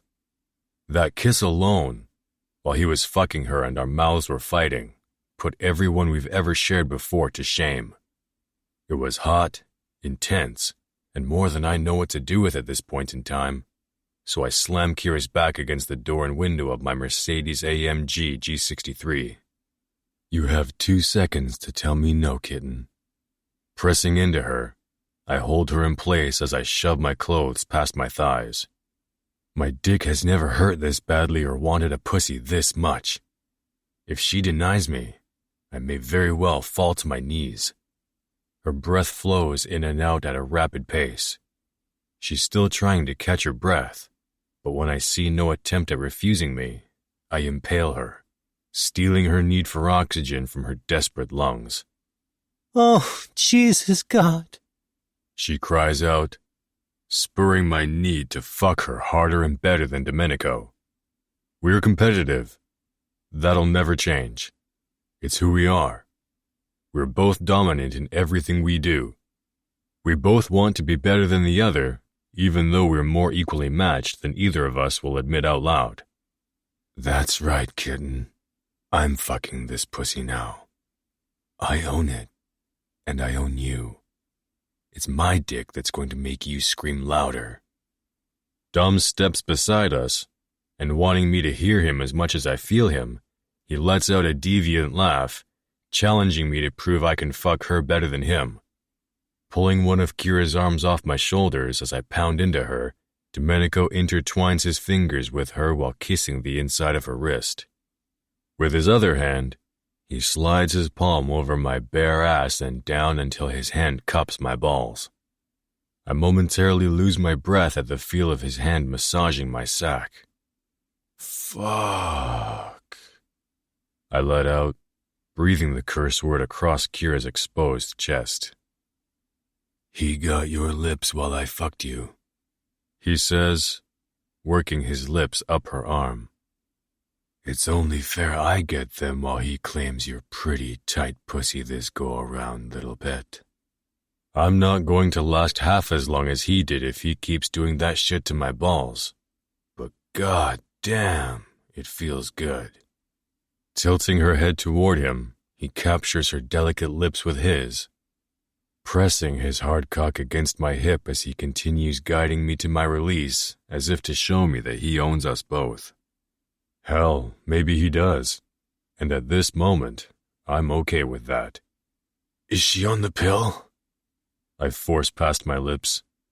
No, he says without pausing his assault on her mouth. Didn't you mention her doctor gave you a prescription to fill? Yes. And you haven't? I spit out, anger lacing my tone as the need to spill myself inside her reaches an edge I'm not sure I'm ready to jump off of. Nope. And you want me to come inside of her? God damn, I'm so close. Too close. I can't stop. I did. He brushes her hair away from her neck, then his mouth leaves her lips, roaming down until he reaches her collarbone, kissing her soft skin as I keep pushing in and pulling back out. She has a voice. If she doesn't want us to come inside her, then all she has to do is say no. My eyes snap to Kira's. There is turmoil swirling in her green eyes. She's asking herself why she isn't telling me no. I can see it clearly as if she spoke the words. Hell, I'm asking my own dumbass why my dick is bare inside this heavenly pussy. But the thought of sheathing my dick and not being able to feel her bare walls tastes sour even though it was the furthest thing from my mind when I first entered her. So here I am, releasing myself, and it's the best feeling I've ever felt. Until now, Dom was the only other person I've been inside without a condom, but this is different. She's different, But that doesn't mean Domenico is lacking. It's just fucking different. Both equally good and even more addicting than I care to admit. Is there a reason we're at your parents' estate when I clearly told you to take us to Raymond's and have the others meet us there? Dom asks as he deposits Kira on my bed. Once I pulled out of her, he pulled her into his arms so I could stuff my sated dick back inside my pants. It's rare for me to sleep here when I prefer my apartment in Brooklyn, but this was a better option. It's an impenetrable compound with guards that patrol the property and 3 trained Doberman pinchers that roam the inside. If you want to shower, it's through that door, kitten. I point to French doors behind her on the other side of the bed. There's a closet in there, too. Wear whatever you want. Don't wash your hair, Dom adds. You don't need to get the stitches wet. I'll help you wash your hair later if it doesn't hurt for you to lean your head over. Or if you prefer, I'll get one of the girls to help you. A shower would be great. A blush stains her cheeks as she covers her breasts, making a valid effort to shield herself. Her tits are big and natural, and sitting on my bed naked with mine and Dom's cum dripping from her makes me want to fuck her again. Relic! I call out, followed by a whistle. As if waiting by the door, he runs in and jumps on the bed. Kira gasps and yelps while scooting toward the headboard, her need for modesty forgotten. Sidit! I order the command for sit in Russian. Then, in an equally harsh and authoritative tone, I say, Mesta! For him to stay. Tilting my head and meeting Dom's stare, I say, That's why we came here. Or one of the reasons. Flipping my eyes back to Kira, I soften them for her. He won't hurt you, kitten. He'll only bite if someone tries to hurt you, and then he'll rip the motherfucker's throat out. She swallows, but doesn't say anything as her pretty green eyes watch Relic in case she needs to run for her life. Go take a shower, Kira, Dom tells her. If Kay says they won't harm you, then they won't. You have my word. They? She questions. There is one male, him, and 2 bitches in the house. I clarify, watching all the color drain from her cheeks. Are you afraid of all dogs, or is it the look he gives off that says, I'll eat you if you breathe wrong? Because that's his permanent look, kitten. Make no mistake about it. He's a trained killer, but he's my killer, and he obeys me. If there is one thing you can believe to be true from my mouth, it's that if I tell you he'll protect you, then he will do so with his life. Just the big mean-looking ones whose names spelled backward is killer, she admits as she slides off the bed, her cautious eyes still on my dog. Irritation crawls up my spine as anger washes over my scalp. It's not aimed at her, but at myself. It bothers me that she doesn't trust me, and, well, it's not like I've given her a reason to. Come on. Dom beckons as he turns away from us, walking toward the door. Leave her to clean herself and bond with Relic. Come find us when you're done, I say, then turn my back to her as I follow Dom. We'll have you something to eat by the time you've finished, little pet. Closing the door, I quicken my steps to catch up before Domenico descends the staircase. Hold up, I call to his back. When I'm in reaching distance, I grab him around his bicep and swing his body around. Forcing his back to the wall, I crowd his personal space, pressing my chest against his. I need to know that your need to murder her was squashed after everything we just did. Chapter 31. Domenico. Murder is very much on my mind, I answer him honestly. There's no sense in denying what's been swirling inside my head since I saw my father gunned down. So many goddamn people are going to die by my hands in the coming days, Kay. I pause, eyeing him harder than I ever have.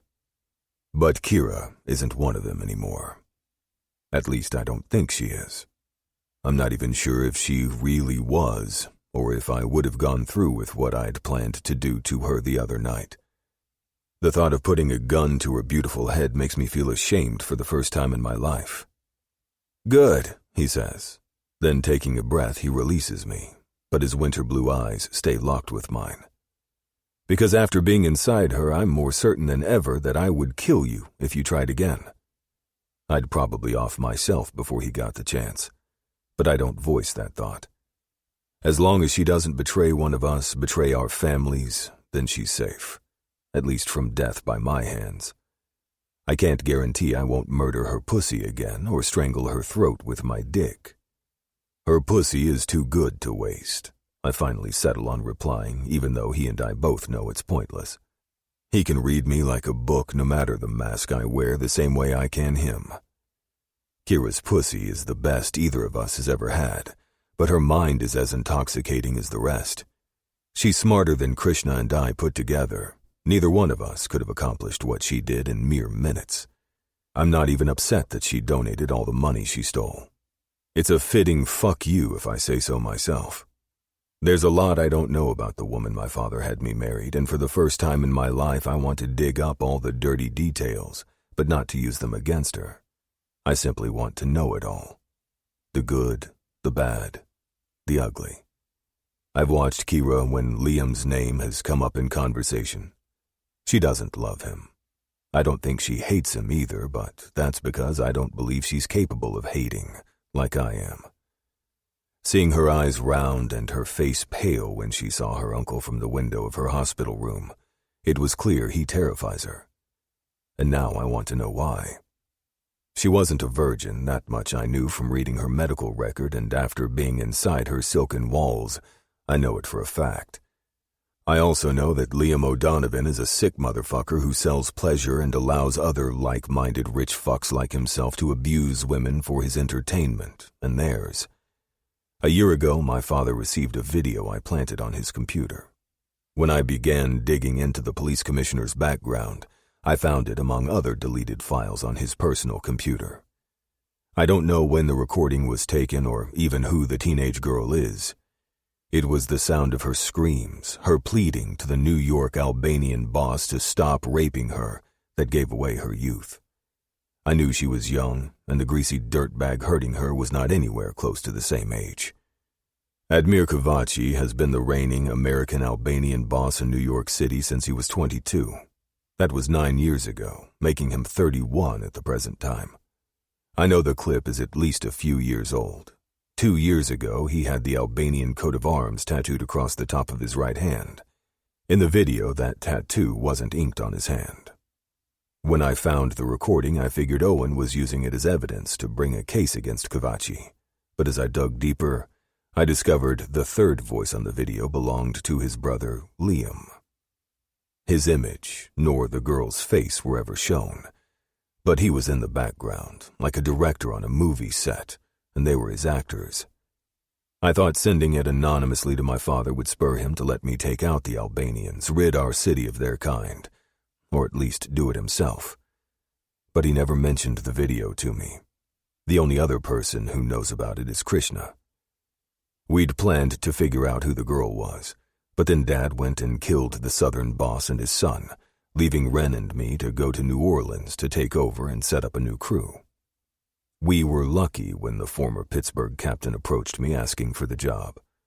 Things didn't slow down after we all returned. Within a 2-week span, Lorenzo was kidnapped and beaten to the brink of death, but survived when his wife rescued him.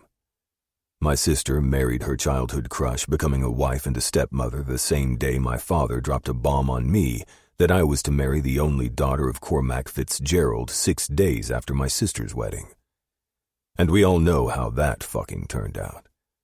I gained a wife and lost my father on the same night. As much as I wanted to blame Kira by placing the onus on her, it's my fault Antonio Caputo lost his life. I'm responsible for my dad being killed. I know that as sure as I know my own goddamn name. And as much as I would like to take that knowledge to my grave, I wouldn't be the man my father raised if I didn't own up to it. If I didn't tell Ren and see the truth of my failure as a son, as the boss's second in command. She has more than a good pussy, Kay says, shutting my inner thoughts out as he steals my attention, forcing my eyes back to his. But you can't fall for her any more than I can, Dom. We'll never be able to eliminate every threat in order to give her what she deserves. He's right. I know it in my bones that I can't fall in love with Kira or him. It would be a disaster, and I've caused enough of those to last 2 lifetimes. The real problem is that I'm starting to think I'm nowhere close to as strong as I once believed. Kira isn't the only one burrowed deep within my chest. He fucking is too. And if I allow either of them to see it, I'm fucked. I'm not the one you should be worried about catching feelings, I say in a bored tone. You need to carve her out of your own chest. Mine is fucking empty. Shoving him off me, I hit the stairs and quicken my pace, creating as much distance between him as I possibly can. Kira hasn't learned how to read me when I lie, but Krishna has known me for too long not to be able to see through me when looking me in the eyes. That's a problem I created, and one I need to solve before I get someone else killed because my heart isn't as solid black as I like to pretend it is. Chapter 32. Kira. I didn't know how much I needed a hot shower until I was done scrubbing my skin with Krishna's soap and washcloth. The bar didn't have a masculine or feminine smell. In fact, I didn't smell anything from the soap block, but it did make me feel clean. I lucked out when I found a razor and unopened blades in a drawer in his bathroom. I mean, I did snoop around hoping to find one, so I guess it wasn't exactly heaven sent, but I'm once again hairless on my legs and underarms again. For a minute, I contemplated shaving my mound, but neither seemed put off by the hair down there, so I left it intact. Washing my hair did pose a bit of a problem. I have so much hair, it almost reaches the top of my butt when it's wet. I could have asked Dom to help. He offered, after all. But I'm still having a hard time wrapping my head around the fact that he hasn't killed me, let alone stop to analyze what took place inside and outside of Krishna's SUV. So, I washed my hair the best I could, using the bench seat in the shower and the spray nozzle that you can detach from its base. Now I'm towel drying my body off as Relic watches me from approximately 4 feet from the shower door. It's a bit weird, and a whole lot unnerving to be the center of his attention. I believed Krishna when he said the dog wouldn't hurt me. But Relic is still an animal, and having experience with my uncle's dogs, I know they can turn on you without reason. Kill! Sasha's excitement startles me as I'm tucking the corner of the towel down between the soft material and the outside of my boob. She plops down to the tiled floor next to the dog, a big smile plastered on her made-up face. I've missed you, boy. Squeezing him around the neck and pulling him onto her lap, she finally glances up. I'm starting to think you're a motherfucking majestic unicorn. First you have Tony wrapped around your finger, then Dom and my brother. My husband even likes you, and now Kill too? Is your vagina sprinkled with fairy dust? He looks like he's biding his time until he can eat me. No, he doesn't. She laughs, but I see no humor in my situation. That's his normal, pretty puppy dog look. If he didn't like you, you'd be dead before a scream had time to bubble up from your throat. She dropped her head, and then her hands grabbed both sides of his snout aggressively. You better remember I loved you first, sweet boy. My feelings will be hurt if you trade me in for the newbie this quickly. Releasing him, she jumps to her feet. She's dressed in black dress pants that fit snugly around her tiny waist and flare down her legs. Her top is canary yellow and sleeveless. It's businesslike, yet looks sporty on her with the colorful ink that decorates both arms in a girly yet don't fuck with me vibe. I brought your suitcase from Tony's house. It's by my brother's bed. When you're dressed, come downstairs. Just follow Kill. He's bringing you to the kitchen where the rest of us are. Does the dog have human abilities? She didn't issue any type of command other than to me to follow their dog's lead. Maybe Domenico's pet name is fitting, and it's me that's supposed to be the obedient creature instead of the guard dog. I did as I was instructed. After putting on clean undergarments, leggings, and a short-sleeved tunic, I followed Relic until I heard voices. Dad's funeral is Tuesday, Sienna announces as I stop in the opening to an enormous kitchen. There is an industrial-sized stove to my left, and an island with enough bar stools to seat 2 to 3 families around it. Ren and Sasha are sitting with their backs facing me. Sienna is seated to my left, with Giovanni standing next to her, while Krishna is leaning over the countertop on the other side of his sister, but closer to where Domenico has his arms crossed on the opposite side of Sienna. Matteo and his daughter are missing, but it's a big house, so they could be here or somewhere else. Relic pads his paws over to where 2 other fully grown Doberman dogs sit alert, as they eye me in the same way Relic was. It'll be graveside, as per his wishes. Sienna continues. Afterward, stop standing over there and come eat. Domenico's stare meets mine, as he interrupts his sister to make my presence known. The way his dark eyes appraise me is uncanny, much like the dog's. It's impossible to tell if he likes what he sees, or if he's thinking about all the ways he can kill you before you're the wiser. Whereas I can't stop thinking or remembering the way he felt inside of me, or how much I loved the feel of both of them touching me at the same time, and wondering if he can read those thoughts on my face. Stepping towards him, he pulls the stool that's tucked underneath the counter out in front of him, telling me without words that's where he wants me to sit. Where better to keep an eye on me if I'm within reaching distance? I guess. Continue, see, Dom says, as I slide my bottom onto the cushiest seat I've ever sat on. Pressing his chest against my back, Domenico reaches over me and pulls a pizza box in front of me. My stomach rumbles its need for food, as the smell of grease and cheese wafts to my nose. Eat. He growls in a low tone against my ear, making me feel him down to my core. My eyes glance to my right, seeing Krishna watching me, as Domenico straightens from behind me. His front still touches my backside, but it's not in an intimidating manner, but rather a comforting one instead. Spit the rest out, Sienna, so we can be done with this conversation. Rainbow, Giovanni calls out, pulling my attention away from Krishna.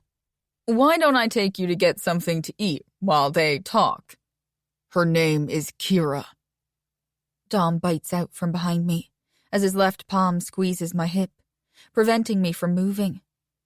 And she isn't going anywhere. You, on the other hand, are free to leave whenever the fuck you want. Kira? Giovanni enunciates in a way that's clearly supposed to get under Domenico's skin. Doesn't like pizza. Dom's fingers dig into my flesh over the material of leggings in a bruising manner, and as if my ears hone into the sound he's making from behind me, I think his teeth are grinding together. This is fine, I say, reaching for the box and opening the lid. It's not a big deal. At this point, I'd eat anything.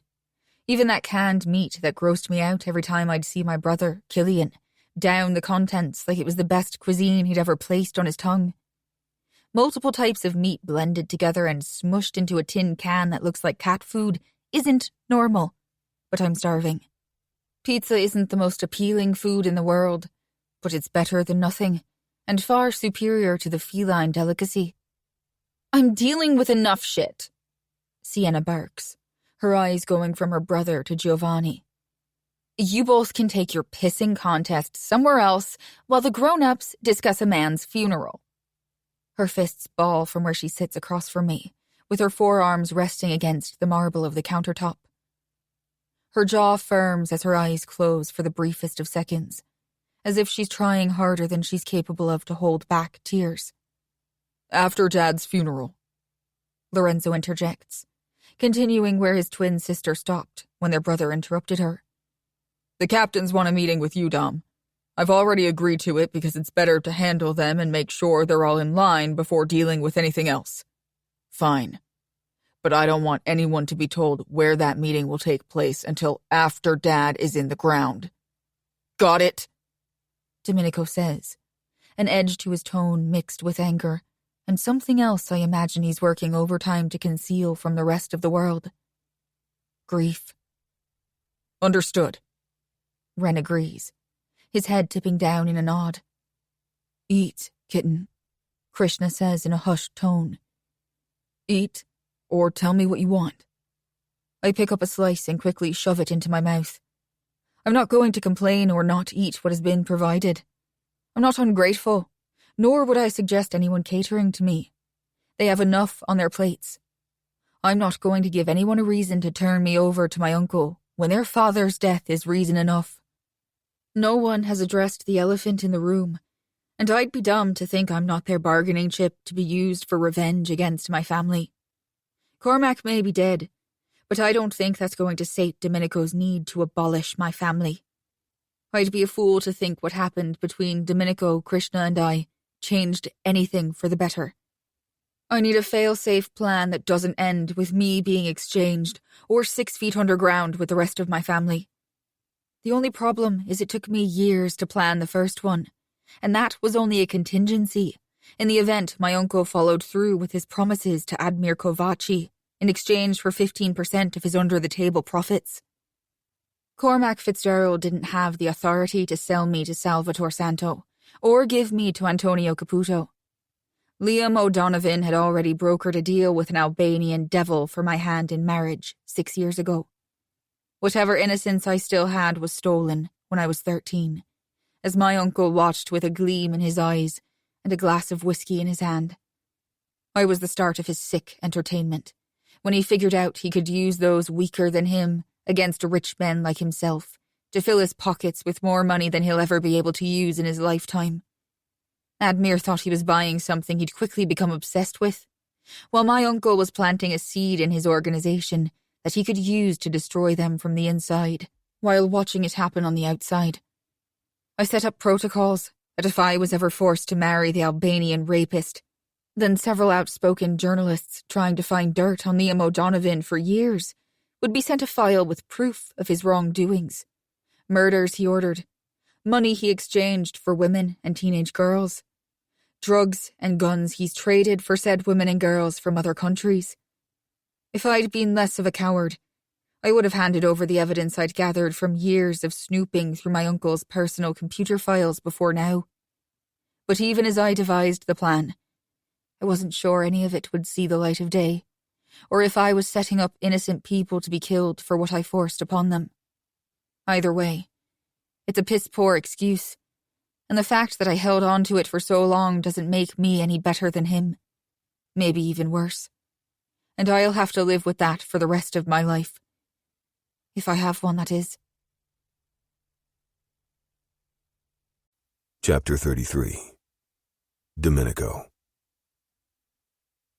Passing time between Kira's soft thighs and Krishna's rock-solid body is enough of a drug to make a man forget he's living through the most brutal grief of his life. They're a balance I didn't know I needed, and I'm not sure I can keep either, let alone both. Together they aid me in showing the rest of the world that my father's death didn't break me, when that's exactly what it did. I thought my heart was broken beyond repair the day my mother was buried, but watching my dad take his last breath, that organ exploded, leaving a hole in my chest so wide I don't see how no one else sees it.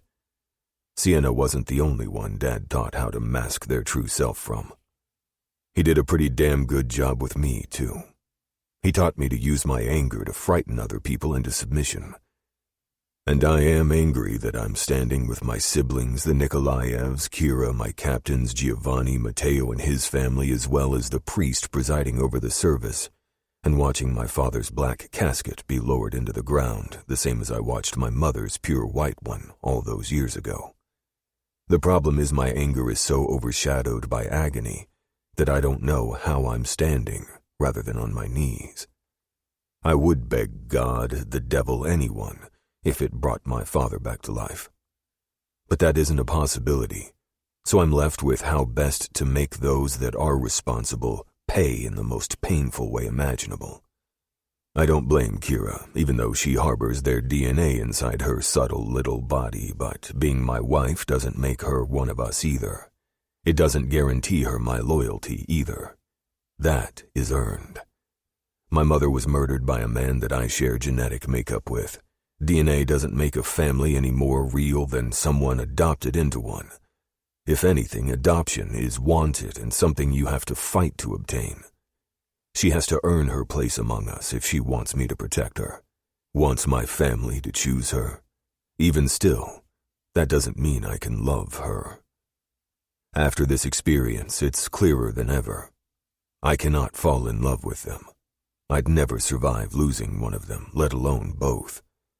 Pulling away from Kira, forcing her wrapped hands to slide off my jacket-covered forearm, I stepped to the edge of the 6-foot hole that now holds what remains of my father in all his lifeless form. Looking down, I tossed the long-stem red rose to the top of the casket. I wish I knew what you were thinking when you decided to take a bullet for someone you barely knew. I wish you could explain that to me, Dad. Because I've racked my fucking brain and I still don't get it. You're gone and I'm left to do what, exactly? Take charge? I don't want this, and I wasn't ready. I'm not even half the man you were. We were great with you as the head of our family. All I'm going to do is fuck it to hell and back, Dad. I'm not the boss you were. You were good and everything right.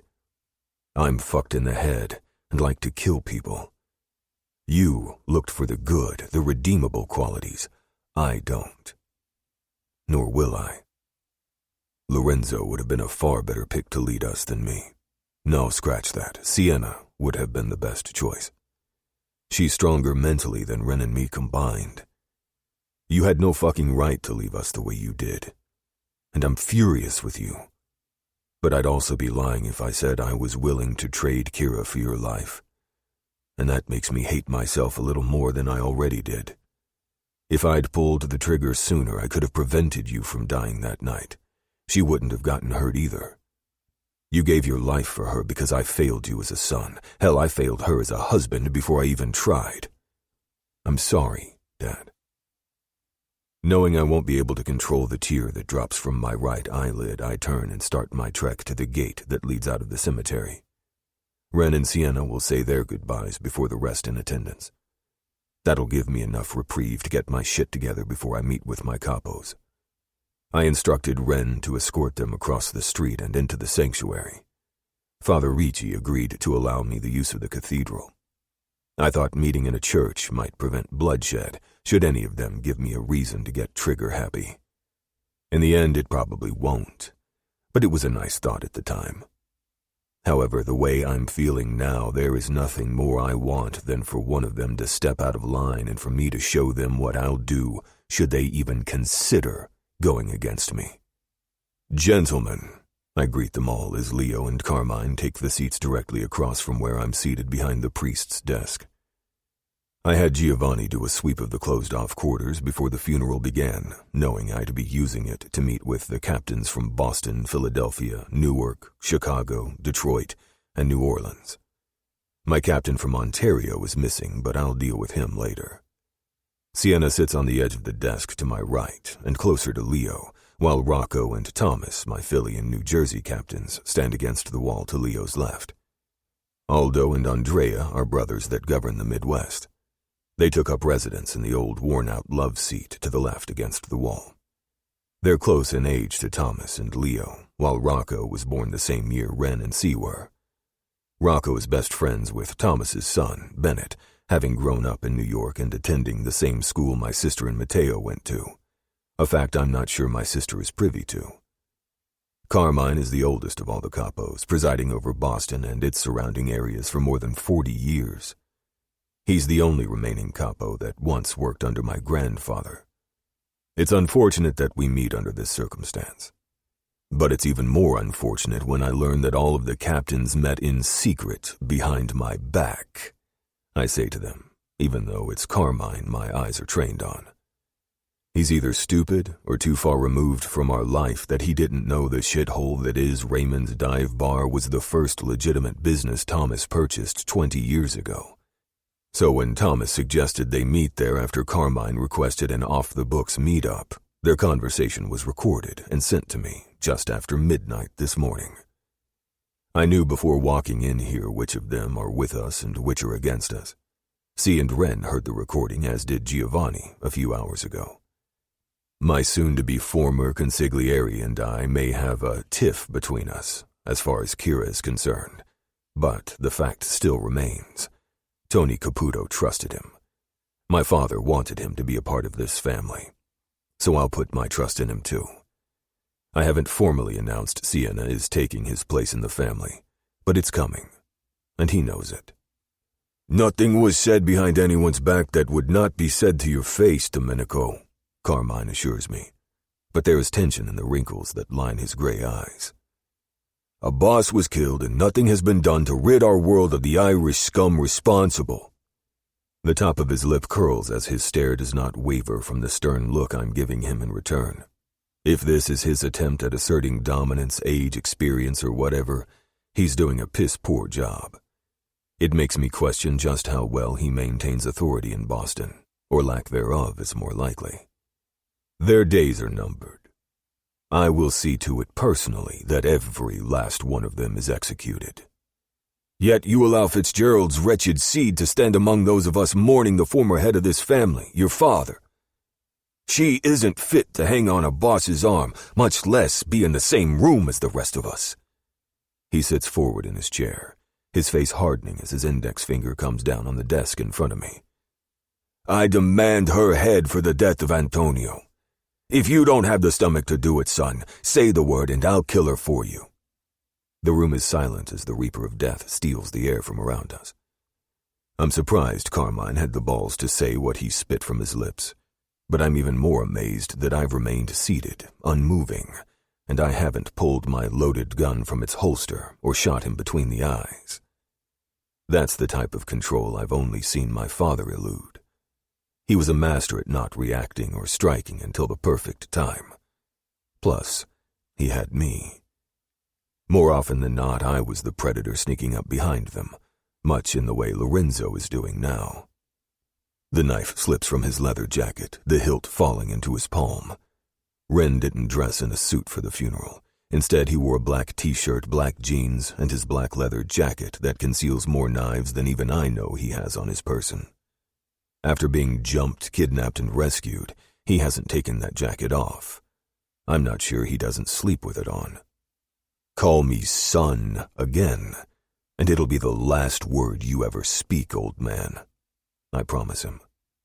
The tip of the 9-inch blade in Ren's right hand is pressed against Carmine's carotid artery at the side of his neck. At the same time, my brother snatches a fistful of his gray hair and yanks his head backward. Do you know what happened to the last man that hurt one of our women? Ren questions, referring to our mom, not Sienna.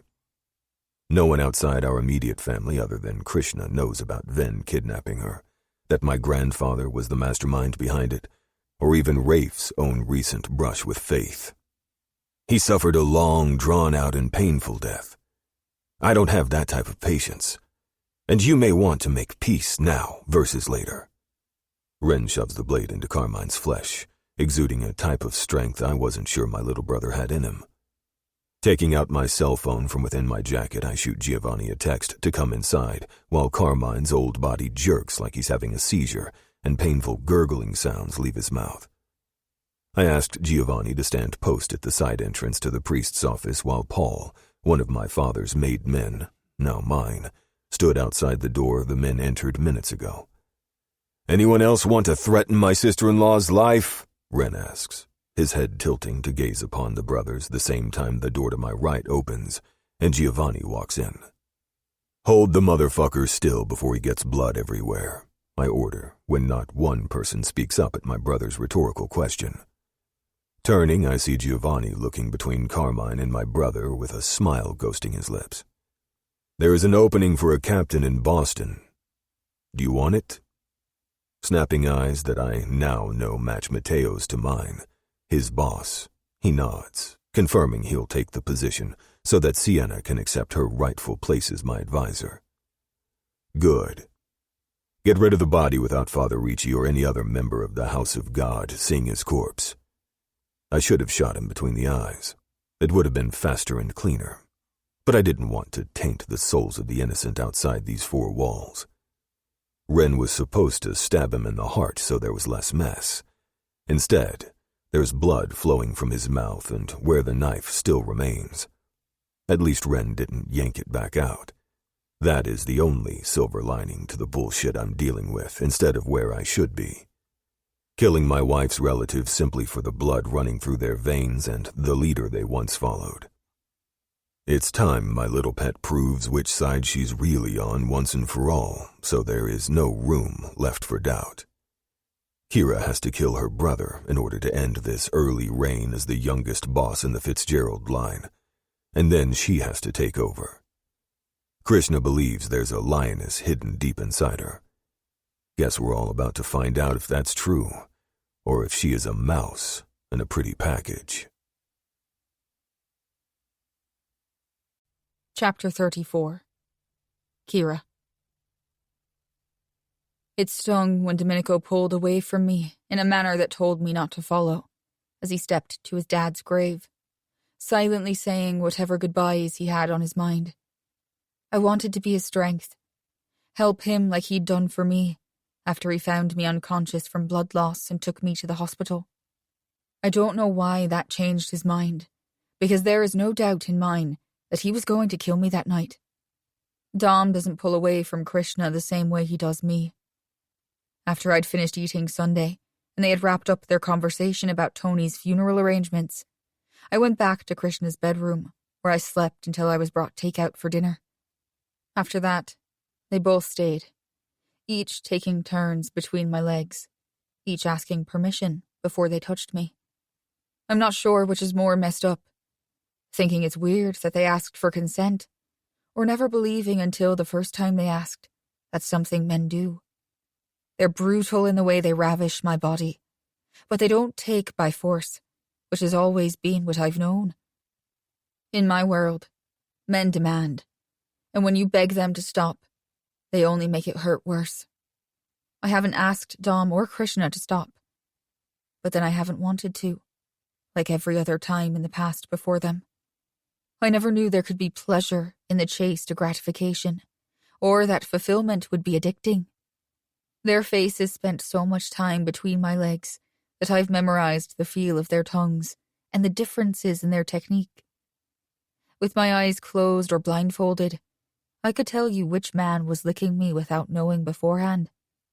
I haven't gotten the pleasure of watching Domenico and Krishna take turns on each other, but the way they hold each other stare, the way they kiss each other, the way they shove themselves against the other or pull the other close, is something I envy.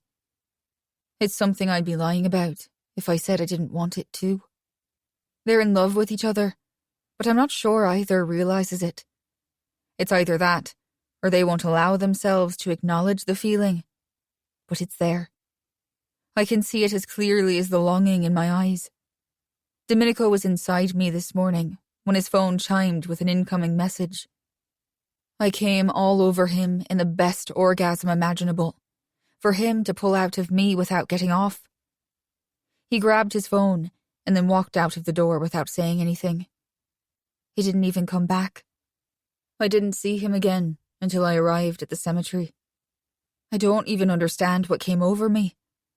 The second I saw him, I walked over, wrapped my hands around his arm, and didn't let go until he pulled away. He hasn't said anything to me since last night, when he was praising me and coaxing an orgasm out of me at the same time. 1 minute he can say the sweetest things. The next, his words are mean and leave invisible marks. But it's when he doesn't say anything at all, or doesn't grace me with his beautiful dark eyes, that it physically hurts me the most. I sound like a deaf, dumb, and blind teenage girl. One who has fallen for the man, or men, in my case, that isn't capable of holding their attention very long. A girl that can't possibly sate all their needs, wants, and desires. I shouldn't want to be that girl either. But I do. They don't even know it, but they've given me something I didn't know existed. They've shown me a different side of the world that I thought was permanently shrouded by gloomy clouds, hiding the sun and its warmth. I'd do anything to keep this feeling locked inside and never let it go. I feel like it's borrowed time, and one day soon, they're going to wake up and realize I'm the third wheel to whatever perfect thing they already had before I was shoved in the picture. I don't know who the fuck any of you think you are, but this is my house, my family, and I'm in fucking charge. My brother spits, his face red with sweat coating his brow. Sorry, little kid, but it's time to go back to daycare, Krishna says, a smirk planted on his way too handsome of a face. Your daddy no longer runs shit, and you're just a boy way too far over your head. After Tony's funeral, the Caputos and their men went into the church. They were gone for an hour, while I sat with Krishna and Sasha in Kay's SUV outside the Catholic church. When they all filed out, one of the men that followed them inside didn't come back out. It doesn't take a genius to figure out what happened to him. He kept looking at me during the service like I was beneath him, the dirt under his boots, the vilest thing he'd ever looked upon. After Domenico got in Krishna's vehicle, Sasha got out, going to where Ren and Sienna climbed into another SUV that looked like Dom's, but I'm pretty sure he and Lorenzo drive the exact same make and model vehicle. Krishna pulled from the curb, while two blacked-out SUVs followed us. It was nightfall by the time we drove across the bridge and into the city. I had a feeling about where we were heading. It was confirmed when Krishna parked out front of my father's brownstone. He owns 4 of them.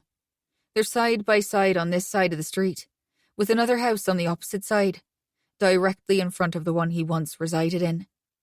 They didn't dilly-dally around.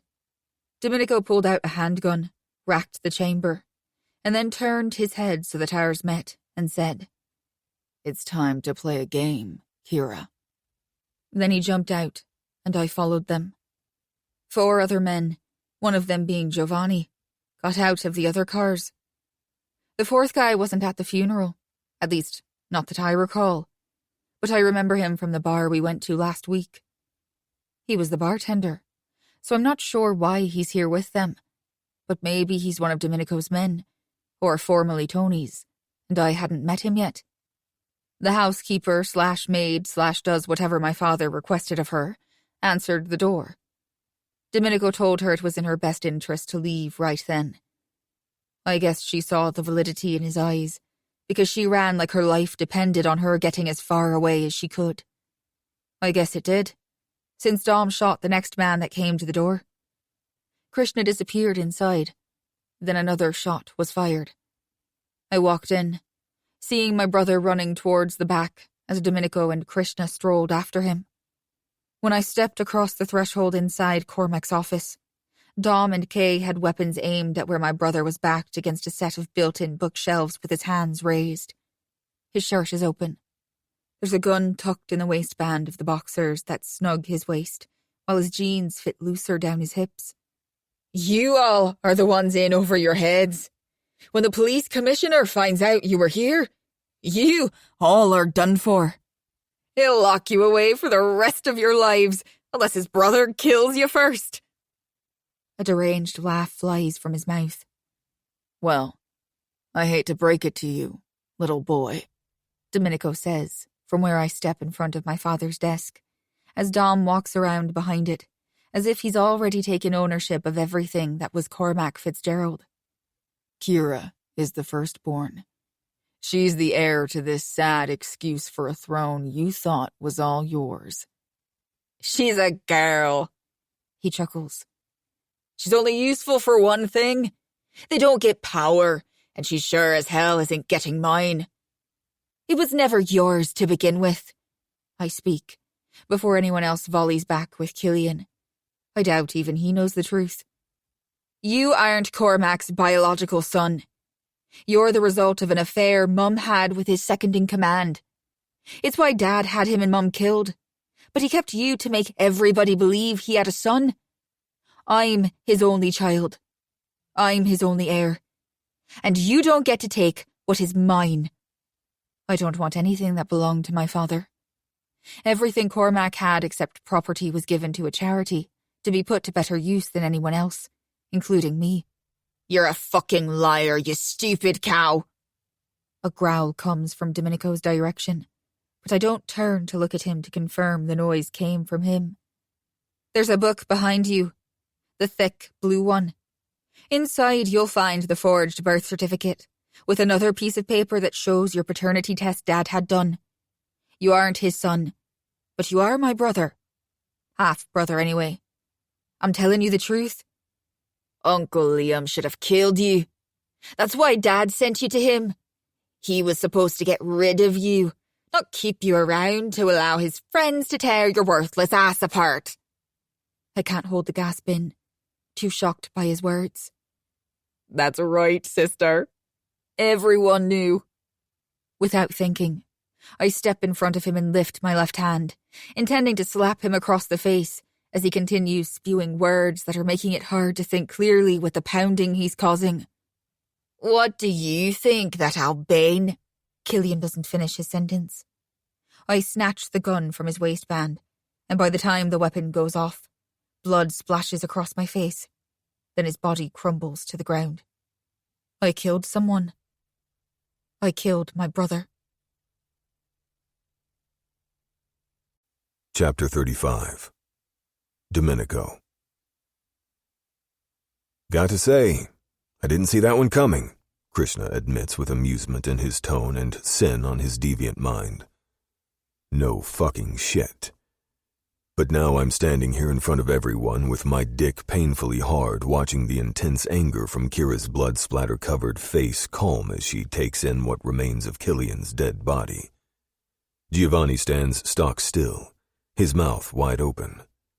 Thomas's brows are pinched together in concern while Rocco's lips twitch as his eyes approve of my wife's actions. Bennett looks different, but I'm slowly beginning to realize that he's a hard one to read. The brothers took a flight back to their part of the country, whereas the others stuck around. Leo and Paul stayed at the Nikolaevs' compound, even though Krishna has it fully locked down. But I wanted to take extra precautions where our pregnant sisters were concerned. Krishna's parents attended the service, but I ducked out before thanking them for coming. I'm sure Kay did it for me without asking, and I'm grateful. I... Kira stutters, shock finally kicking in, and that's my cue to get everyone the fuck out of here. Giovanni, I call out. Thomas looks my way too, so I eye him as well, letting them both know what I'm about to say is an order for them to carry out together. Gather the bodies. Pile them on the police commissioner's doorstep, or somewhere he'll see my message loud and clear when he steps outside tomorrow morning. I'm coming for them all, and I won't stop until I've eradicated every one of them. They move at the same time, each going to one end of Killian's body. Bending at the knees, they pick his dead weight up and then tote him out of the office. They'll have to come back for the other two men at the front of the house. Flicking my stare toward Bennett, I say, I hope you really wanted this. There is no out now that you've seen this.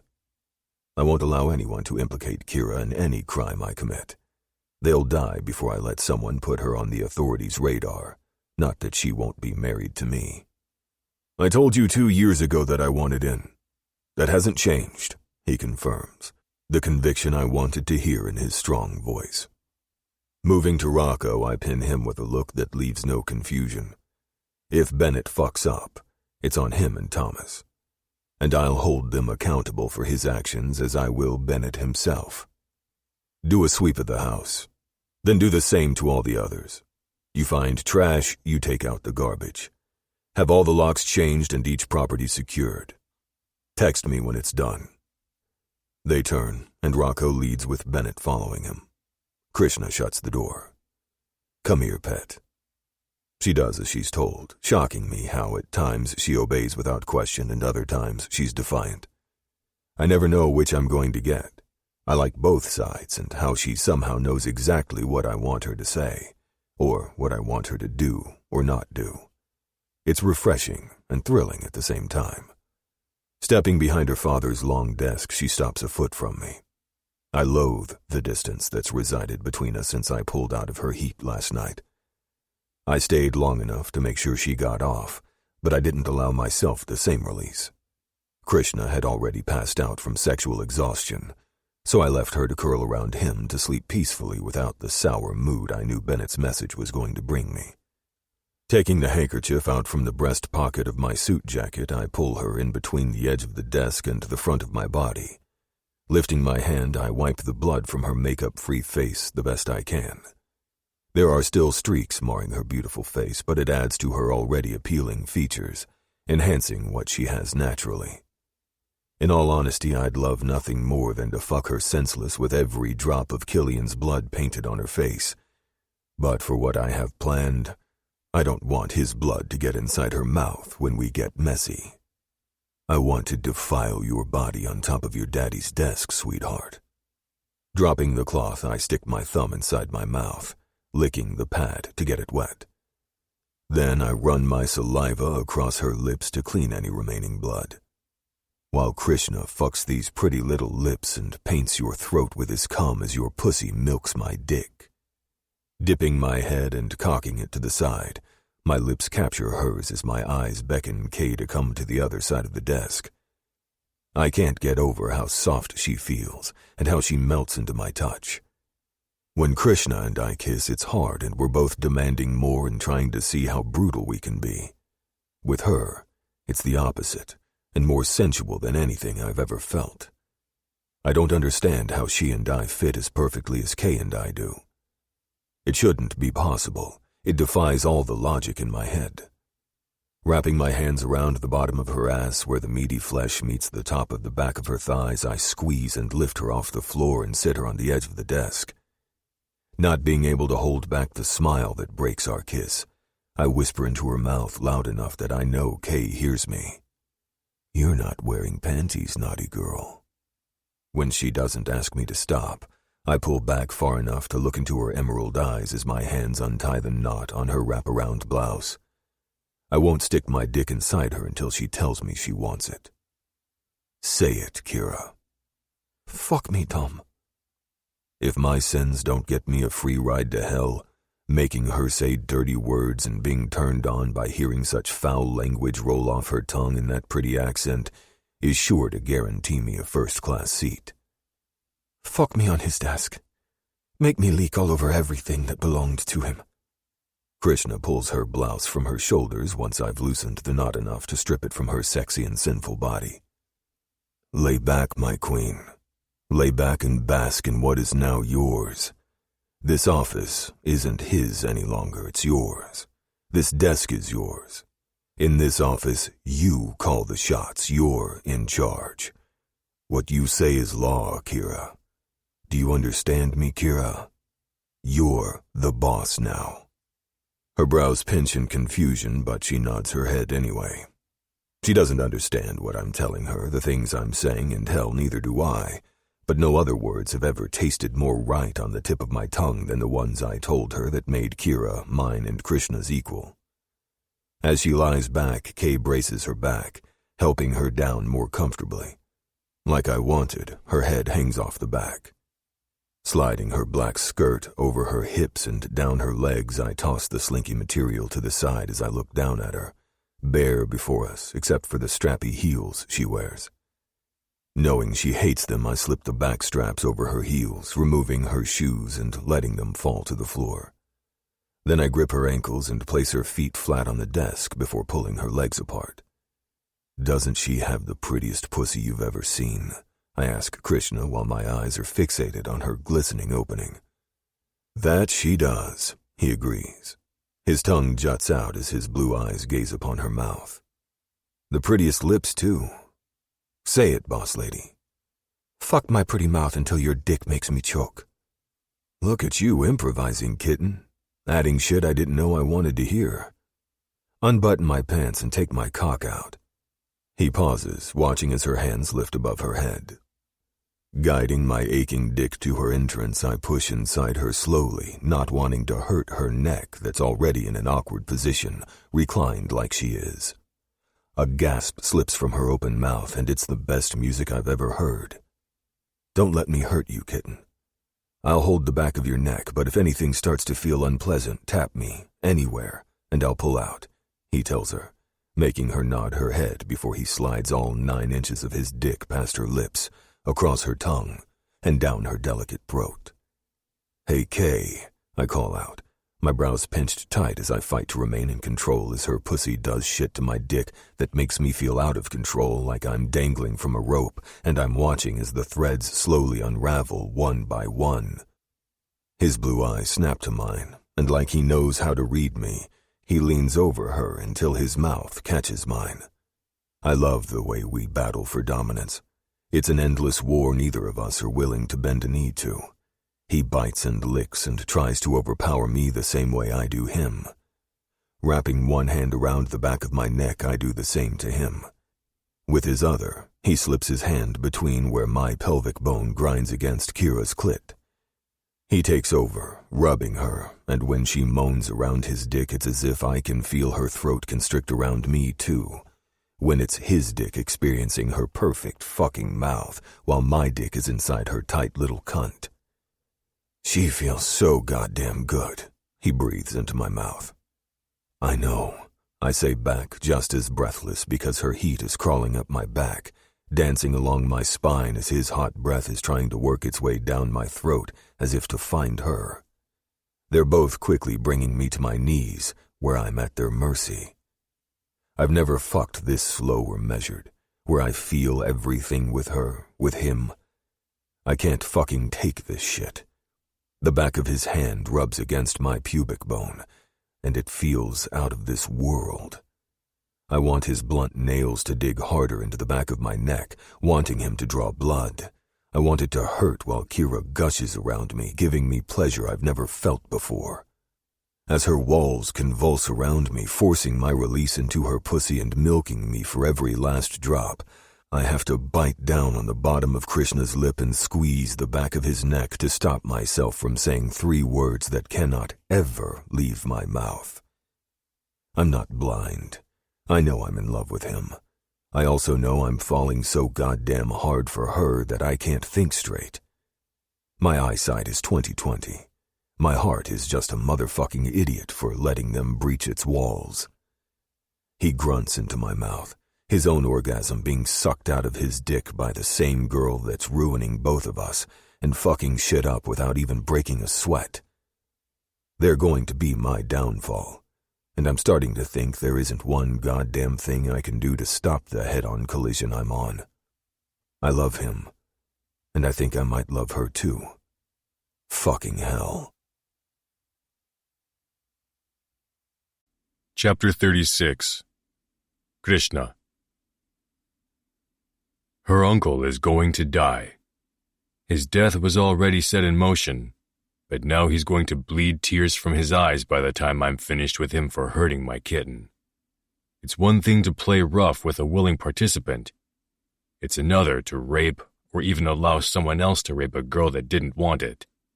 She didn't ask for it, and sure as shit didn't deserve whatever hell he's put her through over the years. All I have to go on are the words that Killian spewed to his sister before she killed him. I saw the look on her face when he said Liam Donovan let other men have her. She may not have confirmed that she's been raped, but she didn't have to. It was written in the shame she wore in her beautiful green eyes during those few seconds before her anger took control. For that, Liam won't get a quick death. Her brother didn't deserve one either, but it's not like I can bring him back to life just so I can take my time with his tainted soul. I'll admit, I didn't understand Tony's need to draw out his revenge against his father for taking the love of his life. Kira isn't even dead, and she's also a hell of a lot stronger than I fully realized. Yet I want to inflict so much goddamn pain on each and every person that's ever hurt Kira, and she isn't even my wife. I saw the same look mirrored in Dom's eyes. After Kira had come and had owned our bodies like we were made just for her pleasure, I saw the need for retribution shining back at me from Domenico's dark brown eyes. I saw more, but I don't know what to do with that information. So, like everything else with Dom that gets too heavy, I shoved it to the farthest recesses in the back of my mind that it could go until we make things right for Kira. That was last night.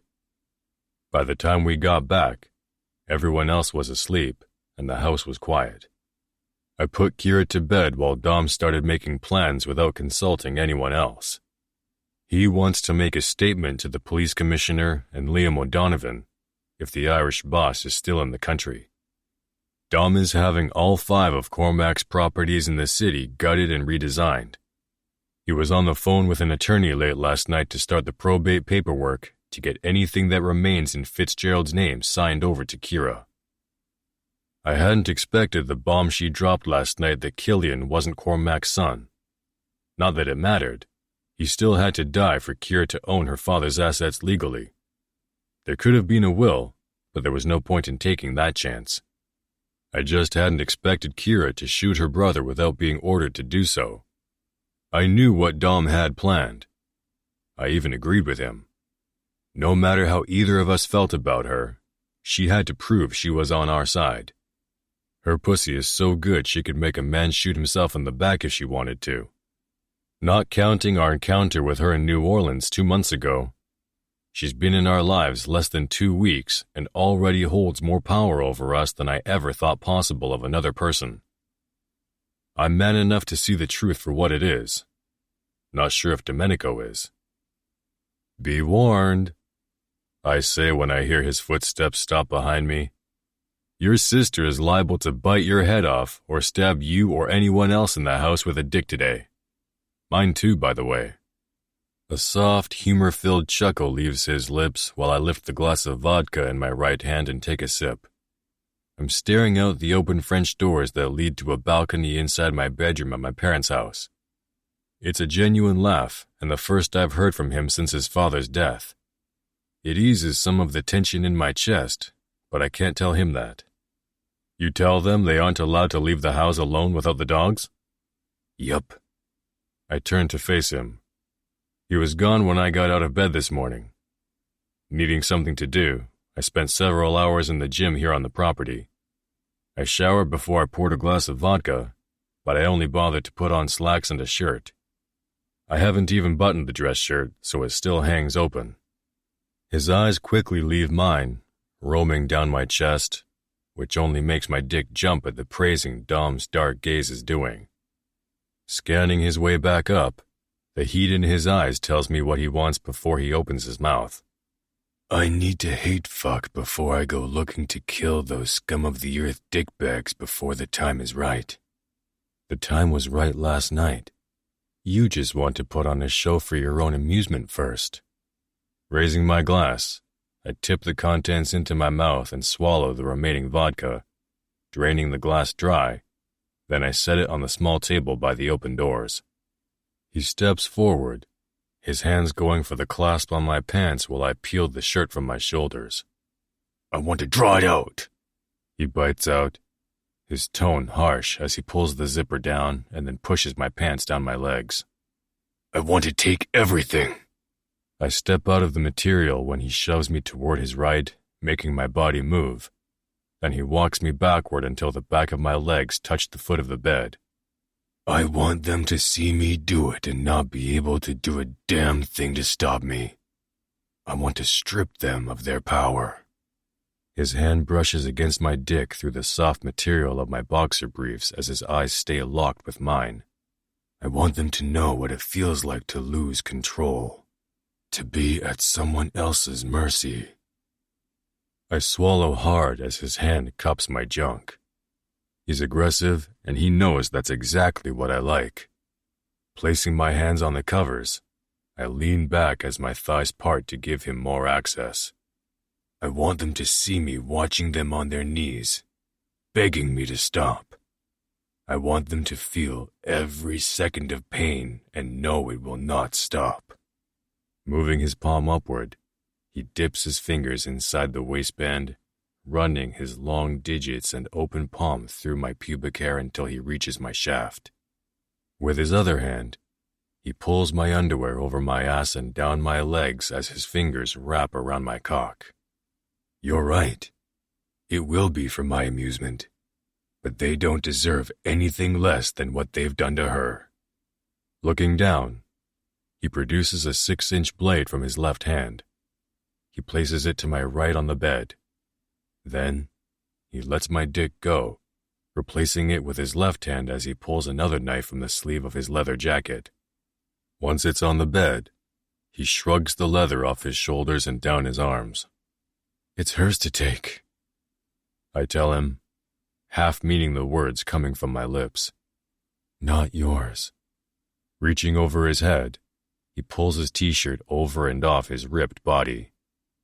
My dick aches without his touch, but I will not tell him that. If he knows me at all, he'll read it from my eyes, from my body that is on the verge of trembling for him. "You're only saying that because you want to get to them before I do." Pressing his crotch against mine, I feel how hard his dick is, sending tingles shooting up my spine and into my hairline at the back of my neck. My eyelids shut momentarily until I hear his belt buckle clink together as he unbuckles his belt. His jeans and boxers come down his legs as my hooded eyes open half-mast. "It should be hers to take, but you're right," I admit. "I do. And I will make her uncle bleed from every pore on his wrinkled body. But first, we need her to tell us everything they did." My anger flares, combining with the heat wafting off my scorching body. Leaning further into me, Dom steals my lips and forces his tongue inside my mouth. Only he's not being his usual, ruthless self. His kiss is slow and measured. It feels like pop rocks are going off on my tongue. His lips are sugary sweet and his tongue even sweeter, telling me he ate a Tootsie Pop in the last half hour. The sound of something squirting from a bottle tells me he brought lube and planned to fuck me when he walked in. He lifts my right leg, and when the tip of his dick touches the opening to my asshole, my fingers gather the bed covers between them, fisting as he slides inside me. My legs spread wider as my feet locate his hips. This is usually where he starts gyrating and tearing my ass apart. But that isn't what he's doing. He rocks inside me and then pulls back slowly. Before I can wrap my head around what's going on, there's a whimper from somewhere else in the room. Domenico's lips leave mine, then he turns his head away from me with my gaze following. Kira is standing in the doorway, watching us. Her cheeks red and her chest lifting and falling with each heavy breath she takes. "Come here, pet. Take your clothes off. Every last stitch." Domenico's voice is rough and lethal, nothing like the out-of-control feeling that crawls up my spine. Kira obeys.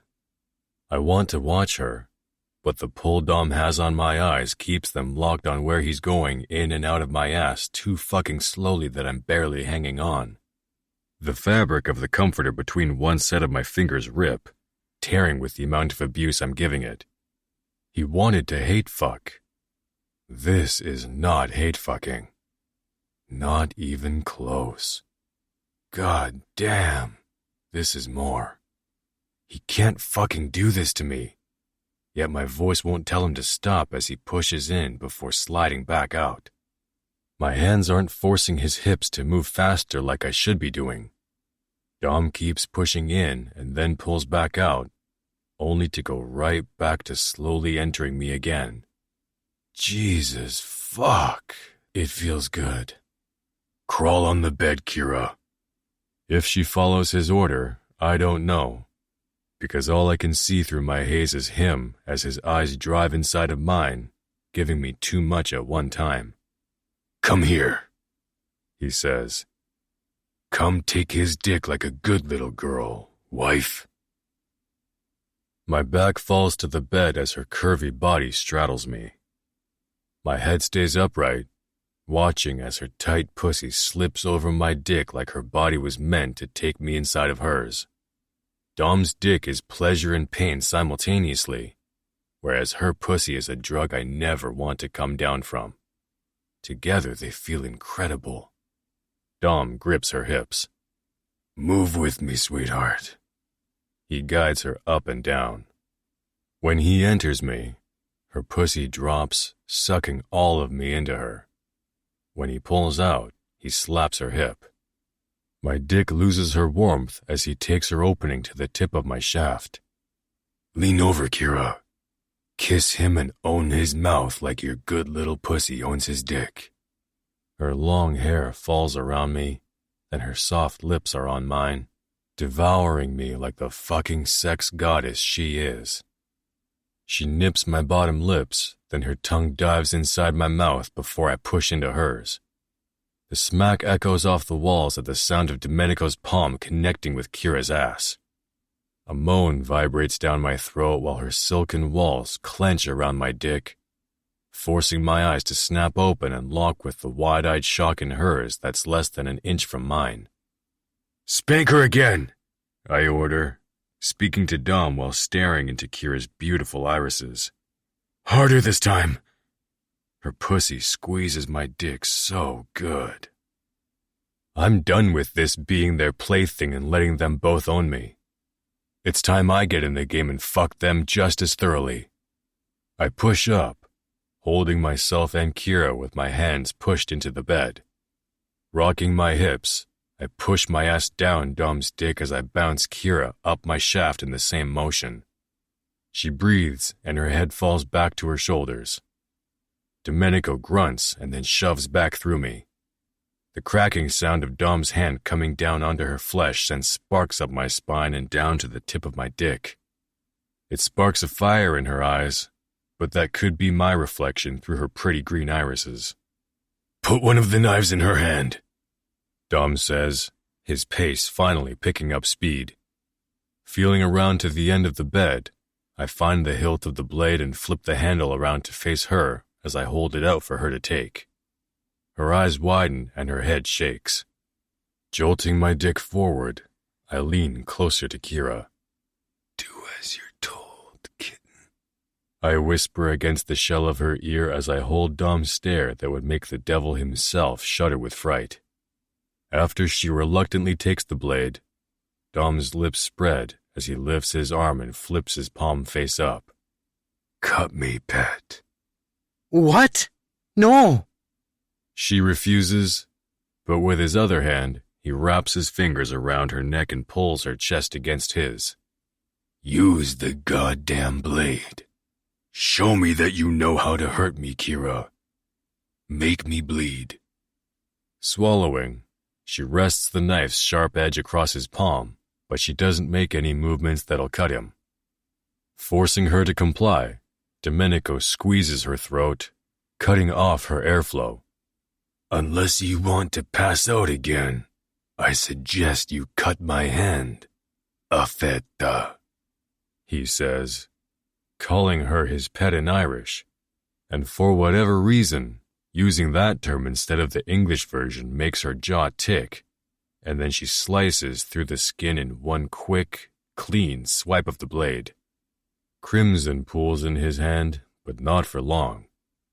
Releasing her throat, he smashes his bloody hand against her mouth and runs his hand down her neck and through the valley of her breast, painting her such a beautiful color that it makes not only my dick swell inside of her, but Dom's does too. What does she look like with my blood coating her? Like a Viking warrior bitch that just slaughtered a village and is fucking on a pile of dead bodies, I say, my eyes locked on hers. Her muscles tense and then start to contract around me. Not being able to stop it, my ballsack tightens and my release shoots through the tip of my dick as Dom releases his cum inside my ass. Her walls don't let up, making cum continue shooting out. It's in this moment that I realize how royally fucked I really am. Being inside of her while he's inside of me is earth-shattering. My ass may be raw from Dom's thick dick, but it's my soul they left tattered after burning straight through the center of my chest. A man doesn't come back from this shit. They've ruined me, and barely broke a sweat doing it. Chapter 37. Kira. My head is so chaotic right now I can't think straight. An hour ago, Sienna asked if I wanted to go with her, Sasha, and Brooklyn to get a manicure and a pedicure. Needing space from Domenico and Krishna, I said, abso-fucking-lutely. not even thinking about the words before they rolled off my tongue. She looked at me like I had a screw loose, but nodded and said, "Let's go." So, now I'm in the back seat of Krishna's SUV with Sasha in the driver's seat, Sienna seated on her right, and Brooklyn and me in the back. The 3 demon-looking dogs are in the cargo section. It's not that I don't want to be around Dom or Kay, but it's more that when I am around them, the need to have both of them touching me at the same time is more than I know how to handle.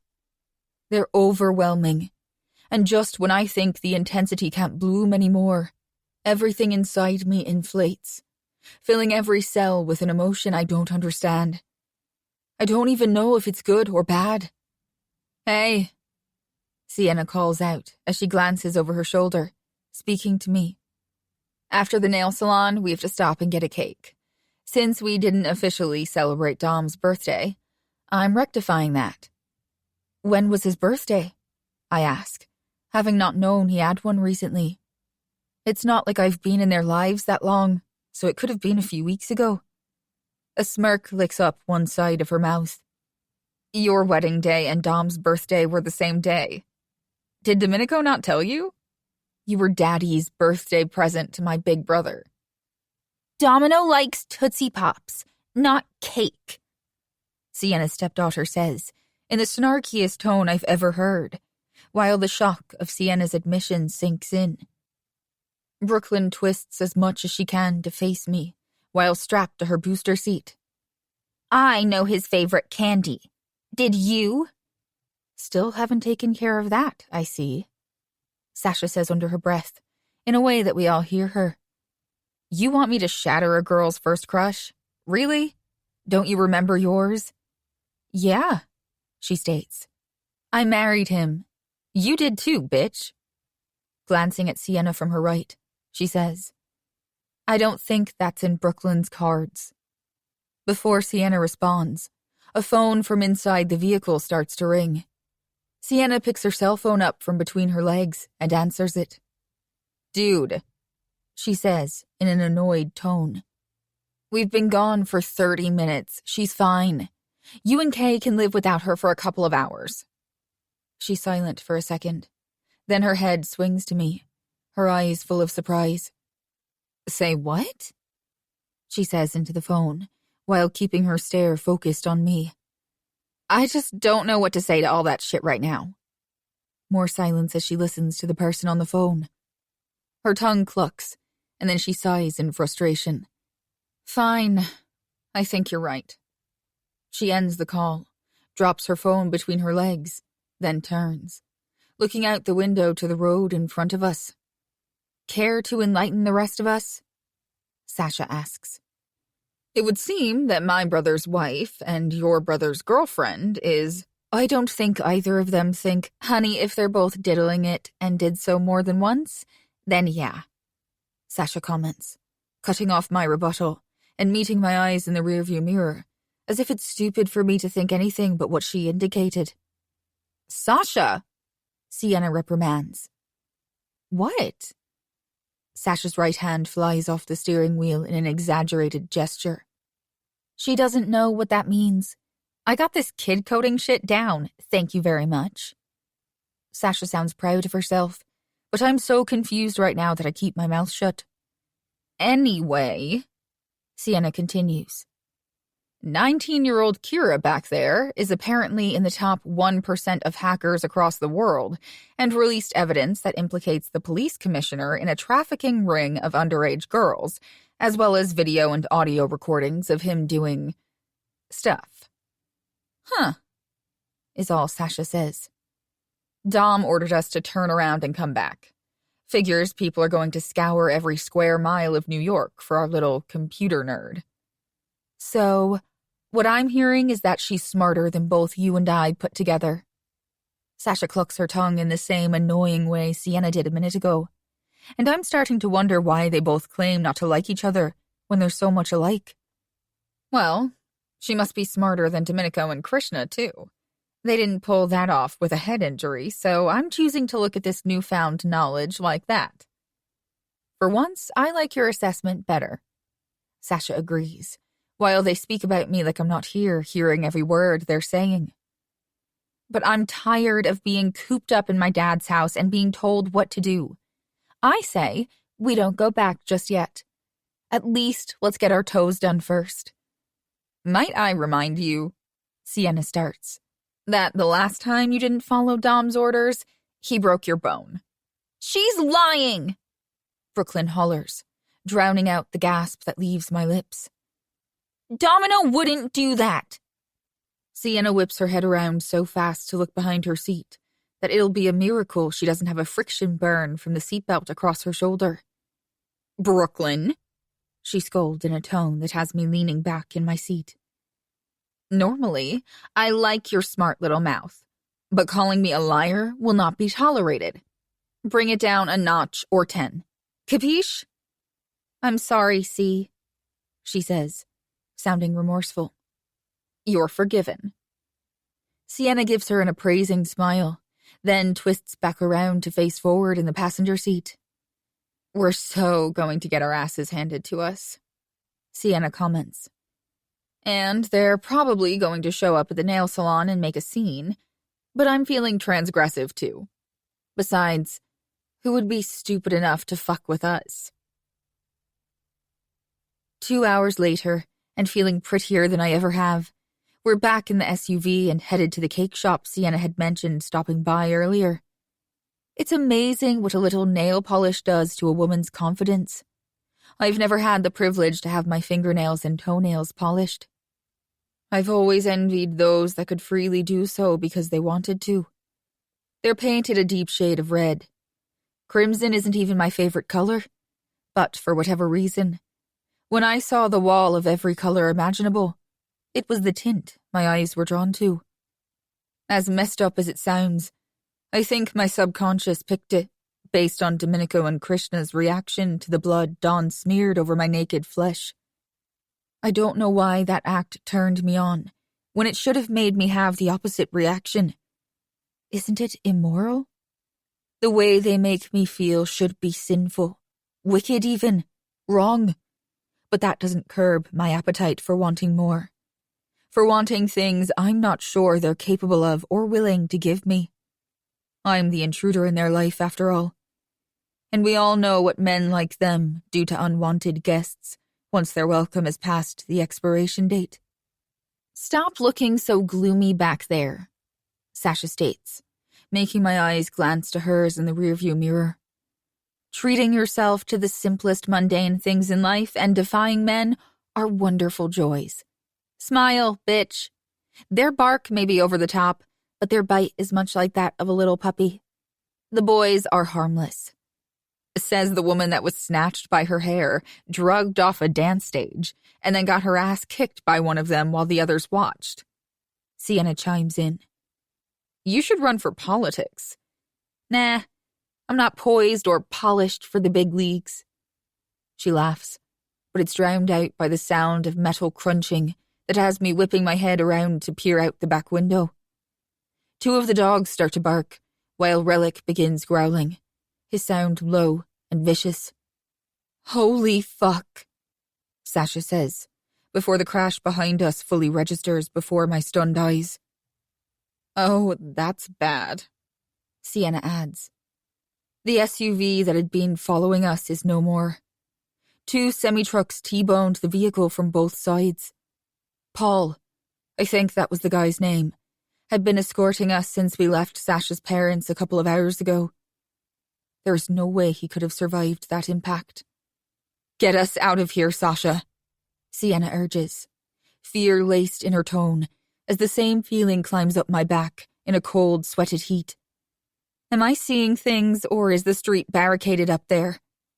There is worry in Sasha's voice now, too.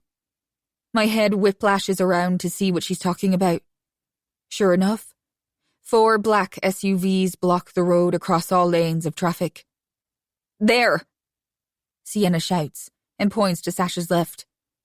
Turn there! Brooklyn, unbuckle and get on the floorboard now. See? I'm scared. I want my daddy. Yeah, I want him right now too.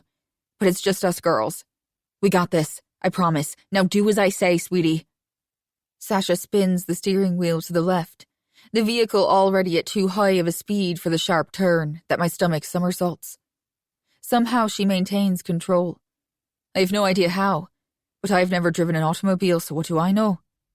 Son of a bitch, Sasha whines, and it sounds like her palm hit the steering wheel. These motherfuckers are everywhere.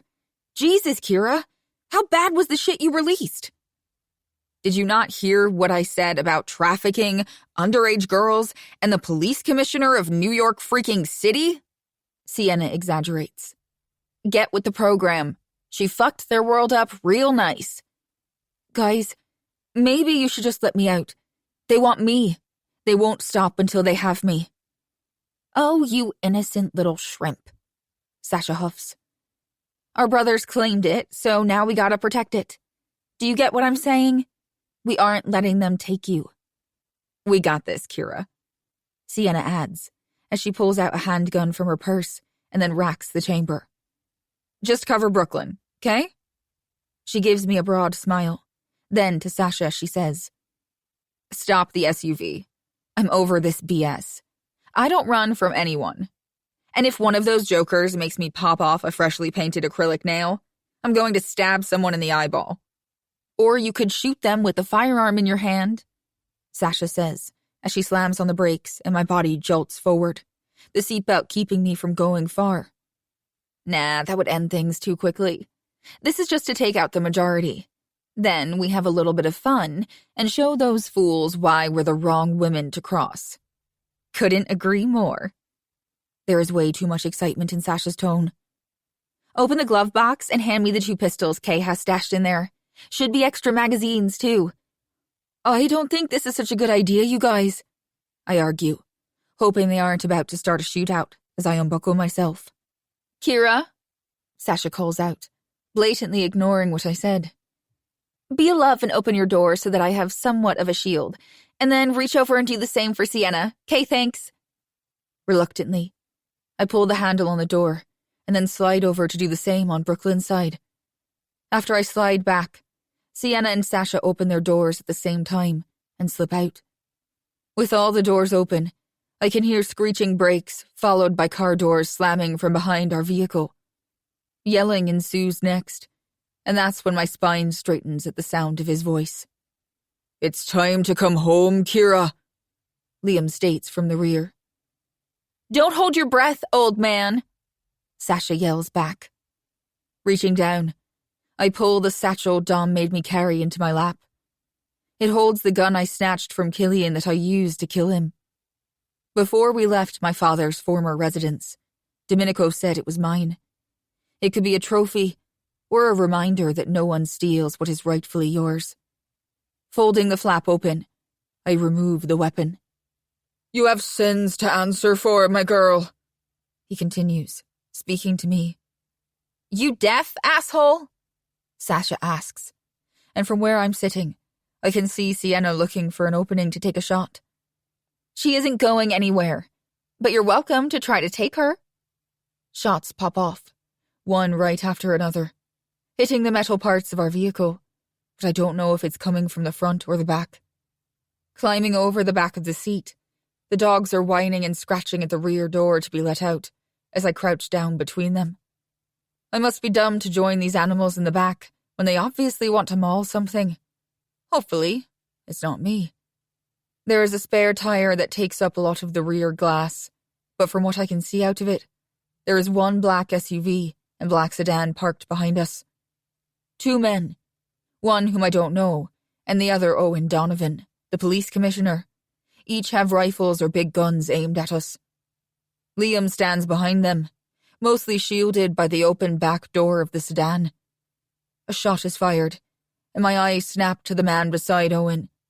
He goes down, and if I had to make an educated guess, I'd say Sienna took him out. That causes Owen the duck, while his brother is issuing orders that I can't decipher, other than his aged face turning a bright red, as he allows his anger to multiply. The police commissioner redirects his aim away from Sasha's side to point toward Sienna's. I decide in a split second what I'm going to do. Reaching in front of me, I pull on the door handle, opening it, The momentum of the eager canine swings it outward.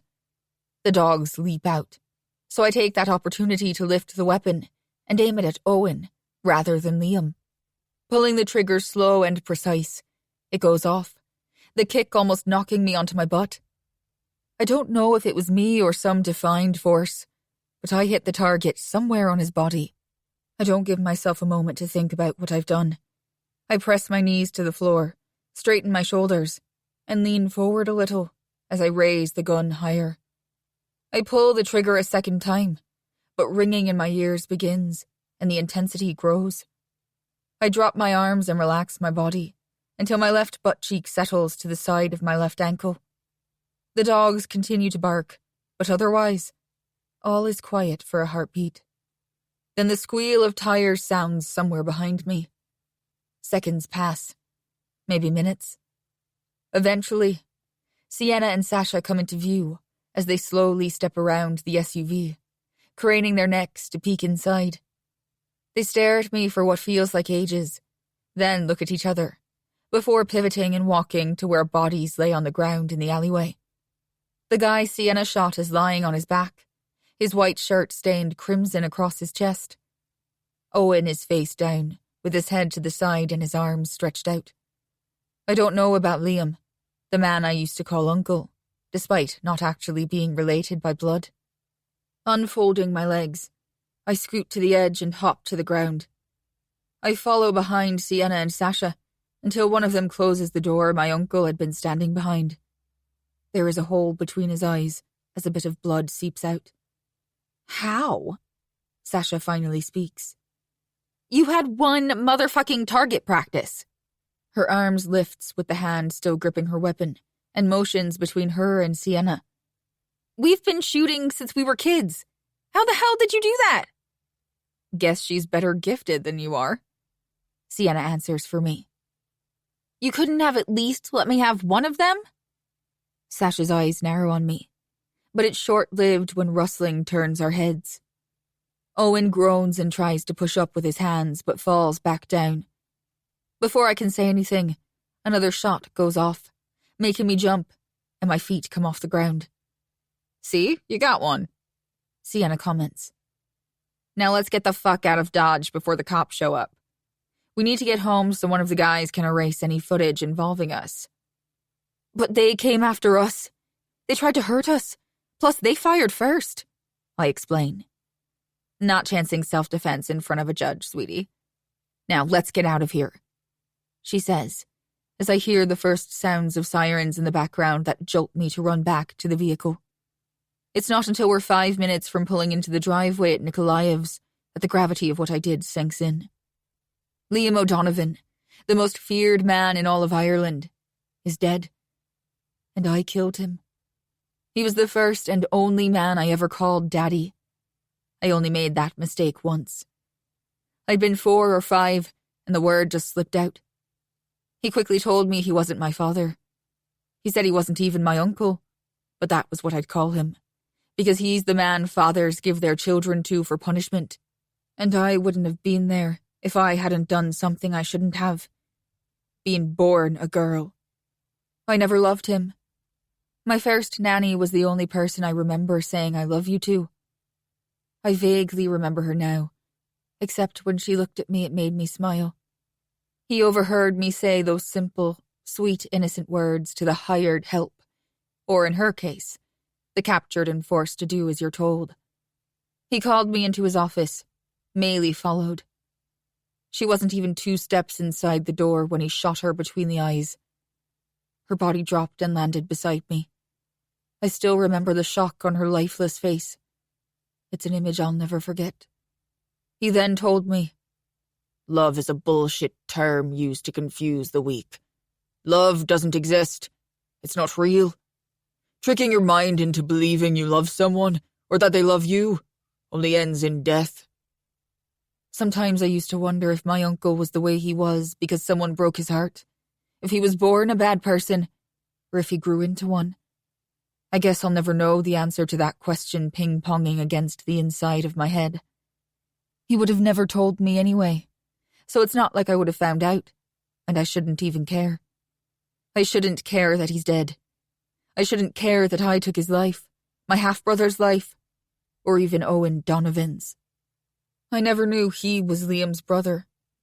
I did know my uncle had a brother that lived in America and was a high-ranking official in law enforcement, but I didn't think he ever came to visit his older brother in Ireland. But I was wrong. I had met him. From time to time, he would show up with other men like they were on holiday, and they'd be dressed in expensive suits, most even wearing a wedding band on their left hand. Owen was the one that put me on Admir Kovaci's radar. He was the one that pushed my uncle to make Admir an offer he couldn't refuse. But that was after Owen had helped to foster and grow the Albanian devil's obsession with me. For that reason, I am not sorry one bit about his death. I just wish I'd aimed better, and it had been me that took the kill shot that had ended his evil life. 4 out of the 5 tormentors of my life are gone, but one remains, somewhere. And men like him don't just give up an addiction just because their suppliers have vanished. What if Liam's thoughts on love are factual, and it's not a tangible emotion? What if I traded one man's fixation for 2 others, and it's my delusion causing me to see Domenico and Krishna differently from how I think about Admir? One took and stole, and never asked permission for anything his black heart had an appetite for. The other 2 waited for my consent every time. But how do I know I didn't just dream that up because I needed it? How do I know the warmth in my chest when I'm with both of them is anything more than my brain playing a trick on me? How can someone be trustworthy if there is an absence of love? Chapter 38. Domenico. When the girls didn't return as instructed, I ordered my guy not to let them out of his sight, to call me immediately if he saw anything that even remotely looked suspicious or felt off. Sienna and Sasha have 0 to prove. We all know they can handle themselves better than the average woman. I commend my father and Krishna's for making sure anyone that tried to hurt them would live to regret it by their hands with the abilities they were taught. I didn't know all the facts. I didn't know how far O'Donovan's reach extended. I still don't. This wasn't about them doing as I say because I said so. This was about all of us being together and having each other's backs. I want to wring their goddamn necks for this bullshit, and then I want to punch myself for not going after them. Had I, this would not have happened. They would have been here. They wouldn't have nearly gotten killed. All of you sit your asses on the couch, Kay orders as he, Matteo, Lorenzo, and I stand side by side with arms crossed. Not you, Brooklyn. You can go do kid shit. You aren't in trouble like the rest of them are, I say. Sienna takes a seat first, then Sasha next to her left, and finally, Kira sits on Sasha's other side. After what happened to my father on his property, I sent our housekeepers and their families on an extended vacation to the other side of the country. It's just us here, Krishna's men, and the dogs. I don't know who I can trust within my organization or even if my people had anything to do with Cormac gaining access. It could have been a coincidence the DJ had a relationship with Fitzgerald. With all the shit going on, now something else happening before I can even breathe, I haven't had a chance to dig to find out. Are you happy with yourself? I demand, looking my sister in the eyes. Paul is fucking dead. He was a snitch. But I didn't want the guy to die, Sienna muses. What in the fuck were the 2 of you thinking? I specifically said, bring your asses back, I shout with 0 control in my tone. I'm pissed off. You could have been killed, Sienna. Brooklyn could have been killed. Our unborn child. All of you could have gotten killed, Matteo yells, his voice booming more than mine vibrating through the room. You don't get to take risks with yours or our kid's life, Sasha, Ren fumes. You were driving that vehicle. You should have had more sense than that. We had it under control, Krishna joins. We were going to take care of them. Instead, the 3 of you risked all of your lives and put those not even fucking born yet in danger. Unacceptable. Oh, so it's like that, Sienna stands, her dark eyes going from me to Krishna and then back to me again. The two bosses needed to assert their dominance by slaying the dragons that hurt the damsel in distress. Sasha stands, mirroring Sienna's stance. Newsflash, assholes. There aren't any weak bitches here that need protecting from the big bad wolves. Her eyes roll as she makes a gagging noise by sticking her finger in her mouth in a mock gesture. It makes me want to break another one of her fingers. She's lucky she's pregnant with a Caputo. Sienna, Mateo bites out. Follow me. We need to have a chat, wife. Fuck that noise. Come find me when you want to apologize for this little tantrum you've joined. Sienna steps around the coffee table, not sparing us another look. Same goes for me too, Ren, Sasha follows. But as she steps in front of Kira, she looks over her shoulder. Let's go, Shrimp. You're with us. What the fuck did you call her? Kay asks as the exact words bubble up my throat. Clearly, you two dicks are only teaching her how to swallow cock, Sienna throws at Krishna and me. She needs us to show her how to put a man in the doghouse when he's acting like a little bitch. Sasha's eyes narrow on my brother before turning and making a performance of her exit. Kira, I growl when she jumps to her feet and scurries after them, not meeting my eyes as I watch her the whole time, planning all the ways I'm going to punish and reward her. My sister was partially right. I did want to kill Kira's uncle as well as the police commissioner. There's no telling what all Owen was involved in or if he harmed Kira as well. But Sienna was wrong, too. I don't need or want a damsel of any kind. I don't see Kira as weak or needing a man to come to her aid at every turn. But that also doesn't stop the desire to kill a motherfucker on her behalf. Well, that didn't go as planned, Mateo says when they're out of sight. He gives us his back and walks to where a crystal decanter is on display, surrounded by crystal glasses turned upside down. That's because you and Lorenzo don't have order in your houses, Krishna spits out from behind me as I head in Mateo's direction, needing a drink myself. Those two better not corrupt my kitten. Do you not have anything besides vodka in this place? Mateo says, annoyed. If you want something else, go to the fucking store, Punchy, Krishna notes. He isn't Mateo's biggest fan either. Like me, he wouldn't mind going a few rounds with the boxing champion for all the times he ignored my sister and dated that cum-guzzling whore he had a child with. My sister's new husband usually isn't one to drink that often, but he doesn't have a fight coming up anytime soon that I know of, so perhaps he wants to celebrate the girls not getting themselves killed tonight, or maybe he has something heavier on his mind. Where's Giovanni? I ask. Or are we calling him Dad now? Fuck off. Mateo pours enough vodka into the glass that some spills over the rim. You're his boss. Shouldn't you know the answer to that? I do know where he is. He, Leo, and Thomas left for Boston this morning to make sure Carmine's former crew knew there was a change in rank. I sent backup in case Giovanni ran into any issues, but something tells me even if he did, the old fuck could handle it himself. Fair enough, I comment as he steps to the side so I can pour myself a drink. How are you processing the news that Giovanni is your father and Pete is not? Like anyone that found out their mother was in love with two men, got pregnant by one of them, but then chose the safe one to marry? And for the record, Pete is my father, not Giovanni. But it doesn't fucking matter because I'm not speaking to any of them. They're all three goddamn liars. You're taking it better than I would, Ren adds to our conversation. Lifting the filled, sculpted, double old-fashioned glass, I ask, do you want a drink? When Lorenzo shakes his head, I flick my eyes to Kay and lift the glass higher. He takes it, and I turn back to pour another for myself. What about your townhouse? I question Mateo. Have you put it on the market yet? And why would I do that? He counters, sounding genuinely curious when he can't actually be that stupid. But maybe all those blows he's taken have made him slower than I thought. I'm not my father, Mateo.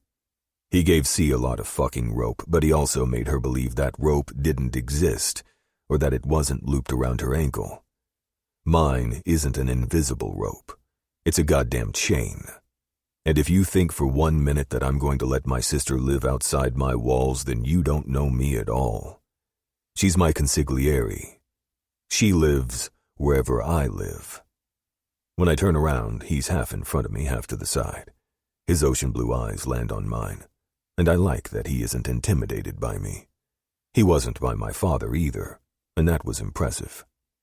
She's my wife. Sienna is going to be the mother of my child. She'll be wherever she and I both choose to live. I'm not living here forever, and C doesn't want to go back to your father's house for obvious reasons. Good. So far, we're on the same page, I tell him.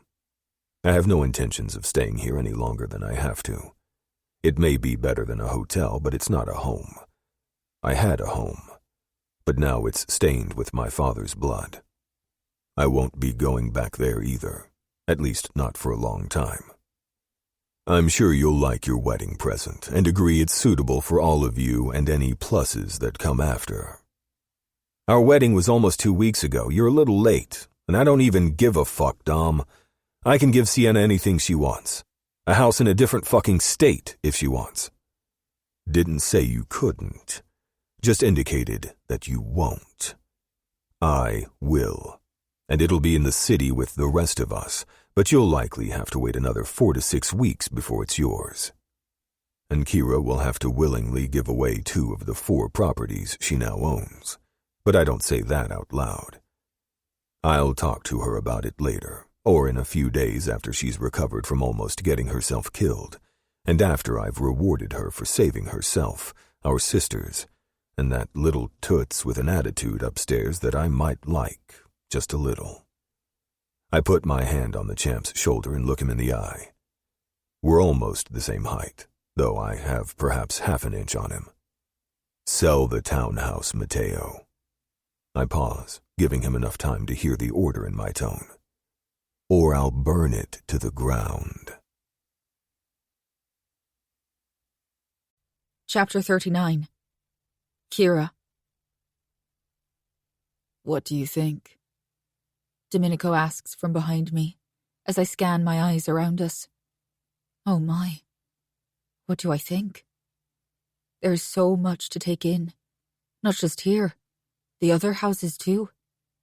When Domenico asked, and I mean actually asked, not told or demanded, if all the brownstones I own could be renovated, if one could be given to Sienna and her family, and another to Ren and Sasha, I said yes.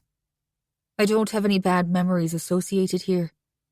I barely spent any time in this place after I returned from Ireland to be able to make any. After seeing the changes Dom has made, the place my father once called home doesn't even look the same. The walls were painted, all new appliances were installed, and furniture Domenico bought was brought in. I even got to pick everything out for my house, which was strange and fun at the same time. The buildings are all listed in my name legally, and no one has given us any problems that I know of. As weird and surreal as all of this is, this place feels like a home when I look around it. It's been 9 weeks since the incident in the alleyway. Brooklyn turned 6. A year ended, and a new one began. Just today, Sienna found out she's going to have a boy, and Sasha is having a girl. They're in their houses now, while I'm standing in mine. Sienna's home is in the middle, with Ren and Sasha's on the other side.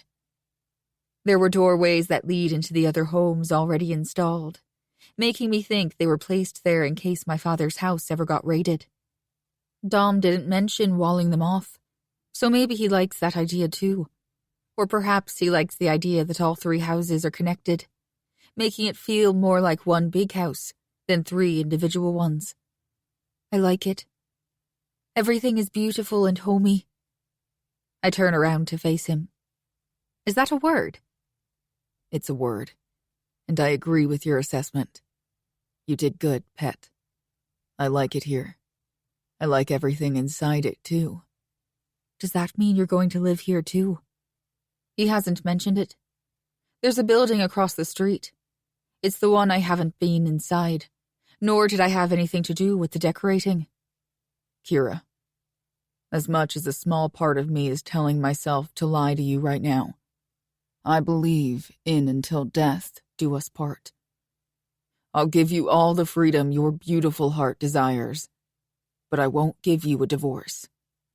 You'll never be free of me, little pet. Yes, I'm going to live here too.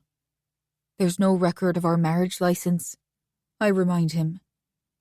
We found that out a few weeks ago when Dom submitted tax information to his accountant. You're technically free to do and marry any woman you want for real this time. He picks me up and slams my butt onto the desk. It's the only piece of furniture in the house that isn't new. His fingers wrap around my throat and squeeze before I can gulp air into my lungs.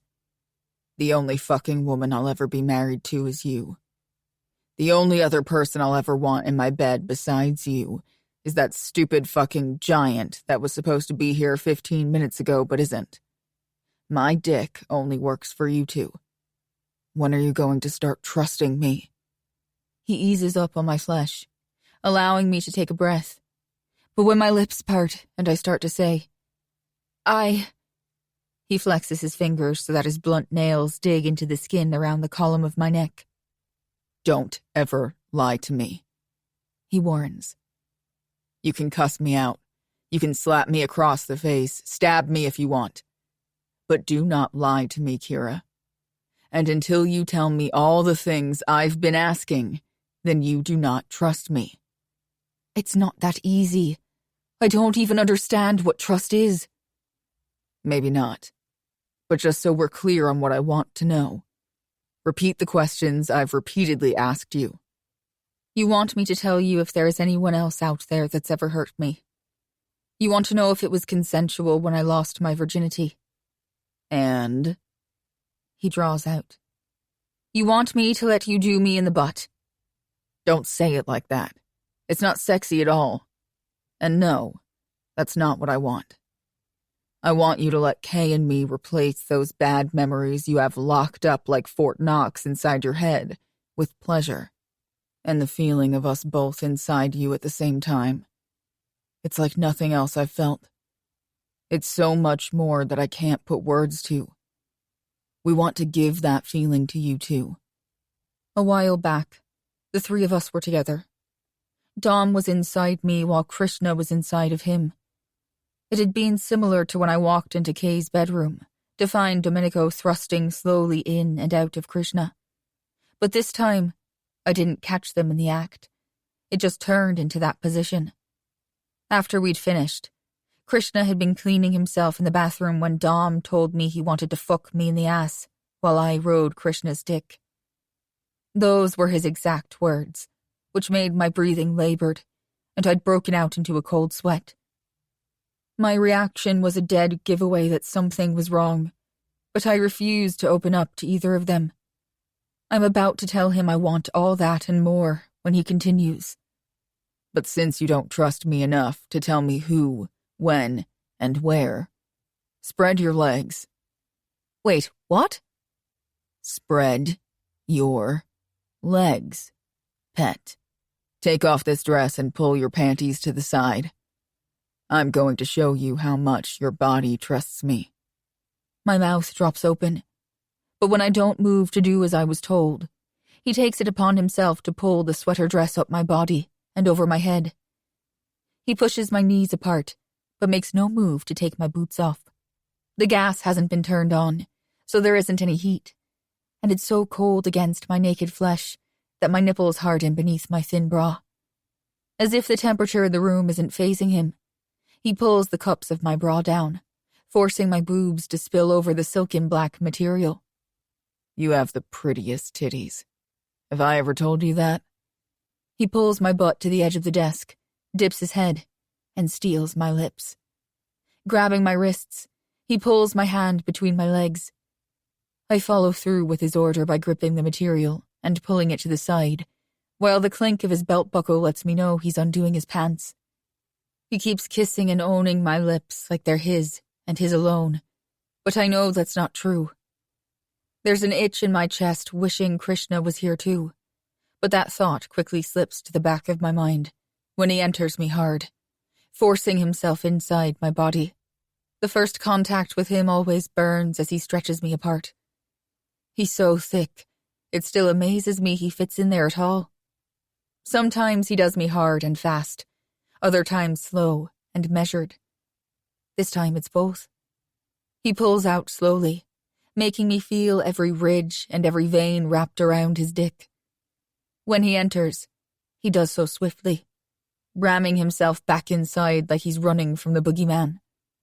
Opening his eyes, he finds mine. Your pussy trusts me, sweetheart. Your sweet little cunt trusts me like I'm her fucking moon and sun. He's not wrong there. She constantly salivates anytime he or Krishna are in the same room as me. She worships the ground they walk on and isn't afraid to show them how wet they make me with just a simple look. You want to know how I know your body trusts me, baby girl? How? When was the last time you've bled, Kira? Because you've yet to bleed all over my cock. And frankly, I'm thoroughly pissed off by that fact and thrilled at the same goddamn time. My eyes widen at what he's revealing. I haven't had a cycle since I got married over 2 months ago. He thrusts back inside me harder than the last, then slides out, achingly slow. Only to push forward with such force, it feels like my insides are trying to come out of my throat. You didn't really believe my siblings were going to be the only ones having babies, did you, Kira? I didn't want kids. Did you know that? I still didn't want them when that doctor handed me that piece of paper with your birth control prescription written on it. But then I walked out of the clinic, and as if I was throwing away trash, I balled the piece of paper up and threw it in the dumpster next to the corner without you seeing me do it. My core tightens, squeezing him as a ripple in a current shoots through me, my orgasm making me scream as it exits. Dom's cum shoots inside me, coating every nook and cranny, painting me with his seed. He kisses my cheek, his lips making a path down my neck, then over to the dip in my throat and back up, until his lips take mine, kissing me with promises. Holy cannoli! I may be pregnant. Okay, there's probably no maybe to it, but whose baby is it? He pulls back until his dark irises find mine. Kay didn't stay with us last night, I state. I know. His brows crease as tension clouds his stare. Why? He's working shit out in his head. I don't like the sound of that. I hate that he isn't here. He should have been here when Dom asked me about my cycle. He needs to know too. How long is that going to take? I finally ask. He better not take too fucking long, Domenico says with a growl in his tone. And if he does? I can't help but probe, needing to know where Domenico stands. Then we'll have to remind him where he belongs and who he belongs to. Which is who? Us, my pretty pet. He belongs to us. Chapter 40. Krishna. It's been a week since the Caputos moved off my parents' estate and into the properties Kira came to own in the city. It's been 2 days since I've been inside my kitten. Over 36 hours since I've even seen Dom. It was strongly suggested that it would be in my best interest to vet the contender for the Canadian Pakhan spot, since our countries border each other, and Moscow doesn't want another explosion to deal with. My father told me to tell them to go fuck themselves, but it seemed like a distraction I could use. I knew I couldn't go cold turkey from Domenico or Kira, which is why I slept in my bed in my apartment in Brooklyn for the past 10 long fucking nights. I can't say that I've slept much. I can't say that I haven't wanted to kill anyone that's pissed me off in that time either. Pretty sure the jackass that I saw pull a girl down an alley after I left a club last night didn't live, after I shot him in the dick and then put a knife through his throat so hard I hit his spine. I'm a little on edge, to say the least. It's like I'm experiencing major withdrawals without an addiction to any known vices, though Kira's pretty little pussy might call me out as a liar on that. Pretty sure my dick is fiending to slide between her thighs, and that's why I'm wrenching the door open and walking into the brownstone across from where Dom made him and Kira a home. Domenico turned this one into an administrative space. He even offered the top floor to me since he took the second floor. It's more industrial inside and set up with offices instead of bedrooms. Despite the organ in my chest screaming at me to say yes, I turned that offer down. That muscle and the one tucked into my pants just wanted to be close to the sweetest girl I've ever met, as well as an asshole that's been fucking up my head since I was a petulant teenager that couldn't control his own dick. Together, they've turned my world on its axis, and I can't figure out how to right it again. Distance should have worked. It hasn't. I thought if I went to a club and found a random, it would take the edge off.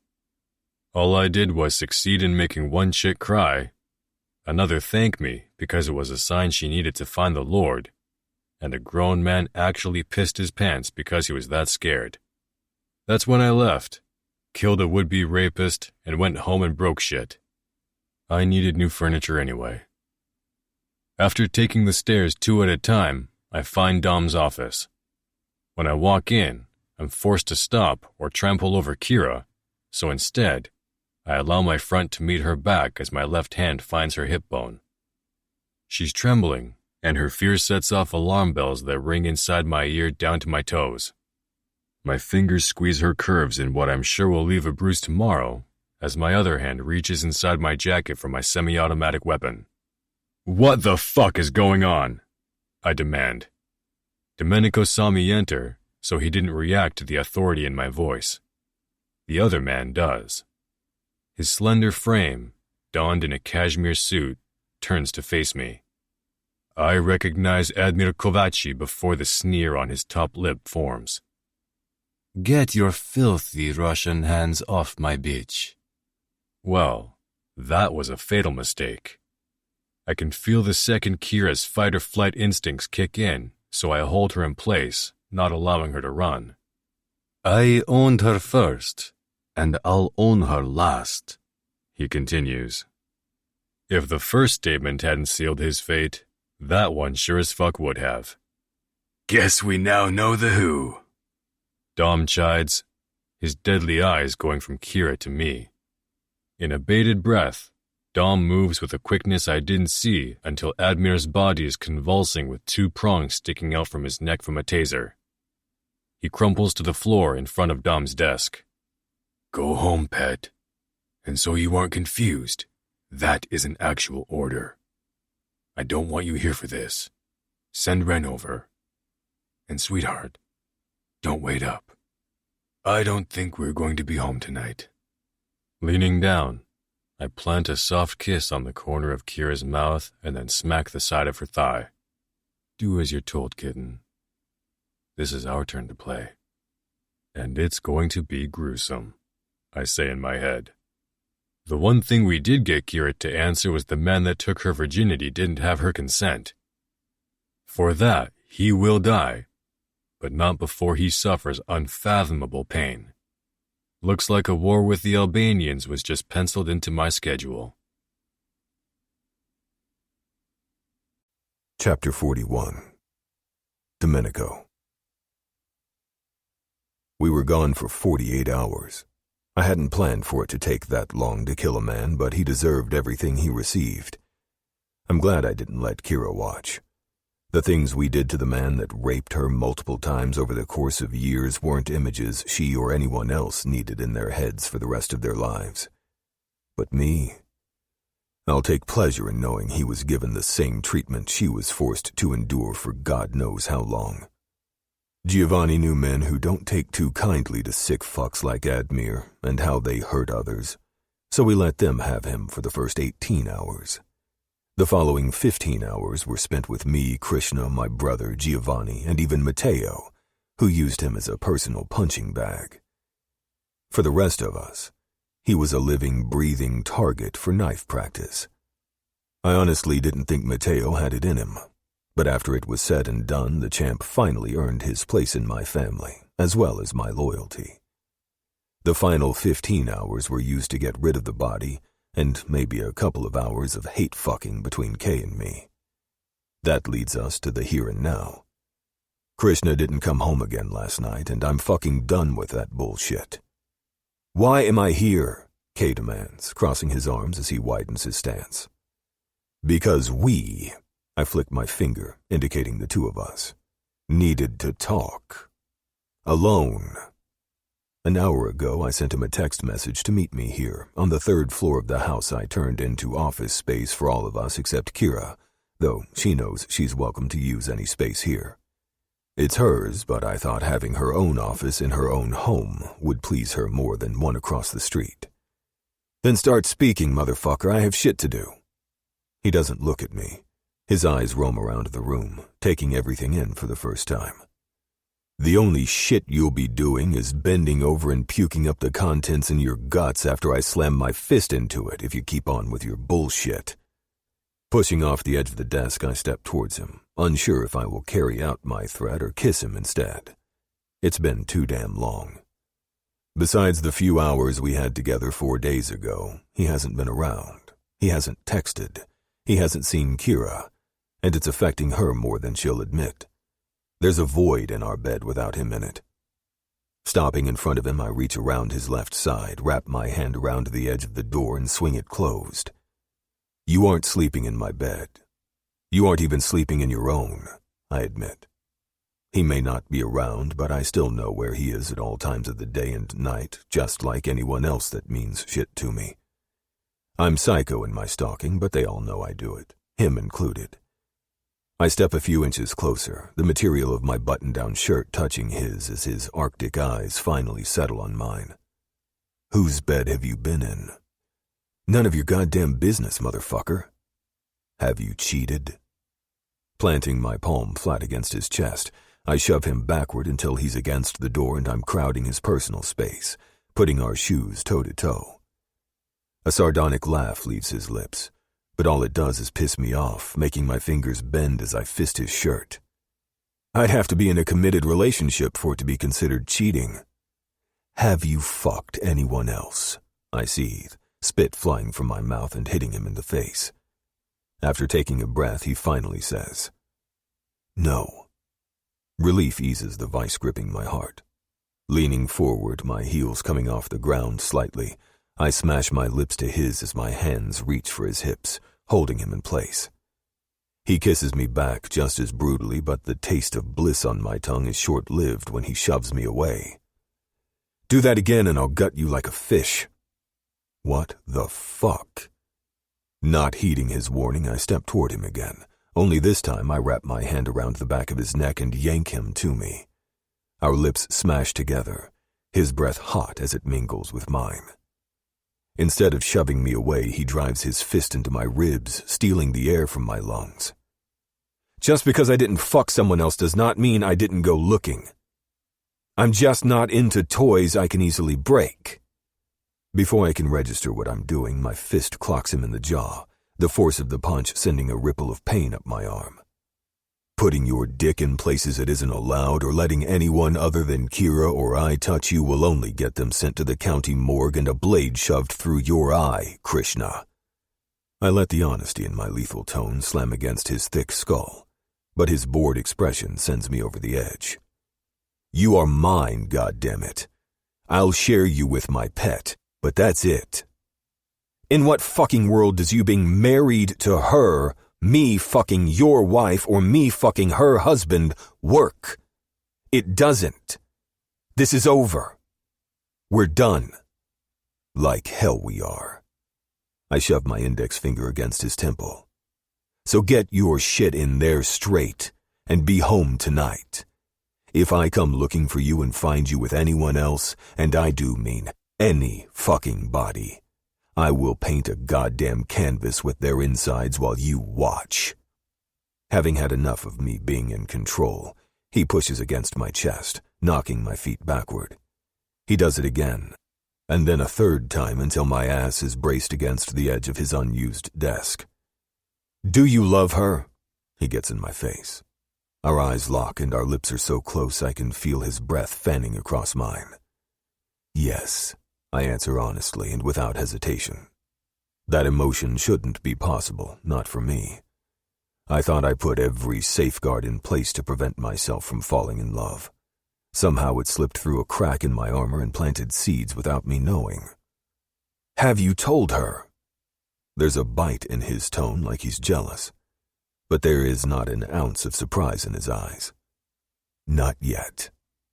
His fingers claw against my chest through the thin material of my shirt as he fists the fabric, the same way I did him minutes ago, grasping at his control.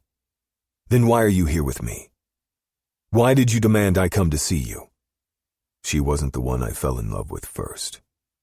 My admission comes out calm, when in reality the organ in my chest is jackhammering against my breastplate. Don't. His fingers flatten, and then he shoves, but since my body can't go any further, my back only reclines away from him. She doesn't get to hear it before you do, I continue, suddenly needing to say everything on my mind just as much as I want him to hear them come from my mouth. Stop, he barks. I love you. I said I fucking love you. I loved you first, do you hear me? I push forward with the intent to get in his face, but he jumps back like the invisible flames burning my body as I wait for my words to sink into his head, have the ability to burn him alive. That doesn't mean shit to me. I said we're fucking done, so hear me, motherfucker. It's over. He walked out after that.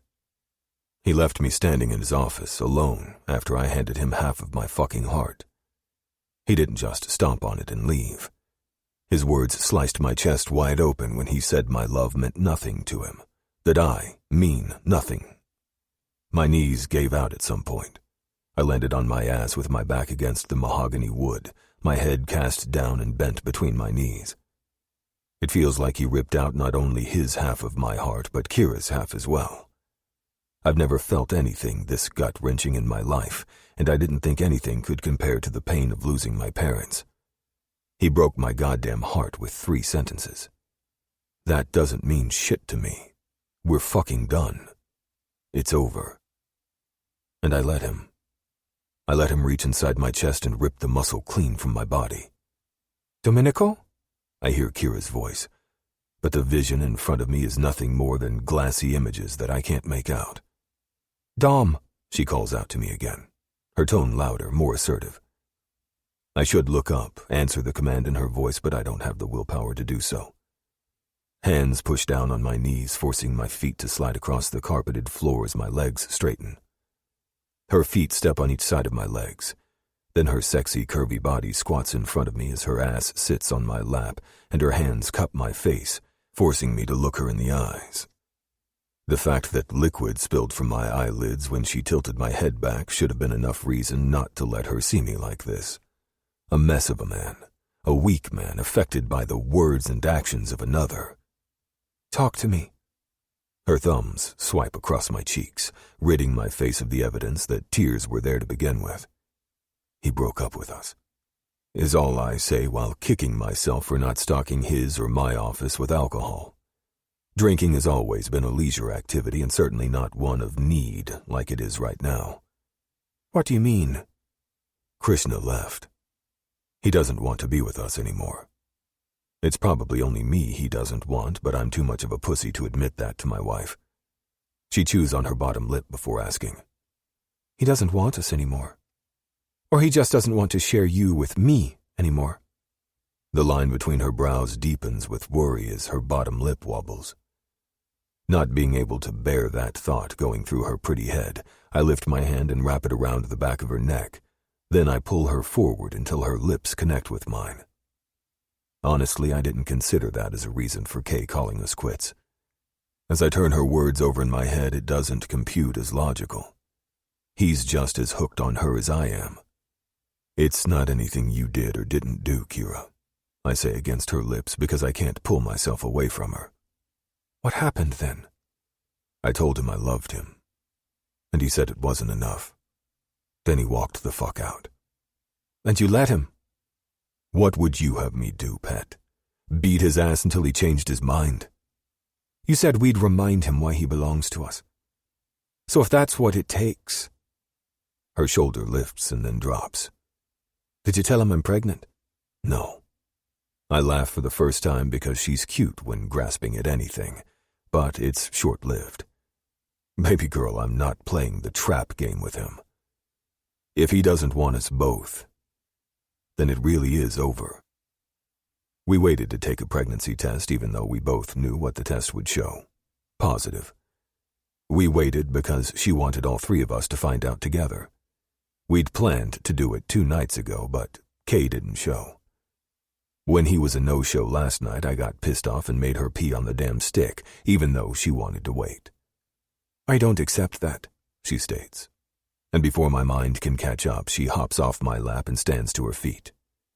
He didn't tell me he was breaking up with us. Though I guess I wasn't officially part of the relationship, but I don't care. I want to hear it from Kay himself. He said that too. I climbed to my feet as well. Well, not exactly that, but pretty much that. What did he say? That we would have had to be in an actual relationship for anyone else to be considered cheating? Fuck, my chest hurts. And I swear the pain only continues intensifying. He was with someone else. Horror is written all over her face, so I clarify. No, Kira.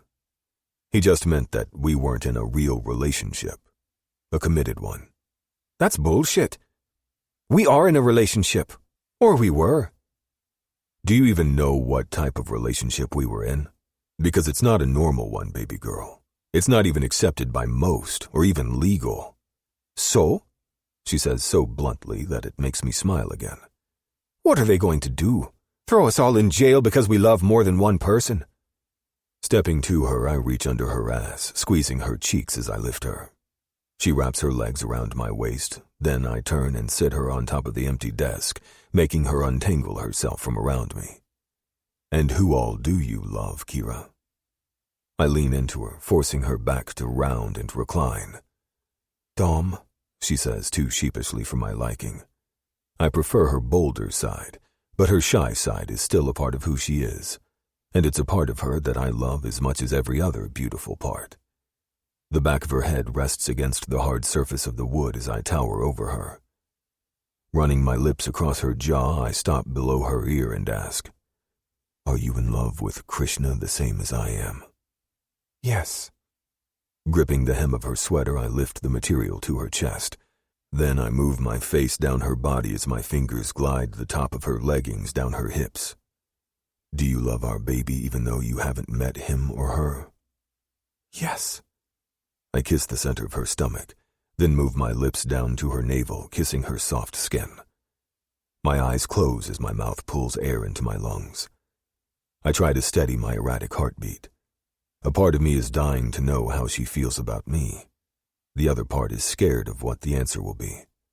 I know what our bodies sing when we're fused together, but hearing the words roll off her tongue would make it as tangible as it feels. I love you too, Dom, she admits when I don't ask the question locked behind my lips. Her words breathe life back into my sunken chest, filling me with an emotion I honestly thought I'd shut off years ago. I wasn't supposed to fall in love with one person, let alone two. Moving to her side, I continue peppering kisses on as much of her skin as I can. Would you stop? Giving it her best effort, she pushes against the top of my head but doesn't move me an inch. You're making me feel more self-conscious than I already do. Why would you ever feel self-conscious? Especially around me. For obvious reasons. Then you're going to have to dumb it down for me, Kira, because I don't see any obvious reasons. She's so fucking beautiful. From the moment I first laid eyes on her, an obsession started to form. Then I touched her. From there, an addiction weaved itself into every sensory in my body that I've yet to fully sate. Because you're kissing and feeling all over my fat. All that's doing is making me feel gross. That makes me pause and jerk my head up to find her hands covering her eyes like she's embarrassed. Have I ever given you the impression that I don't like any part of you? Has Kay? You hate my last name, she argues. Not to mention I was a sure thing for both of you. Your last name is Caputo, by the way. I eradicated the original one. Second, you've never been a sure thing. Krishna was not the one I considered didn't feel the same way I do. He chose to be with me. You didn't. You were forced into this. If we're honest, you're still being forced. I'll never let you leave me, pet. I may claim to not want to trap Kay with a baby, but let's face it, that is exactly what I did to you. I chose not to wear a condom, Kira.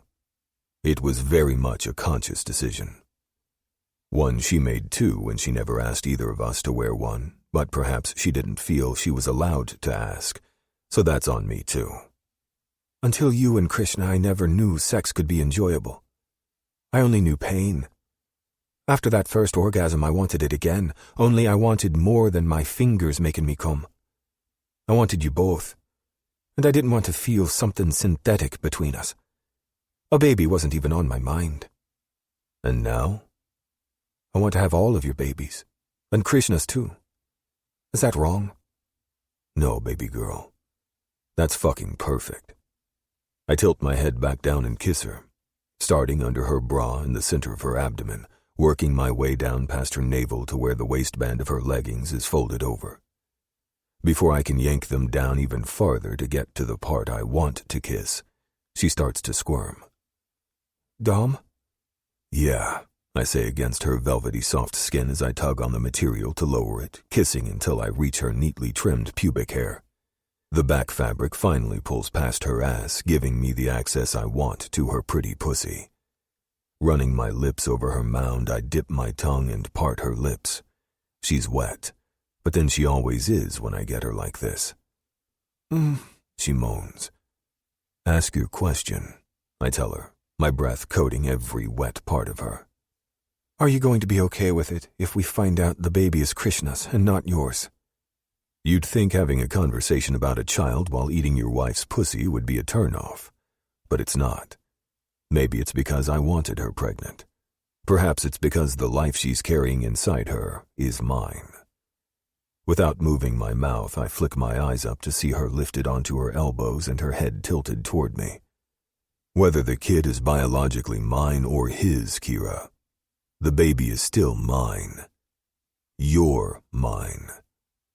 Now can I go back to trying to make you come all over my tongue and Kay's desk? Yes. But then we go get our guy, right? Fine.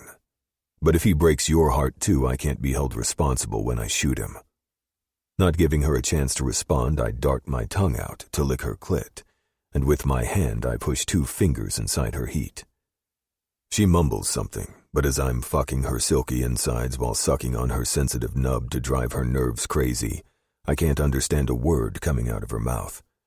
I don't go easy on her pussy either. I pump my fingers into her fast and hard while making sure I touch her G-spot with the pads of my fingers. Fuck, I wish it was my dick inside her instead of my fingers. But I love doing this to her almost as much as I love driving myself into her warmth. Her moans get louder. With my free hand, I smack her thigh, making her gush onto my fingers.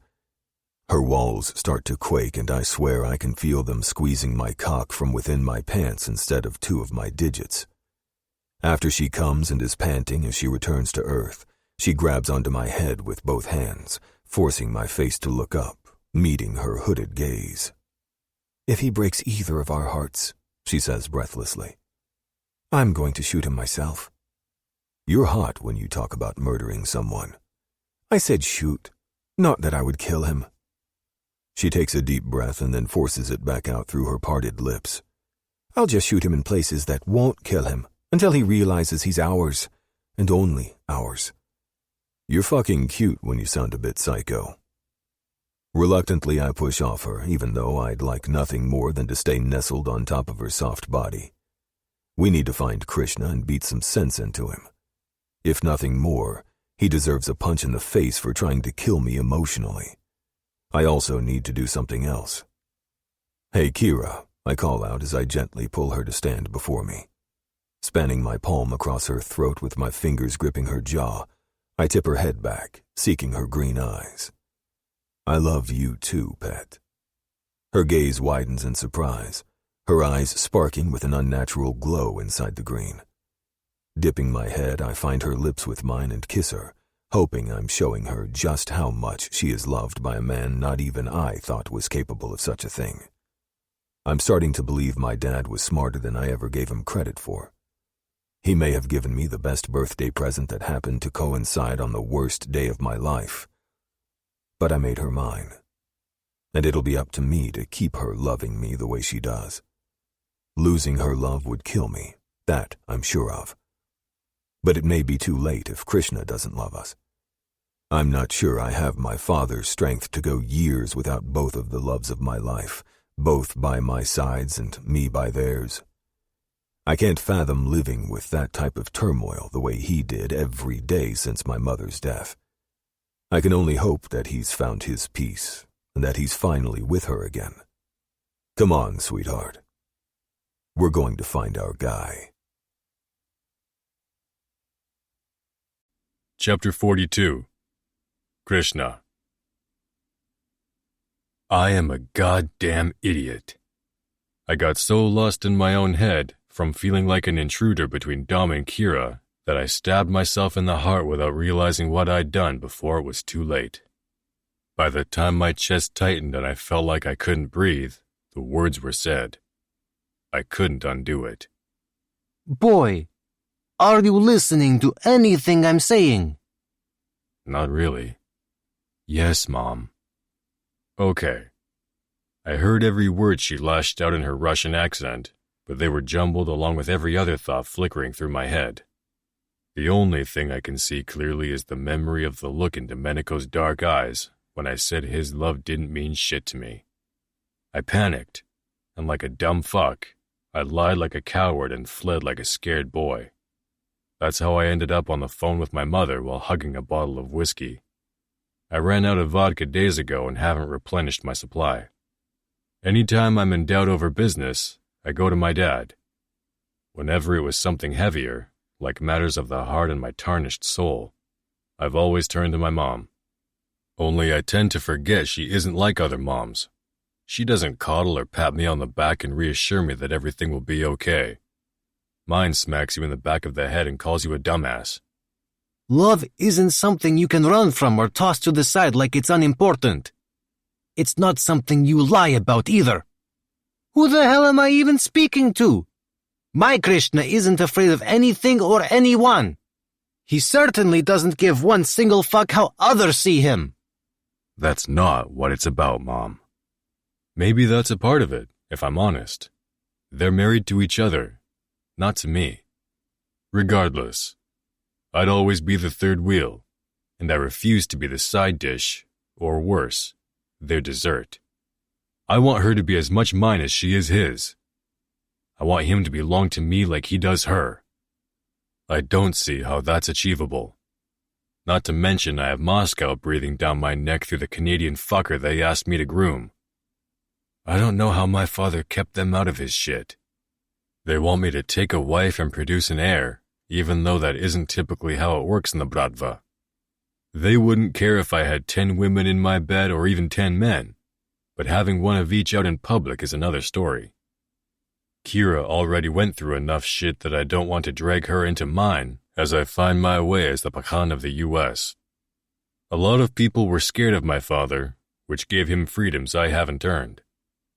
They could decide to take me out as easily as my father took out one of theirs. In fact, I'm surprised they let it go, that there hasn't been any backlash other than the Russian Brotherhood being too friendly toward me, too buddy-buddy for my liking, as though we're all old friends. Son, when you figure out you still have balls between your legs and start to use them again, call me back. Until then, call your father for the poor me bullshit you caused yourself. The call ends before I can call her a bitch like the petulant child she and I know I'm acting like. I also know it won't get the reaction I want either. It would take more than calling her by that derogatory term for her to hop on a plane just to beat my ass. After everyone moved out of my parents' house and I returned to my apartment in Brooklyn, I brought Relic with me. Sasha took the girls with her. Pretty sure Kill's continued low growls are directed at me for taking him away from his females, but if I have to suffer from abstaining from mine, then he can be my partner in that shit whether he likes it or not. Besides, he's my dog and should choose me over bitches anyway. I mean, I wouldn't, but I'm not the one considered to be man's best friend. He's failing on the one job he was trained to do. I'm lifting the crystal glass to my lips when a pinging noise sounds around the room, telling me that a code to unlock my door was just entered.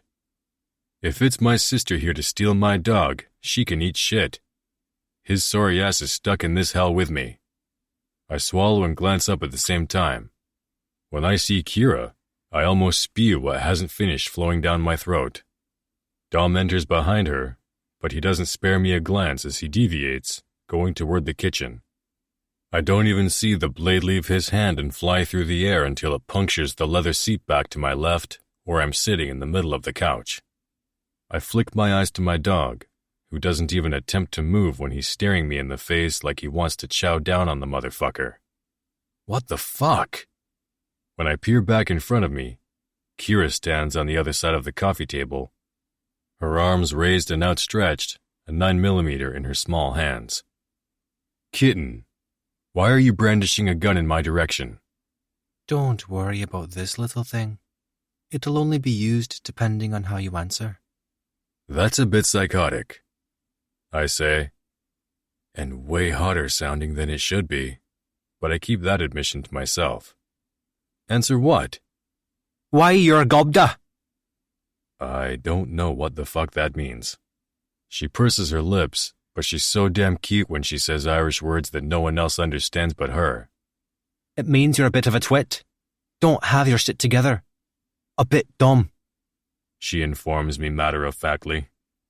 Relic barks. I turn my head to where he's sitting in the corner. You shady motherfucker. You just agreed with her, didn't you? I stared dumbfounded at my dog. That's because he's an intelligent creature. Dom walks back into the living room, a crystal glass filled with amber liquid clutched in his right hand. Why did you break up with us? And why didn't you tell me yourself?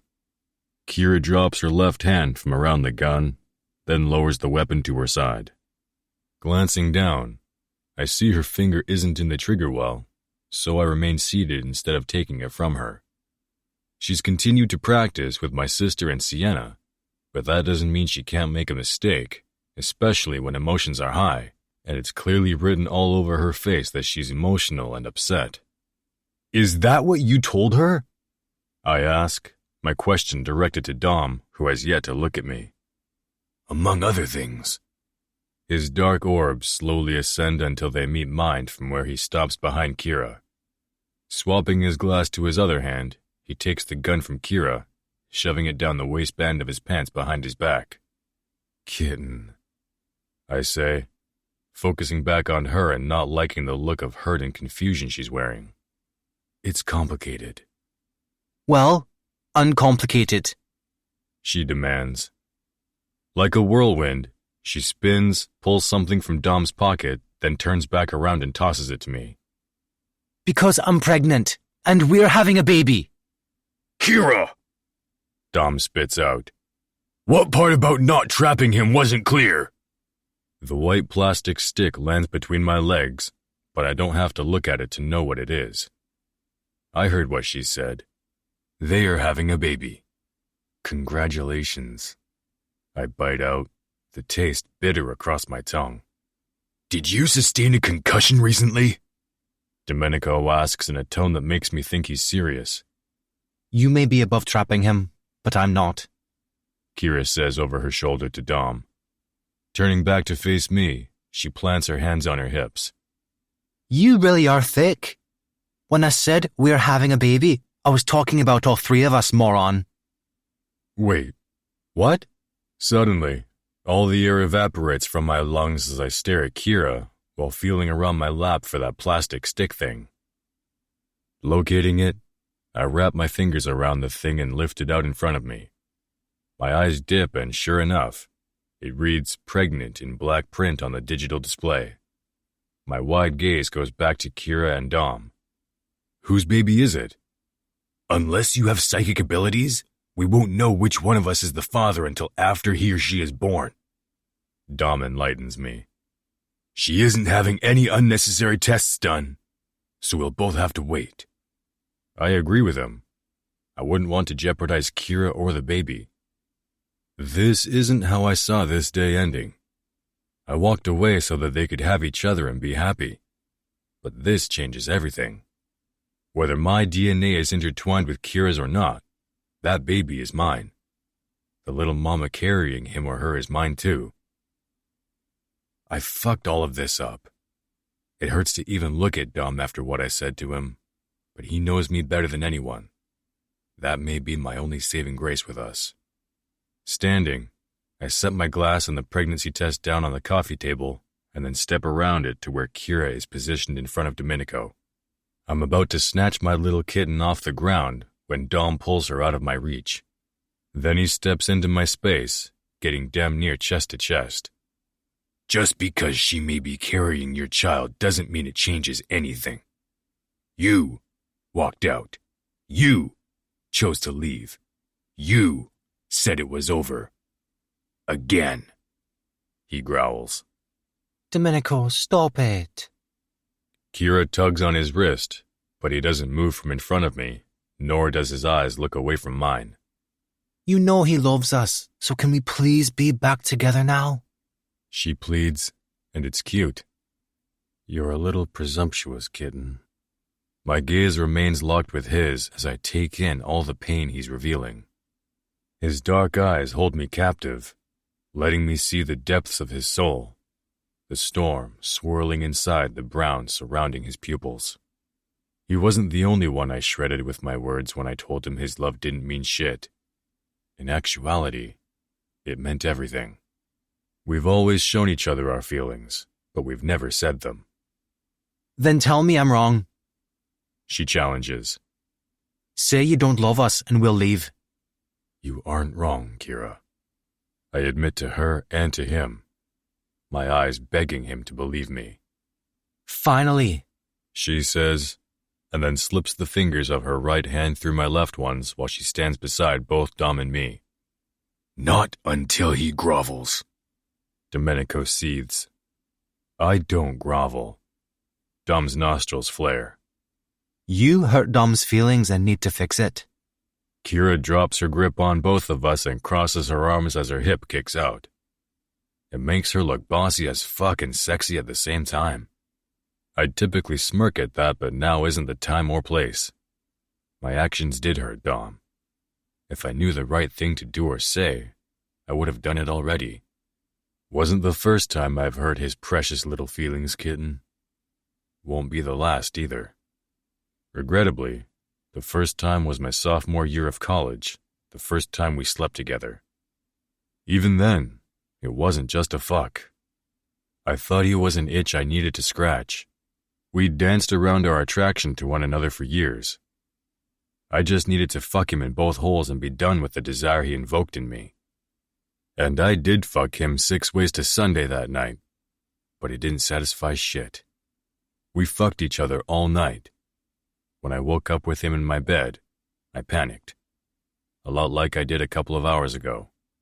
I told him I'd had my fill, and that he didn't even come close to the best lay I'd ever had. I'm a habitual liar. The fact is, the only person to come close in comparison to Domenico is Kira. Individually, they fulfill something inside me that I didn't know I needed or wanted. Together, they make me feel crazy, out of control, and maybe a little bit like a fucking god. So, definitely crazy. Lifting my right arm, I snatch his throat between my fingers and squeeze, wanting to bruise his skin the way he enjoys doing to Kira. And maybe I do too, but Dom is harder to mark than she is with her fair skin versus his deeply tanned flesh. We both know how each other feels. You know it. I snarl, ticked off that he's making me do this shit. No, he refutes. We know how I feel because I said the words. I told you I love you. But you turned your nose up at my admission, and then you walked out like I'd puked all over your shoes. I love you too, motherfucker! Jesus! I've been in love with you since high school just like our pathetic sisters and their first love bullshit. Are you fucking happy now?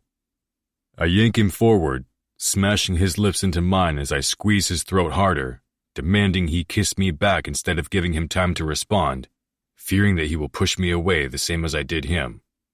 It's what I deserve. It's what he should do. It takes him longer than it should have to reciprocate, holding out until his body needs the oxygen I've cut off. I release my fingers when he gasps, only to find his waist and pull him closer to my body. His tongue dives into my mouth first, and like the needy bitch he sometimes is, he chases what he knows I can give him. His hand finds the back of my neck, wrapping his long, strong fingers around me, squeezing as he kisses me more brutally than he ever has before. "You're ours," he growls into my mouth, the heat from his breath coating my insides as I pull as much of him into me as I can. The possessiveness in his tone creates goosebumps across my arms and down my spine, making me want to revel in them. "Tell him, Kira." We're yours, and you are ours, Krishna. Fuck yes. Shoving me hard, I stumble backward while Domenico pants, his heated, hooded eyes making him look like the predator I know him to be. His chest rises and falls. Then, while his eyes are on me, he says, "Now suck his dick, pet. Show him who he fucking belongs to.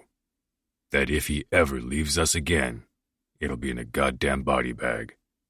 When she goes to kneel, I snatch her around the waist, yanking her flush with my front. Dipping my head, I look her in the eyes while my lips hover a hair's breadth from hers. "I love you too, Kira." Then I smash my mouth to hers, my tongue diving inside while my heart prays she's feeling just how much I love them both, while my mind is reeling with more than I can comprehend. Epilogue. Kira. It upset me when I found out there wasn't any record of our marriage being filed. Logically, I should have been overjoyed. I was forced to marry Domenico after all. Even though that's true. When I think back on it, I don't think Tony would have made me go through with it if I'd outright refused, or asked him not to make me do it. I was so relieved to be out from under my uncle's thumb, and away from anyone I shared DNA with, that I would have drunk any Kool-Aid the former boss had supplied me with, even if it was poisonous. Still, to this day, I don't know if it was the police commissioner, my great-uncle's brother, that had something to do with essentially nullifying our marriage, or if Tony botched the wedding on purpose, so that if Domenico didn't want me for a wife, then it would be as if we'd never said vows. We weren't really married. From Krishna's viewpoint, he was thrilled over that revelation. Me, not so much. I understood why he felt the way he did. With Dom and I married, he felt like the third wheel. And although I had the illusion of being married, I felt like an intruder between them. Shortly after we all made up earlier this year, Domenico asked Kay and me to marry him. He explained it wouldn't be considered a lawful marriage, and after everything, I was okay with that. I finally understood that a piece of paper didn't represent love and fidelity among a couple, or in our case, a polyamorous relationship. I didn't need a man of God or even a judge in a country I've yet to fall in love with to declare us married. I didn't even need a ceremony, but they gave me one anyway. I only had one request. The wedding had to be after the babies were born. Right before Dom proposed, we discovered I was pregnant with 2, and thought they were twins. Since twins run in Dom's family, we believed them to be his, but that wasn't the case exactly. Come to find out, my body had released 2 eggs. Domenico's sperm fertilized one, and Krishna the other. We were shocked, but I fully believe it was a sign that what the 3 of us have was meant to be. It was a blessing. The boys were born on September 12th, sharing a birthday with their late grandfather. We waited 36 hours to get the results back from the paternity test to assign them names. Constantine was born first. He's technically Kay's son, and Ariane is Dom's, but both of my men consider the boys theirs. That was 3.5 months ago. I thought waiting to get married until I wasn't pregnant would be better. I wouldn't have any baby weight to contend with, but that didn't turn into reality. I may not be as heavy as I was at the height of my pregnancy, but I still carry more weight than I like about myself. It doesn't matter that Domenico and Krishna tell me I'm beautiful daily. I feel this way, and I think it's perfectly normal not to like everything about oneself. I just don't care enough to do anything about it. I still hate every single thing about exercise. Not to mention I don't have the time in my life for it, now that I'm a mom of 2 infants. And that's without factoring in growing an empire in New York City. My great-uncle may be dead, but someone else was always waiting to claim his throne in Ireland. With the help of Dom and Kay, I made it known that anyone who didn't want to follow a cruel leader in Ireland, or here, could seek refuge in mine. Frankly, I don't even care if they're of Irish descent or not. Diversity is good and beautiful and needed to build something lasting with unbreakable strength.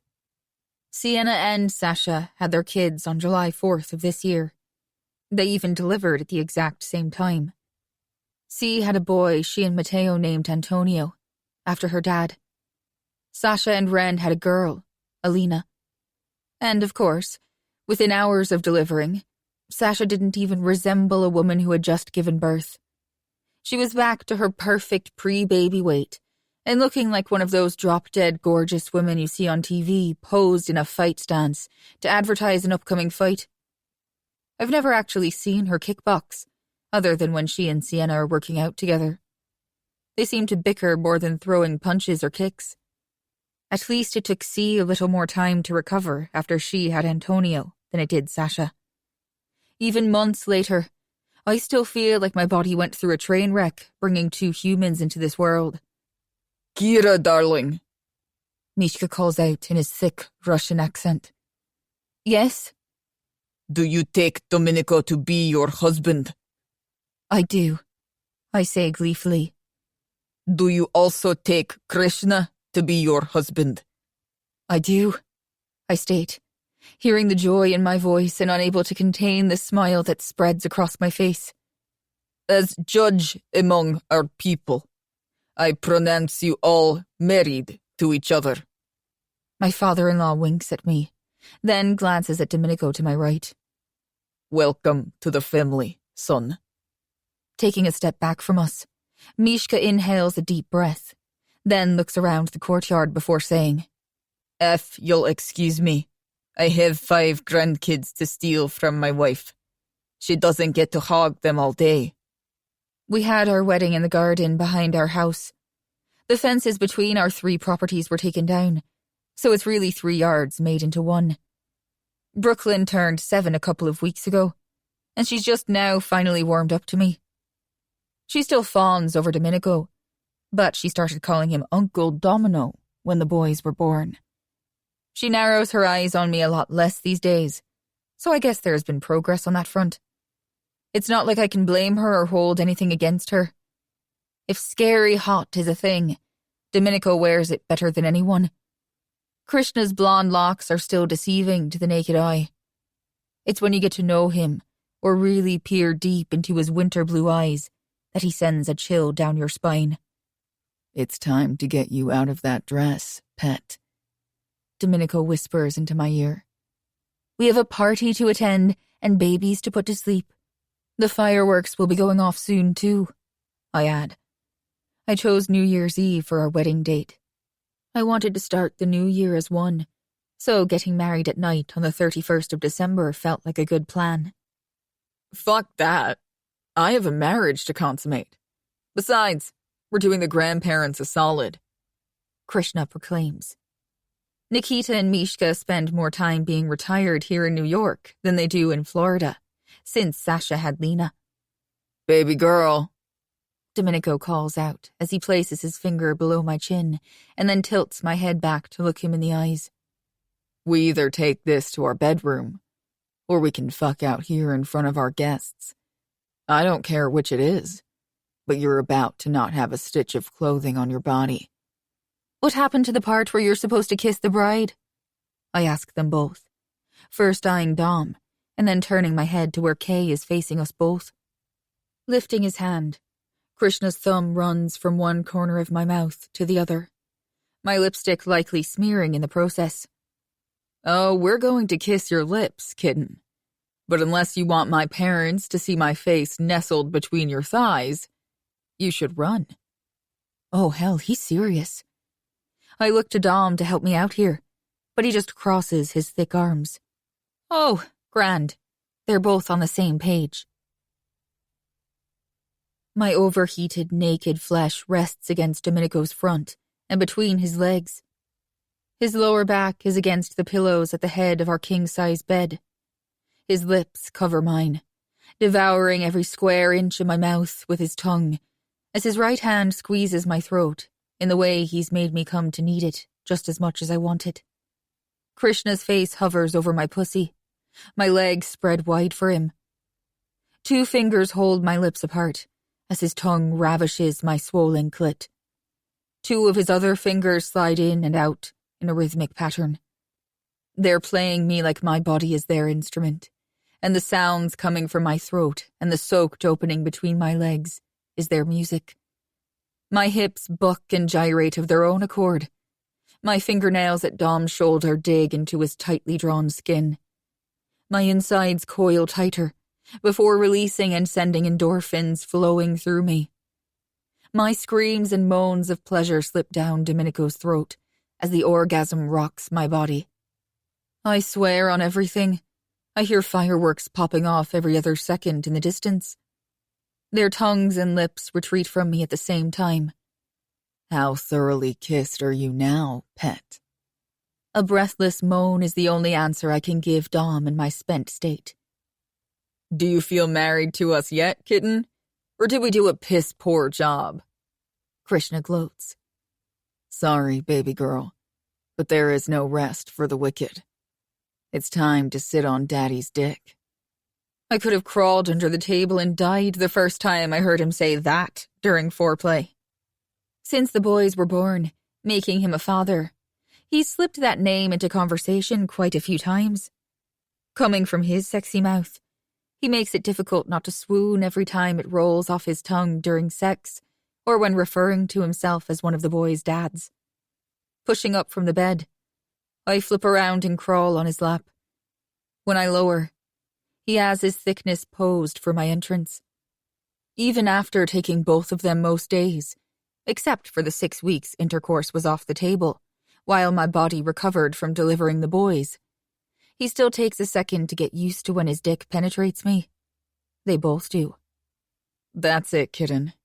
Take his dick so Papa can have your pretty ass. It took a while for me to allow them inside my back entrance. After being taken there against my will so many times when I was younger, I didn't think I could ever open that part of me to either of them. They just wanted to take away the bad memories. And even though those are still there, they pulled off what I once thought was an impossible feat. They gave me pleasure. Come to me, sweet girl. Dom beckons, and on his command, I lean into him and plant my lips against his as I rock my hips. God damn, you feel good. Domenico's breath fans my mouth and across my face. As always, when we're in this position, Dom's hands find my breasts, palming them first. Then his fingers play with my nipples in the lightest strokes and tweaks that shouldn't be possible.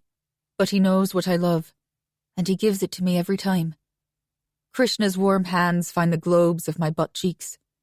In slow motion, he runs one hand up the length of my spine and the other down the crack of my butt until he feels Dom's balls. I know this because whenever his hand dips under me like that, my husband clenches his abdominal muscles as his cock jumps from within me. Kneeling behind me, his hand roams back up and only leaves me long enough to lube his cock and line it up with my entrance. Then he presses inside, forcing my hole to open for him. I'm not going to lie. There is still pain associated with the act we're performing, but I'm no longer fighting against it. He's slow as his long length inches inside. They both go easy, ensuring my mental state isn't harmed by their need to fuck me simultaneously. This isn't just about their needs. Once I learned to relax, I finally understood what they felt when being inside me while the other was in them. It's glorious. It's a sense of closeness like nothing else, A feeling of being filled to the brim. Exhilaration, elation, joy, happiness. Before Krishna is fully seated inside me, he pulls back even slower and then pushes back in. He grips my hip, moving me away from Dom as he pulls himself backward at the same time. This is where Kay takes control of Dom and me, guiding the way I slide back and forth against Domenico's cock. The way he enters and pulls out of my ass. She feels so fucking good, Kay finally comments, adding to Dom's praises. Can someone remind me why we aren't allowed to impregnate her again? Because it sounds like a fan-fucking-tastic idea. God, doesn't it? Krishna agrees. I'm not opposed to having more children, but they are not keeping this girl barefoot and pregnant. Given the chance, there is no doubt in my mind that they would. So, I went on birth control after my first postpartum visit with the doctor that delivered our babies. It wasn't the same physician I saw all those months ago. I didn't like her. I wanted someone else, and ended up seeing the same OBGYN that Sienna saw throughout her pregnancy and delivery. It's not forever, I chastise, or attempt to through a moan, as I slip to the base of Domenico's cock, as Krishna pushes all the way into me. I just think we should enjoy the boys for a little while. And I do. I want to experience everything with Khan and Ari. I want to give them the childhood I didn't have. I want them to know what love feels like, and not have to question what's normal versus what's not. Maybe when they start preschool, I'll be ready to try again. Only time will tell. The boys need sisters to torture. Domenico's lips coast along my jaw and down the column of my neck as my head reclines. And to protect. Krishna whispers close to my ear as his hand wraps around my throat, squeezing lightly. His chest presses into my back as he continues to push my pussy, forcing my body to make love to Dom, while he makes love to me from behind. There is a tickle that flows down my ear when they kiss each other. It's my favorite part. When we're all three connected, I feel like my life couldn't possibly get any better. There isn't one material possession I'd take over having them like this. The only thing I love more than my husbands are my sons, but Domenico and Krishna are right up there with them. Eventually, I would love to give birth to their daughters, but for now, I want to enjoy my boys.